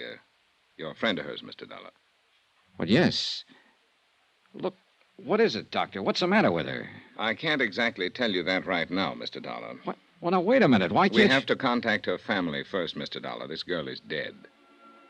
Now, if you're willing to fill out... Picture it. Yourself in my position, I mean. I'd known the girl only a few minutes. I didn't even know her name. Yet somehow I'd become closely involved with her. Too much so, I guess. All I knew about her was that she was someone who had died while asking me to help her. Under the circumstances, what would you do?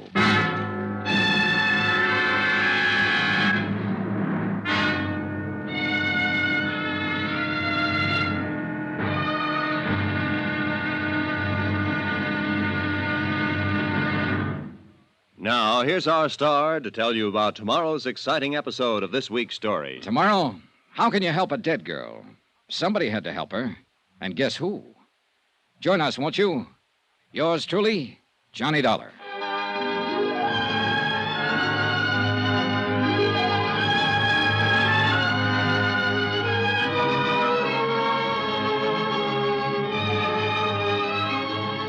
Yours truly, Johnny Dollar, starring Bob Bailey, is transcribed in Hollywood. Written by John Dawson, it is produced and directed by Jack Johnstone. Be sure to join us tomorrow night, same time and station, for the next exciting episode of Yours truly, Johnny Dollar. Roy Rowan speaking.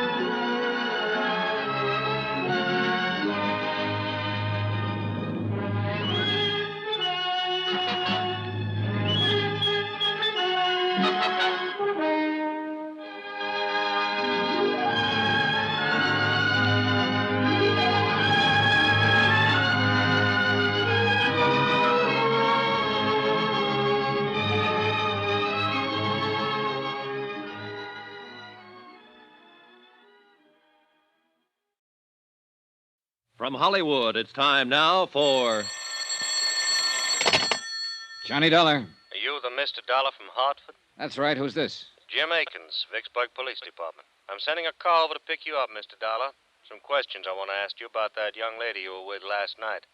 I hope you weren't planning on leaving town. Of course I wasn't. I canceled my plane reservations last night. If you tell me where you're located, I'll come down by myself. No sense getting head up. You aren't in your own backyard now, you know, Dollar. I know where I am, the town where a girl died in my arms. If you can stop getting lazy with me for a minute, maybe you can tell me who she was. Why? Because I'd like to talk to her family. I was the last one to see her alive.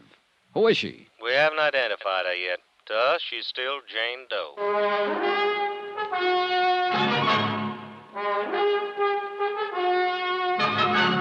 Tonight and every weekday night, Bob Bailey in the transcribed adventures of the man with the action-packed expense account, America's fabulous freelance insurance investigator. Yours truly, Johnny Dollar.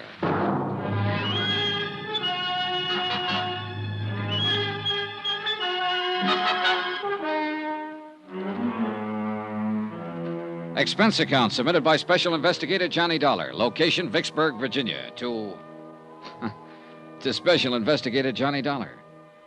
The following is an accounting of expenditures during my investigation of the Plantation matter. A real mystery about a very mysterious girl who happened to be dead. Expense account item 5, 10 cents. One morning newspaper, which carried a 2-inch story in a half-inch space about an unidentified girl who had died at Vicksburg Emergency Hospital the previous evening. I was reading it over in the lobby of the Plantation Hotel when one of the Vicksburg police force stepped up to the desk and asked for my room number. He was a swarthy man in a black suit, plain clothes type. Well? I beg pardon? I'm Johnny Dollar. Oh. Jim Akins. We talked on the phone a little while ago. You said you were sending a car. Well, you sounded so huffy about everything, I thought I'd drop over myself to say hello. I got the car outside. Okay, let's go then. Where are you from, Dollar? Hartford, Connecticut. I'm an insurance investigator. Look, I talked to a man in your burglary division yesterday about the burglary they had at the hotel yesterday. I was sent down here by Eastern Seaboard Casualty Insurance Company. You got any identification on you? Yeah, sure. Here. Okay. Look like who you say you are. Now, just what was your connection with that girl who died at the emergency hospital? I met her outside in the parking lot last night, back at this hotel. She was with a man. I don't know who he was. They were having an argument. I stopped when she asked me to help her. I got rid of the man and took her inside here and bought her a drink. Then I started to put her in a cab to send her home. But she got sick before the cab could take off, so I took her to the hospital. She died there. And that, Mr. Akins, is it. How long did you know her? About a half hour, all told. She didn't tell you her name? No. Where she lived? No. Name of this man she was with in the parking lot, who was he? I haven't the slightest idea. Well, what kind of trouble was she having with him? She didn't tell me that either. I didn't ask her. But you sat in the cocktail lounge over there and you had a drink or two. One. No name, no address, no nothing. Well, maybe we better do all our talking downtown. Anything you say, Akins. Let's go.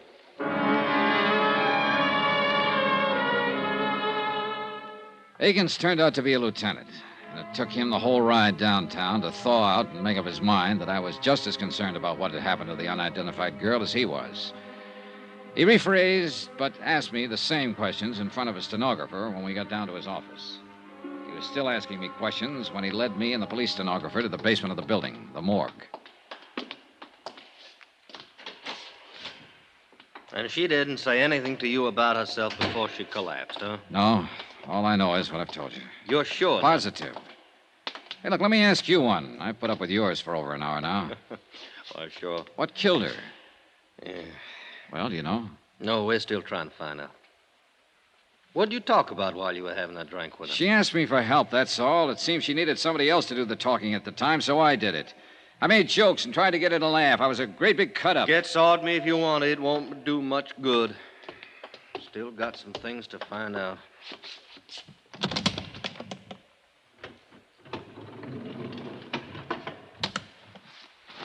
Yeah. Lousy, ain't it? It sure is. This is the girl you were with last night. Yes. You're positive? I'm positive. Okay, Dolly, you want to sign this for the records? Well, that's good. All right, Sam, you can send this on upstairs. We'll be up pretty soon. Now, Dollar, did anyone there at the hotel bar seem to know her?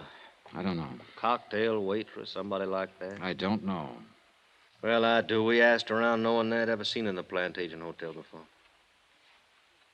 Tell me something, Dolly. You ever worked on one like this? No, not quite. Okay, then. I'm going to tell you what we're up against. All the clothes she was wearing was standard brand stuff. Mostly come from stores downtown, some of them New York. It's going to take us a long time to check them out. We may not be able to trace them at all. We're going to work on the cleaning marks, too, and that'll take time.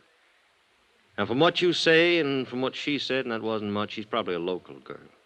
Somebody's wondering about her, but nobody come in and make out a report asking for her. I hate to do it. I might have to take a picture, run it in tonight's paper, just to find out who she is. That could be pretty lousy for somebody. It's a lousy business. I thought you could help me, Dollar. How? Well, two things.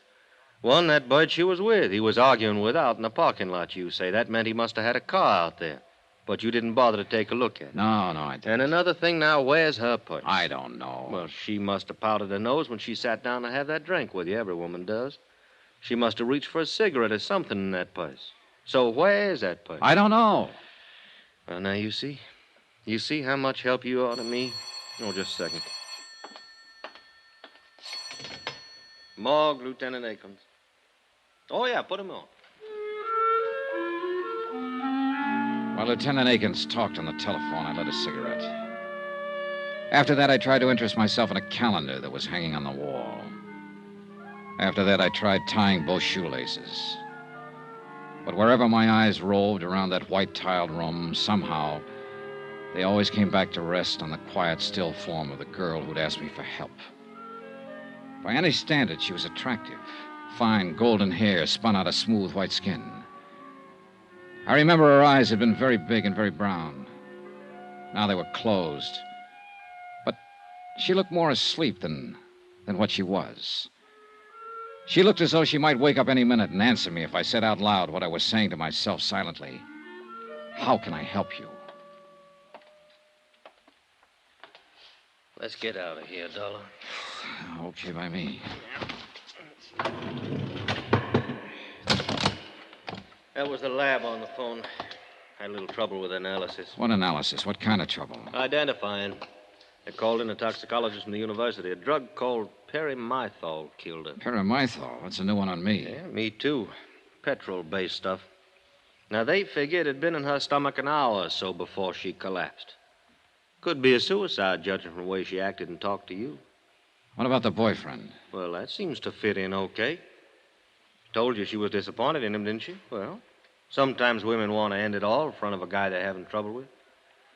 It'll probably turn out that way. You talk like a cop, Akins. That's what I Everything's am. so simple. Make it fit into your formula. This girl knocked herself off because she lost her boyfriend. This girl killed herself because she lost a job. Fill it in. Get it off the books. Whoa, Dollar, whoa. What's the matter with you? What are you getting at? Oh, I don't know. Forget it, will you, Lieutenant? No, now, wait a minute. Wait just a minute. I'm not all cop, Dollar. I saw her laying there, too. And I can see she was a nice girl, and something went awful wrong with her. If I'd been the last one to be with her and talk to her alive, why, I'd probably be taking it the same way you are. But take it easy. Sorry, Lieutenant. Yeah. I'll buy you some breakfast. He did, but it didn't help much. And after that, we shook hands and parted. Expense account item 6, $2. Cab fare back to the Plantation Hotel. I went up to my room, packed my bags, called the airport, and made arrangements to leave on the 6 o'clock plane. There was nothing more I could do about the case. Nothing more at all. It was police business. I had time before the plane for a quiet drink at the hotel bar. What's your pleasure, sir? Oh, some of that little water. Yes, sir. You on duty last night by any chance? Yes, sir. Why you ask? I just wondered if you happen to remember me. No, sir. Was you at the bar? At that table over there with a lady, a blonde girl in a green suit. Well, I'm sorry. I just don't remember. Well, here you go. Thanks. Here, keep the change. Well, thank you, sir. Now, I probably waited on you, but, well, so many people, you know. Yeah, sure. Why you ask? The lady lost her purse. Thought maybe it might have been turned in here. No, sir. We didn't get any places last night. A couple money clips is all. Not much in them either. Mm-hmm. You're talking about the lady who died later on, ain't you, sir? Yeah. Yeah, I am. Police officers was in here asking the same questions. I thought they would be. You, policeman, too? No, I was a friend of hers. Oh. Well, then you should call the police. They're still trying to find out her name. So am I. Well, I thought you said she was a friend of yours. I didn't happen to know her name. It didn't seem important to ask it last night. I just don't understand. I can tell you one thing. I might have saved her life if I'd asked her name. And some other things. Yes, sir. Sure.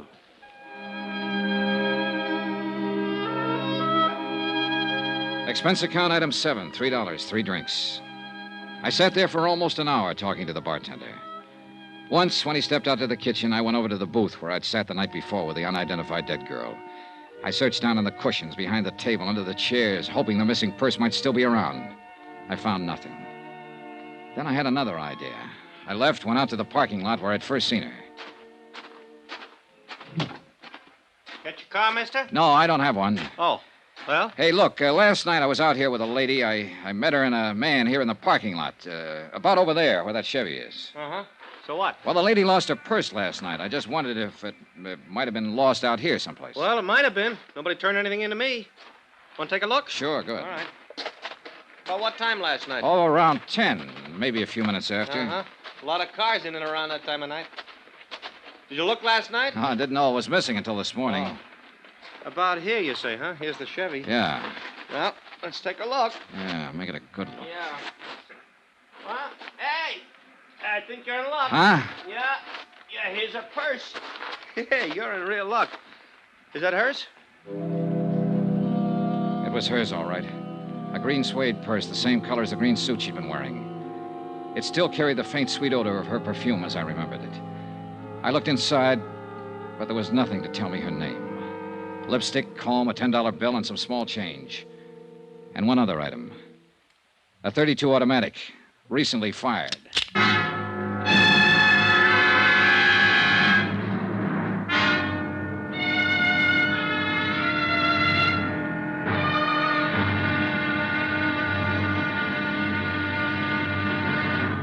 Now, here's our star to tell you about tomorrow's intriguing episode of this week's story. Tomorrow, a dead girl's .38 automatic comes to life. Join us, won't you? Yours truly, Johnny Dollar.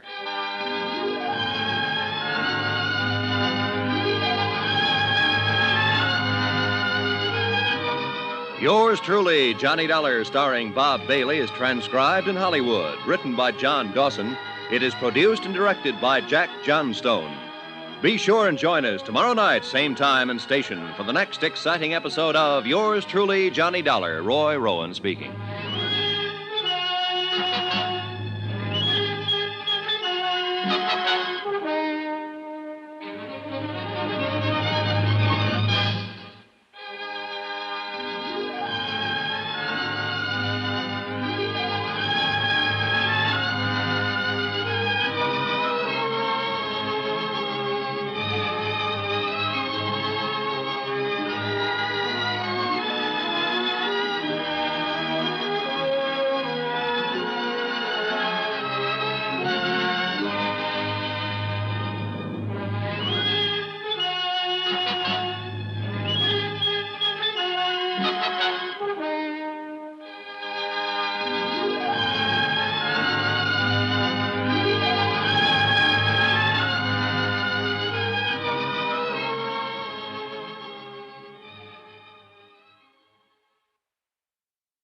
From Hollywood, it's time now for Johnny Dollar. This is the hotel operator. Ready with your call, Mr. Dollar. Oh, good. Police Department, Sergeant Peters. I want to talk to somebody in the personnel division. Sorry, I haven't got one. What can I do for you? I want to get some information about a gun, find out who it was licensed to and so on. Come down to licensing division. I think we can help you there. Where's that? 220 City Hall. Do you have the weapon? Yes. Be sure and bring it along with you.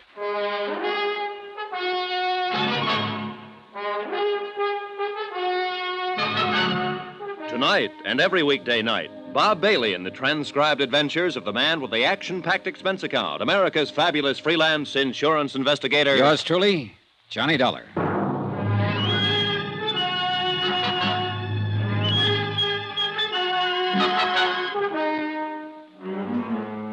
Expense account submitted by Special Investigator Johnny Dollar to Special Investigator Johnny Dollar for personal reasons. Location, Vicksburg, Virginia. Purpose? Well, it all started as an investigation of a burglary at the Plantation Hotel. Once that was out of the way, I happened to run across a girl having an argument with a man in the hotel parking lot. She asked me to help her. I did. Girl suddenly gets sick and dies. Poisoned. I stay around to help find out who she is. I don't know that. But I do know that she had a .38 in her purse. 3 bullets recently fired. Expense account item 8, $2 cab fare from the Plantation Hotel, the 2 miles into Vicksburg City Hall, and room 220 as per instructions of Sergeant Peters. I felt more than a little guilty bypassing Lieutenant Jim Akins, who had questioned me earlier about the case. Yes? Sergeant Peters? That's right. Can I help you, sir? I hope so. I'd like to know if this gun's been registered with you people. Let's have a look. You just buy it? Yeah. Got your bill of sale with you? Well, do you have to have one? You should. Who'd you buy it from? Oh, a fellow I met in a bar. Have you a permit to carry this weapon? Well, no, I haven't. Are you going to carry it? Oh, no. Then why'd you buy it? Oh, I just wanted it, that's all. Is there a law against that? No. But there's a law against practically every other thing about a gun. You want to read those numbers off to me? Sure. JJJ-4769-992. And then there's an X. Okay. Make, Colt, caliber, .38, automatic, 7-shot. Yeah. Here, you'll have to fill this out. Pencil's over there. This will take a minute for me to check. It took 15 minutes. In the meantime, I filled out the form which notified the Vicksburg police that I was in possession of the above described weapon, that I did not wish to apply for a permit to carry it, and so forth and so forth. After that, I stood around and smoked a cigarette and wondered if I should step downstairs and tell Lieutenant Jim Akins that I had found Jane Doe's purse and the gun. But before I had time to make up my mind... Here we go. The gun was purchased in 1950 by the Piedmont Banking Service. That's a local armored truck outfit over on Maple Street. The gun was permitted for carrying to Raymond W. O'Connell, 232 Polk Street, this city. Thanks. Raymond O'Connell. Yeah. Anything else? Well, that's all. Thanks.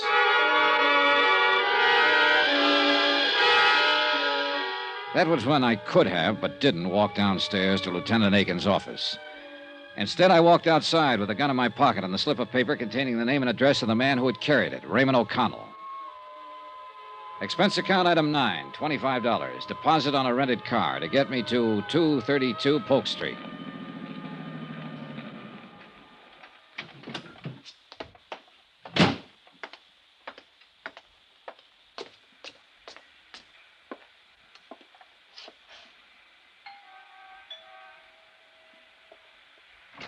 Oh, Paul, darling, you're early. I'm hardly ready. Hello. Oh, I was expecting someone else. I'm so sorry. You're not Paul, are you? No, I'm afraid not. My name's Johnny Dollar. Oh. Mr. Dollar? That's right. Well, what can I do for you, Mr. Dollar? I'm looking for Raymond O'Connell. Ray? Yes. Come inside, Mr. Dollar. Thank you. I really didn't mean to throw myself at you at the door. I thought you were someone else I'm expecting. I'm Terry. Terry? Teresa. Terry O'Connell, Mr. Dollar. Oh, his wife? I'm Ray's widow.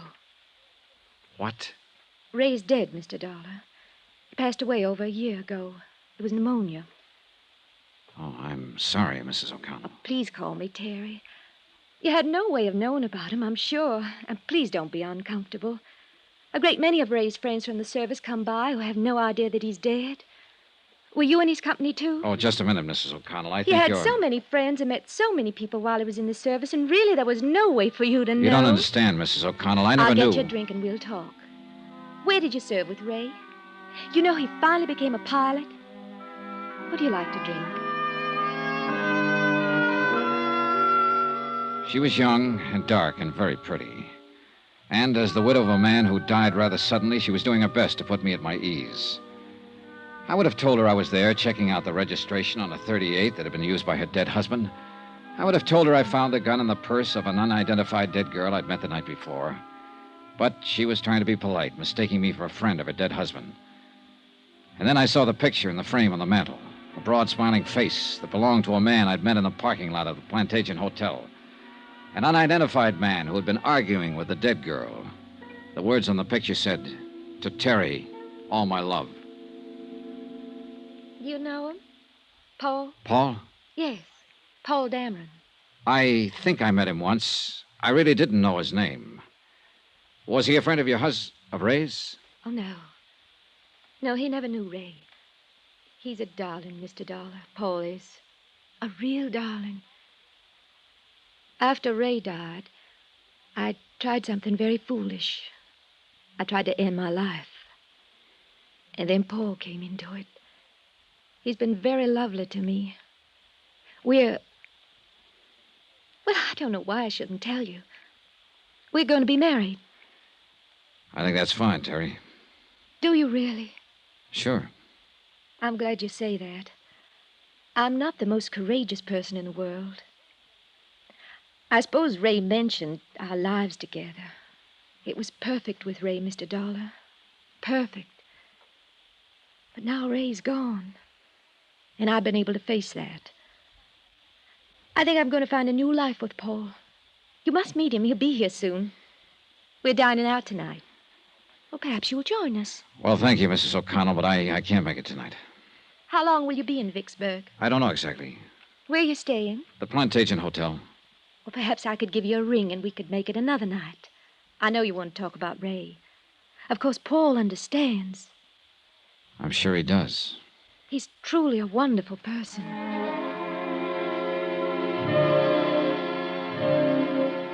He hadn't looked very wonderful the night before, standing in the parking lot arguing with a girl who had died. But then there was my side of the picture, and it wasn't complete. And somebody still had to explain the 38 with the 3 bullets missing. I left Terry O'Connell, went outside and bought an evening paper, and then sat in my rented car reading it. The photographer at the morgue had done a good job. The unidentified girl's picture was on page 1. I was reading the story over a second time when a dark business coupe pulled up behind me, and Paul Dameron got out, heading for Terry O'Connell's doorway. Just a minute. What? Just a minute. Hello, Paul. What? You? Yeah, me. Now, look, Dameron. What are you doing here? How'd you know my name? Or are you some professional gunsel coming around to sock me again? I still don't... Stop it, will you, Dameron? My name's Johnny Dollar. I want you to tell me who that girl was last night in the parking lot. The one you had the big argument with. Huh? Oh. Well, you were the big hero there, butting in where it was none of your business. I didn't like it then, and All right, simmer down, will you? Who was she? Come on, what's her name? What's it to you? Look, Dameron. Okay. It's Amy. Amy Duran. Amy Duran. Yeah. We work at the same office. Now, look, Buster, I'm not afraid of you, but I don't want any trouble, see? So if you'll just go somewhere else and Wait a minute, will you? How does Amy Duran tie in with Teresa O'Connell? Look, I don't know who you are or what you're after, but you've certainly got your nerve about... Answer me, Paul. Okay. Terry is Amy's sister. Satisfied? I don't know. Who are you, anyhow? A policeman or something? My name is Johnny Dollar. I'm here because Because if you aren't, I want to know what right you have to ask me all these questions. Cool off, will you? I've been trying to find out who she is. Because last night, after you went off, we had a drink together. Then she got sick, and I took her to a hospital. She died there. What? She died. She's lying in the morgue right now, unidentified. It was some kind of poison that killed her. Amy... dead? No, I don't believe it. Here. It's in the paper tonight. The police are trying to identify her right now. I can't believe it. Poison. Oh, Dollar, I didn't think Amy was that desperate. There was a way out. She could have solved it without this. Way out of what? There was no need for her to do this. I told her I'd help her. I had no idea she... Poison. Does Terry know? Not yet. I've got to tell her before she sees it like this. in the newspaper. It'll be awful for $1, awful. Look, I apologize for the way I've acted, the way I was last night. I was upset. I can see now you're trying to help. Now, let me go in and break this to Terry. Call me later. Here, my card. Call me.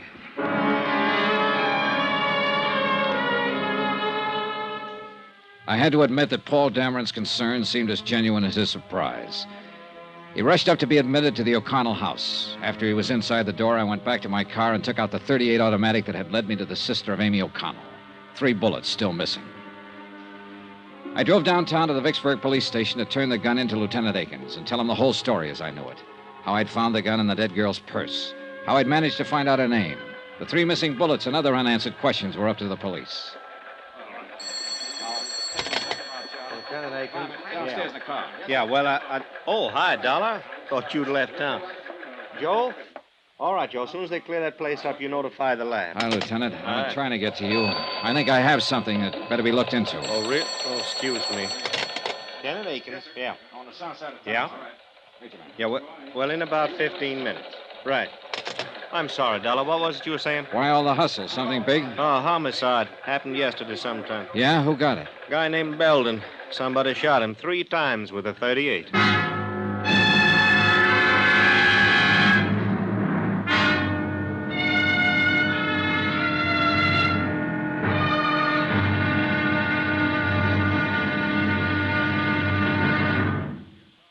Now, here's our star to tell you about tomorrow's intriguing episode of this week's story. Tomorrow, information about the gun that blows the whole case sky high. Join us, won't you? Yours truly, Johnny Dollar.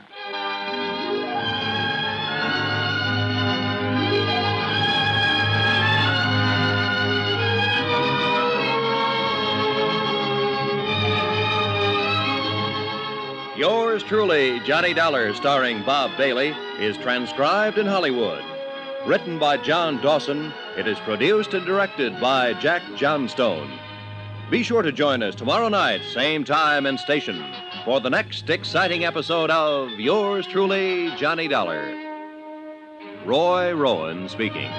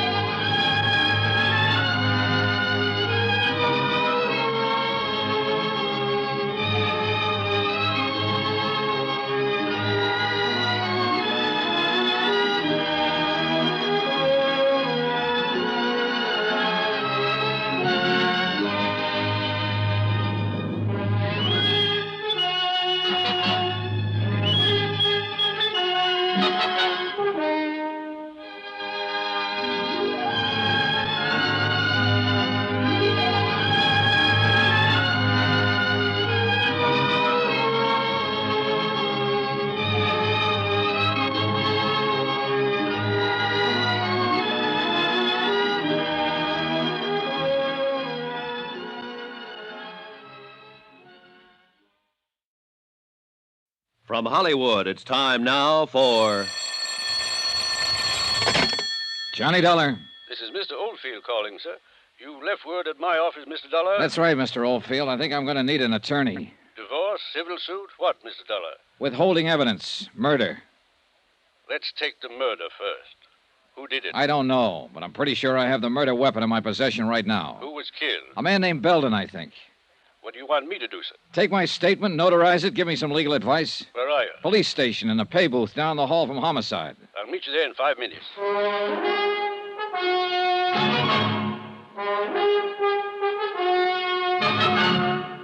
Tonight and every weekday night, Bob Bailey in the transcribed adventures of the man with the action-packed expense account, America's fabulous freelance insurance investigator. Yours truly, Johnny Dollar.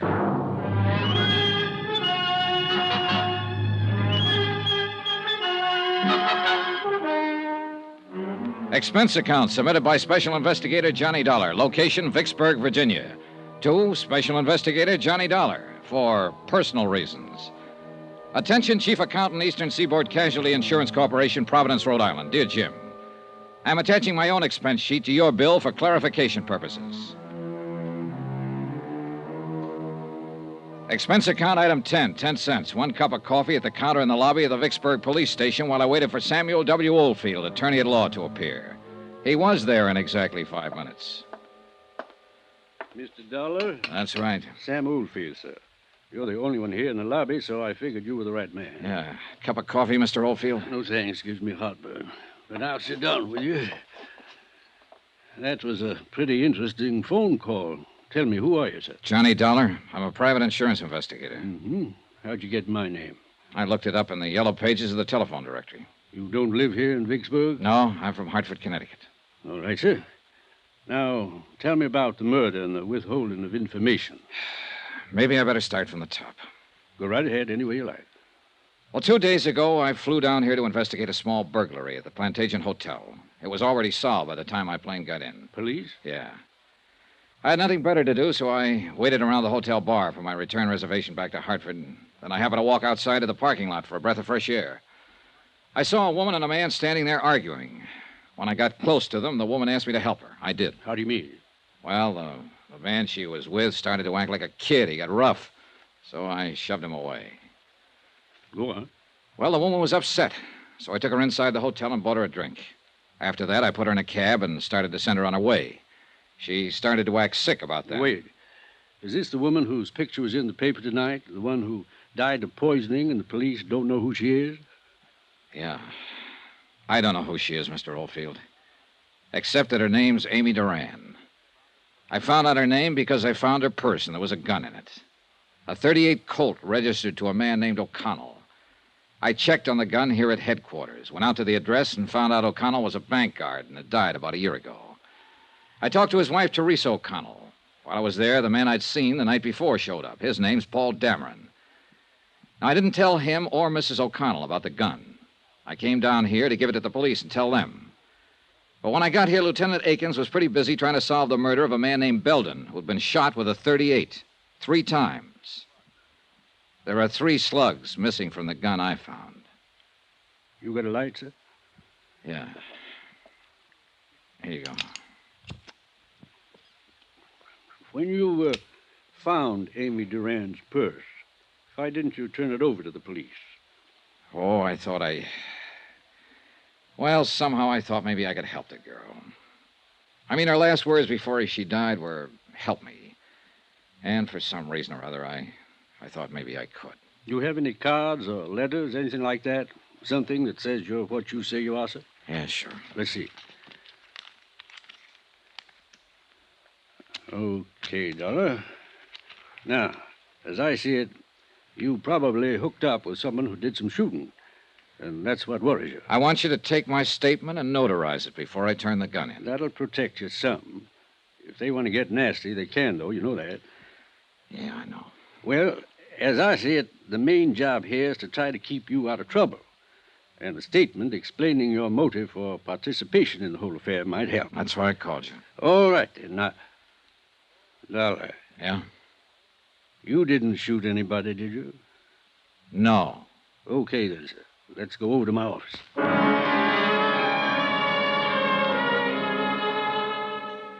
We did, and I made the necessary statement, and Mr. Oldfield notarized it. After that, I went back to the Vicksburg police station to talk to Lieutenant Akins. The .38 I'd found in Amy Duran's purse was still in my pocket, and her words were still in my mind. Help me. Please help me.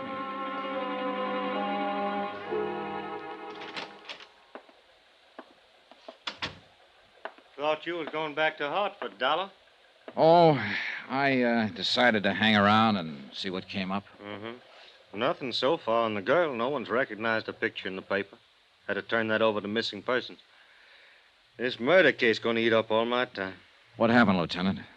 Old maid at the apartment house where this man Belden was staying found him late this afternoon. He'd been dead about 24 hours, shot with a .38. You sure? I'm sure. We did a postmortem right away. It's a pretty set case. You know who shot him? Have a pretty good idea. See, this Belden, he was an auditor working on some books at a firm of textile wholesalers here. Richmond Limited. The papers scattered around his apartment show he'd found a $10,000 shortage going over their books. And the chief accountant for this Richmond company is missing. Yeah. Well, that does make it seem pretty clean Yeah, cut. all we have to do is find that accountant. Had an APB out for half an hour now. I think we'll pick her up pretty soon. Her? Who? Well, her, Dollar. The chief accountant for Richmond Limited. She's a woman. Name of, Amy Duran. To all appearances, Amy Duran had been guilty of embezzling money and murdering the auditor Belden who discovered the shortages in her books. I didn't tell Akins that his suspect was the girl lying in the morgue at the moment unidentified. I knew that it was only a matter of minutes before her sister or Paul Dameron would be down to identify her. And for the third time, I didn't tell Lieutenant Akins about the gun. I knew if I turned that over to him, it would be a closed case all around. And somehow I didn't want it closed on Amy Duran. Not that way. For that reason, I went back to my hotel room for a couple of hours, and then about 9 o'clock that night, I found myself over on Polk Street at Teresa O'Connell's house once more.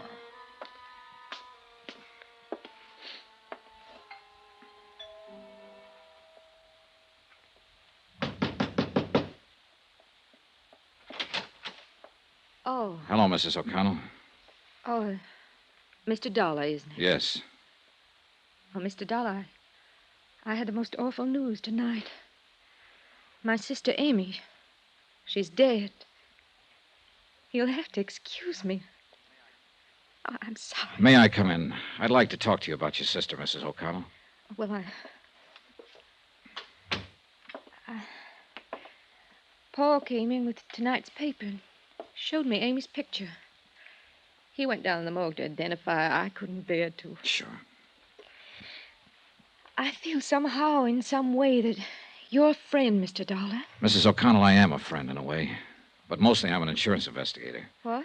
You thought I was a friend of your dead husband when I came here earlier. I'm not. I never even knew him. But, Mr. Dollar, I don't understand. I met your sister Amy last night. I was the last one to speak to her before she died. I took her to the emergency hospital last night. Well, wait. This is all very confusing. You say you're an insurance investigator? Yes. Now, Well, I got your address from a gun I found in your sister's purse. I traced it through the license to carry. This gun, Mrs. O'Connell. Your husband was licensed to carry it when he worked for a banking firm. Do you recognize it? Oh, yes, I suppose I do. I think it's one of Ray's guns. Now, please, let me find something out first. Believe me, I do want to help. Did you know your sister had this gun? Oh, no. What would Amy want with a gun? I mean, well, she could have picked it up here any time she came over and probably did. But why would Amy have a gun in her purse? Sit down, please. Now, Mrs. O'Connell, you better listen to me carefully. Sometime late yesterday afternoon or early evening, a man named Belden was shot and killed. Clarence Belden? Yes. Why, he worked with an auditing firm. Amy spoke of him. Mr. Dollar. Wait. Listen to the rest of this. Belden had been working on books for Richmond Limited. As I understand it, your sister Amy was responsible for those books. Right now, the police have enough evidence to figure that your sister stole $10,000 from Richmond Limited. Amy? Oh, no. Now, hear me out, Mrs. O'Connell. They have that evidence in bulk form. They certainly have reason to assume, and they are assuming, that your sister shot Belden to keep him quiet about the shortage. How can you say those things about Amy when she's not here to defend herself? Please, I'm just telling you what's going on downtown, what they've found. This gun they don't have yet. I've withheld it. It has been fired 3 times recently. Belden was shot 3 times. By now, your sister's body has no doubt been identified.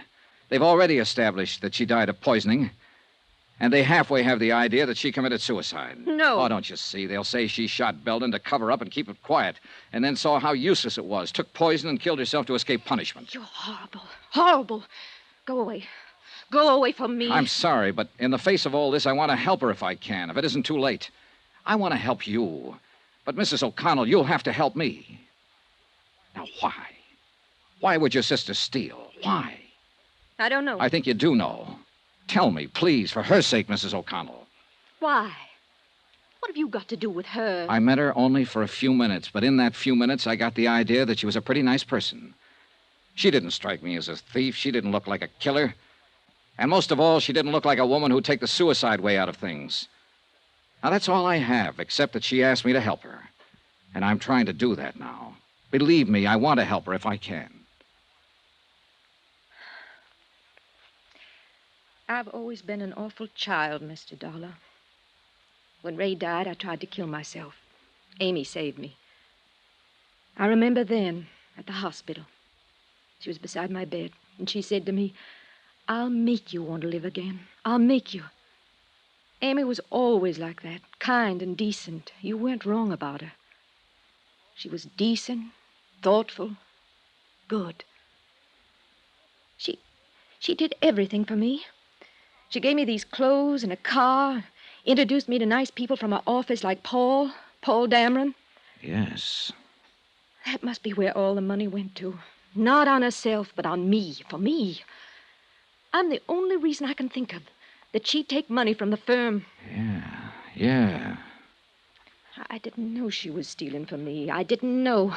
I wouldn't have let her do it. She didn't have to pamper me that much. I'm not that much of a child. She didn't have to do it. She didn't have to do it. Wait a minute. She didn't kill herself. She didn't steal. She didn't murder that man. I did all those things because it was all for me.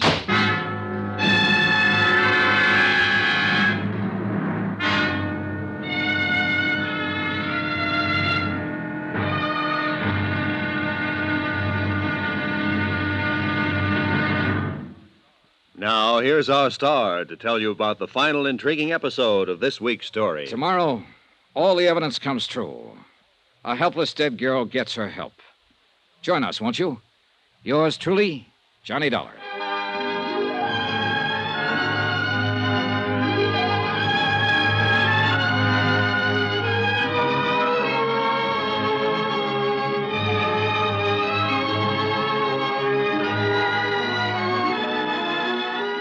Yours truly, Johnny Dollar, starring Bob Bailey, is transcribed in Hollywood.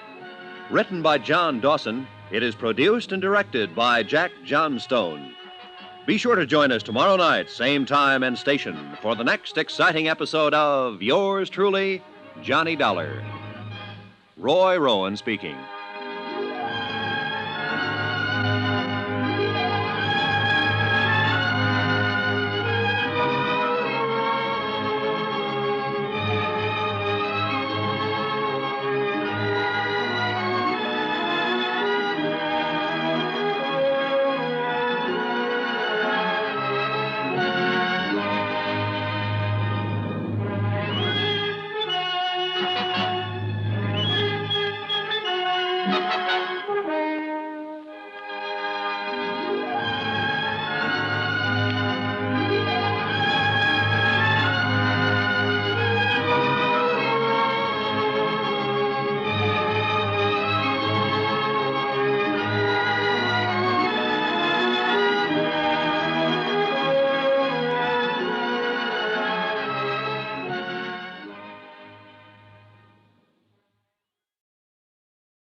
From Hollywood, it's time now for...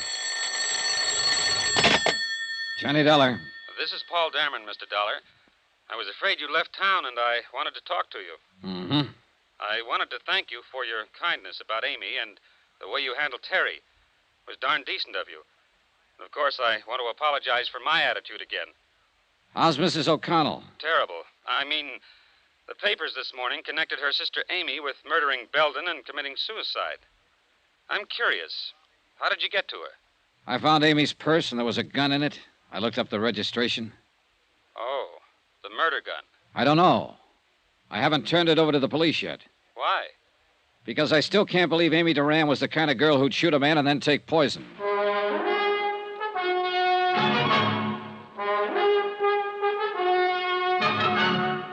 Tonight and every weekday night, Bob Bailey in the transcribed adventures of the man with the action-packed expense account, America's fabulous freelance insurance investigator. Yours truly, Johnny Dollar.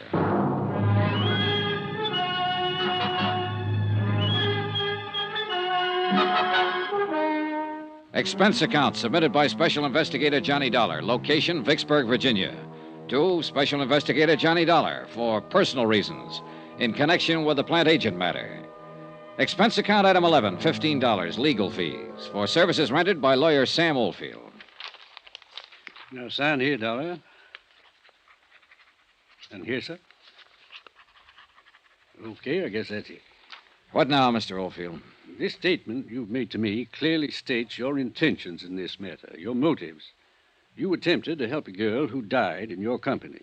You had no idea she might have committed a murder or embezzled $10,000.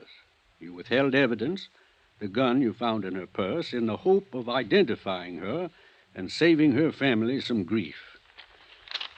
I hope you don't have to use this, Dollar. We'll see. I'm going to turn the gun in now, and you're coming with me. It's about time. Nothing personal, son. I think you did a lot of dumb things for her. From what they're saying in the papers about her, I don't think she deserved it. But then we all make wrong guesses sometimes, I suppose. Let's get this over with.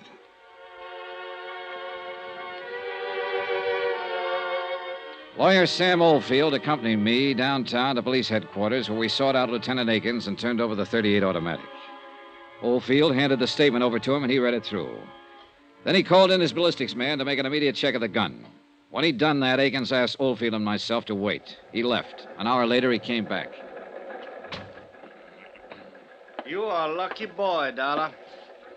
First off, I'm going to tell you, that gun you've been withholding, that's the same weapon that killed the auditor, Clarence Belden. Okay, now, you played it as safe as you could, and you hired this lawyer to protect you when it came to turning it in. Well, you didn't need him. Huh? Any other time, I'd have put you in the poker so fast you'd have thought you was born there. This time, I'm feeling generous. You can go, Mr. Oldfield. Me? You. No charges against Mr. Dollar of withholding information? No, not this time. I got my Jane Doe identified. I know her motive for killing the auditor. I know why she took the poison.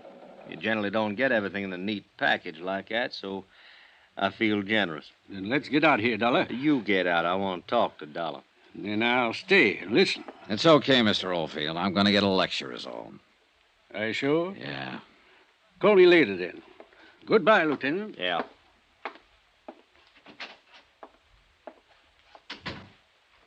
One thing more, Dollar.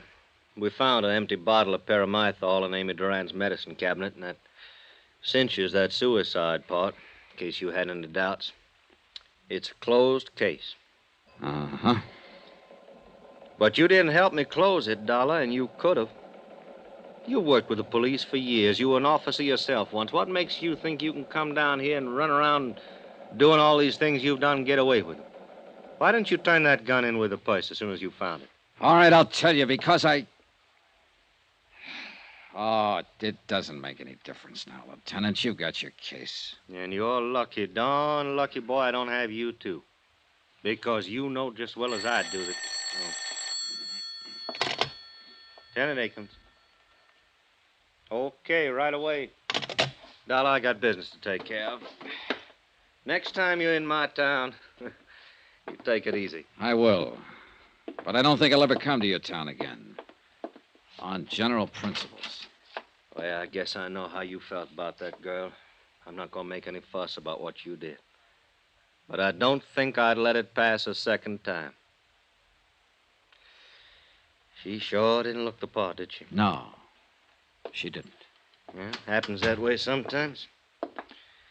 What you told me about that kid sister of hers trying suicide and so forth after she lost her husband. Well, Amy Duran had a good motive for stealing that money. If motive can ever be good. Dollar, Lieutenant? Huh? I was just on my way to see you, Lieutenant. I'll be back in my office in a couple of minutes. You can go on in and wait, Mr. Dameron. I'm glad I saw you, Mr. Dollar. I think there's something I should explain to you. You'd be interested in this, too, Lieutenant. Mr. Dollar saw me arguing with Amy Duran in a parking lot at the Plant Agent Hotel last night. She just told me about the shortage in accounts. She hadn't told me about killing the auditor. I want you to know that I was racking my brain trying to find a way to get hold of some money to make up the shortage. I was always very fond of Amy. I wonder, Mr. Dollar, if I could give you a check. Huh? Something for your kindness. Nothing, thanks. Well, I'd like to. You did something very decent. No. Oh. Well, I suppose you'll be leaving soon. Goodbye, and thanks again. I'll be in your office, Lieutenant. Right. Got to him, too, if it's any comfort. What was that business in the parking lot? Oh, well, I hit him. He was arguing with her, that's all. No. You weren't the only one trying to help her, Dollar. Him And then there was somebody else. Huh? A bank. We found a certified check for $10,000 in Amy Duran's apartment. What? National Trust in New York, issued 3 days ago. I wired the head cashier in New York. He said Amy Duran phoned him long distance, requested the loan. Seems her folks, when they were alive, had a good pull at Wait that a minute, bank. hold it. Then this isn't right. She could have covered that shortage. Well, I figure she intended to do that, but the auditor found out too quick. He called her on it, and she shot him. With a $10,000 check in her hand? Well... There isn't an auditor or a bonding company going that wouldn't prefer to turn up the cash and the person who took it. They'd listen to any reasonable story. You know that. Well, the auditor must have scared her, Dollar. She shot him, didn't she? She committed suicide, didn't she? You make a lot of noise, Akins, but you aren't any happier about this than I am, are you? No. Why let the papers have it the way it is? Well, so that whoever knows Ansel will get careless. Sure, it burns me. Somebody thinking the police are as dumb as this. Burns me. Well, what are you going to do? Wait. Just wait. I found that pretty hard to do. And the more I waited and the more I thought about the matter, the more restless I felt. So I didn't wait. I got out and started interviewing people who had known the murdered auditor. The consensus was that he knew his business, that if he'd found a shortage and someone offered to reimburse the company, he had been the kind of old hand who would have listened to them.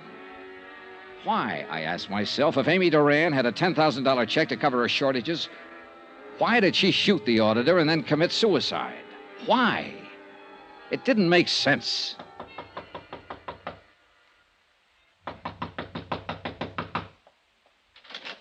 Oh, Dollar. Hello, Dameron. Come in, Dollar. I'm glad you dropped by. I thought you'd left town, gone back to Hartford. Well, I've stayed over so long waiting for all this to get cleared up, I thought I might as well stick around a while longer. Sure. Can I get you a drink? No, thanks. It is finished, isn't it? Not yet. I don't understand. I talked with Lieutenant Akins today after I saw you with him. He said it was all over as far as he was concerned. You're talking to me now, Dameron. I'm the guy who went out on the limb. And I appreciate that a great deal. A question I want to ask you. You knew Amy Duran, worked with her at Richmond Limited. You're engaged to marry her sister. Did you know Amy had a $10,000 check in her hand the day she died? Really? That was enough money to cover the shortages in her accounts. Well, I'll be darned. Why do you suppose she shot him? Did what she did then? I've been thinking about that, Dameron. There's only one reason I can think of. Because Amy Duran didn't steal any money, because she didn't shoot any auditor, she didn't commit suicide. I think she borrowed that $10,000 from New York to cover up for somebody else. Somebody else? Who? You. Maybe you better leave here. You're upset. That auditor was a smart guy. He'd been in the business a long time. He found out who'd been taking the money. He called you over to ask you about it, ask you if you could repay it. You lost your head and you shot him with the .38 you picked up over at Teresa O'Connell's one day. Now, look. Then you fixed up all the reports to make it look like Amy Duran did the job. You're crazy. That's fantastic. If you think I'm Amy going Duran borrowed money to cover for you. She did it not because you were worth it, but because you meant something to her kid sister. You meant something to Teresa O'Connell, who'd lost one husband and tried suicide because of it. A Teresa O'Connell who couldn't afford another major tragedy. A Teresa O'Connell who might try suicide again if the man she was going to marry turned out to be a thief. You counted on that, Dameron. I don't know what you're talking about. Now, One you thing listen. you hadn't counted on was the auditor picking it up so fast. And when he called you, you had to kill him to keep him quiet. Then you made a date with Amy out at the Plant Agent Hotel. You slipped poison in her drink and planted the gun in her purse. This is all talk. Just talk. You have nothing to prove She a had single... one drink with you before you argued with her out in the parking lot. She told me. And the bartender later verified it. Then I came along. Now, look. You're a big guy, Dameron. You could have hit me back in that parking lot, but you didn't have time. You still had to get over to Amy's apartment and plant an empty poison box. You're crazy. You have no proof of this. No proof at all. No, I haven't. But I've been thinking about it all day, and there'll be proof. You had to buy that poison someplace. Lieutenant Akins is a pretty good police officer. He and his men will cover every drugstore in this town and ask questions everywhere. Now, listen, I'm going to Dollar. tell him what I think, and he'll dust off that box of poison. Maybe your prince will turn up on it. Sooner or later, guys like you make mistakes, and Akins finds them. Get out of But here, I'm not Dollar. gonna Get wait out of for here. any- Now, listen, you. A girl, a fine, decent girl, asked me for help. This is the quickest way I know to give her the help. I'll kill you, Dollar. I'll kill you. No, you won't. You're not going to kill me.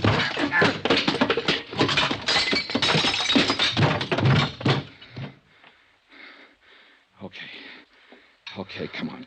Get up. Get up. I've had enough. I want you to tell it now, right now. Over there. Pick it up. Go on, pick it up. Okay, here. And you know who to call.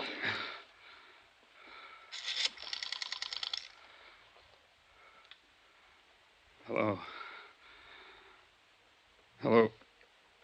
Give me the police.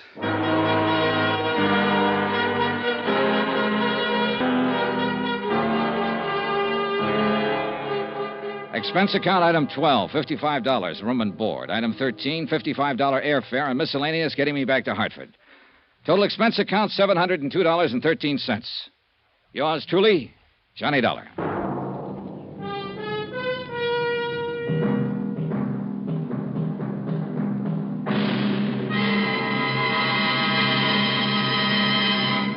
Remember, there'll be another exciting story of yours truly, Johnny Dollar, beginning next Monday night. Next week, a whole city is aroused by one of the dirtiest rackets of modern times. And I end up right in the middle of things. Join us, won't you? Yours truly, Johnny Dollar. Yours truly, Johnny Dollar, starring Bob Bailey, is transcribed in Hollywood. Written by John Dawson, it is produced and directed by Jack Johnstone. Heard in this week's cast were Michael Ann Barrett, Gene Bates, Marvin Miller, Frank Gerstle, Lawrence Dobkin, Jack Crucian, Ken Peters, and Herb Butterfield. Musical supervision by Amerigo Marino. Be sure to join us on Monday night, same time and station, for another exciting story of yours truly, Johnny Dollar. Roy Rowan speaking.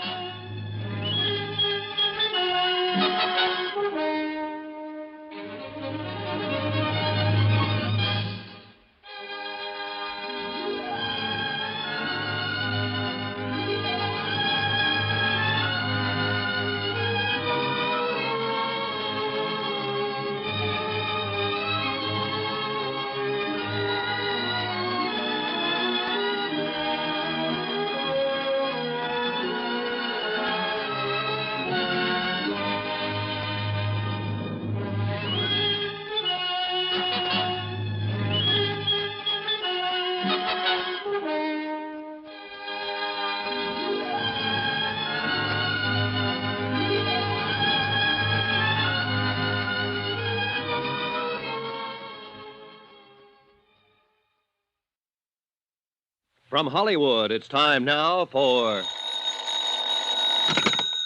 Johnny Dollar. Mr. John Dollar? Yes? Western Union, I have a message for you from New York. Oh? Please proceed Northern Hotel, Clinton, Colorado, as soon as possible. Yeah? Building irregularities suspected affecting several insurance companies. Will advise. Regards. Signed, Albert Davies, Chief Investigator, United Adjustment Bureau, New York, New York. Uh-huh. Would you like that mailed to you, Mr. Dollar? No, don't bother. Can you take an answer? Go ahead. To Albert Davies, Chief Investigator, United Adjustment Bureau. You have the address. Confirming. Exact time of arrival to follow. Sign that, Johnny Dollar.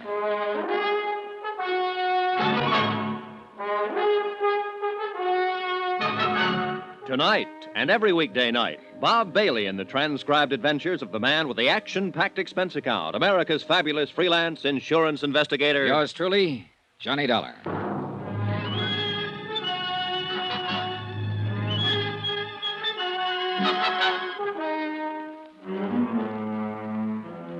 Expense account submitted by Special Investigator Johnny Dollar to the United Adjustment Bureau, New York City, New York. The following is an accounting of expenditures during my investigation of the Clinton matter. Or maybe racket is a better word. Expense account, first item, $105.63. Transportation by air, Hartford to Denver. Item 2, $28.50, Denver to Grand Junction. A place busy and bustling with uranium hopefuls. Third expenditure, $100.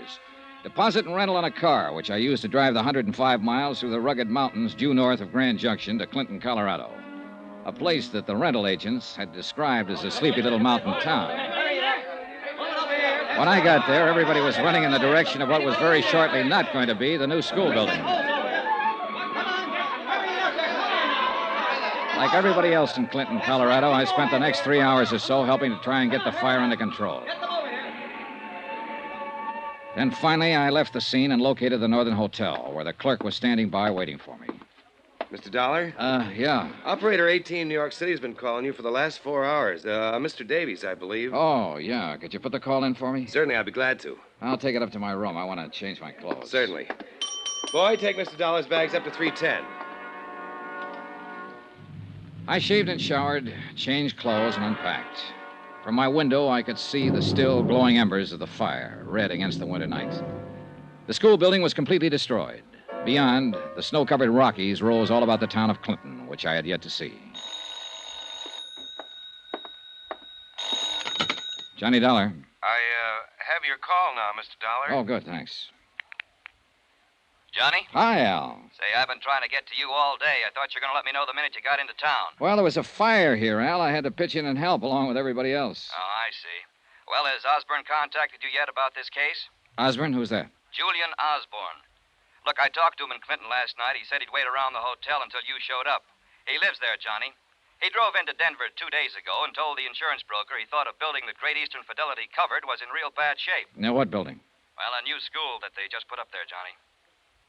Al, it was in bad shape. Worse shape now.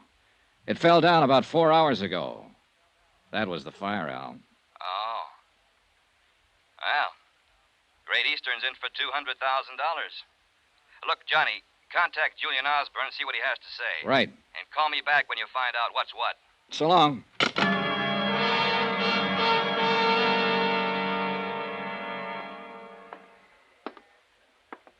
Yes, Mr. Dollar, may I help you? Yeah. Do you have a city directory here in Clinton? We aren't that small. Here it is, right here. Good. After all, we have 14,263 people. Okay, thanks. I know most of them, Mr. Dollar. Who do you want to get in touch with? A man named Julian Osborne. Julian Osborne? Yeah. Know him? I didn't know him, but it came over the radio a little while ago. They found his body in the fire. He burned to death.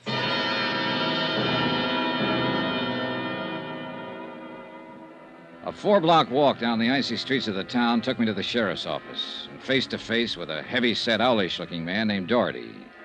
Sheriff Paul Doherty. He smiled professionally until I got around to inquiring about Julian Osborne. Oh. Well, you his family? No. I made the trip here to Clinton to see him especially, though.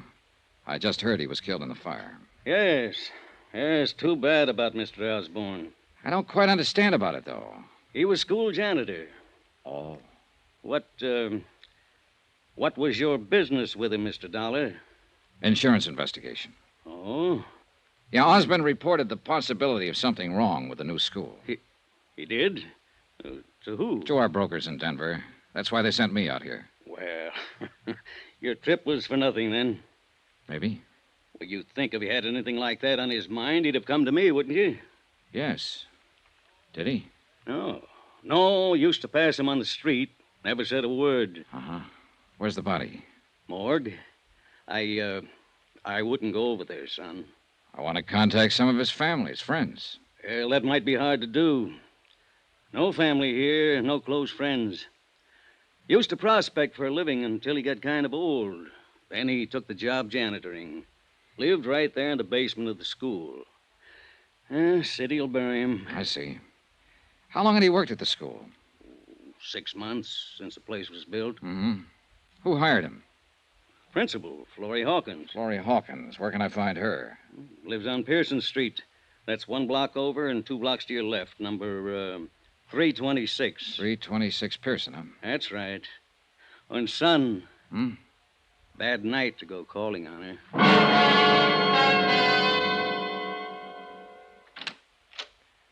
I'd like to see Mrs. Hawkins, please. I'm Miss Hawkins. Well, I'm an insurance investigator. My name's Johnny Dollar. Insurance? Yes. Why do you want to talk to me? Well, I'll be frank with you, Miss Hawkins. I came to Clinton to talk to Julian Osborne. Oh, You heard he died in the fire. yes, I heard. It's tragic. I'm so thankful school wasn't in session today. Come in. Thank you. I know this has been a pretty grueling day for you, for everyone in this town, Miss Hawkins, losing your school and all. I wouldn't call on you except I feel it's important. Excuse me, please. Sure. Hello? Who? Yes, Sheriff. Yes, he is right now. Yes. Good night. There's just a couple of questions I'd like you to answer about Julian Osborne so I I'm can afraid get... I can't help you with anything, Mr. Dollar. What? You'll have to go now. Well, look, now, wait a minute. If you'd only... Please. I don't want to be impolite, but I'm tired. Very tired. Yeah, sure. That phone call wore you out. Please. All right, I'll go, Miss Hawkins. But I think you should know why I came here. I can assure you, Mr. Dollar, whatever the reason, I'm simply not interested. I was sent here because Julian Osborne advised the insurance company that he suspected certain building irregularities had gone into the new school. Miss Hawkins, did Mr. Osborne ever mention anything like this to you? No. Now, will you Do you have please... an idea to whom he might have confided such information here in Clinton? No. I rather think he was imagining things. You noticed nothing irregular yourself? No, of course not. Mm-hmm. Would that call you just had from Sheriff Doherty cause you not to notice anything? Is that all? I'm dreadfully tired. Thanks for your time. Oh, Miss Hawkins. Yes? If Sheriff Doherty calls again, tell him I'm at the Northern Hotel. Northern Hotel. Good night, Mr. Dollar. Expense account item 4, $10.80. One long-distance call to New York. I got Al Davies out of bed and told him the fate of Julian Osborne. Davies requested me to stay on in Clinton to see the matter through. About 11 o'clock that night, I walked over to the site where the new school had once stood. A few firemen and policemen were still around, searching the ashes by the light of lanterns and spotlights. One of them told me the cause of the fire had not yet been determined. I started back to my hotel. Turning a corner by an alley, 2 men in dark clothes were holding a third man in a sheepskin. A fourth man was giving him the works. Hey, just a minute here. Come on, let's get out of here, boy. Here, easy now. You need some help, mister. Everybody needs help. But let me tell you who I am before you help me. Maybe you won't want to. Easy, just take it easy now. I'm David Baines.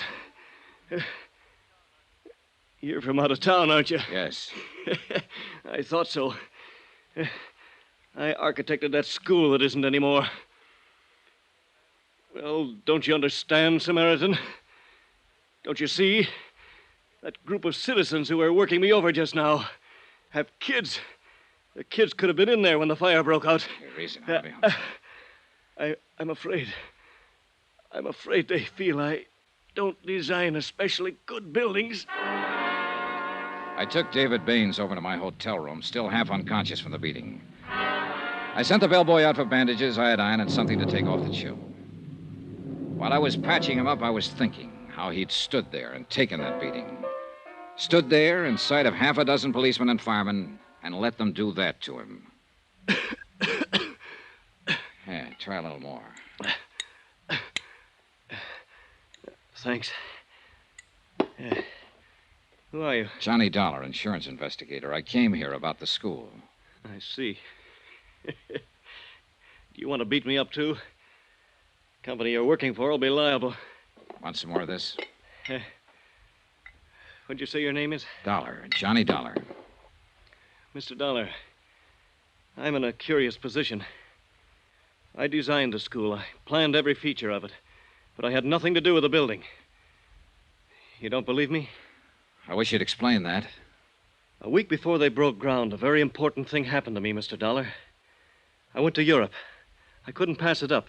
It was a chance to study for another year under some men I'd admired all my life. Consider it a scholarship, Mr. Baines. That's what he said. Who said? The man who paid my way to Europe. His name was Roy Vickery. So I went to Europe, and I studied. I came back, and my building was all built. Now it's burnt down. I'm a local boy who's made bad. Very bad. Who's Roy Vickery? The contractor who built it. I better talk to him. Yes, talk to him by all means. You represent a rich and powerful company, Mr. Dollar. But in Clinton, you're wasting your time. You learn no facts, no information, nothing helpful from anyone here, particularly Roy Vickery. You're in a tight, hot, mean little burg, Mr. Dollar. All right, let's have it. Was that building fired on purpose? I just told you. You won't find out anything in this town.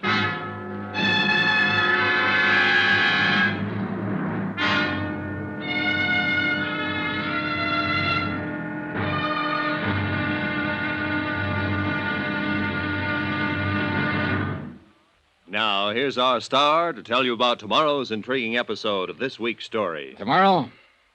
Well, there's a lot of information to be had in a town that won't talk.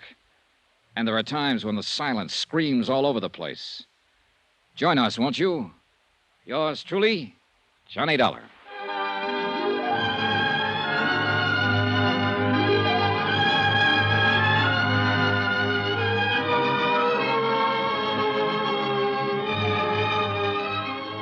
Yours truly, Johnny Dollar, starring Bob Bailey, is transcribed in Hollywood. Written by John Dawson, it is produced and directed by Jack Johnstone. Be sure to join us tomorrow night, same time and station, for the next exciting episode of Yours truly, Johnny Dollar. Roy Rowan speaking.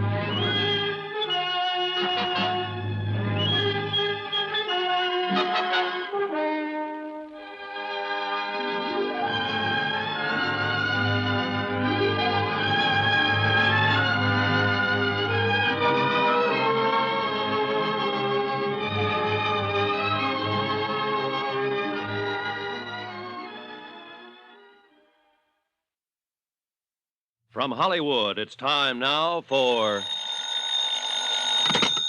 Johnny Dollar. David Baines. Hi. How's it going this morning? I'm staying off the streets. I don't want to be beat up again. I'd advise you to do the same. I can't very well do that. The city of Clinton has filed claim for their school building. I have to make an investigation. You're bucking a rough crowd, Mr. Dollar. Wait till you meet 'em all. I intend to. I admire you, but I think you're foolish. Good luck. Just a minute. What? Not only did a school building burn down yesterday, but a man died in that fire. If there was something wrong with it, I want to get to the bottom of it. I expect help from you, too. I'll stay here until I hear from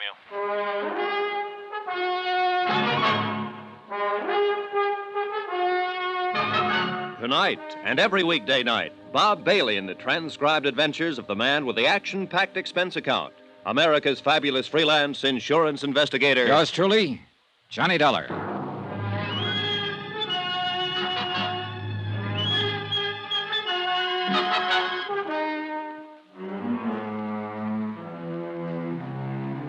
Expense account submitted by Special Investigator Johnny Dollar to United Adjustment Bureau, 418 West 61st Street, New York City.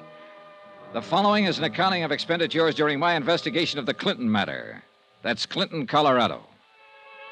Expense account item 5, 80 cents, telegram to Dodd and Company, Denver insurance brokers, who would handle the policies covering the new school building in Clinton.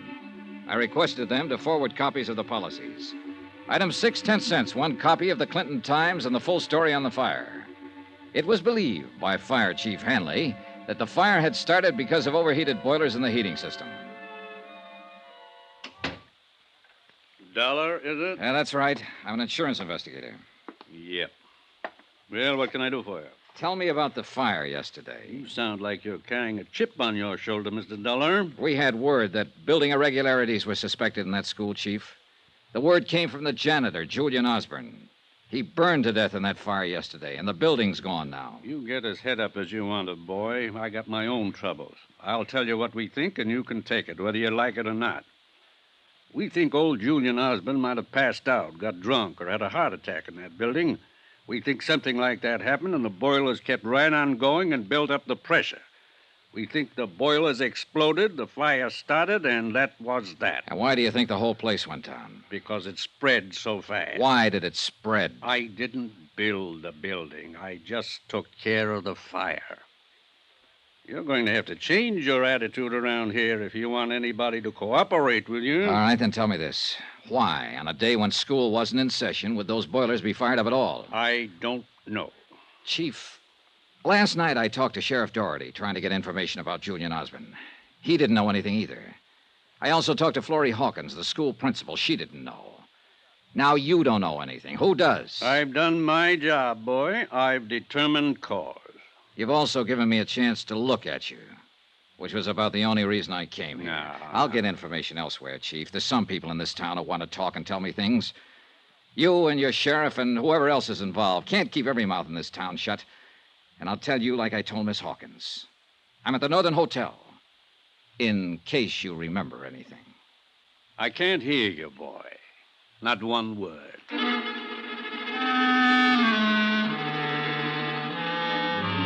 Expense account item 7, $1.80, breakfast in the coffee shop of my hotel for myself and David Baines, who still looked badly battered from the beating he'd taken the night before. You're taking a chance sitting here with me. Hope you realize that. Am I? I'm public enemy number 1 in this town. I'm the man who built the school that didn't stay up. Look, Baines, I want you to tell me all about it. If you have any information or knowledge that would be helpful in this investigation, then you better give out with it right now. What specifically do you want to know? First, the town. Do you know what this place is? It's a backyard. And only the rich kids can play here. Vickery, Hanley, Doherty, those are the rich kids, Mr. Dollar. The rest of us are, well, we live across the tracks. Let's start with Vickery. He's a builder.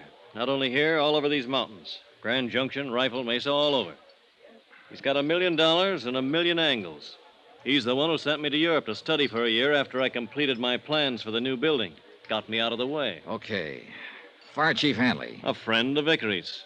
And any friend of Vickery's is going to get rich, one way or another. Sheriff Doherty. He keeps the law orderly for Vickery. Very necessary. Okay, then. The fire itself. Chief Hanley says the school boilers blew up and caused the fire. There was no reason for those boilers to be fired up. No reason. If they were fired to blow up. They had automatic shut-off equipment. What about Julian Osmond? You say he notified the broker in Denver that something was wrong with the building, and that's how you got here. I don't know. They might have fired it for money, too.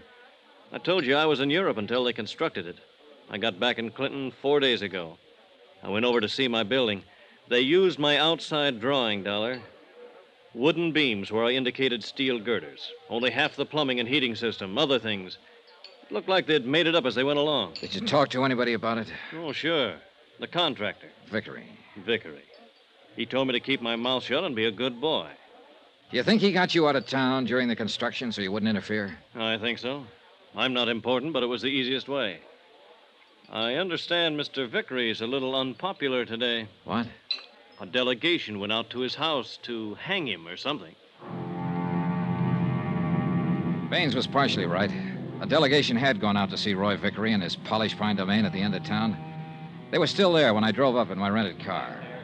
20 or 30 irate citizens demanding an explanation for the lost school. 10 uniformed men from Sheriff Doherty's office formed a half-moon circle in front of the main entrance, their holsters unbuckled. The sheriff himself was directing the operation. All right, just a minute there. Hello, Sheriff. Huh? Johnny Dollar. I talked to you last night. Oh, yeah. Chief Hanley called me about you. The chief called you, and last night you called Florrie Hawkins. That was nice. Keep the wires burning. Chief said you came over to see him. Used abusive language. Tried to cause trouble. The chief was mistaken. I wasn't trying to cause trouble, Sheriff. There's enough of that in this town. I was just trying to find out how the fire started yesterday. The chief told you how it started. I didn't believe him. Now, what do you think of that? You better watch your step around here, Mr. Dollar.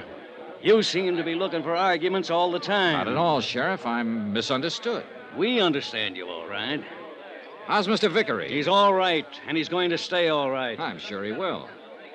But these people don't like their school burning down. It's expensive. Also, their kids could have been in it.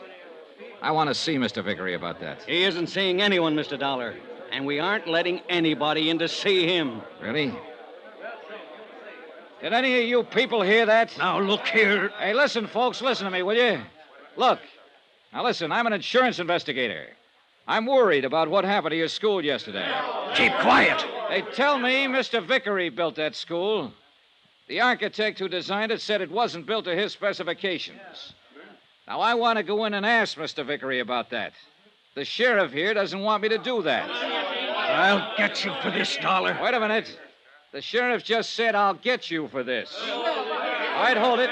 Hold it, please. Please, now listen to me. Listen. I'll put it to the sheriff again so you can all hear. Sheriff, I want to go in and see Mr. Vickery on business.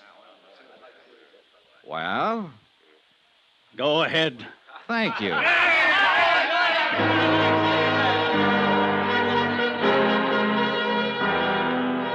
At a direction from Sheriff Doherty, the wedge of deputies opened up long enough for me to walk through the wrought iron gate and up the steps to the Vickery mansion.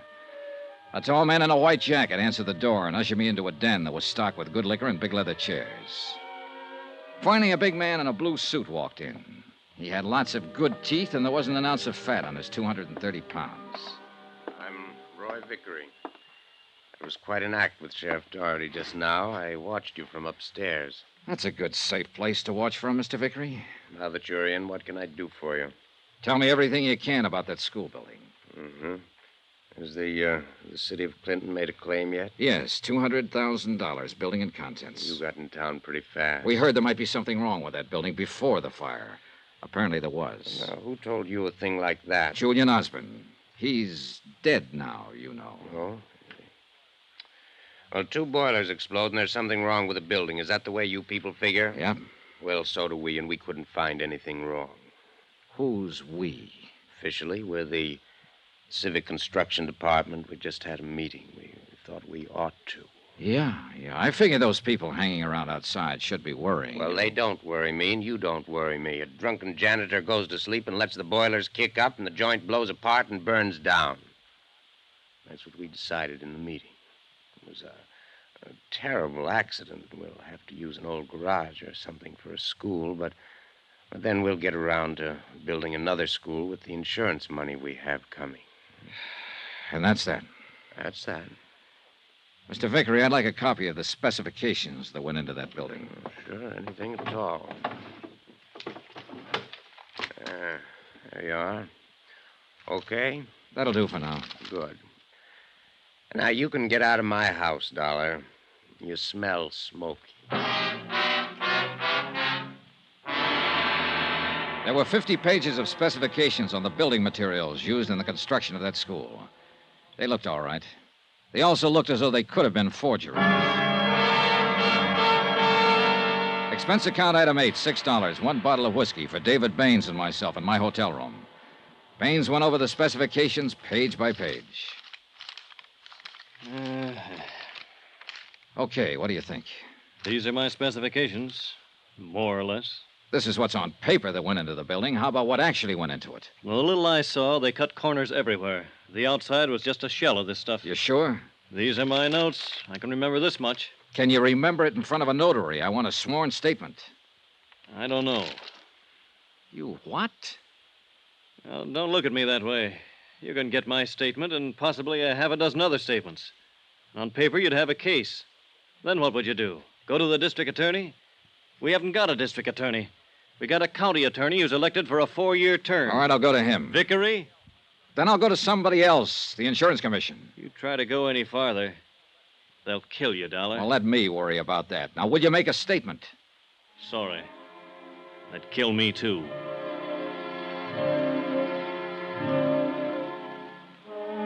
And that's the way matters stood in Clinton, Colorado, 24 hours after their new school building had burned down and a man had died in the flames.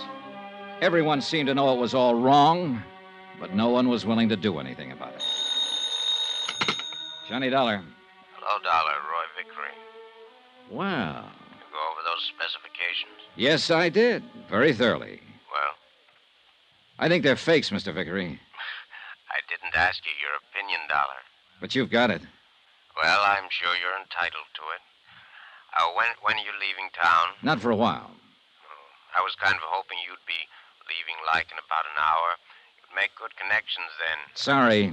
I haven't really gotten around as much as I want to yet. You saw me. I can tell you anything. Oh, I'll get around to you again. Get out of town, Dollar. Now. Vickery, there are times when I don't hear good.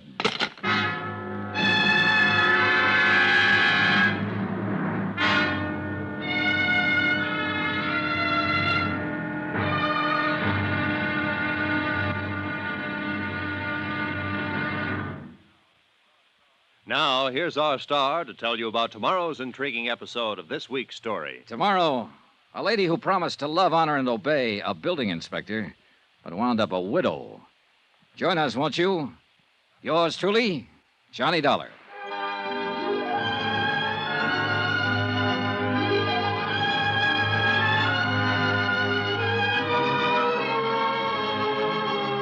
Yours truly, Johnny Dollar, starring Bob Bailey, is transcribed in Hollywood. Written by John Dawson, it is produced and directed by Jack Johnstone.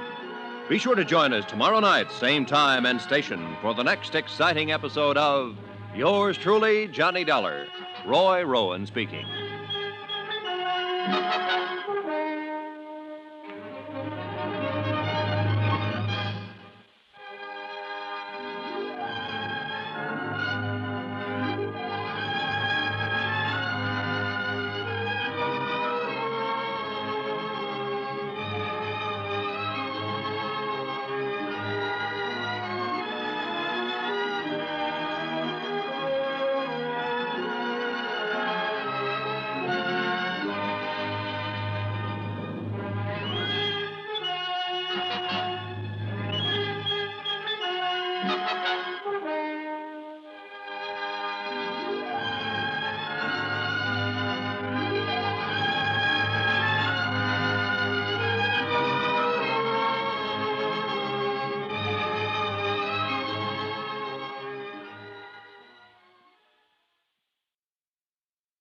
From Hollywood, it's time now for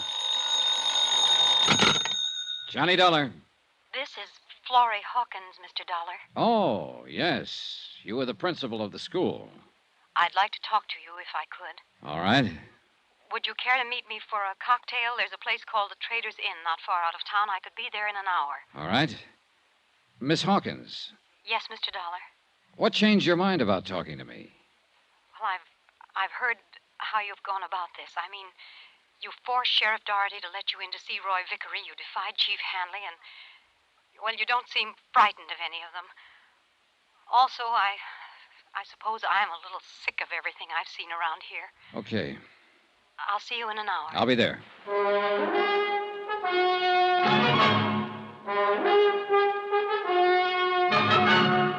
Tonight and every weekday night, Bob Bailey in the transcribed adventures of the man with the action-packed expense account, America's fabulous freelance insurance investigator. Yours truly, Johnny Dollar.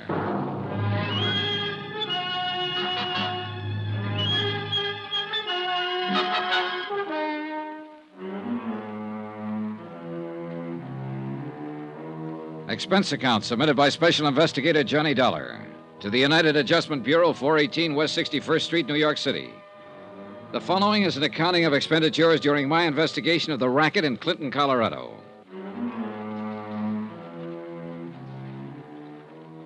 Expense account item 9, $10, one dinner and 4 drinks for myself at the Trader's Inn, 5 miles outside of Clinton, where I waited for Florrie Hawkins to appear.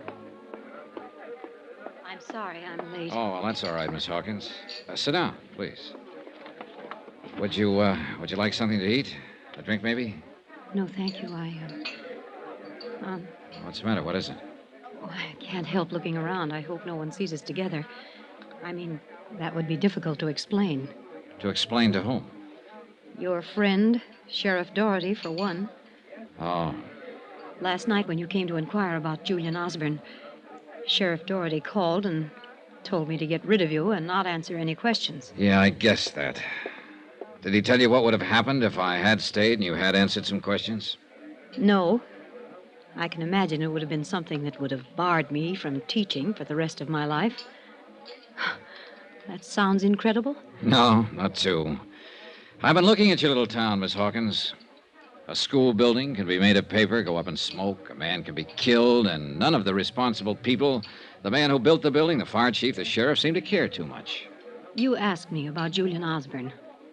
I knew he wrote your insurance company, or called them. and told him the school building wasn't right. He told me he was going to do it. I see. I knew it wasn't right, too. Everyone who worked in there, who worked on the building, knew it wasn't up to specifications. Then I'll contact some of those people. Well, that may be difficult. Julian Osborne spoke up, and he burned to death. Yeah, but that doesn't mean you can't speak now or any of the others. I'm willing to speak about that building now. Now I'm willing to help you. I don't know about the others. Will Mr. Baines help you?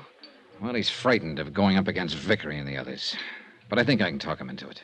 That would be two of us. Yeah, that's right. Two people speaking out. And then there'd be others. Once it gets rolling, it won't stop. Unless I've missed my guess about the townspeople of Clinton.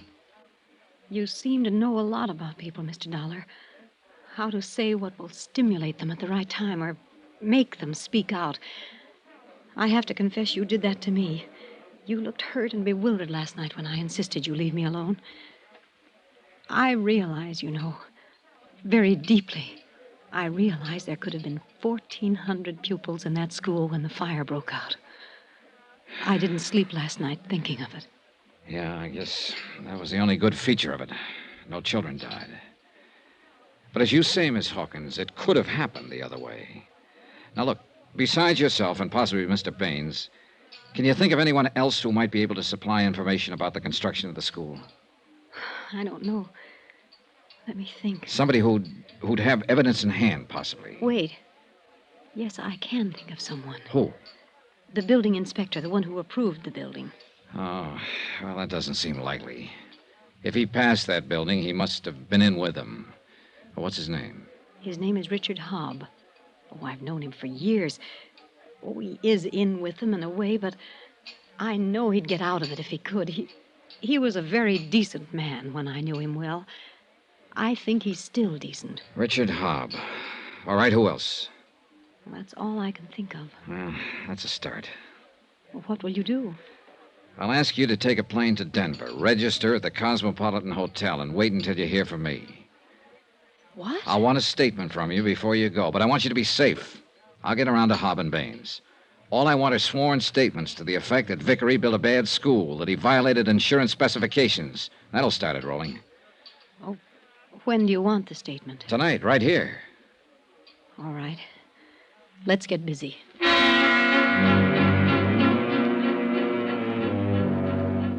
It took an hour to get the statement. After that, I drove her to Grand Junction to catch a plane.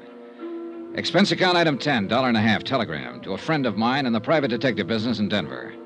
I asked him to meet Florrie Hawkins' plane, see that she was safe and comfortable, and keep an eye on her during her stay in Denver. Then I drove back to Clinton. Item 11, 10 cents, another phone call. This one to David Baines. Yeah, Dollar? Baines, Florrie Hawkins made a statement about the school building and the fire. She's tired of being scared and shoved around. Now, how about you? You want a statement from me? Yes, comparing your specifications with what you saw that actually went into the building. Will you make it out and take it before a notary? All right. If she can, I can. Then what? Then go down to Denver and wait to hear from me. I'll make the statement, but I won't leave town. You'll help me a lot if you do. Sorry. You'll be in danger here. I feel brave. If you're going to play it so broad, I'll do it too. I took his statement directly to the post office and mailed it to myself at the Northern Hotel. Expense account item 12, 40 cents phone calls. I telephoned Sheriff Doherty, Fire Chief Hanley, and County Attorney Contractor Roy Vickery and told them that I had a sworn statement regarding building irregularities. Sheriff Doherty snorted and hung up. Chief Hanley yawned and told me not to bother him. And Roy Vickery just laughed. About 8 o'clock that night, I was at the home of Building Inspector Richard Hobb, a nice home in a nice part of town. The woman standing in the doorway was tall and blonde, holding a drink and smoking a cigarette. Yes? I'd like to see Mr. Richard Hobb. I'm Johnny Dollar. I'm Lucille Hobb. He isn't home right now. But you can come in and wait for him and talk to me. I'm not bad company. Would a drink help? Help what? Whatever's wrong with you. You look tired, Mr. Dollar. It might, but I'd rather not. I just came by to talk to your husband. You said that. What do you want to talk to him about? Business? This time of night? Let's stop talking about him. What do you say? Look, you probably missed your dinner tonight, and you've been getting all of your nourishment out of a bottle, so I'll come back Now, later. you're afraid Dick will walk in. No. I'm not afraid of that, Mrs. Hobb. He's already walked out, and you're feeling sorry for yourself. What? Well, a man, if he lives in a place, has an ashtray or a picture or yesterday's sports section lying around the front room. I don't see anything like that in this room. If I walked over to that closet 10 to 1, I wouldn't find any of his clothes. And if I tried the drawers, I'll lay odds there wouldn't be a shirt around either. When did he leave? You're crazy. When did he leave? Yesterday. After the fire? During the fire. Where did he go? I don't know. Did he go alone? I don't know. Did Vickery tell him to get out of town? No. I'll ask that again. Did Vickery tell your husband to get out of town? I don't know. You said no the first time I asked. Vickery a pal of your husband's? Well, they know each other, naturally. Look, Mrs. Hobb, I don't know how much you've had to drink, but if I'm reading your eyes right, you're scared. You're scared about what's happened here and what could happen here. And you know your husband's involved. Mrs. Hobb, I want your husband to help me. If he helps me, I can help this town get rid of people like Vickery and Doherty and Hanley. If you see him, if he contacts you, tell him that. Tell him I won't let anything happen to him. Tell him I have statements from 2 people already, and they're being protected. I'll protect your husband. You got all that? I don't know what you're talking about. Good night, Mrs. Hobb. I left her standing in the middle of the living room, drink in hand, staring vacantly at I don't know what. Outside in the crisp mountain air, I took stock of the situation. Richard Hobb, building inspector, who had passed the school building, would be the most important witness I could find to make a statement. The others, from Florrie Hawkins and David Baines, would help. But Hobbs' information would be essential to an investigation. I was just clinging to my rented car when a sleek, dark limousine pulled up, and Roy Vickery leaned out the window. Come here. Why not? Pretty cold weather to be out so late at night. Yeah, but then I've got a lot to do. You've been in to see Mr. Hobb? Yeah. How's Richard these days? I wouldn't know. I only spoke to Mrs. Hobb. I see. Lovely girl, isn't she? Well, she's a little sad right now. Her husband's missing. He left town during the fire yesterday. Do tell. Yeah, I have a feeling he might have been ordered out of town. Sooner or later, people will be asking the building inspector embarrassing questions about their school. Uh-huh. Were you going to ask him some embarrassing questions, that is? Yeah, sure I was. I was going to ask him why he passed it. I was going to ask him how much he was paid to pass it. I was going to ask who paid him to pass it. And then I was going to ask him to make a statement. I figured you might have had something like that in mind. Well, it's been nice talking to you, Mr. Vickery. I hope I see you real soon. In jail. Hey, Dollar. What? I know you're trying to earn your money and you're working very hard. But I'd stop it if I were you. I admire a man like you, someone who calls a spade a spade. Or a liar a liar. Or a liar a liar. But, Dollar, it just won't do you any good here in Clinton, you see. Tell you what, you worry about your problems and I'll worry about mine. Have it your way.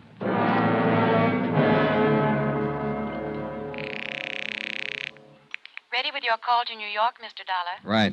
Go ahead, please. Hi, Johnny. Hello, Al.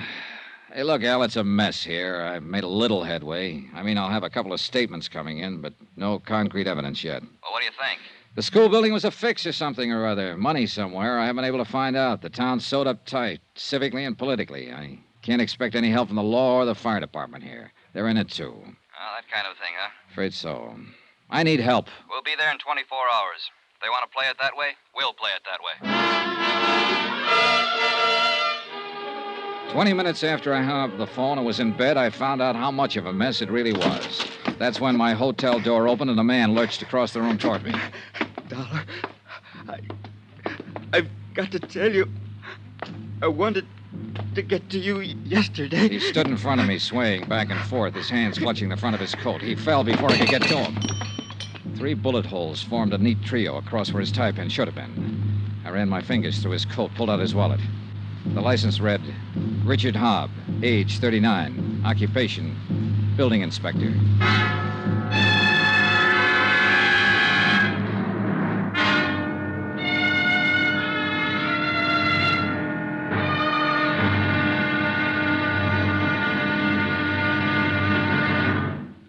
Now, here's our star to tell you about tomorrow's intriguing episode of this week's story. Tomorrow, the town of Clinton begins to fall apart, and it takes a lot of work to pick up the pieces.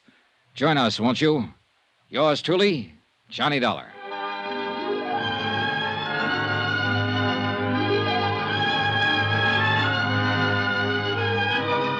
Yours truly, Johnny Dollar, starring Bob Bailey, is transcribed in Hollywood.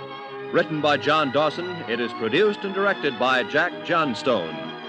Be sure to join us tomorrow night, same time and station, for the next exciting episode of Yours truly, Johnny Dollar. Roy Rowan speaking.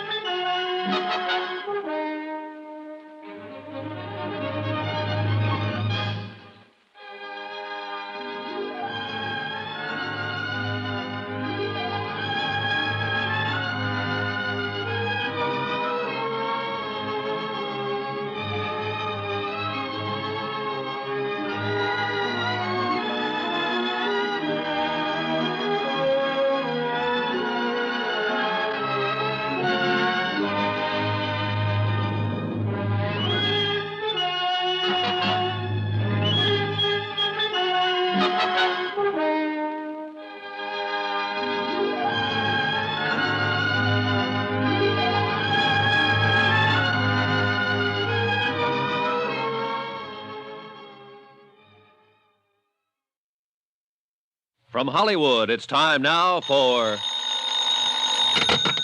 Johnny Dollar.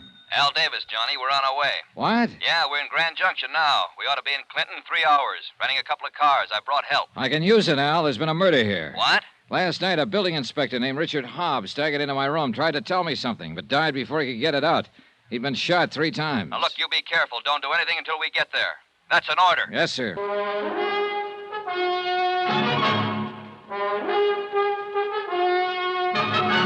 Tonight and every weekday night, Bob Bailey in the transcribed adventures of the man with the action-packed expense account, America's fabulous freelance insurance investigator. Yours truly, Johnny Dollar.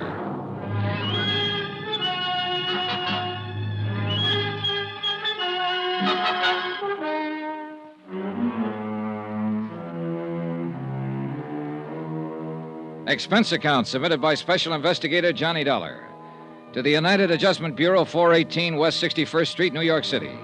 The following is an accounting of expenditures during my investigation of the Clinton matter. Expense account item 13, 60 cents breakfast. I had it sent up to my room. Right behind the bellhop appeared the tall figure of Sheriff Doherty. How about inviting me for a cup of coffee? Sure. Sit down. Help yourself, Sheriff. Thank you. You know, you're a mighty lucky man. In what way? I was almost holding you for murder, boy. That Hobb fella. Oh, that, yeah. You're looking into it, I suppose. Yep, we're looking into it. I hesitate to ask, but are you getting anywhere? We figure he was shot sometime last night. Found his car downstairs all smeared up. Might have driven in from someplace. Where? We don't know. Well, do you know he blew town when the school fire broke out? We talked to Mrs. Hobb. I talked to her myself. Yeah. Naturally, we want to find out everything we can about this matter. Now, Hobb came up here last night and died in this room of gunshots. Why do you suppose he came here? I never knew the man, Sheriff. I talked to someone who did know him once. She said he'd been a pretty decent man at one time. If you and Chief Hanley and Vickery didn't tell him to leave town when that fire broke out, he might have told me himself. His conscience might have hurt him about passing a building that never could have stood an inspection. Go on. He might have heard that I was in town investigating it. He might have gotten sick and tired of the cheap, rotten little schemes here in Clinton and come back to help me straighten it out.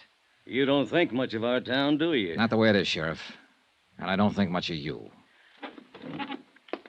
In that case, I'll just try to keep out of your way. Do that. You do the same, Dollar. Here.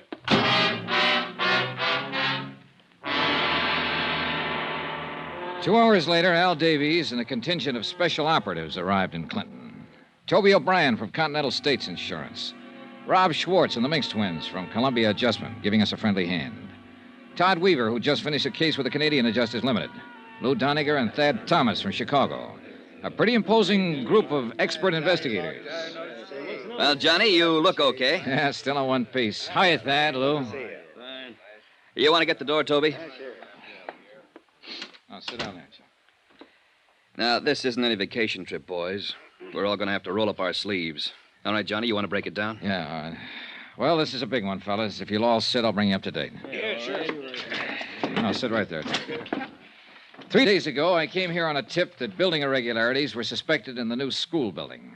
The man who tipped the insurance company was the janitor, name of Julian Osborne. I never talked to Osborne because he died in the fire that destroyed that building. I did talk to the man who designed the building. His name is David Baines. He claims none of his specifications were followed in the construction. So that's why it caught fire and went down so fast. His statement right here.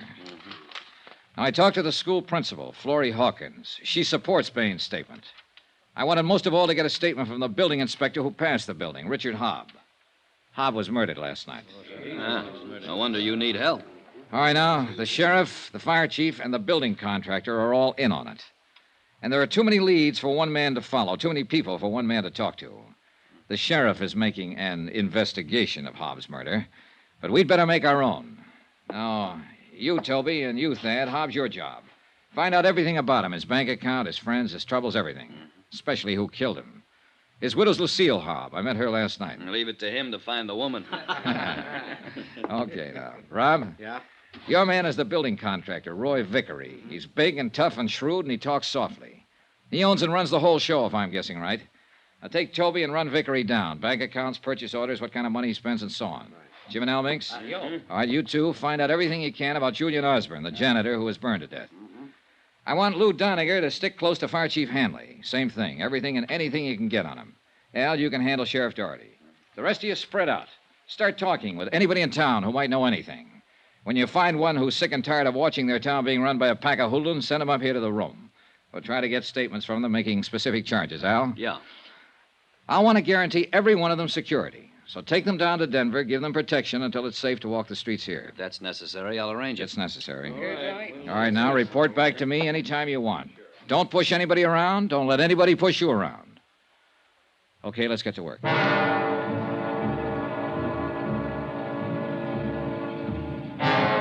8 strange men moving through Clinton, Colorado, asking questions were as conspicuous as I wanted them to be. I knew everybody in the little town would be hearing about them and watching them. And sooner or later, I hoped that would pay off. An hour went by before I got any action. Johnny Dollar. You the fellow with the insurance company? Yeah, that's right. Who's this? Never mind. You're taking a lot of chances around here. We're going to take lots more. Do you have anything to say? Yeah. My name's Earl Kennedy. I'd like to talk to you. Name the place. You go down and stand in front of your hotel. I'll drive by and pick you up. I went down and stood in front of the Northern Hotel. 5 minutes passed. 10 minutes. And then a car drove up. 2 men in the front seat, 3 in the back. One of them leaned out. Dollar? Yeah. Come on, get in.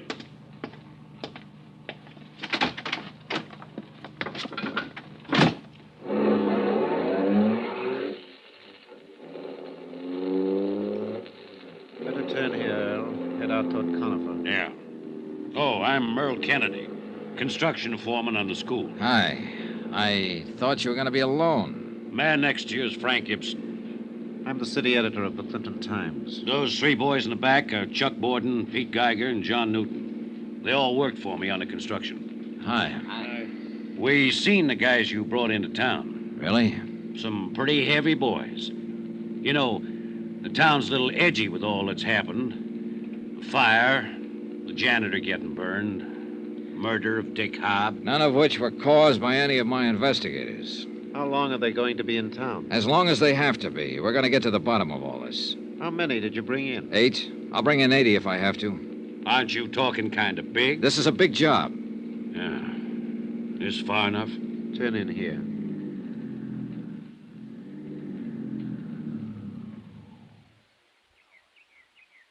Now what? Just want to talk to you. Earl? Yeah. We're all willing to make statements, Dollar. I can charge Vickery with shortchanging the city on materials. These guys in the back seat will tell you the same thing. They came to me to ask my advice. I told them to talk to you, see what kind of man you were. I'll print anything that's the truth. Well, that'd help a lot, Mr. Ibsen. The paper's at your disposal, provided it's the truth. Fair enough.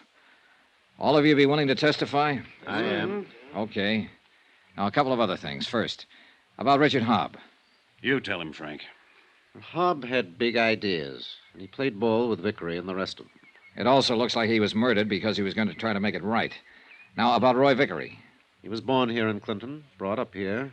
He's built about 1/3 of the structures in this town. Every one of them standing today. Every one except the school. Any angle on that? Your insurance, $200,000. Okay. Where can I get a copy of the actual purchase orders used in the building? From Vickery, but I don't think he'd let you have them, if you still got them. Well, he gave me specifications that look like forgeries. I want the real thing. I'll have to have the real thing. Well, let me look around. Now, when and where do we make the statements? Let's go over to my hotel room and do it right now. Better use the newspaper office. You're probably being watched by now, Mr. Dollar.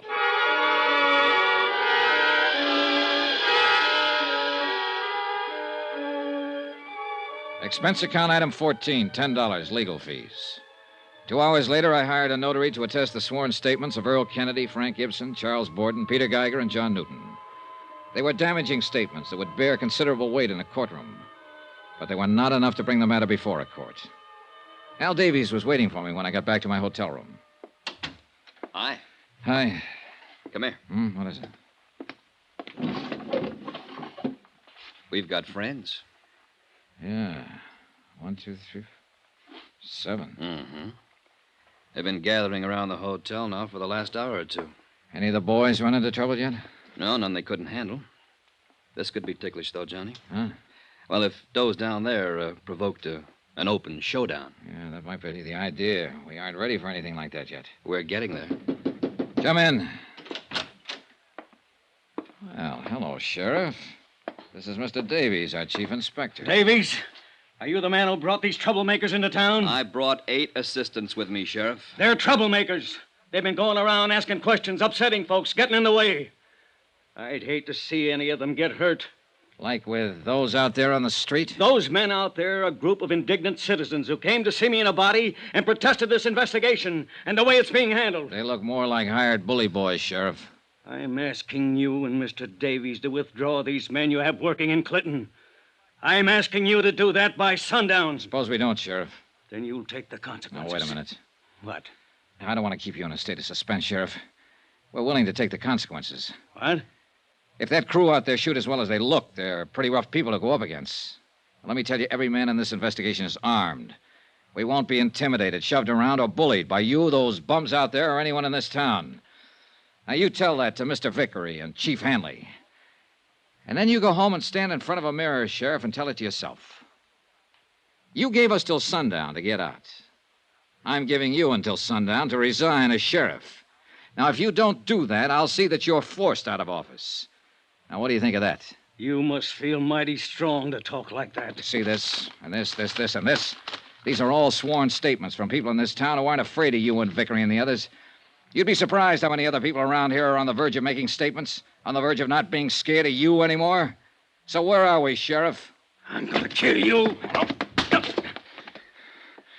Now you aren't. Come on, get out of here.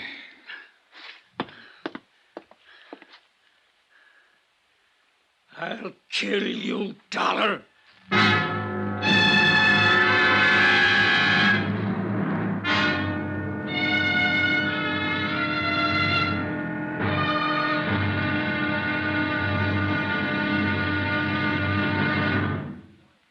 Now, here's our star to tell you about the final exciting episode of this week's story. Tomorrow, the end and the beginning of Clinton, Colorado.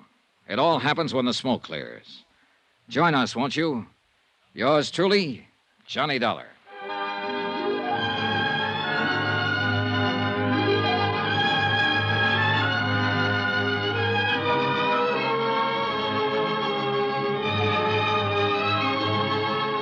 Yours truly, Johnny Dollar, starring Bob Bailey, is transcribed in Hollywood. Written by John Dawson, it is produced and directed by Jack Johnstone. Be sure to join us tomorrow night, same time and station, for the next exciting episode of Yours truly, Johnny Dollar. Roy Rowan speaking.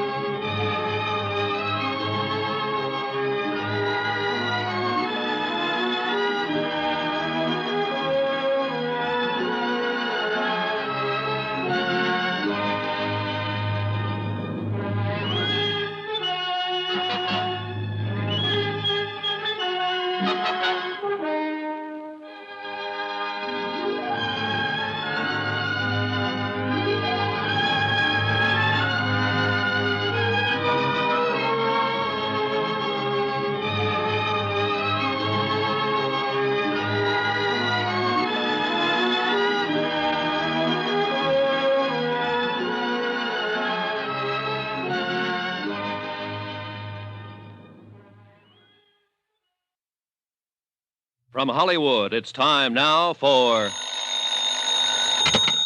Johnny Dollar. Toby O'Brien, Johnny. Heard you had a run-in with Sheriff Doherty. They say you gave him till sundown to resign his office. Yeah, I don't think he will, though. He'll have to do something close to it. I got some information on Richard Hobb, the building inspector who was murdered. Yeah? Hobb deposited $20,000 in the bank last year. What's that? Now, wait. Hobb's salary as city building inspector was $7,500 per annum. The $20,000 went in 4 $5,000 deposits. Holy. And now, wait, there's more. Those deposit dates coincide with OKs Hobb made on the school building. He was paid off after each inspection.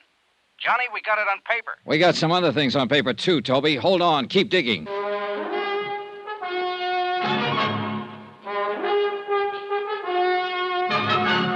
Tonight and every weekday night, Bob Bailey in the transcribed adventures of the man with the action-packed expense account, America's fabulous freelance insurance investigator. Yours truly, Johnny Dollar.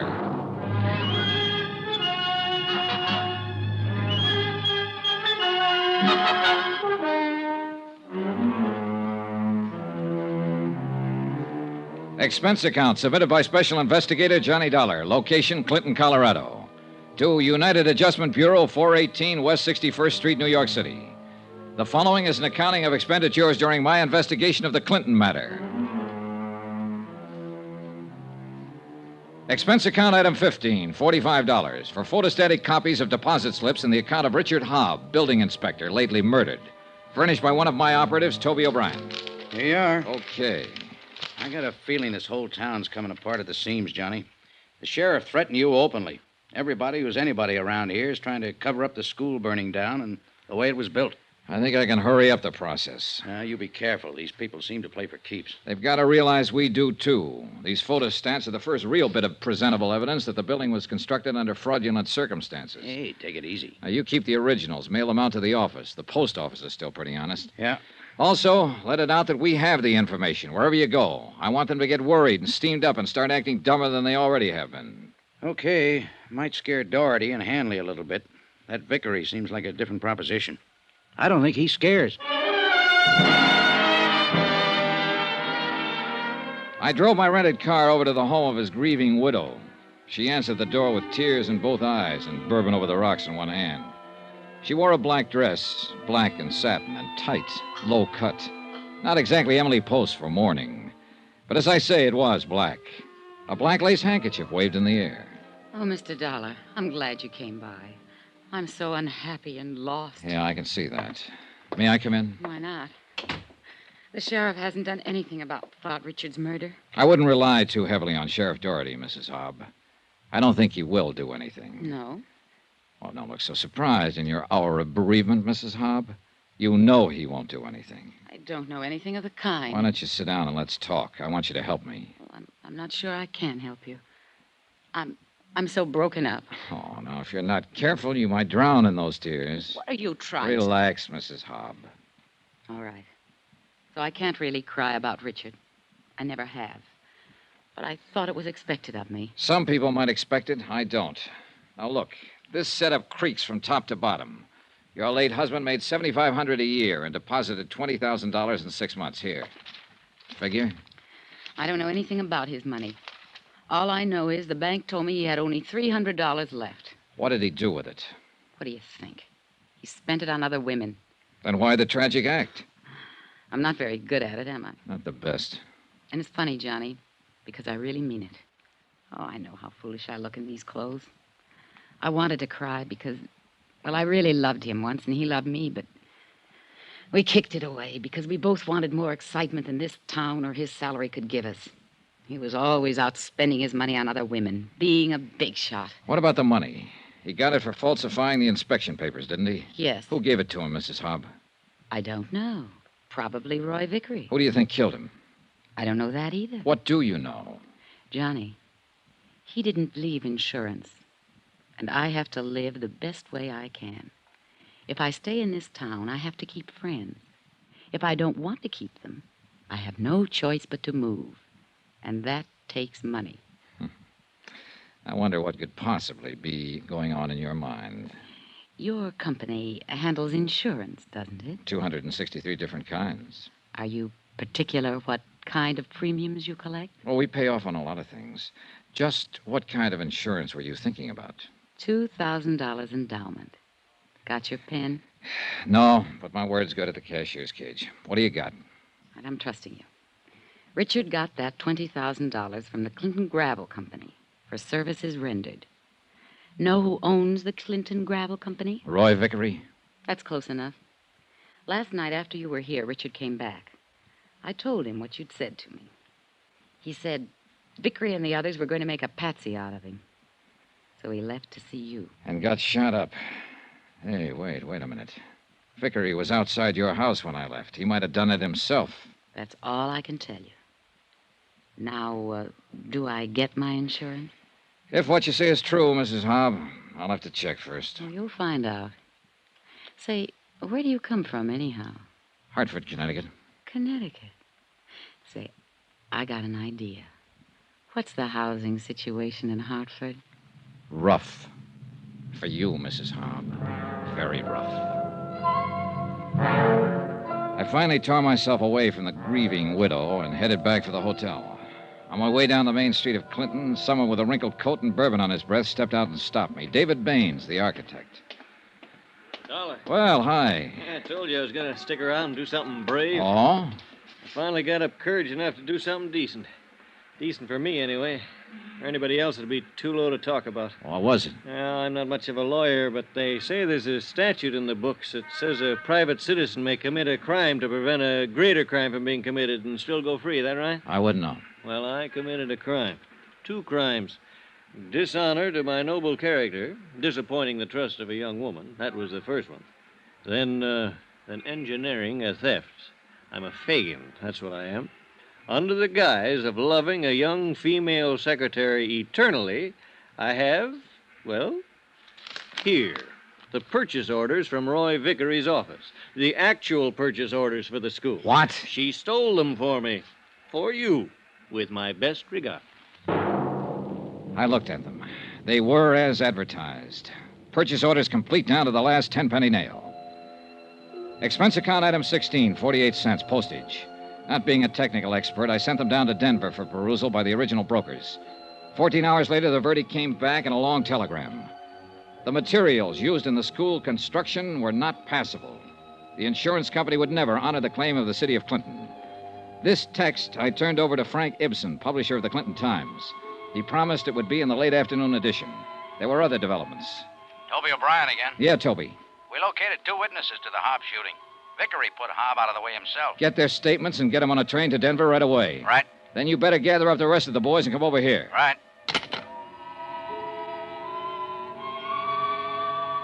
Expense account item 17, 10 cents, 1 newspaper. The afternoon edition of the Times, which carried a complete story of the insurance investigation up to date, naming Vickery as the perpetrator of the school fire and involving Sheriff Doherty and Chief Hanley. I phoned Frank Ibsen and explained his next edition could carry the story of Hobbs' murder by Vickery. Ibsen said he'd make up an extra for that. I'd no sooner hung up the phone than I had visitors. Want to come with us, Dollar? Not particularly. Who are you? Deputy Egan. Sheriff Doherty wants to talk to you. I've already said all I want to say to him. Get out. Guys? Oh, no. Take him out of here. There was strictly no contest. I walked out of the room with a deputy on each side of me and Egan behind me. We were in front of the hotel when I saw Toby O'Brien, Al Davis, and John Newton coming toward the entrance. I kicked out at the nearest man and yelled for help. A few of the local citizens joined in the fight, and Sheriff Doherty's 3 deputies got the worst of it. We took them all back up to my room. Now, sit down. All right, Egan. You're going to be arrested for this, Dollar. Where were you going to take me?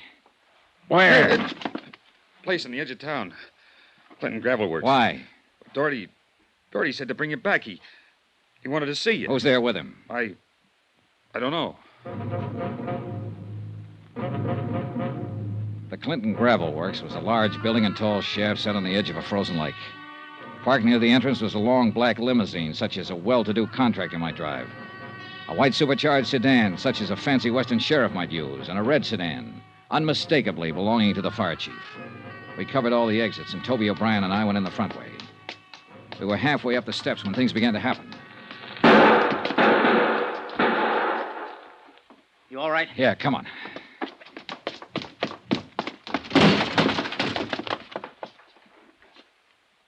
Wow. Hello, Dollar. All right, lie still, Vickery. I stayed still for you too long. I should have put you out of the way. The same as you put Hobb out of the way. Better. This one's gone. Who is he? Fire Chief Hanley. Vickery, where's Doherty? He's out shooting his gun some more, Dollar. I hope he gets you, too. I hope. He's backstairs, Johnny. Yeah. Stay away from me, Dollar. The place is surrounded. Throw down the gun and walk out with your hands behind your head. Toby, I'll go down the front way. Get the guys to step around through the shaft. Right. You coming out? Doherty, you coming out? No. Doherty. You ought to go over a place good before you think you got a man trapped, Dollar. You're trapped, Sheriff. The men are waiting I'm for up here you. with you, and you're the one I want. I told you I'd kill you. I've still got my gun in my hand. Vickery had his gun, and so did Hanley. Look at them. Yeah, you did pretty well. Made it look like they shot each other. And now it's your turn, Dollar. No! Get back!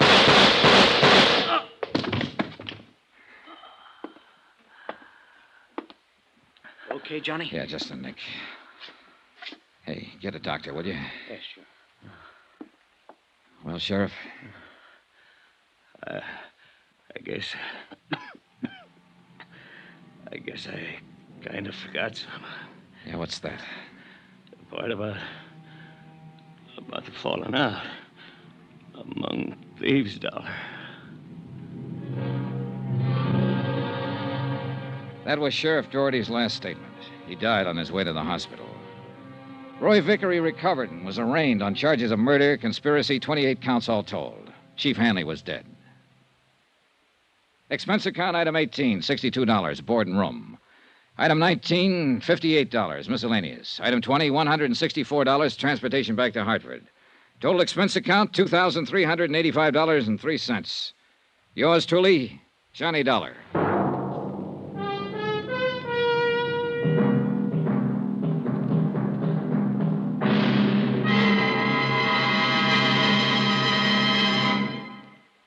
Now, here's our star to tell you about next week's exciting story. Next week, the Jolly Roger fraud matter. And, yeah, that means piracy. Of a kind that would have made Captain Kidd look like a bungling amateur. Join us, won't you? Yours truly, Johnny Dollar.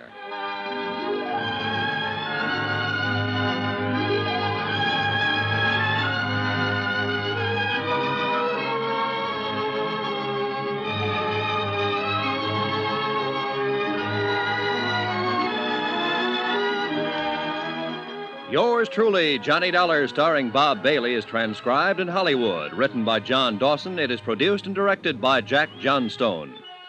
Heard in this week's cast were Jeanette Nolan, Lucille Meredith, Carlton Young, Herb Ellis, Jack Petruzzi, Bob Bruce, Herb Butterfield, Paul Richards, Edgar Barrier, Russell Thorson, Jack Moyles, and Frank Gerstle. Musical supervision by Amerigo Marino. Be sure to join us on Monday night, same time and station, for another exciting story of yours truly, Johnny Dollar. Roy Rowan speaking.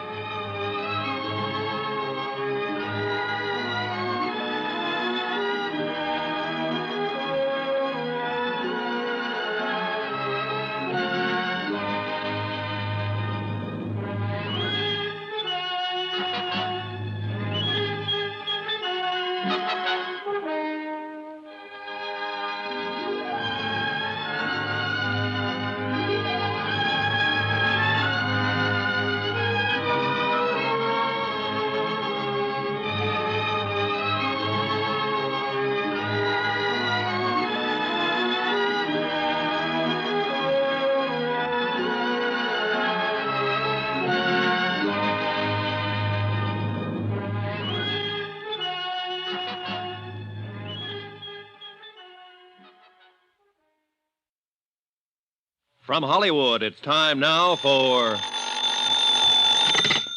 Johnny Dollar. Hi, Johnny. Pat McCracken at Universal Adjustment. Hello, Pat. Listen, I have something here I think maybe... Whoa, hold it, boy. I've already packed. Huh? You are? Yep, taking off in about an hour. First plane out I can get. Well, how'd you know? I've been planning it for months. How could you? It only happened last Thursday. Pat. Yeah? I'm going on a vacation far, far away to sunny Southern California. Little town of La Jolla. And to help me keep out of sight from such as you, I'm taking along all my skin diving outfit. Bye. Well, wait, Johnny. That's right next door. To what? The case I want you to handle for us in San Diego. Just changed my plans, Pat. I'm going to Florida. No, listen, Johnny. There's enough commission on this case to pay for 2 vacations. And as long as you're going to be right there in Southern Cal anyway, look, why don't you drop in on me before you take off? Okay, sucker. What? Just talking to myself. I'll see you.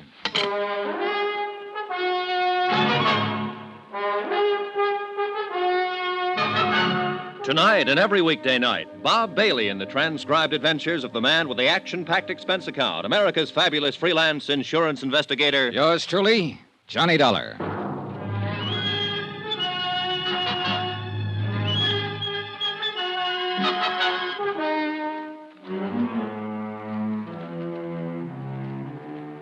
Expense account submitted by Special Investigator Johnny Dollar to the Universal Adjustment Bureau, Hartford, Connecticut.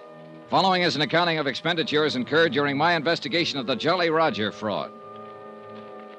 Expense account item 1, taxi for myself and my vacation luggage to the offices of Universal Adjustment, 436 Parley Street, Hartford, in the hope I could argue both Pat McCracken and myself out of taking on the case. The last 2 cases I'd handled for Pat had almost cost me my life, and I was beginning to be a bit superstitious about anything he had a hand in. But trying to talk him down was like trying to talk down your mother-in-law. Maybe your skin diving trick will help you crack the case. But the main thing is you're going to California anyhow. This way you can put your whole vacation on expense account. Pat. And, baby, if I know you, you'll run down the case in about 2 days, come up with a swindle sheet for a couple of weeks. Pat. To say nothing of the commission I mentioned over the phone. Listen, will you? You see, the Jolly Roger was insured by Southwest Maritime Insurance and Liability for 460 G's. Bert Parker, in their San Diego office, can give you all the dope on it. Bert Parker? Sure, you remember him. Handed you the Molly Kay matter a few months ago. A very profitable case for you, wasn't it? Well, wasn't it? Yeah. Yeah, but now look, So you'll clean up on this, too. The Jolly Roger, you know, was one of the finest seagoing yachts on the West Coast. No, I didn't know. But, Pat, I'm not going Big diesel job, 110 feet long. Floating palace. Probably the most luxurious wooden hull job built since the... Wooden hull? 110-foot diesel job? Wooden hull? And that, unfortunately, is why she burned to the waterline before the weight of her engines carried her down to Davy Jones's locker. Total loss, huh? Total. $460,000 gone. That's too bad.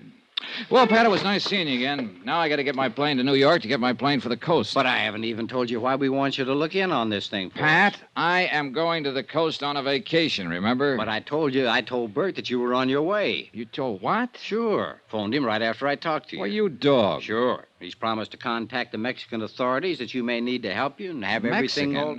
How are they involved? Oh, now, look, Pat, enough of this. I got to get along. Sure. My car's right downstairs, and I can tell you the rest I know. No. Tell it to somebody else. I'm going out there on a vacation. Baby, you can't let me down on this one. Look, we haven't got any regular man out there, only a couple of part-timers like Bert Parker. You know, sell the policies with one hand and act as adjusters with the other. I got to go. Sure. You see, here, I'll take that back. And this one. You see, that works out all right on small accounts, but on these big ones... Wow, what do you got in here? A case of scotch? Pat, will you shut up a minute and let me Not tell on you? your life. That'd give you a chance to change your mind about taking on the... Here's the elevator. Oh, excuse me, lady. Sorry. Now, I still haven't told you why we smell something wrong in this whole case. It's simply and clearly this, John boy.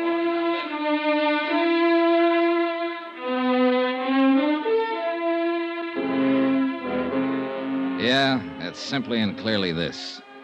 The diesel yacht Jolly Roger was owned by one Paulus Zaganian, ex-rum runner, ex-gun runner, ex-shipping magnate, suspected spy through 2 world wars, and generally undesirable character, despite the millions he'd made. During the last war, he cleaned up by scaring some of the smaller countries into buying a lot of obsolete military equipment that was hardly fit for the scrap pile. And in more than one place around the world, there was anything but a welcome mat waiting for him. And in a lot of places, a lot of countries, the minute he landed his seagoing palace, the gendarmes would stick to him like flies to a molasses barrel just to make sure he behaved himself. Anyhow, trying to argue with Pat was useless, so I agreed to take on the case. Expense account items 2, 3, and 4. $190, 4 cents. Plane fares and incidentals, Hartford to New York, New York to Los Angeles, L.A. to San Diego, where I hope to grab a cab to La Jolla before Bert Parker could find out I'd arrived. But I was met at the airport, but not by Bert Parker. Mr. Dollar. Yeah. I thought you were by the description. Well, don't tell me they've got me on those wanted posters out here, too. Oh, silly. I'm Jan Penny, Mr. Parker's office. You know, Southwest Insurance and Liability. Maybe I ought to take the case after all. I'm going to work with you on it. Oh, no, I'm sure I will. You see, Mr. Parker's in the hospital. When he received Mr. McCracken's wire about your time of arrival, he asked me to meet you here. Hospital? What's the matter with him? It's supposed to have been an accident. Hit and run. Well, what do you mean, supposed to be? Bert thinks they tried to run him down deliberately. Who? I think he'd better tell you about it. Yeah, I think somebody better.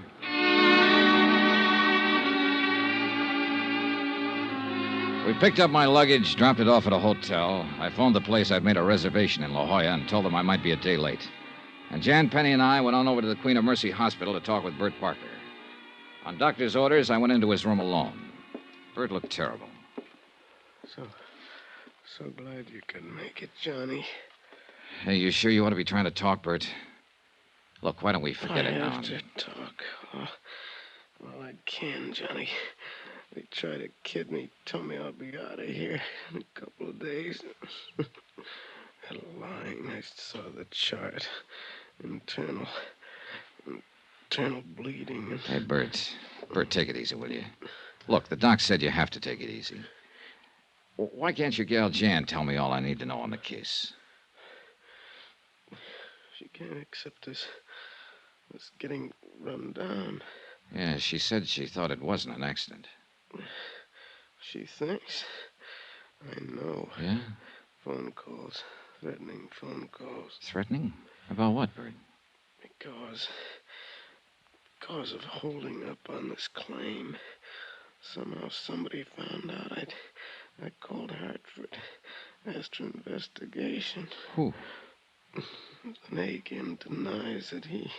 The owner of the Jolly Roger? Yeah. Denies knowing anything about the calls, but they weren't kidding, Johnny. That's why I'm here. Then they probably know I was asked to come out here. Johnny. Yeah? Johnny better go back. Drop this one. Oh, Bert. If they know you're here, they may try to... Johnny. Yeah? Hurts, Johnny. Nurse. 3 hours later, while Jan Penny and I paced the corridor, Bert Parker died. The only thing I'd learned from him was that I'd better be careful. Mighty careful. I took Jan Penny to the roughest, toughest dive I could find, Ray Kemper's Cat Club, in the hope we could both drown a sorrow or two. Why, Johnny? Why did it have to be Bert? You liked him, didn't you? I loved him. I loved Bert. Now he's... Let's have another drink. Hey, Jan, don't you think maybe... Okay. Waiter! Waiter, 2 more, please. I know this is no way to face it, Johnny. It's all right, Jan. I came out here like everybody does. Every young female kid who's been told she's prettier than the rest. You know, yeah, the movies, Hollywood, glamour, all that stuff. Yeah, I know. But it was rough. It was too rough.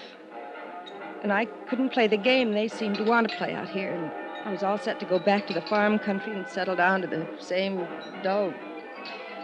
But then I met Bert. Instead of giving me just a lot of fast talk, he said he wanted to help me. And he did, Johnny. He really did. Took me into his office here in San Diego. And we made this office, Johnny. We did. And he still didn't try to make any advances because he knew I wouldn't want that. But what he didn't know was that I loved him for it. That I loved him. Now he's gone.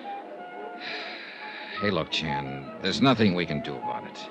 Except try to finish the job he started on the case that put us here drinking too much and trying not to think of him and thinking of nothing else but him. Oh, thanks, bud. Here, keep the change. Johnny, Yeah? you're like Bert. You're straight. I'm glad. Easy, gal. Maybe you didn't know him as well as I did. But you cared about him enough to, well, to do this, and I... Jan, take it easy. Listen, Jan. Yes? Grab your coat. I'm taking you home. I'm all right. Really, I am. You've got a double job to do tomorrow, his as well as yours. How can you talk? I know. I'm out here. I'm out here to knock off the Jolly Roger, make sure the payment of the claim is okay. At least that's why I came out here. Well, then how... But now I've also got to find out who... Well... Bert. Yeah. And I'm going to need your help. All right, Johnny. Come on, Jan. Grab your coat.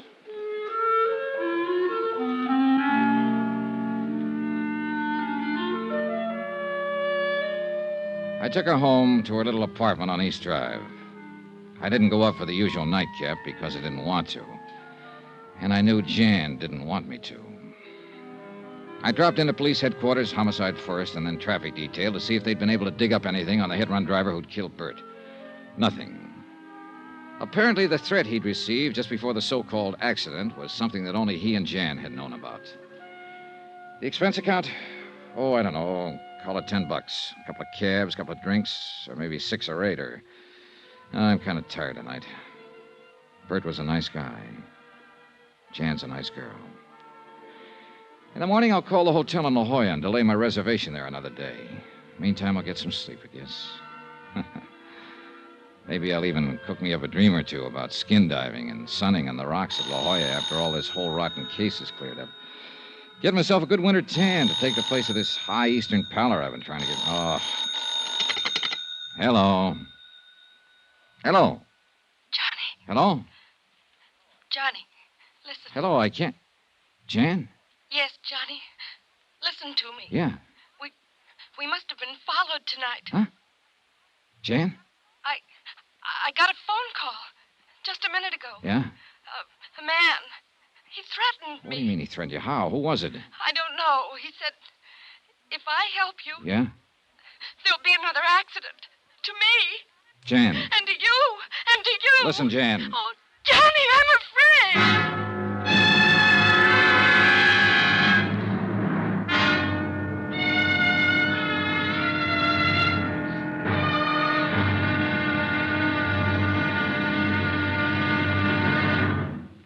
Now, here's our star to tell you about tomorrow's intriguing episode of this week's story. Tomorrow? Well, it may sound corny, but where there's smoke, there's fire. Join us, won't you? Yours truly, Johnny Dollar.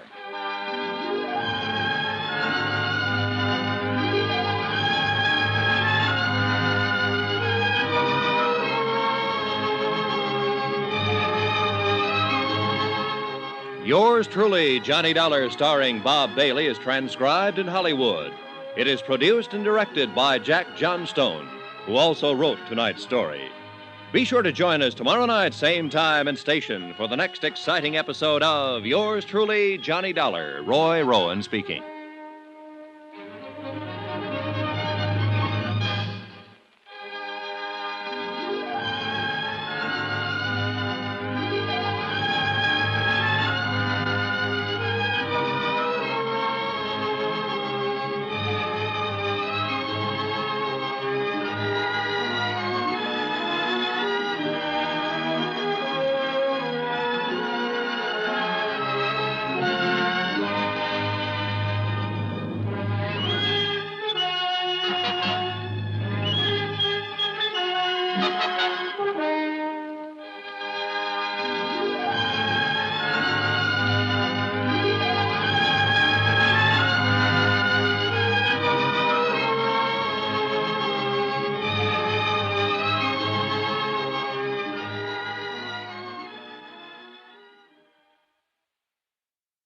From Hollywood, it's time now for... Johnny Dollar. Johnny, this is Jan. Yes, Jan. A minute ago, after you left me here at my apartment, I got a phone call. Yeah? A threat. If I help you on this case, there'll be another accident. Huh? Like the one that happened to Bert. Fatal. To me. Jan. To you. Oh, Johnny, I'm afraid. Stay right where you are. I'm on my way over.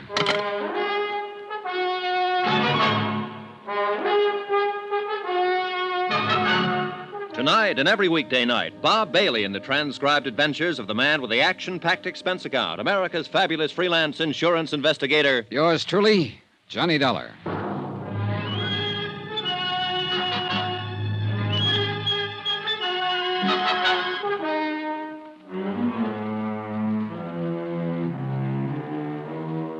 Expense account submitted by Special Investigator Johnny Dollar.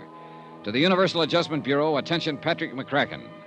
Pat, I'm addressing this to you instead of to the Southwestern Maritime Insurance and Liability because Southwestern's sole representative here in San Diego, California, Bert Parker, died yesterday in the hospital, presumably of an accident. But I don't believe it. I think it's because he knew too much about this case. The Jolly Roger fraud. Item 6270, cab fare and tip from my hotel to the little apartment of Jan Penny, who had been Bert Parker's secretary before he was killed.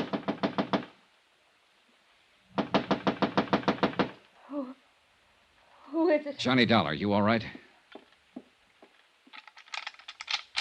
Come in, Johnny, quick. Oh, I'm scared. Easy now. Who was it threatened you over the phone? Did you recognize the voice? Yes. Well, who was it? I don't know. Huh?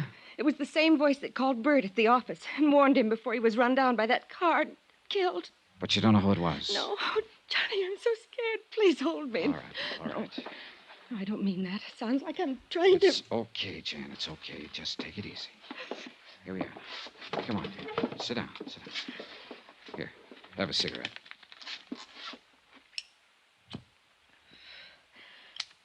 I'm sorry, Johnny. I guess it's just been too much for a gal. Yeah, sure. I don't doubt it.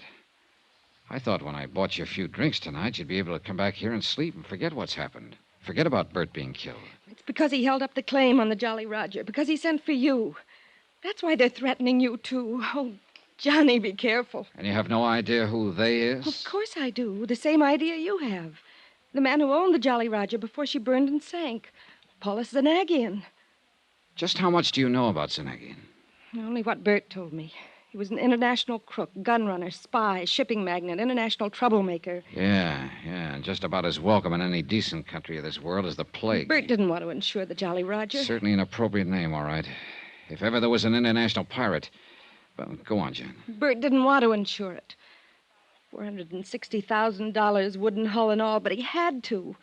Southwestern is a small company, Johnny, and the premium, 2 years' premium in advance, was too much to turn down. So that was the clincher. Yes. Bert needed it so much. But then it burned and sank. Yes. When they submitted the claim, Zanagian himself. Oh? Yes, Johnny. It was Paulus Zanagian himself who bought the policy, and he made the claim. Demanded immediate payment. But when Bert decided to hold up until you could come out here and investigate it. The warnings and the so-called accident that killed him. Yes. Now they're warning me. You. Oh, Johnny, why don't you give this up? Where's Zanagian now? Here in San Diego at the Larchmont. And you're sure it wasn't he who called you tonight, who called Bert and warned him? I'm sure. I would have known his voice, his accent. But, Johnny, I'm frightened. All right, now look. Go on in there into your bedroom and sleep. No, Take a sleeping pill, whatever you like, but get some sleep. Look, there's nothing we can do tonight, and there'll be plenty for us to do tomorrow. But after that phone call, I'll stay right here on the sofa. And look, I've got this. Have you any kind of a gun? No, Johnny. Well, now go on in there, lock your windows, close the drapes, and get some sleep. That's orders. All right.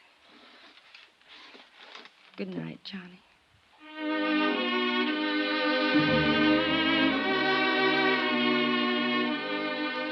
I hope Jan slept better than I did. Expense account item 7, 90 cents. Taxi to police headquarters, first thing in the morning.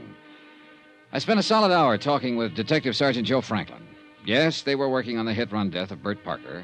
No, they hadn't come up with any leads. All he knew was that Bert had left his office late, was shortcutting his way through an alley to where his car was parked, had been knocked down when he reached the end of the alley. No witness, no tar marks, nothing. They'd questioned Jan Penny about possible enemies and come up with the same answers I did, but no evidence. Item 8, taxi to the Larchmont, where the desk clerk announced my arrival to the penthouse suite. Come in, sir. I've been waiting for you to call on me. Mr. Zanagian? Terribly distressing news about your colleague, Mr. Parker. I feel... Oh, sit down, won't you? Thanks. Tell me, sir, have the police found any clue as to who ran down and killed the poor man? Oh, you know that he died last night? Oh, yes, of course, within a few minutes of when it happened. But was Sergeant Franklin able to give you no inkling of who might have done it? Oh, do not look surprised, my boy. I not only know of your visit to police headquarters this morning, but of everything else you have done since your arrival here in San Diego. Well, that's very interesting, Mr. Zanagian. Yes, isn't it? But I'm sure the reason for it is very obvious. Is it? Of course, my friend, of course. I am depending on you to see that prompt payment of my insurance on the Jolly Roger is made. After all, that is the only reason for your being sent here. Who told you Therefore, I feel it my obligation to see that nothing happens to you, that you are given, shall we say, adequate protection during the time you are here acting in my behalf. Mr. Zanagian, before you That go is why I have made a trusted man responsible for watching over you at all times during your stay. Uh-huh. I suppose that's just a polite way of saying that you've had somebody tailing me since I got here. Oh, by the way, a lovely girl, Miss Penny, isn't she? And she was so devoted to Mr. Parker. Terrible shock to her, his death. Your solicitude to her is to be highly commended. You really keep tabs on things, don't you? But now, let us get down to the business at hand. Yeah, let's. The loss of the Jolly Roger came at a most inopportune moment. My crew were testing some new equipment in preparation for a somewhat lengthy trip abroad. When the accident occurred, they sent her to the bottom out near the Coronado Islands. Just what kind of an accident was it? What? Oh, forgive me, dear man. I forget you have not yet contacted the Coast Guard for the details of the whole affair. That's right, but how But did you... I am certain you will.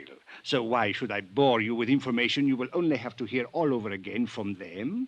Suffice it to say, dear sir, that the loss of my beautiful yacht was due to some mechanical failure, so to speak. Something with the electrical system, I believe it was. Yes, I do. But my point to you is simply that I must have settlement of my claim without delay, so that I can leave the United States as soon as possible. For where? Do you mind? Oh, no. Of course I don't mind. But why bore you with my personal affairs? So urgent is my need for immediate settlement that I can only remind you that I am a most generous person. Which is to say, I can assure you of ample reward for anything you may do to expedite payment to me of the Now, just hold on a minute. I'm sorry, my dear sir. Oh, dear me, I'm sorry. I've seemed to monopolize the conversation, haven't I? Mr. Zanagian, let's stop beating around the bush. An insurance claim for $460,000 is investigated in any event. Bert Parker seemed to think there was something wrong with his claim. He said so, and apparently it cost him his life. The same threats that were made to him have been passed on to his secretary, Jan Penny, and to me. And if that doesn't make the whole case smell to high heaven... my dear All right, sir. now. Now you're trying to bribe me to make a quick settlement. So, mister, if I weren't suspicious of the whole thing before, you can believe me, I am now. Oh, my dear Why man. anyone with your reputation for millions should be in such a hurry to get his hands on a few $100,000, I don't know. But if I were you, I'd sit back very quietly and prepare for a long wait to see if you get it at all. Oh, how unfortunate this attitude for you. That a threat? No, dear boy, not at all. I am simply thinking of how much easier it could be for you. And, of course, profitable. Perhaps you will change your mind. Not a chance. Then, sir, since settlement of my claim seems to rest entirely on your shoulders at the moment, and since someone, I can't imagine who, has seen fit to threaten you, and please, don't forget that, dear boy. Mr. Zanagian. Yes? I don't scare easy. It was pretty obvious that Paula Zanagian was used to having his own way, would stop at nothing to get it. Bert Parker had been right. I'd have to watch my step. I checked with Jan, then grabbed a taxi to pay a visit to the Coast Guard. Lieutenant John Smith, believe it or not. You can take your choice, Dollar. Read the report on the burning and sinking of the Jolly Roger here, or the copy I let Bert Parker have. I take it you talked to him. Parker's dead. What? Yeah, hit and run, after he received a couple of threats to lay off this case. You locked up Zanagian yet? On what charges? Well, who else? Well, that's a lot to go on. If he didn't sink that boat himself, I'm a wall-eyed monkey. You find out anything to back that up? No, not a thing. The Jolly Roger sank in about as bad a spot out there as could have been picked. It's deep, bad current, dirty water from onshore silt. We tried to send on divers, got nowhere. Hey, wait. I thought she went down in Mexican waters off the Coronados. Yeah, she did, but we supplied the divers, or tried to. International cooperation, that sort of stuff. But we got nowhere. How'd you find out about it in the first place? One of our planes on routine patrol saw the puff from the explosion out over the water. By the time it actually got there, the hull was nothing but a mass of flames. Sank 10, 15 minutes later. What about the crew? The crew were lost, except for one kid, a cabin boy. Yeah, where's he? Mexican fishing boat out of Rosarito picked him up. He was in bad shape. The explosion had blown him clear. He's in the hospital in Tijuana. Well, look, wait, hasn't anybody talked to him? He was too badly hurt at first. But I spoke with the hospital just before you got here, and they think he might be able to talk by sometime this afternoon. Well, what are we waiting for? Come on, let's get down there. And I can't until later. Look, have you got a car? No. You want mine? Well, sure, let's go. How far is it? Even within the speed limit, you can make it in a half hour. Out this way. The car's out in the lot in the back. Hey, look, you're mighty generous, Smith. I'll try to make this up to you somehow. Forget it. I'd like to see you get the goods on Zanegian just as much as you would. I didn't like having him come into port here in the first place. And then when I learned that both Holland and Switzerland had tied up all of his funds... They what? Sure. In early last week's papers. That's why he needs the money. Here's my car. And if you can learn anything down there, if I can be of any help, I'm on pretty good terms with it. Hey, Dollar. Oh, Mr. Dollar. Oh, about that. My car and excellent chauffeur Ortiz here would have got you to Tijuana much more rapidly and comfortably than you might drive, I am Hey, sure. now, wait just a minute. What Which made is you why think I came to meet you here. I knew you'd want to talk with the cabin boy who survived the accident to my ill-fated Jolly Roger. Oh, you did? Yes. However, I fear it is too late. What do you mean? As I was leaving my hotel, I heard from one of my, shall we say, associates. He informed me that he had just learned from one of his, shall we say, contacts in Tijuana. Well? Alas, the poor cabin boy died only a few minutes ago. Pity, sir, isn't it?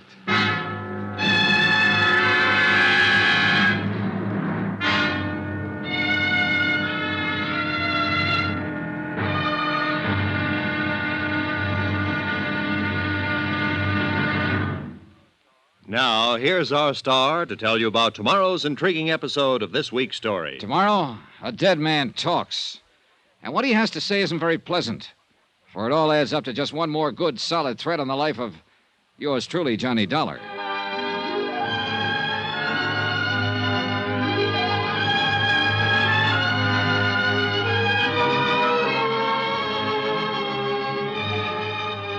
Yours truly, Johnny Dollar, starring Bob Bailey, is transcribed in Hollywood. It is produced and directed by Jack Johnstone, who also wrote tonight's story. Be sure to join us tomorrow night, same time and station, for the next exciting episode of Yours truly, Johnny Dollar. Roy Rowan speaking.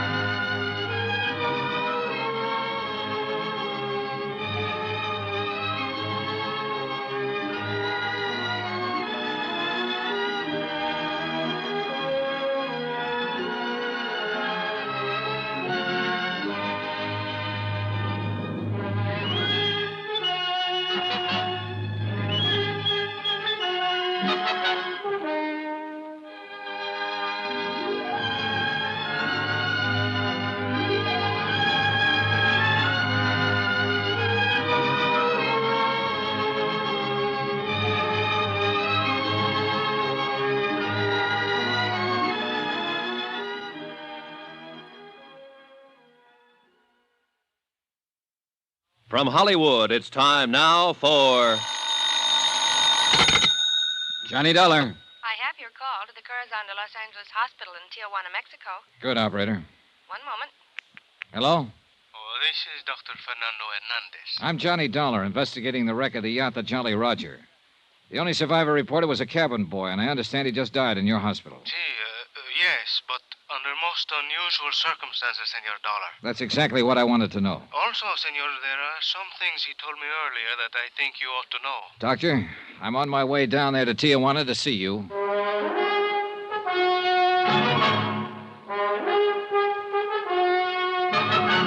Tonight and every weekday night, Bob Bailey in the transcribed adventures of the man with the action-packed expense account, America's fabulous freelance insurance investigator. Yours truly, Johnny Dollar.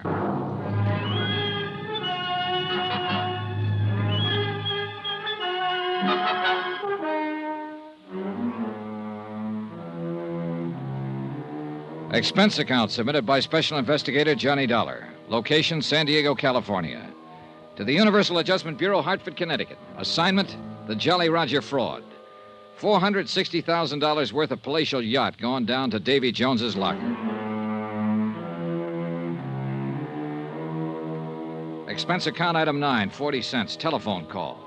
To the hospital in Tijuana from a phone booth at Coast Guard headquarters here in San Diego. Because of the knack Paula Zanagian seemed to have for knowing everything I did, everyone I talked to, even on the telephone, I was afraid to let my call go through even the Coast Guard switchboard.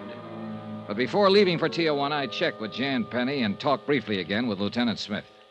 You mean you think Zanagian had somebody put that cabin boy out of the way before you could talk with him, Dollar? The doctor only said that he died under unusual circumstances. But yes, that's exactly what I think. What's more important right now is that apparently the lad told the doctor a thing or two before he died. So I'm going on down there. You want to use my car? Well, Zanagian seemed to know I was going to use it before. He'll probably expect me to use it now. So you better get me a rental car. Have it delivered to my hotel, service entrance, under your name. Okay. Zanagian made no bones about it when I talked to him. He's having me tailed. And he'll probably try to do the same thing to me that he did to Bert Parker, once he's sure I'm trying to block his $460,000 claim. Dollar. But me, I aim to stay alive.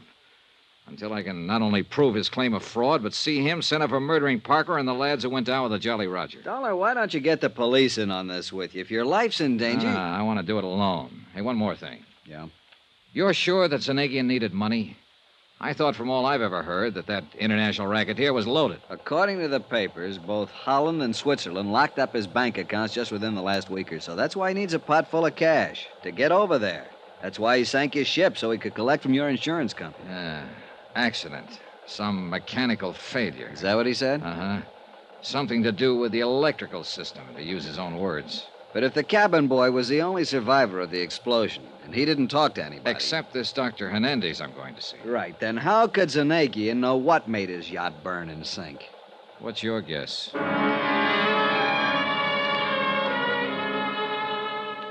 Expense account item 10, $50, deposit on rental car. On the way back to the hotel to pick it up, I kept looking for somebody that I could identify as the tail Zanagian had put on me. But if he was there, I couldn't tag him. And as I drove the few short miles from San Diego to Tijuana, I began to wonder if maybe I was just too small fry for Paula Zanagian, shipping magnate, munition maker, international spy, to bother with. Nonetheless, I still kept an eye out for a familiar face, or more to the point, for a familiar car that might be following me. Midday traffic on the big broad highway was astonishingly sparse. A handful of tourist-type cars loaded with families on the way across the border for a quick look-see at Mexico. A handful of movers who were on their way to see how far and how long their American dollars would keep them in favorably exchanged Mexican pesos. Some smart Cadillacs, some of them towing outboard runabouts and filled with eager-eyed fishermen. And the usual run of trucks, big trucks and trailers. The boys who made a living behind the wheel, the best drivers on the road, wherever they were, loaded with goods for transport between states or countries or what have you. I drove fast, I drove slowly, and I still didn't see any car that might have been following me. To make sure, I took off on a gravel side road, drove a mile or more, and waited. Nobody followed me. So I finally gave up and went back to the main highway. At the border, I asked the guards where the Corazon de los Angeles hospital was, drove the car to it, parked in back, and asked the first nurse I could find, and I should have stopped right there because she was beautiful, asked her where Dr. Hernandez hung out. Hernandez spoiled a beautiful romance in the budding and led me into his office.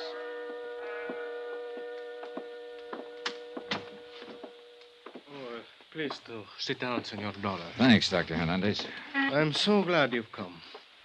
We here at the hospital, I must confess, were somewhat concerned when the fishermen brought in the poor young cabin boy who survived the wreck of the... what was his name? The Jolly Roger. Yeah, that's right. Zanagian couldn't have picked a better one. So? Jolly Roger's the name of the flag that pirate ships used to fly, skull and crossbones. I suppose you know. See, I know. He was a glorified pirate preying on the whole world. I'm a student of history, senor, modern as well as ancient. In his small, selfish way, I realize that Paula Zanagian has looted the whole world. A dangerous man. You say you were worried when his cabin boy showed up. Because there was a man who called and wished to visit him. Insisted on it. Oh? See, but... Of course, because of his condition, we could not permit it. The explosion of the ship had done a great deal of damage to his small body. When he was brought in here, I could see that immediate surgery was necessary to save his life. Well, go on, Doctor. So I operated. And as I did so, realized that divine providence would permit me to save the life of this poor unfortunate.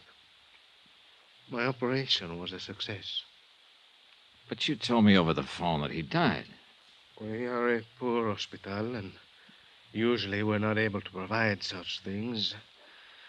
But I appointed a special nurse to look after Doctor, him I'm while sorry. I ordered that man who would not give his name but who insisted on seeing him be kept away. Doctor, you said... However, 2 hours ago, the nurse left him only for a brief moment and only to inform me of the remarkable improvement he'd made. Look, and Doctor... when I entered his room, he was dead. Look, Doctor, I'm sorry if you lost your patient, of course, but you told me over the phone that there was something unusual about his death. That's why I came down here. He would have lived. He would have lived, Senor Zola. Yes, I know. Except that someone got into the room with him during the brief moment he was left alone. Got into him and killed him with this. What is it? A knitting needle? I think so. He would have been well again, Senor, but he was killed. Murdered. Have you told the police about this? See, and they are what you call at a loss. Oh, brother. Well, how do you think I feel? I was going to tell them what I knew about the unfortunate boy when your telephone call came.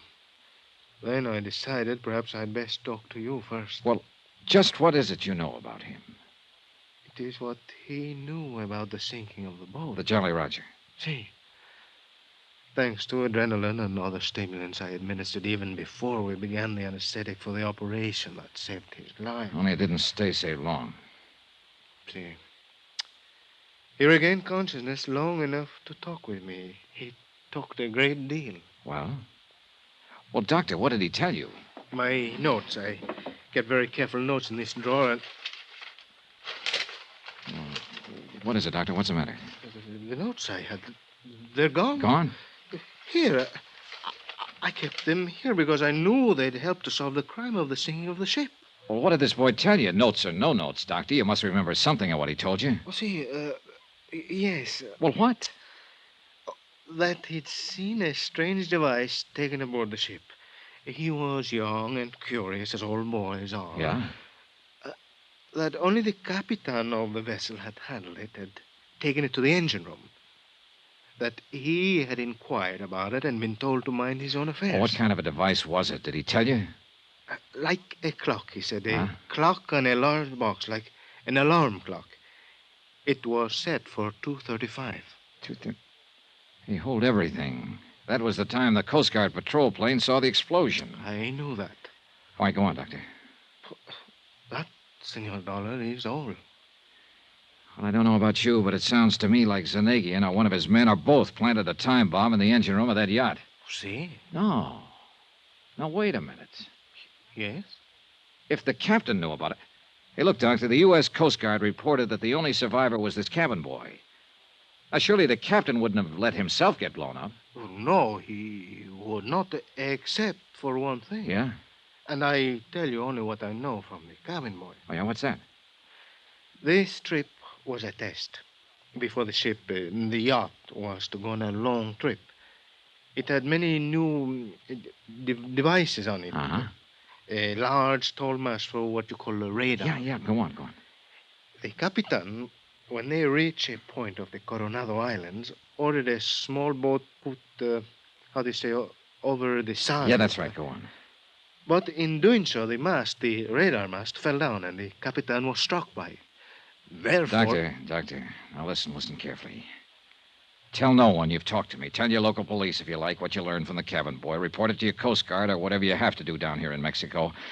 But don't, under any circumstances, let anyone know you've talked to me. I do not understand, senor. You wonder where your notes on the cabin boy are? Well, if you ask me, Zanegian is looking them over right now. Impossible. Nothing is impossible with a guy like him. Now, what I'm getting at is this. I'm a marked man, Doctor. He's after me, and he'll be after anybody who tries to help me. Cannot believe. Well, you'd better, if you want to stay in one piece, so take no chances. I don't think I was followed down here, but I may have been. If so, your life is in danger, same as mine. So please, watch your step until I can pin whatever it takes on Zanegian to send him off for life. This is fantastic. Yeah, sure it is. But outside of you and a girl named Jan Penny and... Doctor, may I use that phone of yours for a call across the border? Well, of course. Here. Thanks. Hello? Hello, operator. I want to call Coast Guard headquarters in San Diego, California. Lieutenant John Smith. You know something? Your Mexican operators speak as good English. Hello? Yes, thank you. You seem alarmed, Senor Dollar. Are you Doc, sure? I just hope you find no cause for alarm before this mess is over. But I say it again. Watch your step. The mere fact that you've talked with me... Hello? Oh, where can I reach him? Well, sure, I'll talk to anybody there at headquarters. Hello, I'm calling Lieutenant John... I see. Thanks. What is it, Mr. Dollar? Lieutenant Smith is dead. What? A hit-and-run accident. About an hour after I left him. Watch your step, Doctor. See. And you too, Senor Dollar.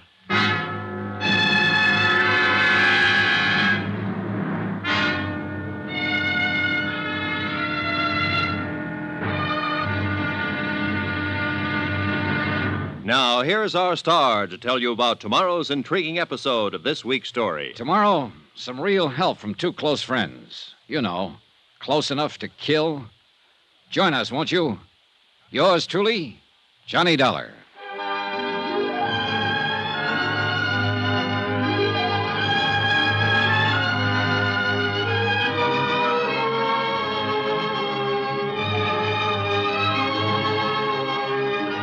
Yours truly, Johnny Dollar, starring Bob Bailey, is transcribed in Hollywood. It is produced and directed by Jack Johnstone, who also wrote tonight's story. Be sure to join us tomorrow night, same time and station, for the next exciting episode of Yours truly, Johnny Dollar. Roy Rowan speaking.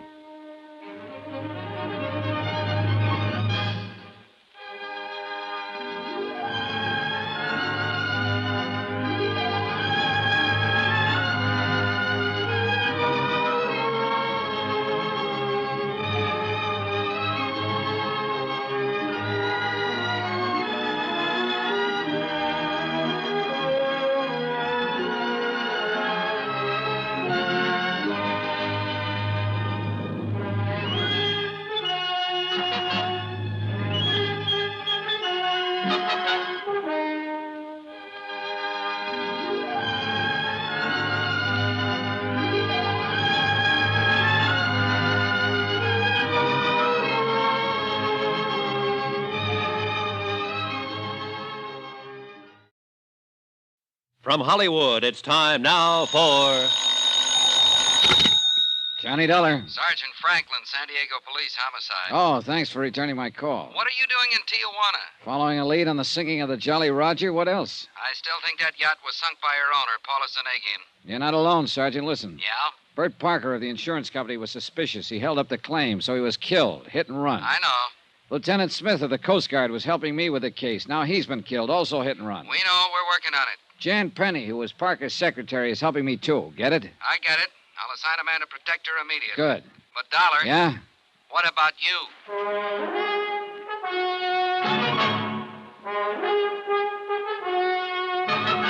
Tonight and every weekday night, Bob Bailey in the transcribed adventures of the man with the action-packed expense account, America's fabulous freelance insurance investigator. Yours truly, Johnny Dollar.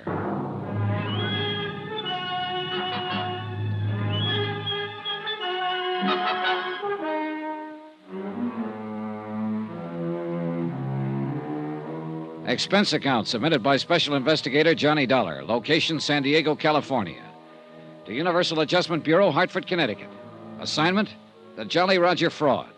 The sinking of a palatial yacht of that name and a couple of murders connected therewith.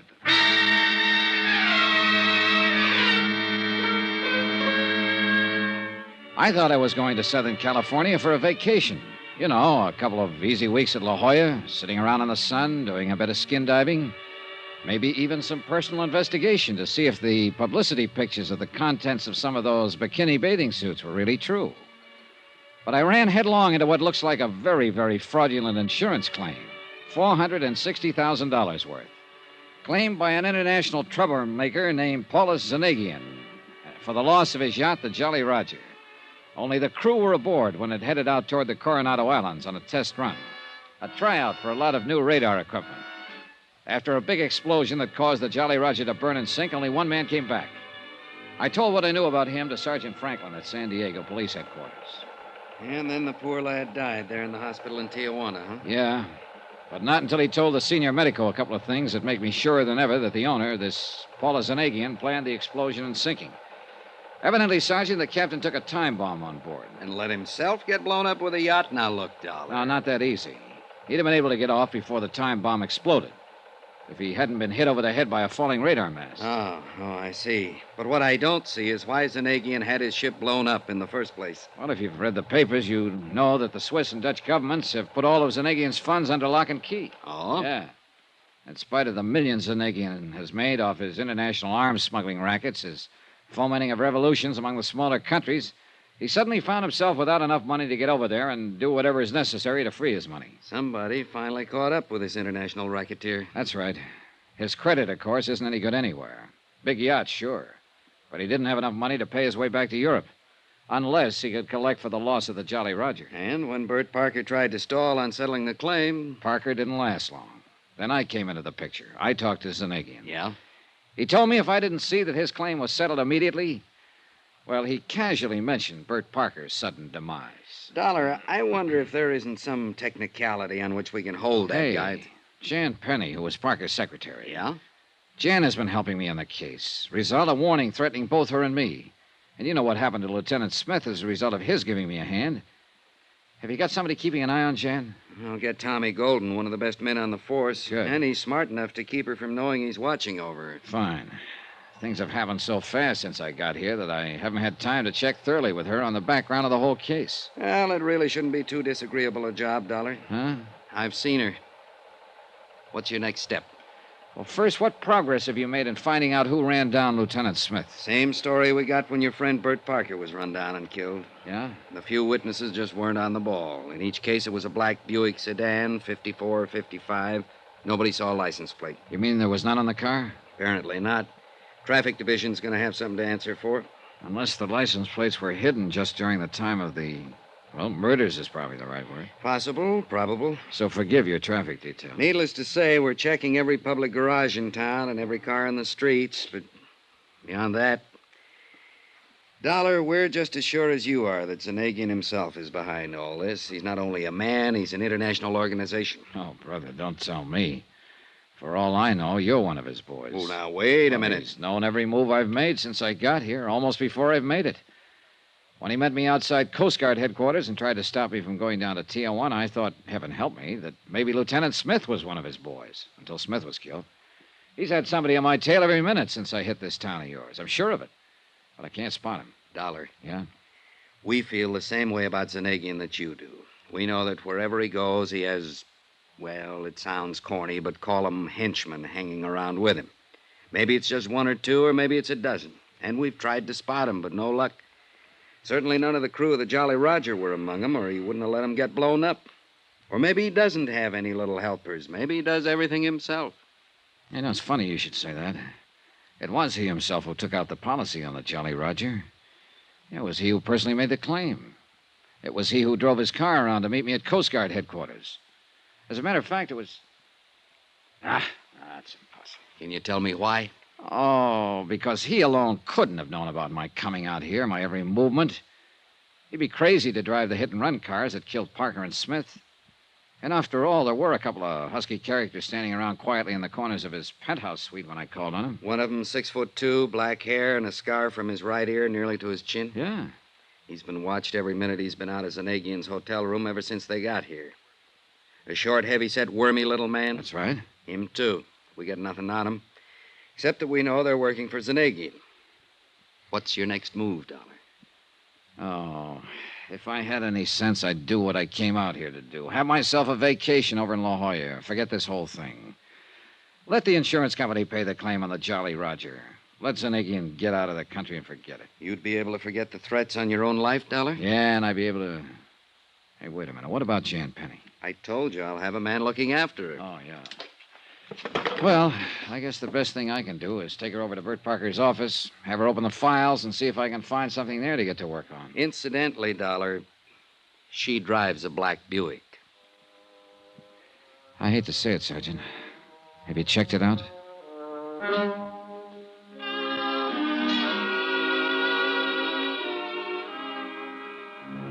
I probably shouldn't have thought what I thought about Jan when I asked that question. I was sorry I had when I reached her apartment a few minutes later.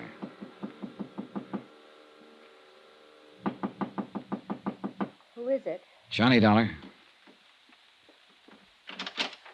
Johnny, I'm so glad. I was worried about you. Has something happened, Jan? I was worried about you, that's all. When you told me you were going down to Tijuana alone, well, I was worried about you. Oh, thanks. Hey, look, Jan, let's get down to business. Did you go down to the office this morning? Yes, I took a cab down there right after breakfast and spent the entire day. Uh-huh. Were the files on Zanagian's policy on the Jolly Roger intact? Well, yes, why do you ask that? And nobody bothered you there? No, except... Except what?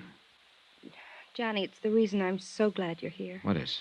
All day I've had the feeling I'm being followed. Well, maybe you are. Because of the warning over the phone. The one I told you about. And you still don't know who it was? No, but Johnny, the warning was for you, too. If you don't lay off this case. Is that the way the voice on the phone put it? Yes, and it threatened me if I helped you. Look, Jan, you want to back out while you're still in one piece? You know what happened to Bert Parker when he tried to buck Paulus as an agent? I love Bert, Johnny. He was the kind of man you are. Honest and good and... Oh, Johnny, why don't you get out of this case? Pay him off, anything. But don't risk your life on it, too. You really mean that, don't you? Oh, you're fine, and... Don't you see this madman Zanagian will stop at nothing to hurt the people who oppose him. And if you keep on... Even if it means forgetting about finding out who killed Bert Parker? Yes, Johnny, yes. If it means putting your own life in danger, settle his claim, anything. How about you? I'll go away. I'll go somewhere else and try to forget the whole thing. Oh, Johnny, listen to me. I'm listening. It isn't worth it to take the risk you're taking. Jan, it's my job. Look, why should you worry about me? Because even if I have only known you a few days, I don't know, maybe it's rebound. Maybe I'm acting like a baby, but since Bert was... Oh, Johnny, I'm so alone and I'm so lonely.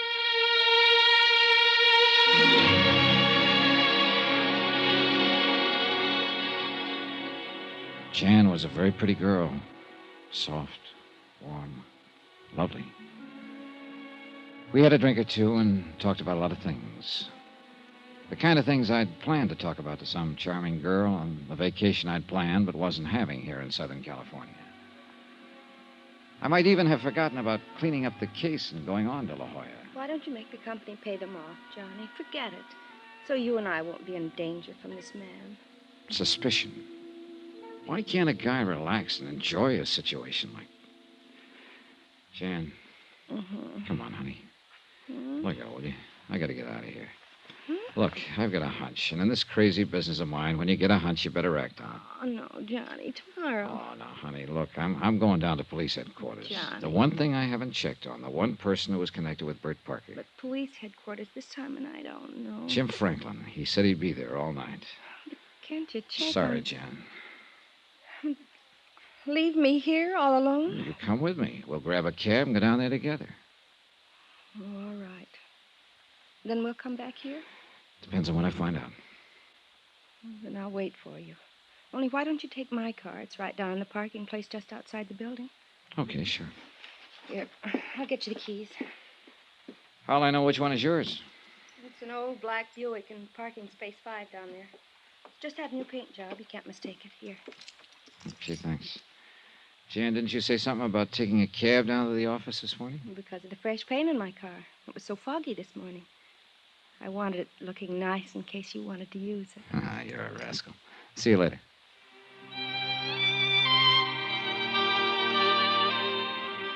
I kissed Jan goodbye for the time being and left.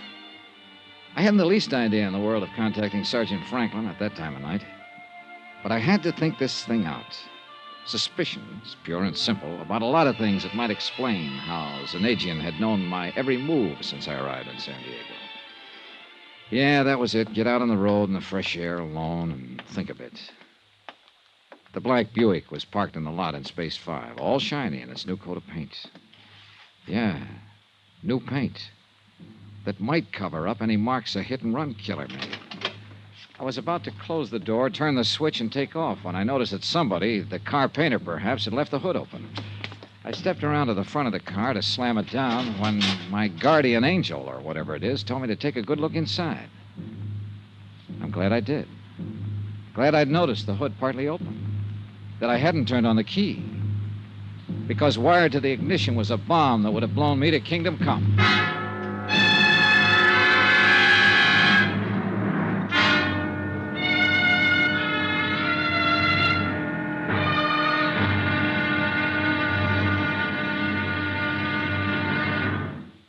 Now, here's our star to tell you about the final intriguing episode of this week's story. Tomorrow, the wind-up, where the obvious becomes only too obvious.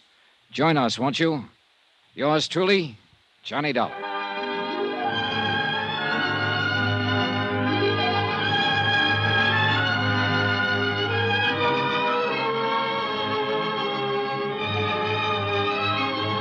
Yours truly, Johnny Dollar, starring Bob Bailey, is transcribed in Hollywood. It is produced and directed by Jack Johnstone, who also wrote tonight's story. Be sure to join us tomorrow night, same time and station, for the next exciting episode of Yours truly, Johnny Dollar. Roy Rowan speaking.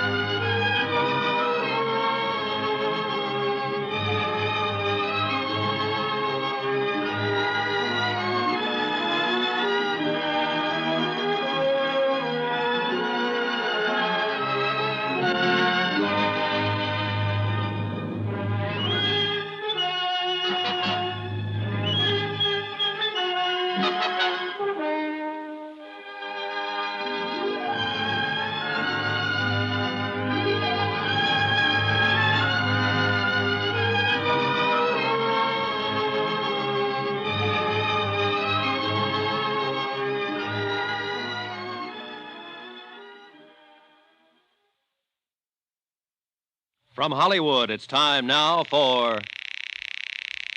Hello? Johnny Dollar. Johnny? You sound surprised, Jan. Well, yes, I am, dear. I thought you were going over to police headquarters. I changed my mind. Then you didn't need my car after all. No. Are you coming back here to my apartment? Johnny? After I take a little walk. As I told you, I've got to think this case out, and I can't very well do it wrapped up in your arms. Oh, can I? Why don't you take a drive along the shoreline in my car? Want to come along? Jan? I'll wait for you here. Yeah. See you in a little while. Much sooner than you think, baby.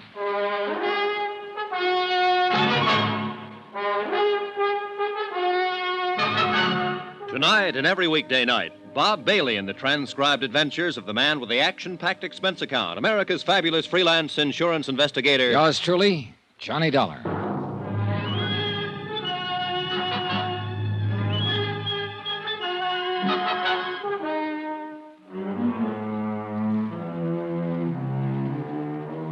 Expense account submitted by Special Investigator Johnny Dollar, location San Diego, California. To Universal Adjusters Bureau, Hartford, Connecticut. Assignment, the Jolly Roger fraud, including the loss of a palatial yacht and a couple of murders.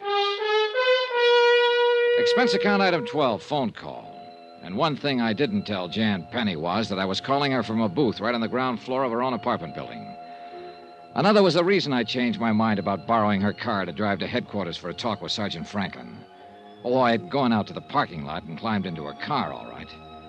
But as I was about to insert the key to start it, I noticed the hood wasn't closed down tight. That saved my life. For wired to the ignition, I found a booby trap that would have blown me to kingdom come if I'd even turned the key. After hanging up on Jan, I hopped upstairs to her apartment and pressed an ear against the door.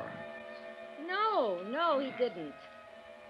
Because he just phoned me from somewhere outside. But he said he's coming back here, and I tell you, you'd better come over here.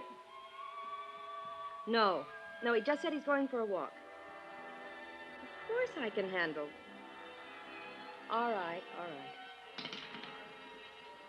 I went back to the first floor to the phone booth and called Sergeant Franklin. You think Jan Penny's in with Zanagian on this whole deal? Tell you this, I don't like what I think. Look, Sergeant, I'm going back upstairs to talk to her again. Talk, did you say? Yes, talk. I'm going to lay it all out to her, tell her what I suspect and why. If I can break her down, okay. If I can't, well, I misjudged her. Lucky stiff. Huh?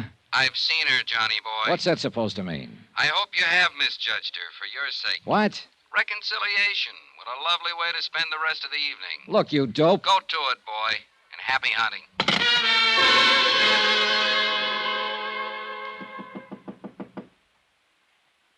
Who is it?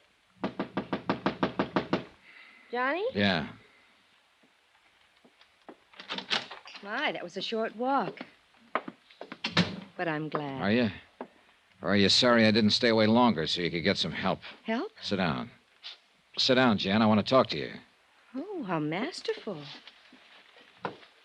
Here? As you know, I didn't borrow your car after all. Sit next to me, darling. Let's continue from where we left Because off. fortunately, somebody goofed, left the hood partly open. Closer, Johnny. That's why I discovered the booby trap that would have gone off as I turned the ignition key. Closer, Johnny. Booby. What are you talking about? That's why you didn't hear the expected explosion right after I left you. Oh, no. Then they are after me, too. The warning over the phone. If I didn't stop helping you in this case, they... Oh, Johnny, what'll I do? Johnny. For one thing, take your arms back to yourself and move over to your own corner of this couch so I can pull a gun if any of your pals suddenly... Ah, my dear Mr. Dollar. Zanagian. I fear it's too late.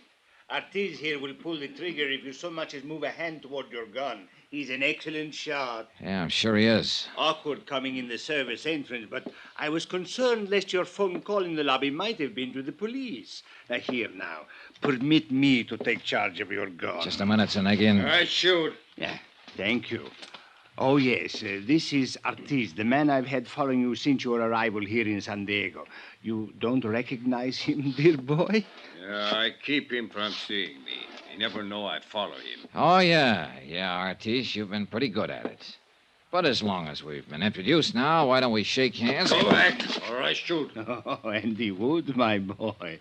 And I believe you call it a silencer, would obviate any undue noise. Wouldn't you be happier if he did pull the trigger, Zanagian? But I wish to talk with you, dear Mr. Dahl. I don't think we have anything to talk about. Oh, but we have. You see, dear boy, I'm curious to know why you suspected Jan here of complicity in our little plan. Lovely girl, isn't she? Pretty obvious, isn't it? Now? Oh, forgive me. I realize in a situation like this, it is usually the detective, or in this case, the insurance investigator, who at the point of a gun extracts a confession from the, shall we say, criminal. However... Okay, I'll tell you. Apart from the threatening phone calls, which nobody but Jan seemed to know about. Terrible story for her to make up. You warned me What? in the beginning you'd have somebody tailing me while I was here in San Diego to make sure I didn't spoil your plan to collect some $460,000 insurance on that yacht you burned and sank out near the Coronados. Quite right. But I must ask you to be brief in case that phone call you made was to the police. You see, with only Ortiz and Jan left of my staff and crew, I can't very well afford to... Sure, that call was to the police. That's why I'm trying to stall you with a lot of talk. Thank you. For if that were true, dear boy, you would never admit it. But do continue. All right. I've been followed before. I know, or at least I hope I do, every trick in the book for dodging a tail. Too good. Ortiz, you shouldn't admit he got away from you. Yeah, too good. But now I make him sorry. Ortiz, please. I wish to hear more from Mr. Dollar, and I wish to speak to him. As a matter of fact, dear Mr. Dollar, there is really no need for you to continue. You are a very intelligent young man. Well, thanks. You realize that no one but our little Janet could have provided me with all the information I had. You're coming out here to investigate the sinking of the Jolly Roger, your touching deathbed scene with Mr. Parker, Your conversations with Lieutenant Smith of the Coast Guard, and she did dispose of him quite well, didn't she? Jan? Who else, Johnny? Who else could have run down Bert Parker without leaving him? You ought to have your... Artist, please. I wish to talk with Mr. Dahl. No wonder you insisted I drive your booby-trap car tonight. Really, darling, I'm glad that you didn't. Because if you'll listen to Yes, what... dear boy, listen to me. You are intelligent, as I said before. You even learned why I am in immediate need of funds, so that I may finance a return to Europe and free the money of mine that has been frozen there. Millions, dear boy. And as the lovely Janet will attest, those who work with me share with me. It's true, Johnny. Regardless of his reputation, when it comes to the people who will work with him, Like the crew of that yacht and whoever else was working with him. He admitted that only you and this trigger-happy character here were left. Oh, tools, my dear boy. Quite unlike the intelligent colleagues such as yourself and Janet, whom I wish to keep close to me. Oh, artist boy, that means you better watch your step. What do you mean? Nothing, artist, nothing. My dear Mr. Dollar. Yeah, I get it. All I do is report that your claim should be paid, and I'm on your team. And you will never regret it. Not only money, more than you ever dreamed of, but... Janet, my pearl, you do like our Mr. Dollar, do you now? You dirty rat. Get back. You admit you sank the Jolly Roger yourself, Zanigin. But of course. And all the men who went down with it. What had to be done? Even the little cabin boy. Oh, yes, dear boy, yes. Both he and the crew on the Jolly Roger were in danger of upsetting my plans. They had to be eliminated. But you, dear man, please, do not stand in my way. Much as I like and respect you, if you do, you will leave me no choice but to eliminate you. Even as I had to rid myself of Parker, the Lieutenant Smith, the cabin boy. Look, Zanigin, what if I were to say, okay, I'll go along with you? Aha. To say the least, it would get me out of this present pickle I'm in. And much more. I still wish that gorilla of yours would aim his gun the other way. Oh, Arties, I think you might relax a bit for the moment. But I watch him. Go on, dear boy. Okay. What kind of assurance do you think you'd have that I wouldn't double-cross you? There is the factor of fear. Fear? Oh, my dear man, don't you see? The choice is as simple as this, and the choice is yours. You either accept my offer now, or you accept a bullet from Artie's gun. And the latter I would regret exceedingly. Not only because of you, I like you, but because it would mean temporary interruption of my plans, a quick trip across the border to avoid being found when your body is discovered, and the necessity of devising some other means for attaining passage to Europe. But far more formidable problems have been overcome many times. Dear Mr. Dollar, I do not wish to have to discuss this further. So tell me... Zanigin, I have good news. Yes? For me, not for you. You mean you refuse? No, dear boy. No, I mean you aren't going to have to discuss this any further. You won't be able to. But, my dear... Much as I'd like to tie up this case with a big fancy ending, a real dramatic tagline... I do not understand you, all of dear your boy. long-winded confession a minute ago might just as well have been stated in court. What? As a matter of fact, you'll probably hear it in court, word for word. I do not understand. You and this homely trigger man of yours aren't the only ones who know about the service entrance to this apartment. Wallace! What do you mean? You may as well give up quietly, because the gentleman standing in the doorway directly behind No! you is Sergeant Franklin of the San Diego... Oh, no, you don't, Artie. I've been wanting to target the ugly monkey of yours. No, please! Do not hurt me! Help, please!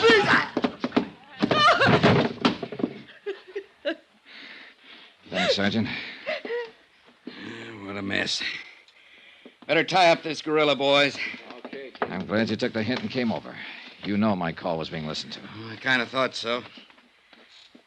Well, no more Zanigin. Dead? Yeah. By a slug from this big monkey's gun. If I'd known he was that bad a shot, I might have tried to jump him earlier. Come on, Artis. Up. After the way you hit him, he'll sleep for a long time. Well. Johnny. Huh? Johnny, listen to me. Oh, shut up.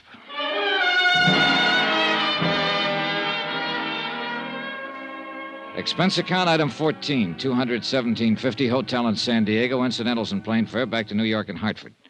Expense account subtotal $523.23. I'll give you the rest when I finish my vacation in La Jolla, the one you promised me. Remarks? The fabulous crooked empire of Paulus Zanegian is kaput, the same way it happens when every man who tries to break the rules of international law and order. You might almost have called it death by his own hand, though, of course, little Artie will be made to pay for it. Jan, same thing, I guess. Why do they do it? Yours truly, Johnny Dollar.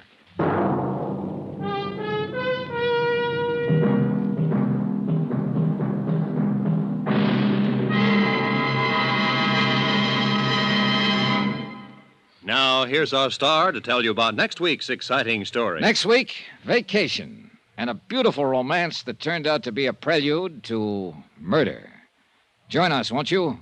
Yours truly, Johnny Dollar.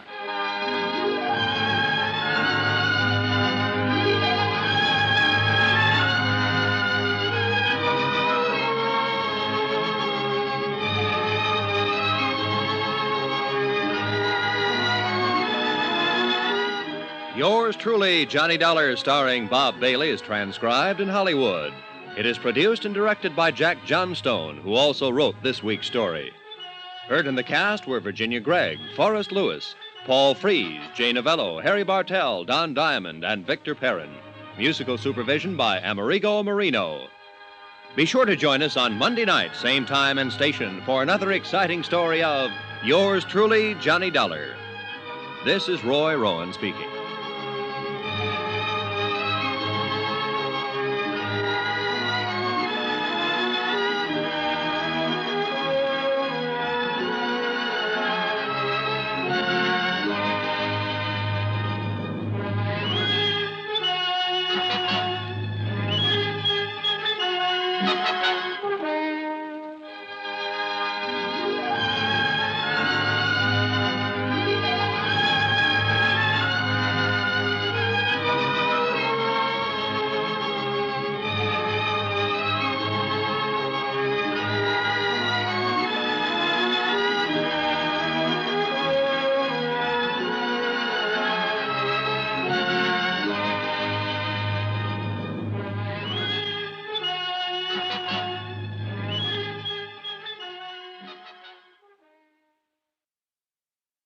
From Hollywood, it's time now for Johnny Dollar. Pat McCracken, Johnny, returning your call. Oh, hi, Pat. How's Southern California? My vacation on expense account? I love it. Well, don't overdo it. Just because the Jolly Roger matter interfered with that vacation you'd planned is no Now, reason. wait a minute. You promised full expenses. Okay. When are you coming back to Hartford? Soon as I clear up the Lamar case. Want okay expenses on it now? Huh? Lamar? Yeah, Pat. This is a case that'll make your hair curl.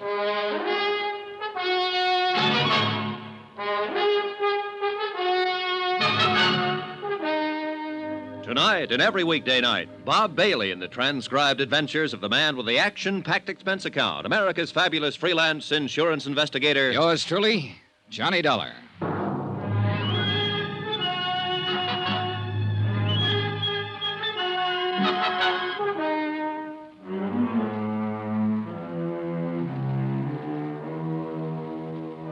Expense account submitted by Special Investigator Johnny Dollar to the Universal Adjustment Bureau, Hartford, Connecticut. The following is an accounting of expenditures during my investigation of the Lamar matter. Expense account? Forget it. I'm on vacation. As far from Hartford, Connecticut, center of the insurance business as I can get.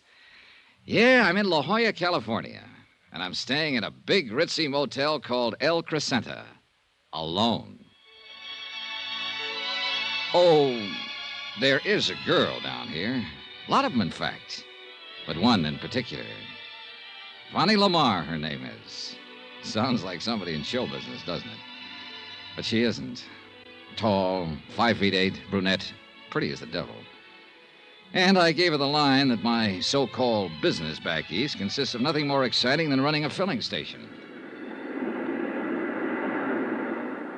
How can you afford to come all the way out here to California for a vacation? To say nothing of staying at the El Crescenta. Rich uncle, Vonnie. Died and left me a couple of $1,000 to do with as I see fit. This is the way I see fit. Only a couple of $1,000. Mm-hmm. Gee, that's too bad. couple of 100,000, I might really fall for you. Oh, Bonnie, how can you? Hmm? Well, here I thought these last 3 days and evenings with you were due solely to my overwhelming personal charms. Your charm has nothing to do with it. Kiss me again, anyhow. With Vonnie around, who needed a couple of $100,000? The gal was just about all anyone could ask for. And I don't mean for just a quick vacation time romance. I'd spotted her the minute I'd landed here at this hotel. More like a guest ranch by the seashore. Beautiful, modern cottages set around a big green lawn with a swimming pool in the center big enough for the Olympics. Carports beside the cottages loaded with Eldorados, Continentals, and a handful of foreign sports jobs. And a beautiful big dining room and a building set up to look like an old clipper ship. And food and service worthy of Oscar of the Waldorf. And what was I doing here? On expense account, remember? Yeah, I'd spotted Vonnie the night I arrived from San Diego after clearing up the Jolly Roger matter and set my sights for her immediately. Naturally, I wondered what so attractive a girl was doing alone here. She cleared that up for me at dinner the second night. I still don't understand why Daddy hasn't arrived yet. Oh? He's supposed to join you on this vacation? We always spend our vacations together. At least we have since Mother died a few years ago. You're an only child. Yes. Really a foster child. Just as we were about to take our plane, some crisis or other arose at the plant. So he made me come along and wait for him. Lamar Metal Products. Oh, yeah. Aircraft components, isn't it? South Bend, Indiana? Yes. You know how crisis can arrive in a business like that. Sure, imagine so. Government orders, all that sort of thing. Yeah. Well, you'll probably hear from him before. Oh. Here, waiter, would you like to get us... Senorita, a telegram for the lady. Oh? Excuse me, Johnny. Sure. Here you are, Pedro. Gracias, senor. Oh, dear. What's the matter? It's from my father, and I don't like it. Listen. Must delay departure a few more days. Doctor's orders. Oh? Nothing to worry about. Stay there in La Jolla until I join you. Love, Daddy. That's too bad. But doctor's orders. There's nothing wrong with Daddy. He had a new insurance examination just a month ago. They gave him a clean bill of health. What company? Try Mutual something or other, but what difference does it make? There's something wrong about this. I'm sure of it. Well, why don't you phone him? Yes. Yes, I will. My cottage is right next door here. Come on. It was none of my business, but the name of Tri-Mutual rang an old familiar bell. Yeah, I'd handled a lot of cases for them. Anyway, she wasted no time in putting through a call to her father's private number in South Bend. Yes, operator? Thank you. I don't know why I didn't go to my own cottage to make this call. My pleasure. I guess I'm a bit upset by this wire. I don't blame you. There's nothing wrong with Daddy. There can't be. Well, maybe he just made the mistake of mixing too many oysters with too many martinis. Hello? Hello? Daddy, what's this telegram you sent me? Oh. Oh, I see. Oh, well, you had me scared for a few minutes. Oh, yes, fine. Mm-hmm. Yes, if you must know the truth, I have. Johnny Dollar. Uh-oh. Very. Careful, gal. Oh, he says he runs a filling station, but I don't believe him.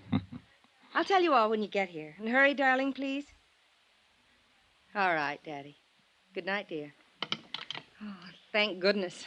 You don't know how close your guess was, Johnny. Oh? It was just a slight case of indigestion. Plus the fact he wanted another day at the plant. Well, good. Then let's go back to the dining room and see what kind of indigestion we can accumulate.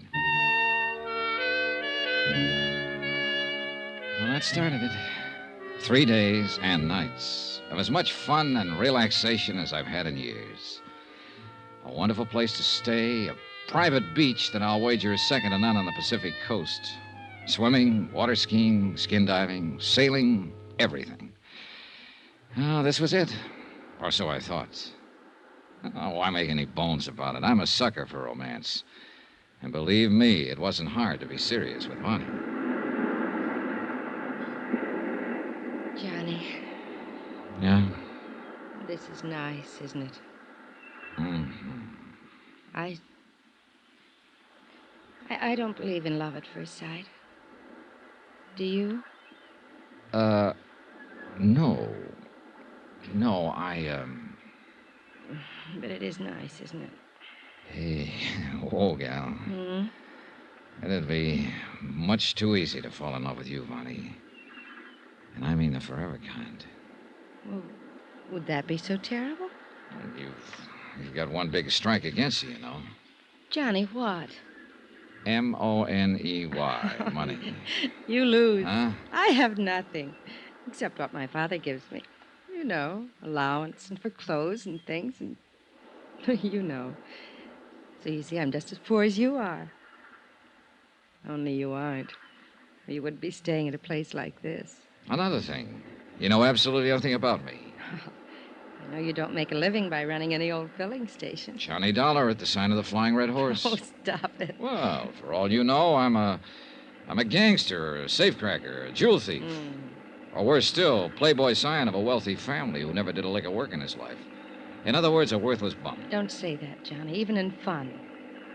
How'd you fill him, huh? Yes, and their mothers. Old dowagers trying to marry them off to another wealthy family. Add the name Lamar to their end of the social register listing. Insure the fortune with another fortune. I thought you said you were poor. Well, you know what I mean. A bunch of worthless fops, that's all they are. I've seen better men among the servants and chauffeurs, the little Mexican boy who helps one of the gardeners, and the young businessmen there in South Bend and in other cities. Maybe earning just enough to make ends meet, but men. Ambitious, hard-working, willing to get somewhere on their own merit. And, well, you know what I mean. Mm-hmm. Why don't you marry one of them, Bonnie? It isn't as easy as that, Johnny. You know it. Maybe I was waiting for someone like you to...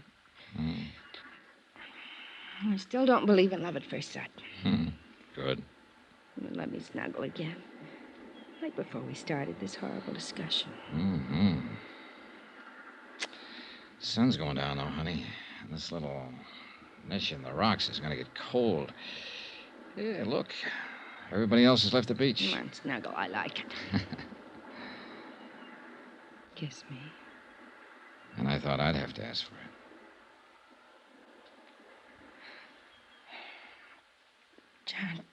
Johnny, what do you do? Well... Well, I'll tell you. I live in Hartford, as I told you, and I'm really... Listen. He's calling you. Yeah, you too. Oh, the spoil sport. Well, maybe it's word from your dad. Here, up you come. Oh, I hope so. Come on, Johnny. Pedro! Pedro! Over here. Here we are. Here. What's up? Oh, senorita. Telegrams. Telegrams? The one for the senor was marked Rush, so I rush. Good boy, Pedro. Here. No, I'll tip you when we get back to the motel. Si, Stop by senor. my cottage. Johnny, it's What's wrong, Bonnie? from our family doctor. I'm afraid... Here, you read it. Sure, I'll be glad to. Regret having to inform you your father died a few hours ago. Suggest you return to South Bend immediately. Oh, Johnny!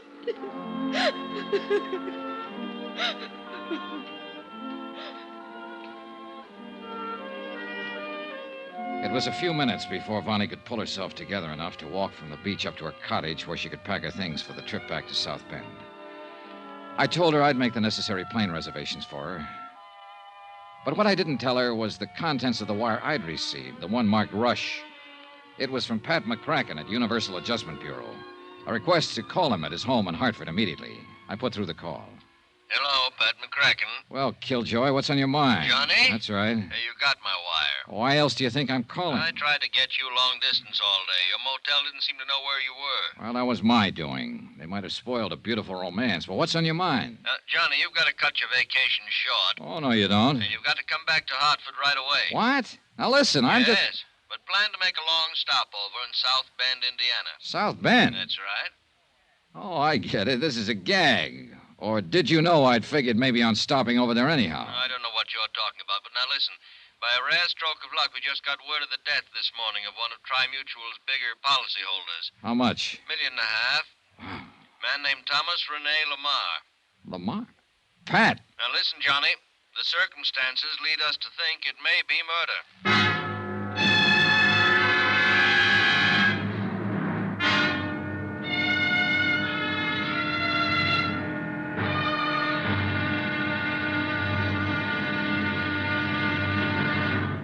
Now, here's our star to tell you about tomorrow's intriguing episode of this week's story. Tomorrow, a set of circumstances arise that are enough to keep a man from trusting even himself.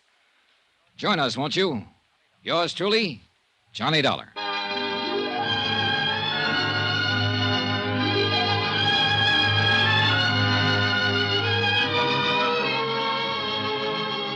Yours truly, Johnny Dollar, starring Bob Bailey, is transcribed in Hollywood. It is produced and directed by Jack Johnstone, who also wrote tonight's story.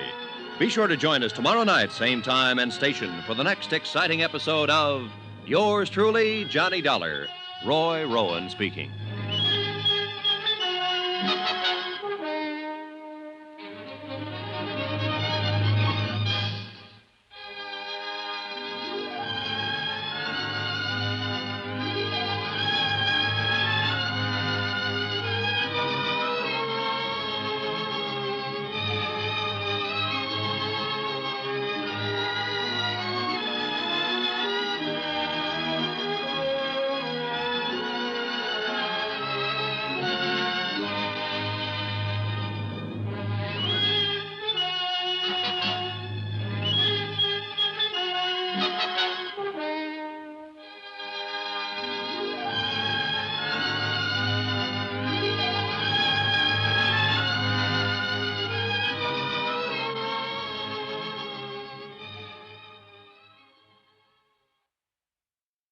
From Hollywood, it's time now for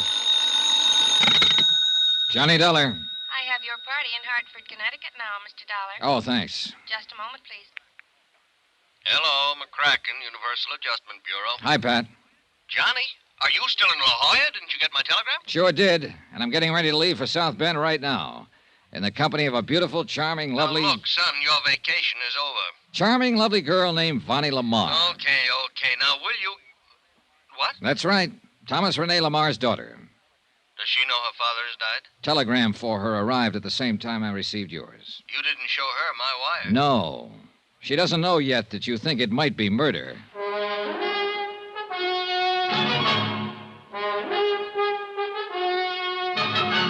Tonight and every weekday night, Bob Bailey in the transcribed adventures of the man with the action-packed expense account, America's fabulous freelance insurance investigator. Yours truly, Johnny Dollar.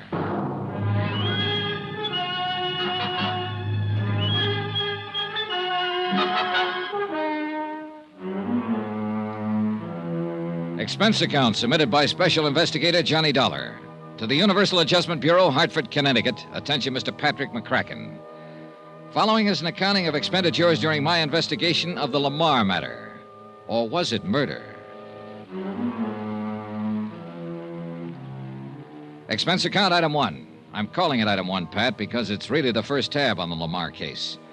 Previous expenses here in La Jolla were charged against the Jolly Roger case. Expenses for the vacation you promised me and have now so rudely interrupted. Item 1, $9.60 for that long-distance call to Pat McCracken in Hartford. Now, what under the sun is Vonnie Lamar doing in La Jolla? Vacation? Same as I was trying to take. Now, tell me something, Pat. Has a claim already been filed on Lamar's $1.5 million policy? No claim has been filed. Well, then how'd you know about his death so quickly? Luck, pure and simple. The insurance company is Tri-Mutual. Big office in Chicago, headed up by Lawrence Comstock. Oh, sure. Known him for years. Good man. Well, he's written all of Lamar's policies himself. He got to know the old man pretty well. Uh-huh. Personal friends, you know. Weekend golf together, same clubs, and both nuts about two-handed pinochle. So? Well, Comstock had been Lamar's house guest the past few days, and been with him practically every minute the old man wasn't at his plant. Was he actually there when Lamar died? Yes. He was the one who called the doctor when the old man keeled over. Look, you keep referring to him as the old man. Just how old was he? Oh, not too. Let me see. I've got it. He was 59. The doctor's name on her telegram was Wilson. You know his first name? No, I don't know. That stuff you'll have to get from Comstock there in South Bend. Okay. Well, at any rate, Johnny, he called me the minute the doctor pronounced Lamar dead, and specifically asked that you be put on the case. Yeah, well, that's flattering. Okay, it looks like I am, but tell me something. Yeah? What makes Larry think the man was murdered?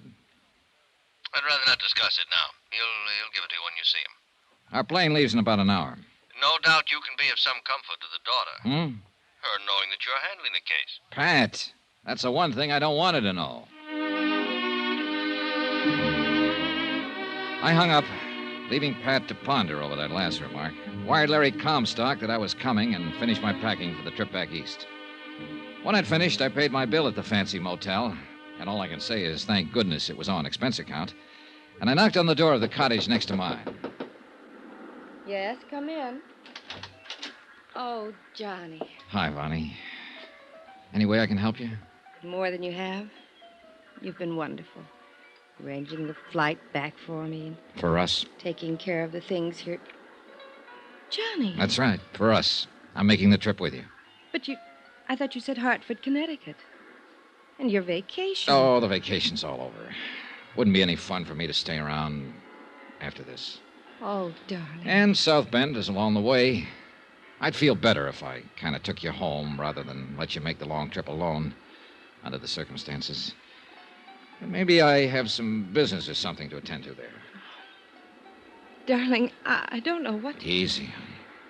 Oh, you made it so wonderful. When Daddy couldn't get here these last few days, and now that this terrible thing has happened, to stick by me this way. It's the only way I'd have it. You're so wonderful. All right. Come on now. Come on, get your things together. I've called for a cab to the airport in San Diego. Come on. Oh, thank you, Johnny. I love you for this. Sure.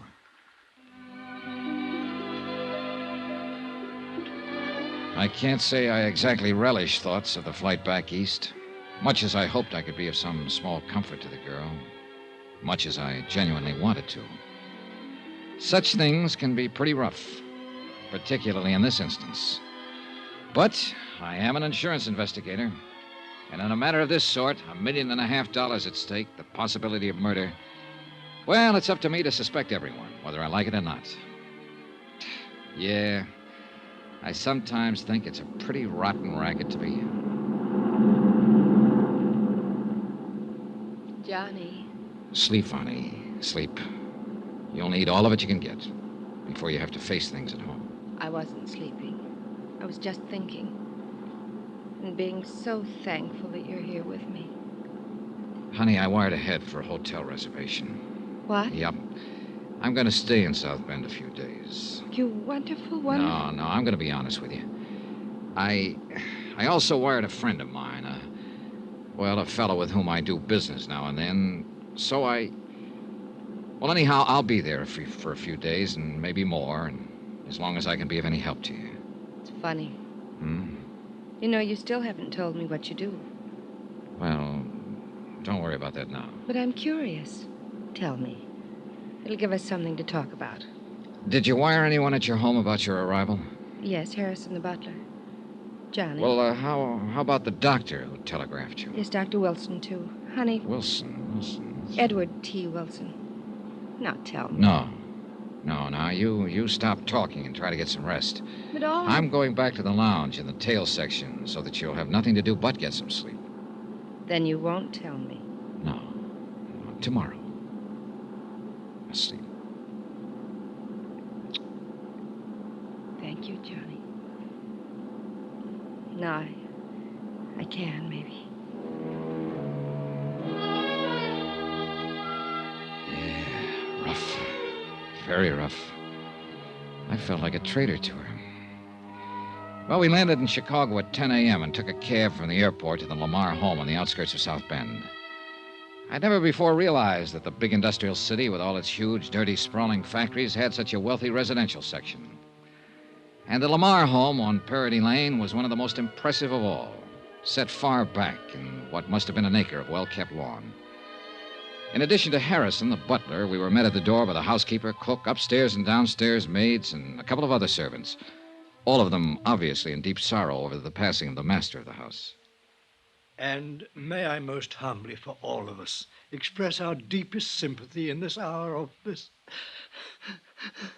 It's all... Thank you, Harrison. Thank you all. I'm going to my room and we'll call you when... Yes, miss? This is Mr. Dollar. Mr. Dollar. He's to be admitted to the house. Any time. I'll be here, Vonnie, as soon as possible. And you know where to reach me. Yes, Johnny. Thank you.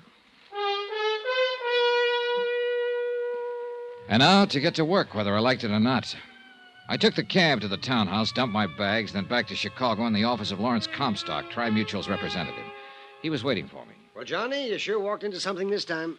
Thick one, Larry? You don't know. You don't know the half of it. The million and a half of it.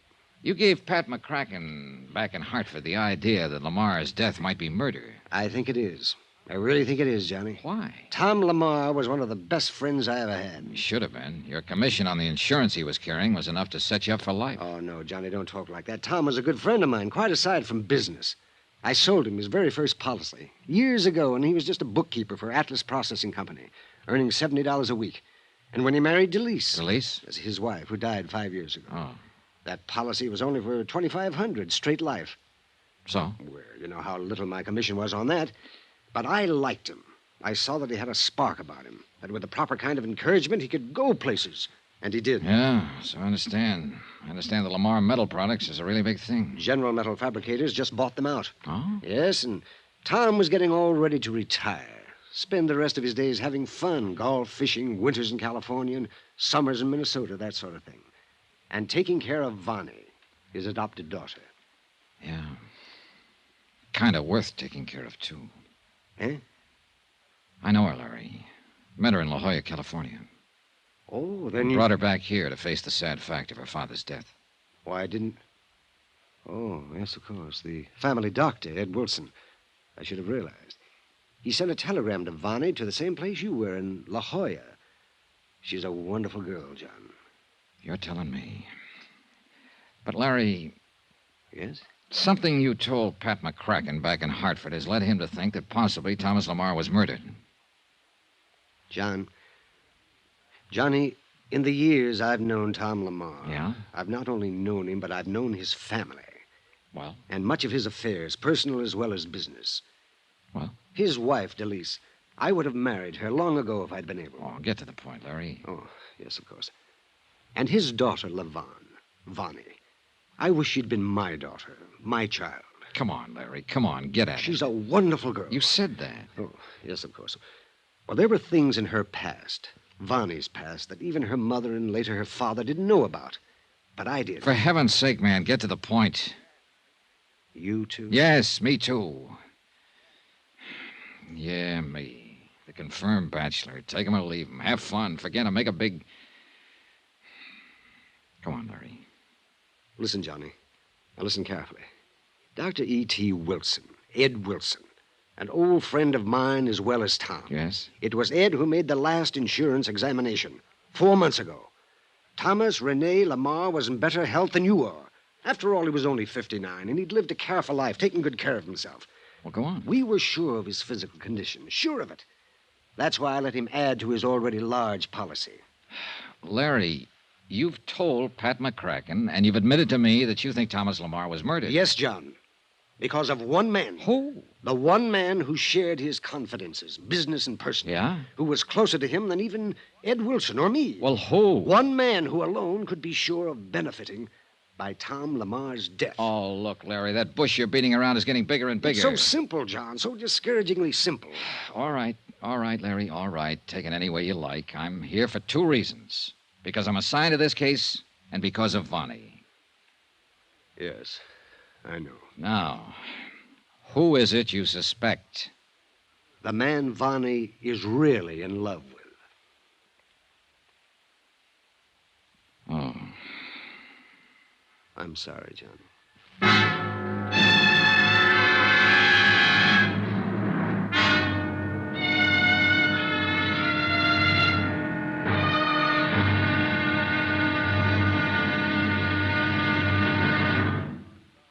Now, here's our star to tell you about tomorrow's intriguing episode of this week's story. Tomorrow, some stuff I didn't want to hear, but I had to. Join us, won't you? Yours truly, Johnny Dollar.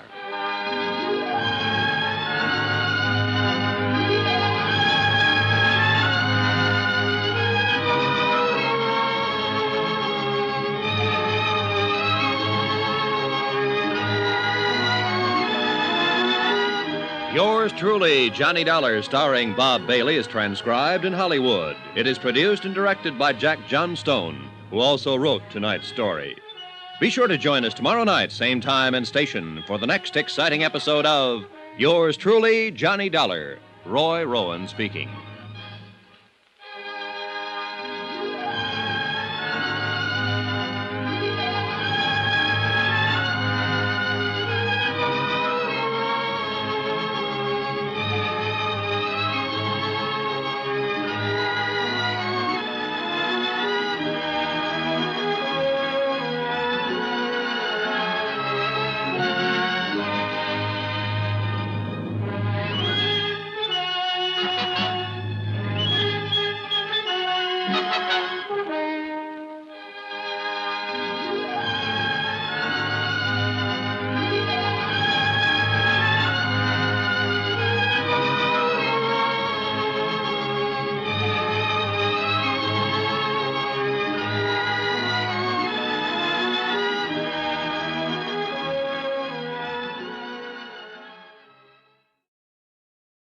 From Hollywood, it's time now for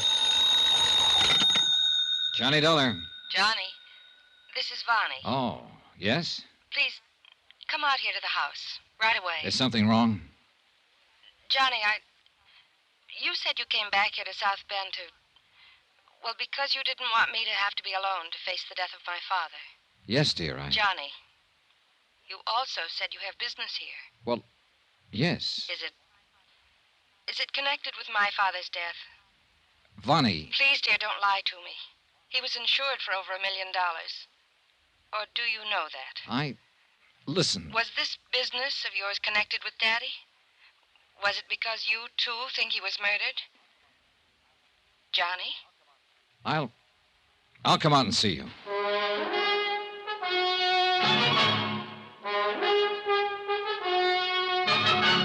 Tonight and every weekday night, Bob Bailey in the transcribed adventures of the man with the action-packed expense account, America's fabulous freelance insurance investigator. Yours truly, Johnny Dollar.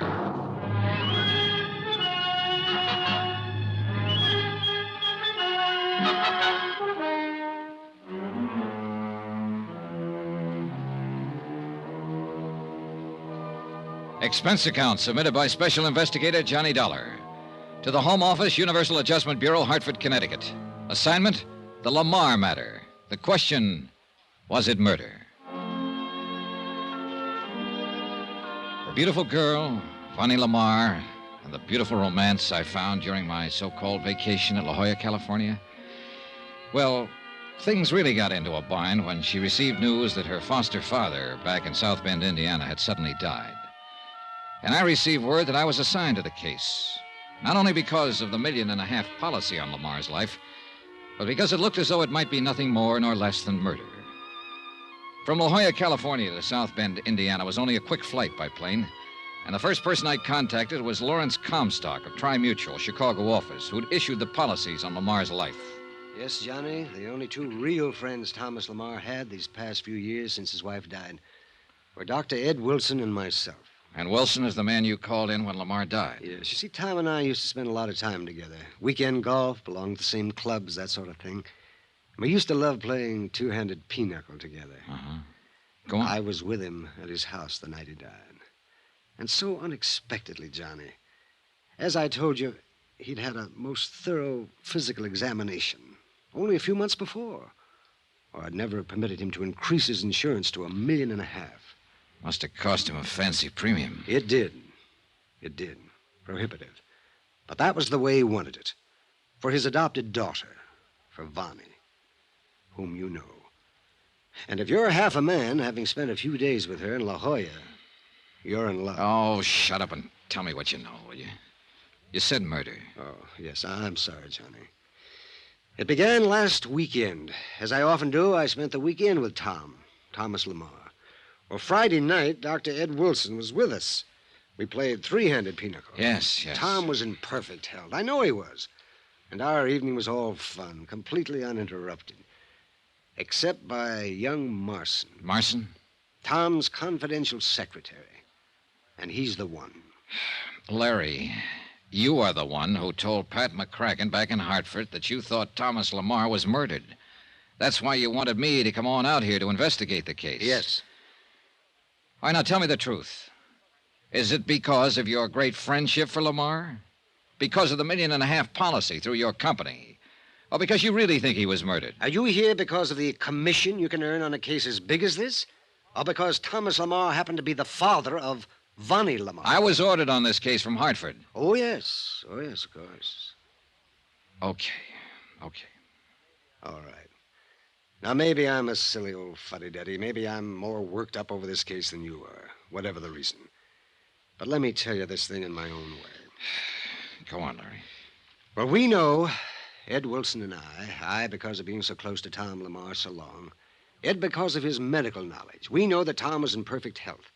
His 59 years were nothing for a specimen like him. Ed left Friday night. I stayed on. Saturday, we played 9 holes of golf. Tom wanted to play 18, but I didn't feel up to it. And that night, we played pinochle. Just the two of us. And we got to bed early. Well, Sunday, we just sat around and talked until evening when we played cards again. There was no strain, Johnny, even if the man had had a bad heart or something. I understand. Now, what about this Marson you named? We quit shortly before midnight. I was tired, my years, no doubt. And I knew Tom would have a hard day at the plant on Monday. And so I suggested we get to bed. He smiled, as only Tom could smile. A warm, tolerant, yet at the same time understanding and friendly, completely friendly smile. Go on. And he said he'd probably have to take one of Ed Wilson's sleeping pills to doze off so early. But I knew, Johnny. You knew what? Sugar pills. That's all Ed had ever given him. Sugar pills. I think Tom knew it, too. Well? I went up to my room, Tom to his. I heard the water running in his bathroom. About the same time, I was brushing my teeth. And then the crash. Crash? Yes. I ran out through the hall to his room. He was lying on the floor of the bath, broken tumbler beside him. He left the bottle of sugar pills still open. He'd taken one of them? Yes. And he was dead. You mean you think... No, I called Ed Wilson. He was there in only minutes. It was he who officially said that Tom was dead. Had died instantaneously. And he was sure it was poison. Peculiar color of the lips or something. What do you mean? It was some terrible stimulant to the heart. A very rare drug that only a few researchers would know about. Even the heart of a young and healthy boy would find the influence of this drug too much, too strong. Dr. Wilson told you this? Yes. What is this I drug? don't know. Something very rare. But he is sure that's what did it. Well, what did the police say? You called them in, didn't you? Ed did. They'd never heard of it either, the drug. But they've sent samples of the sugar pills to Chicago and to Washington for analysis. Well? We should hear from them shortly. Where is this Dr. Ed Wilson? Oh, here, I'll just write you his address. Good, thanks. All right now, Larry. Yes? You told me earlier there was one man you thought might be responsible for this. Who? Walter Marson. Who's Walter Marson? Walter has been Thomas Lamar's personal private secretary for some years. Go on. And Walter has been married to Lavon for over a year. Oh, I'm sorry, Johnny, because I know how you feel about her. Well, why should that make him want to murder Vonnie's father? Because of Thomas's will. Tom made a will, Johnny, that left virtually everything he owned to the corporation of which he was the head, except for his life insurance. Is that why the amount of his insurance was so big? I suppose so. The sole beneficiary of the policy, as you know, is Vonnie. Oh, go on. Therefore, the only way in which anyone else could share in the estate is by being married to her. All right. You've knocked down a couple of dream castles for me. And I'm not talking about a family fortune. I'm talking about a girl. Yes, John, I understand. If she loved him enough to marry him, let him be happy. If he shares some of that $1.5 million, well, let him share it. He deserves to, if she wants him to. He married her, she married him, all right. It isn't as easy as that. What do you mean? You've forgotten you wanted to know why I think Walter Marson murdered Thomas Lamar. Yes. Yes, you see, I happen to know Vonnie did not love Walter. You just said she married him. Unknown to her foster father. What are you getting at? Somewhere along the line, Walter Marson, shall we say, got something on Vonnie. What it was, I don't know. But he had a strange power over her, it seemed. Larry, what are you talking about? I don't know, Johnny. From the time Walter first started working for Thomas Lamar, I didn't trust him. And yet Tom seemed to have the most implicit faith in him. Walter was a good accountant, yes, handled many of Tom's personal investments, and handled them very well, too. Thomas paid him very well, rewarded him, always, when he made unusual profits. Why not? But Walter Marson made it plain from the beginning that he wanted to work his way into Thomas's shoes in the corporation, and this Thomas would not have. And the reason? Because Thomas knew that many of the stock deals Walter had made in his behalf were not completely, shall we say, legitimate, or legally proper, perhaps. But not morally so, that is. Corporation money instead of his own, maybe. Yeah, that's it. Buying huge blocks in order to inflate the price, and then dumping the stocks at their peak, that sort of thing. I don't know much of the details. That's out of my line. But Thomas knew very well that if Walter Marson were ever put into the corporation, he'd use the same slick methods for purely personal gain. At the expense of the corporation he'd spent his life building up. How do you know about this? I was Thomas's confidant. His closest friend. All right, Larry. Let me do a little summing up. Walter Marson failed to dig into Lamar's money via the corporation, so he married his daughter to be sure of latching on to the family fortune. And that's it. Yes, it's as simple as that. Therefore, you're sure this Marson poisoned Lamar. Yes, and because of the findings of Dr. Ed Wilson. Which haven't yet been verified. Well, no. And even if you do find proof that Lamar was poisoned, you have no proof that Marson was back of it. No. Larry, what if Vonnie had something to do with it? Oh, no. Oh, yes. That's a real possibility, isn't it? Good heavens, Johnny, you can't mean that. You say you know the girl. Yeah, sure. And I fell for her like a ton of bricks. Whether it's simply because I'm a sucker for such a charmer or just because she charmed me so well, I don't know. But why did she want me if she's already married? Johnny, what are you getting at? $1 million at stake. $1.5 million. How she could possibly have known I'd be staying at the La Crescenta in La Jolla, California, I don't know. But with $1.5 million at stake, you could find out most anything. So she worked on me, got me on her side, even before she needed to. And when her father died, according to plan, she knew there'd be no question of settlement of her claim for the insurance because of the way she'd so successfully drawn me into a cozy little noose. Johnny, you're out of your mind. Am I? What are you talking about, you old... Yeah, I guess I am. John, I've been a confirmed bachelor all my life, even before I was your age. But I know very well that if I'd ever met Vonnie Lamar, my bachelor days would have suddenly ended. Oh, you're hurt. Now that you've found out she's married, you're hurt and you're angry. You're striking out at anything you can reach, anyone. And I'm sorry. Don't let it take away your judgment. I'm sorry, too, Larry. I didn't mean to... I really didn't... It's all right, Johnny. But now get hold of yourself. You have a job to do, not only for me, for the company, but for yourself. Okay, Larry, thanks. Good boy. I don't know what I'm going to do, but I guess whatever it is, I better start doing it. Yes. Good luck, Johnny.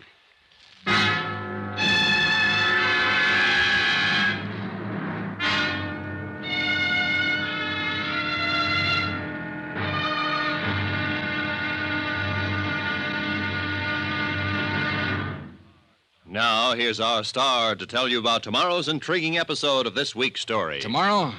Well, it doesn't take long to find out what has to be done on this case, because the turning point in the whole thing comes straight to me, and with a vengeance. Join us, won't you? Yours truly, Johnny Dollar.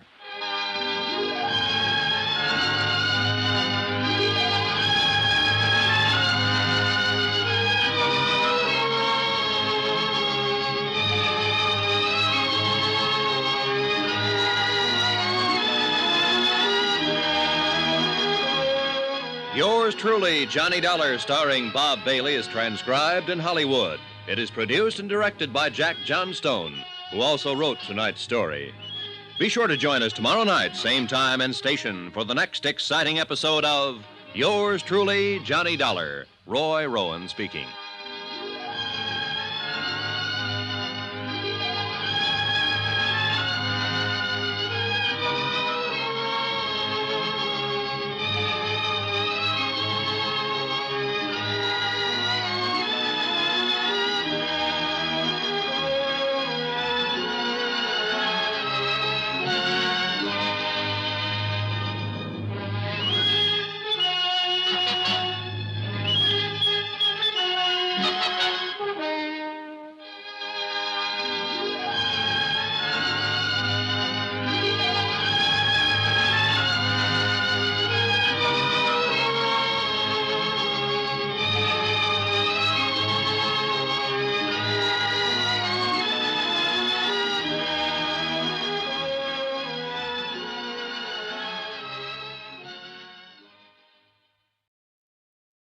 From Hollywood, it's time now for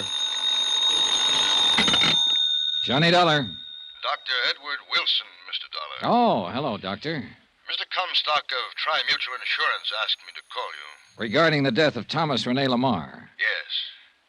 I've just left the police department. The chief autopsy surgeon. Yes? There's no question about it. Thomas Lamar was poisoned. I see. I'd like to talk to you, Doctor. I understand you were one of Mr. Lamar's closest friends. Yes? And one of the beneficiaries of his will. That's quite... Where did you learn that? I didn't. It was a shot in the dark. Oh, look here, young... Better stick close to your office, Doctor. I'm on my way over to see you.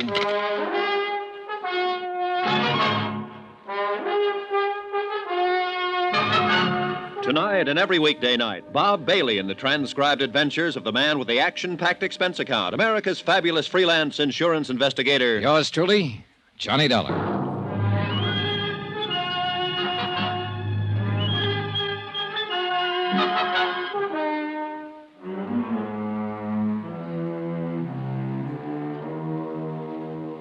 Expense account submitted by Special Investigator Johnny Dollar. To the Home Office, Universal Adjustment Bureau, Hartford, Connecticut. Assignment, the Lamar matter, now proven to be murder.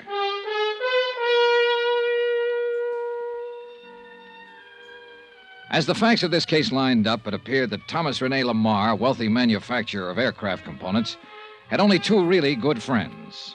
Lawrence Comstock, who had issued him $1.5 million worth of life insurance policies, and Dr. Edward T. Wilson, and a wonderful, lovely, charming adopted daughter, Laban, whom I'd met during my brief vacation in La Jolla, California, whom I'd accompanied back here to South Bend, Indiana, when she received word of her father's sudden death.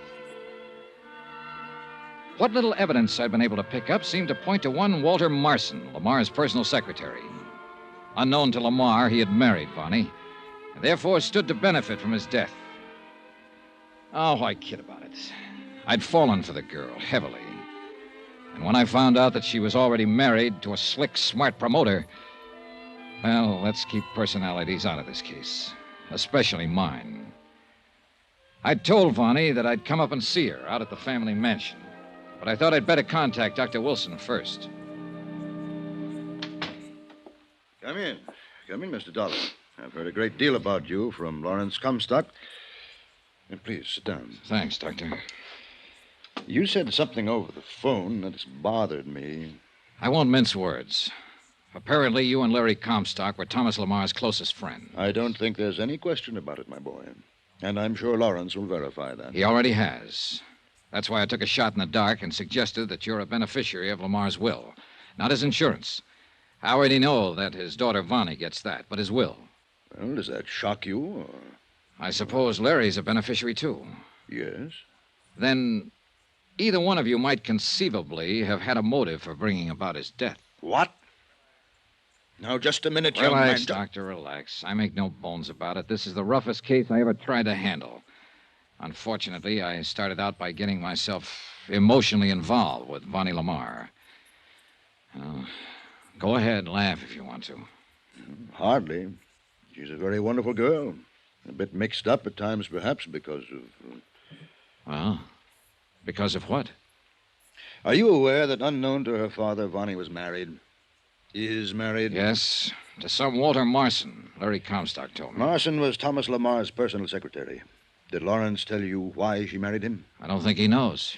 It was a few short months after Thomas Lamar's wife died. A terrible blow both to Vonnie, who was completely devoted to her foster mother, and to him. By way of quenching his sorrow, Thomas drove himself in his work, 16, 18 hours a day at the plant, all his waking hours, so that he would have time to think of nothing but his work. But Vonnie had no such outlet for her emotions. Her friends, a lot of rich ne'er-do-wells, rich, worthless bums, if you like, got her interested in gambling. Oh? She plunged into it with a recklessness and abandon that quickly got her into debt so deeply that, well, there was only one way out. Her father didn't know? No. But young Marson did, and he took full advantage of it. In return for her agreement to marry him, he promised to quietly obtain the necessary funds from Thomas Lamar's investments, which he, Marson, handled. And he did. And she married him? Yes. But how could she? She didn't love him. And you must realize her emotional state at that time. She was terribly upset over the recent death of her mother, and so was her father, of course. She knew the shock it would be if he ever knew of her gambling and the tremendous debt she'd incurred. She was beside herself, ready to do anything. So she married Marson. I could kill him. Now, let's get one thing straight, Mr. Dollar. Yes? You, too, were a bit upset when you came in here. You spoke as though you might think both Lawrence Comstock and I could have motive for wanting Thomas's death. I'm sorry, Doctor. It's true that we are beneficiaries of his will. At least Thomas assured us we were. But only in a very minor way. Thomas was loyal to us as he was to the servants who have been so devoted to him for so long. And whatever little he has left us and them... I'm sorry, Doctor. I guess I was just feeling hurt and angry and taking it out on anyone I could find. At least that's the way Larry Comstock put it. And he was right. Now I got a job to do. What have the police found out? Only enough to back up my immediate suspicion that Thomas was poisoned by pyridamrin. Pyridamrin? Yes, it's a little-known drug that produces tremendous but only momentary stimulation to the heart, causes the heart to almost literally burst, and it leaves virtually no traceable residue in the system. But you said the chief autopsy surgeon found out... No. He found only positive indication that pyridamrin had been used. I found the first clue to it only minutes after Thomas died. A staining of the tongue that even then was rapidly disappearing. Can you tie this drug in with Walter Marson? No, the fact that it was available at all has stumped both the police and myself. The last known source was a small island off the coast of Greece, many, many years ago. And all the tiny plants from which it could be obtained as pollen were burned by the Greek government. But somebody, somewhere, must have had some seeds, planted them, and obtained this pollen. Yes. How do you suppose Mr. Lamar took the stuff? Well, it could have been mixed with one of the medicines in the cabinet in his bathroom, but we found no traces. Uh-huh. Larry Comstock said you used to give him harmless sugar pills as a kind of sedative. Yes. And Thomas knew they were perfectly harmless, but he occasionally took them anyway. It was a kind of joke. Could this pyrus stuff have been mixed with them? We found no trace in the bottle. But you would have been able to. Yes. It is only in assimilation by the human body that dissipation is so complete as to make it virtually undetectable. I'm afraid I haven't been of much help to you, Mr. Dollar. I think you have, Doctor. I think you have. It was only a hunch. But in this business, you sometimes have to depend as much on hunches as on common sense. I picked out the library nearest to the Lamar residence to do my research. Pyridamrin. You're sure that is the word? Yes. Can't you find anything on the subject? Nothing beyond what you found in the Pharmacopoeia Index. The name of the plant from which it is derived. Blephara purpuris calandus. No common name. Yeah, I know. Well, thanks. Of course, the main branch of the City Library in Chicago might have something. Sure, thanks. Why, yes, I'm sure I can find what you're looking for. You see, I myself am quite a student of rare drugs and poisons. Oh, what's that? Well, after a long, dull day here at the library, I enjoy nothing more than curling up in a big chair in my little apartment and reading detective fiction. Oh, Well, where's the book? I'll show you. But quietly, please. We must maintain the proper atmosphere for our readers. Oh, sure. Yes, I know the poison pyrodamarin very well. It was used in that wonderful story, The Case of the Yellow-Lipped Monster. Oh, excellent book. Thrilling. Oh, you should read it. Yeah, well, Pyrodamarin was new to me, so as usual, I had to find out all about it, and I did find out, too. The plant it's derived from, where it's grown, where it was grown. You see, it's been extinct now for many years. Yeah, I understand. Oh, Now, deadly thing, terribly deadly. But now here is the book that will tell you all about it. The title is Flora Exotica Mediterranea. That means exotic flowers of the Mediterranean. Flora Exotica Mediterranean. what's the matter? I don't... Oh, good heavens, it isn't here. You sure? But it was. I'm sure it was only yesterday. Oh, dear. Well, here, do you see? It was taken out from right here. Well, who took it out? I don't know. Won't your records show? No, I never permit any books to be taken from this section without my knowledge. Never. Afraid somebody'd consult the stuff for ulterior motives? Oh, dear, no. It's just that the only ones who want these books are the rabid whodunit fans like myself, and, well, I like to talk to them. Well, isn't there some other book that might give me the information I want? Oh, not another book in the world. I know. And now, oh, tragedy, it's been stolen. Well, this was one time a hunch didn't pay off. Quite the contrary. I'd wasted a lot of time. Expense account item 9, 520, taxi out to the Lamar mansion. I was almost relieved to learn that Vonnie was not home. I'm very sorry, sir, but she and Mr. Marson left shortly after noon to make the funeral arrangements. Thank you, Harrison. However, as you know, Miss Vonnie wished you to have full access to the house, and if you care to wait... How is she holding up, Harrison? Most admirably, Mr. Dollar, under the circumstances. Mr. Lamar's passing has been a terrible thing for her, for all of us. Yes, sure, of course. What'll happen to the house, I don't know. Won't Miss Lamar continue to live in it? This morning she said no, that she'd travel for a while, and then settle down somewhere else, far away from this city. Oh? And what about you, the servants? Oh, we shall, of course, have to seek employment elsewhere. Say, tell me, Harrison, didn't Mr. Lamar provide for you in his will? I do not know, sir, and I do not particularly care. His kindness and loyalty to us during his lifetime was far more important than any provision he may have made for us. Well, I guess that takes you off the list. Beg pardon? Nothing. Say, tell me, has Walter Marson been around much since Mr. Lamar's death? Yes, he's been most attentive to Miss Lamar, which we've all appreciated. He lives here in the house, you know. No, I didn't know. Harrison, I'd like to see his room. Sir? I'm going to lay my cards right on the table. I'm an insurance investigator. Here, my card. Why, I see. Miss Vonnie hadn't so informed me. Because she didn't know. Well, sir, Now show me to Marson's room. Yes. This way, please. Do you like Walter Marson? Yes, sir, very much. Now. What does that mean? I've never spoken of this to anyone else, Mr. Dollar. For years, Walter Marson was a clever, scheming, conniving young man with overpowering ambition to take over the Lamar Corporation. So I've heard. I'm convinced that at one time he even tried to marry Miss Lamar, and solely for the purpose of forcing his way into the business. Just tried? Well, yes, sir. However, in the past year or two, Mr. Marson has changed completely. What makes you think so? Because of conversations between him and Mr. Lamar that I could not avoid overhearing from time to time. Mr. Lamar knew what Marson was attempting and faced him with his knowledge of it. Here is his room. Go on. Mr. Lamar could have made it very difficult for him in view of his record. Prison record? Yes, sir, for embezzlement. But instead, he gave the young man another chance. So? Go on. And Mr. Marson made the most of it. He changed completely. I say without reservation, sir, that Mr. Marson is as honorable a young man as I know. Pretty sure of that, aren't you? Yes, sir. A butler living as close to them both for so long can invariably... Pardon me, sir, but does something give you the reason to think I'm mistaken? No. Unless perhaps it's this book I just found lying on his desk. Book, sir? Flora Exotica Mediterranea.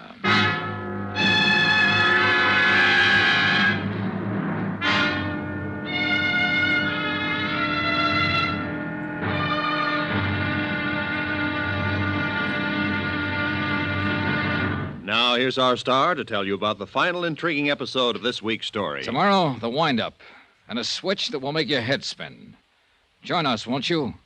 Yours truly, Johnny Dollar. Yours truly, Johnny Dollar, starring Bob Bailey, is transcribed in Hollywood. It is produced and directed by Jack Johnstone, who also wrote tonight's story. Be sure to join us tomorrow night, same time and station, for the next exciting episode of Yours truly, Johnny Dollar. Roy Rowan speaking.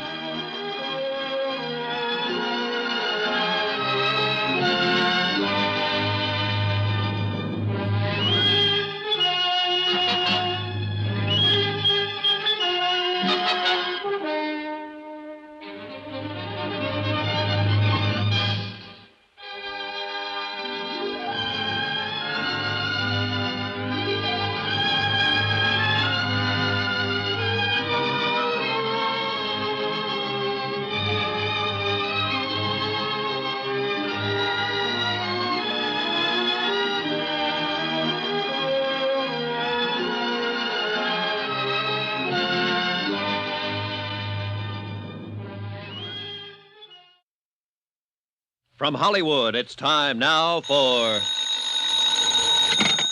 Johnny Dollar. This is Larry Comstock, Johnny, at Tri-Mutual Insurance. You're out at the Lamar home. Yeah, Larry. Police crime lab find out anything more about the stuff from here they took in for examination? Yes, they certainly did. Well? They found traces of that poison, pyrodamaron, on the toothbrush that Thomas Lamar was using just before he died. Are you kidding? Oh, no. No, indeed, John, not a bit. There's a murder weapon for you, a toothbrush. Larry, send the cops out here. I think I've just about got this case sewed up.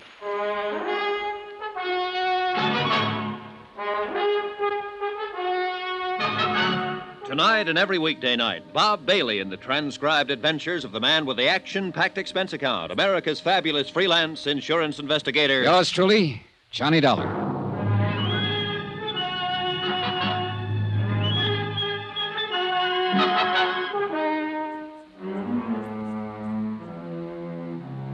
Expense account submitted by Special Investigator Johnny Dollar, location South Bend, Indiana. To the Universal Adjustment Bureau, Hartford, Connecticut. The following is my final entry of expenses incurred during investigation of the Lamar murder. And murder it most certainly was. It was in La Jolla, California, during my so-called vacation, that I met, and I must admit, kind of fell for Vonnie Lamar. It was from La Jolla that I flew her back to South Bend, Indiana, when we both received news of her foster father's sudden death. All the clues I'd been able to dig up seemed to point to one Walter Marson, who had been Lamar's personal secretary and who lived at the Lamar mansion. At his room there in the house, I found the one book in the world that described the poison, pyrodamaron, that had killed Thomas Rene Lamar. Poison derived from a pretty little yellow flower, once raised on an island near Greece. A flower with sudden death in its pollen. Huh? You're Johnny Dollar, aren't you? Harrison the butler said you were up here. And you must be Walter Marson. What are you doing in my room? Let me ask the questions, Marson. Now, just a minute. Look, mister, you may as well know it. I'm an insurance investigator. So Harrison said, but I don't believe it. Right here, my credentials. Uh-huh. Oh, I see, but I thought... You thought I was just a boyfriend that Vonnie Lamar met in La Jolla and who just came back here with her to comfort her over the loss of her father. Yes, that's right. Well, you were wrong, mister. Or partly so. The main reason I'm here is to find out who murdered Thomas Lamar and why. And I think I found out. You have? Well, who, Mr. Dollar? Interesting book you've been reading here. Oh. Flora Exotica Mediterranea. Stolen from the Central Library over in Chicago, wasn't it? Well, yes. Yes, it was. Found a poison in it, didn't you, Marson? Pyrodamaron. Deadly, quick, and hard to trace. So rare that the chances were pretty good it wouldn't even be recognized. But it was. Where'd you get it, Walter? As you said, at the library. I'm talking about the poison, the pyrodamaron that killed Thomas Lamar. Oh, no. You're all wrong. Am I? Who besides Vonnie would benefit from the $1.5 million insurance on Lamar's life? Well, what made you think that I know that you I'd would, be the... because I know you're married to Vonnie. No. You tried to inveigle your way into Lamar's business, but he wouldn't have it. All your chiseling and conniving and phony stock transactions got you nowhere. So you did the next thing you could think of. You got something on Vonnie and forced her to marry you. So you thought you'd at least be sure of a big hunk of the insurance money over my dead body. No, look, Dollar, maybe I was married to Vonnie, but... I found out about her big gambling debts, got her off the hook by some fancy manipulation of her foster father's investments. No doubt threatened to tell him all about it unless she did marry you, and thereby guaranteed yourself a prosperous future. Oh, and you timed the whole thing beautifully when she was emotionally upset over the death of Mrs. Lamar. No, Dollar, you don't know But what you you're got talking impatient. about. Couldn't wait for him to die a natural death. Dollar. Mr. Dollar. Sure, go ahead, speak up and make it good. Well, I was married to Vonnie. But I'm not now. Sure. That's right. I did want a place in Lamar Metal Products, and I thought I could get it by showing Mr. Lamar how clever I was. Well, instead of throwing me out, he gave me another chance. I'll be forever grateful to him. It was a turning point in my life. I give you my word, Mr. Dollar, I've done nothing since that time that's been anything but completely honest and above board. Pretty speech. No, it's true. It's true, I swear it. Nevertheless, you married Vonnie in the hope We're that... divorced. You're what? Well, it was the only honorable thing I could do. Would you like to see the final papers? Vonnie mailed them to me from Reno before she went to La Jolla. You mean she... Yeah, let me see them. Here. My desk. Don't try to pull a gun out of there, Marcy. You still don't believe me, do you? Here they are. Then would you like to tell me who did murder Thomas Lamar? I wish to heaven I knew. That's why I got this book, hoping to find some clue as to where the pirate Dameron might have come from. But you sneaked this book out of the library. Because I was afraid of the very kind of suspicion that you've shown. Want to know something? I'm still showing. And I tell you you're wrong. Ask Vonnie. She'll tell you. Oh, where is she? Harrison said you two had gone out together to make arrangements for the funeral. Yes, we did, and we came back together. But when Harrison told her that you were here to see her, she said she'd be back in a few minutes. Where did she go? Oh, she's still in the house somewhere, I think. Marson, just what is your relationship with Vonnie now? Well, there never was any love between us. Our marriage was only on paper. Yeah? The foster daughter of the man to whom I owe so much, it's my duty to do what I can for her. In spite of her. Whatever what? Oh, even to the end, we kept from him any knowledge of her dissipations, her drinking and gambling. I thought that was all over. Oh, no, she's more deeply in debt now than she's ever been. I'm thankful Mr. Lamar died without knowing. Well, I'll be. But with the insurance, of course, she'll be able to pay off. Marson, you're a dirty rat, and your accusation isn't very well veiled. Are you trying to say that I'm accusing Vonnie of the murder? Oh.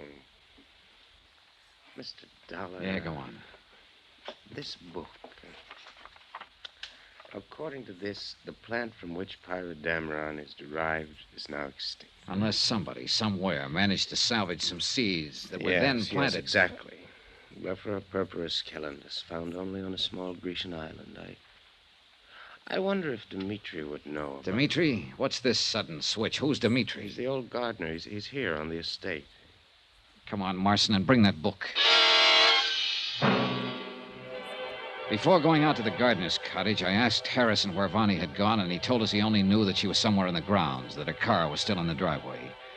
I phoned Larry Comstock again, but he'd left his office, presumably to come out here. And I called the man I'd talked to earlier at the library. Of course I can. As I told you before, I keep a very close check on the books in that section. Let me see now. Yeah? Yes, Flora Exotica Mediterranea has only been out 4 or 5 times in the past several years. Once to a Mr. Thomas... Yeah? Thomas Hanley. Oh. To a Mr. Ralph Cummings, Miss Levon Lamar, and... That's enough. Thanks.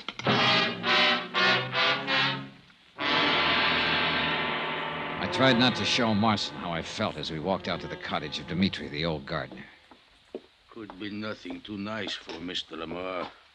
So I always try keep things nice. Yeah, I can see. Dmitri, Mr. Dollar's here to investigate the circumstances of Mr. Lamar's death. Investigate? Oh, yes. I hope you find who do this terrible thing to such a fine... Well, I want you to look at this book. Here. Did you ever see a flower like that? Oh, yes. Yes? Where? In old country. In Greece it used to be, but no more. You never saw it in this country? No, yes. Well, which is it?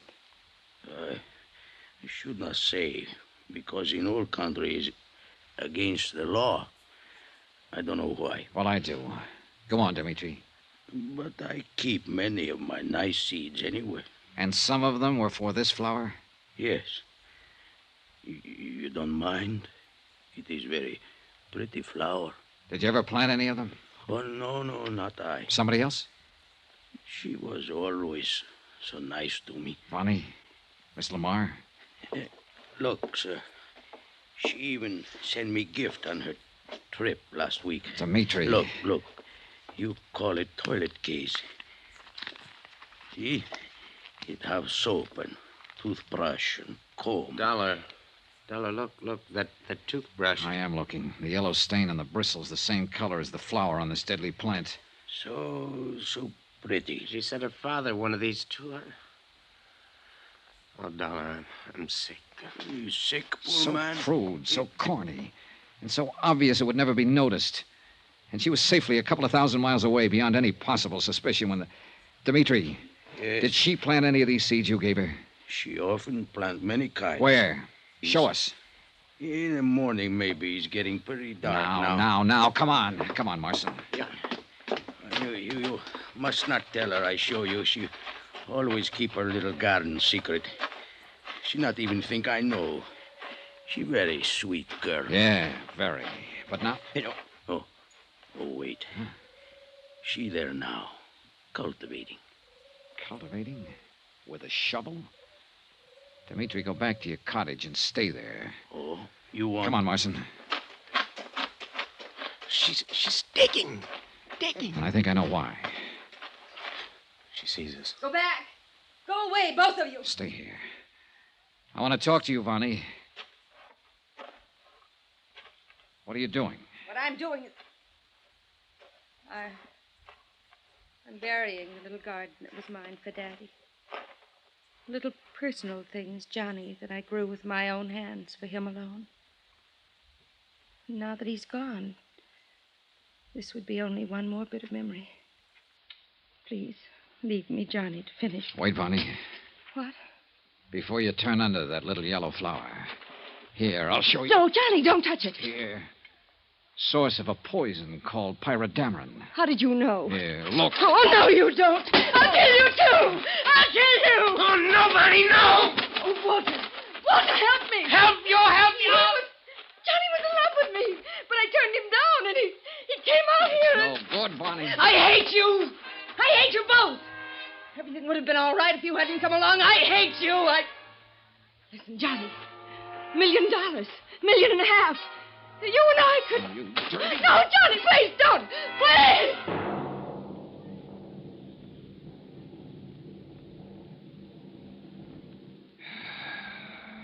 Believe me, this is one case I wish I'd never seen. Oh, sure, you, the company, are all right. You won't have to pay off $1.5 million in insurance. Your gain. But me, I've lost something. Faith in... I'm sick over the whole thing. Expense account, I'll add it up later. Right now, I'm going out and get some flowers. Some clean flowers. And just sit and look at them. Yours truly, Johnny Dollar.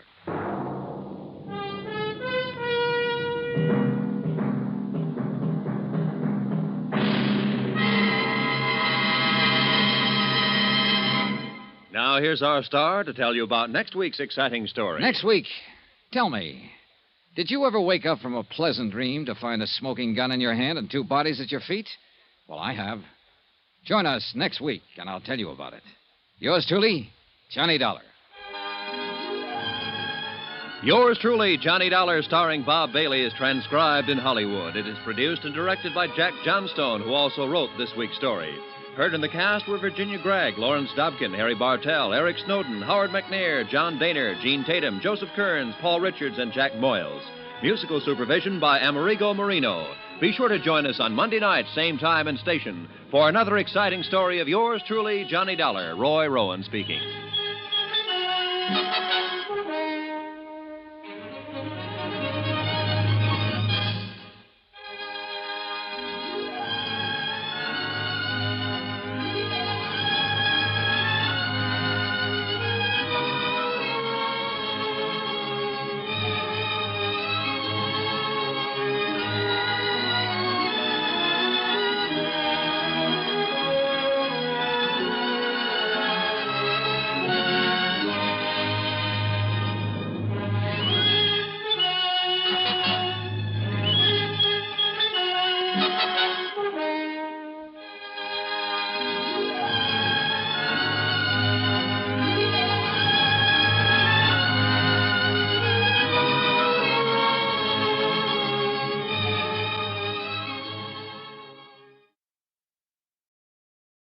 From Hollywood, it's time now for... Johnny Dollar. Hello, Johnny. Sam Rubin. Oh. What's the matter, kid? I don't know. It's a feeling I get every time I hear your voice on the phone, Sam. Now, what does that mean? Well, the last time you called, I took a job and had to hock my watch for cable fare in Hong Kong. That's what it means. So I bought you a new watch, didn't I? What's on your mind? Ed Julian. Ed Julian? So long, Sam. No, wait a minute. Johnny, this is important. I need help. If you're fooling around with somebody like Ed Julian, you sure do need help. Go call a cop. They can't help me. I'm calling you. Johnny, for old time's sake. I'll see you after breakfast, Sam.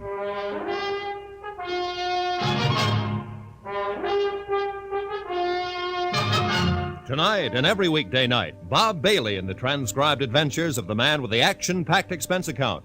America's fabulous freelance insurance investigator. Yours truly, Johnny Dollar.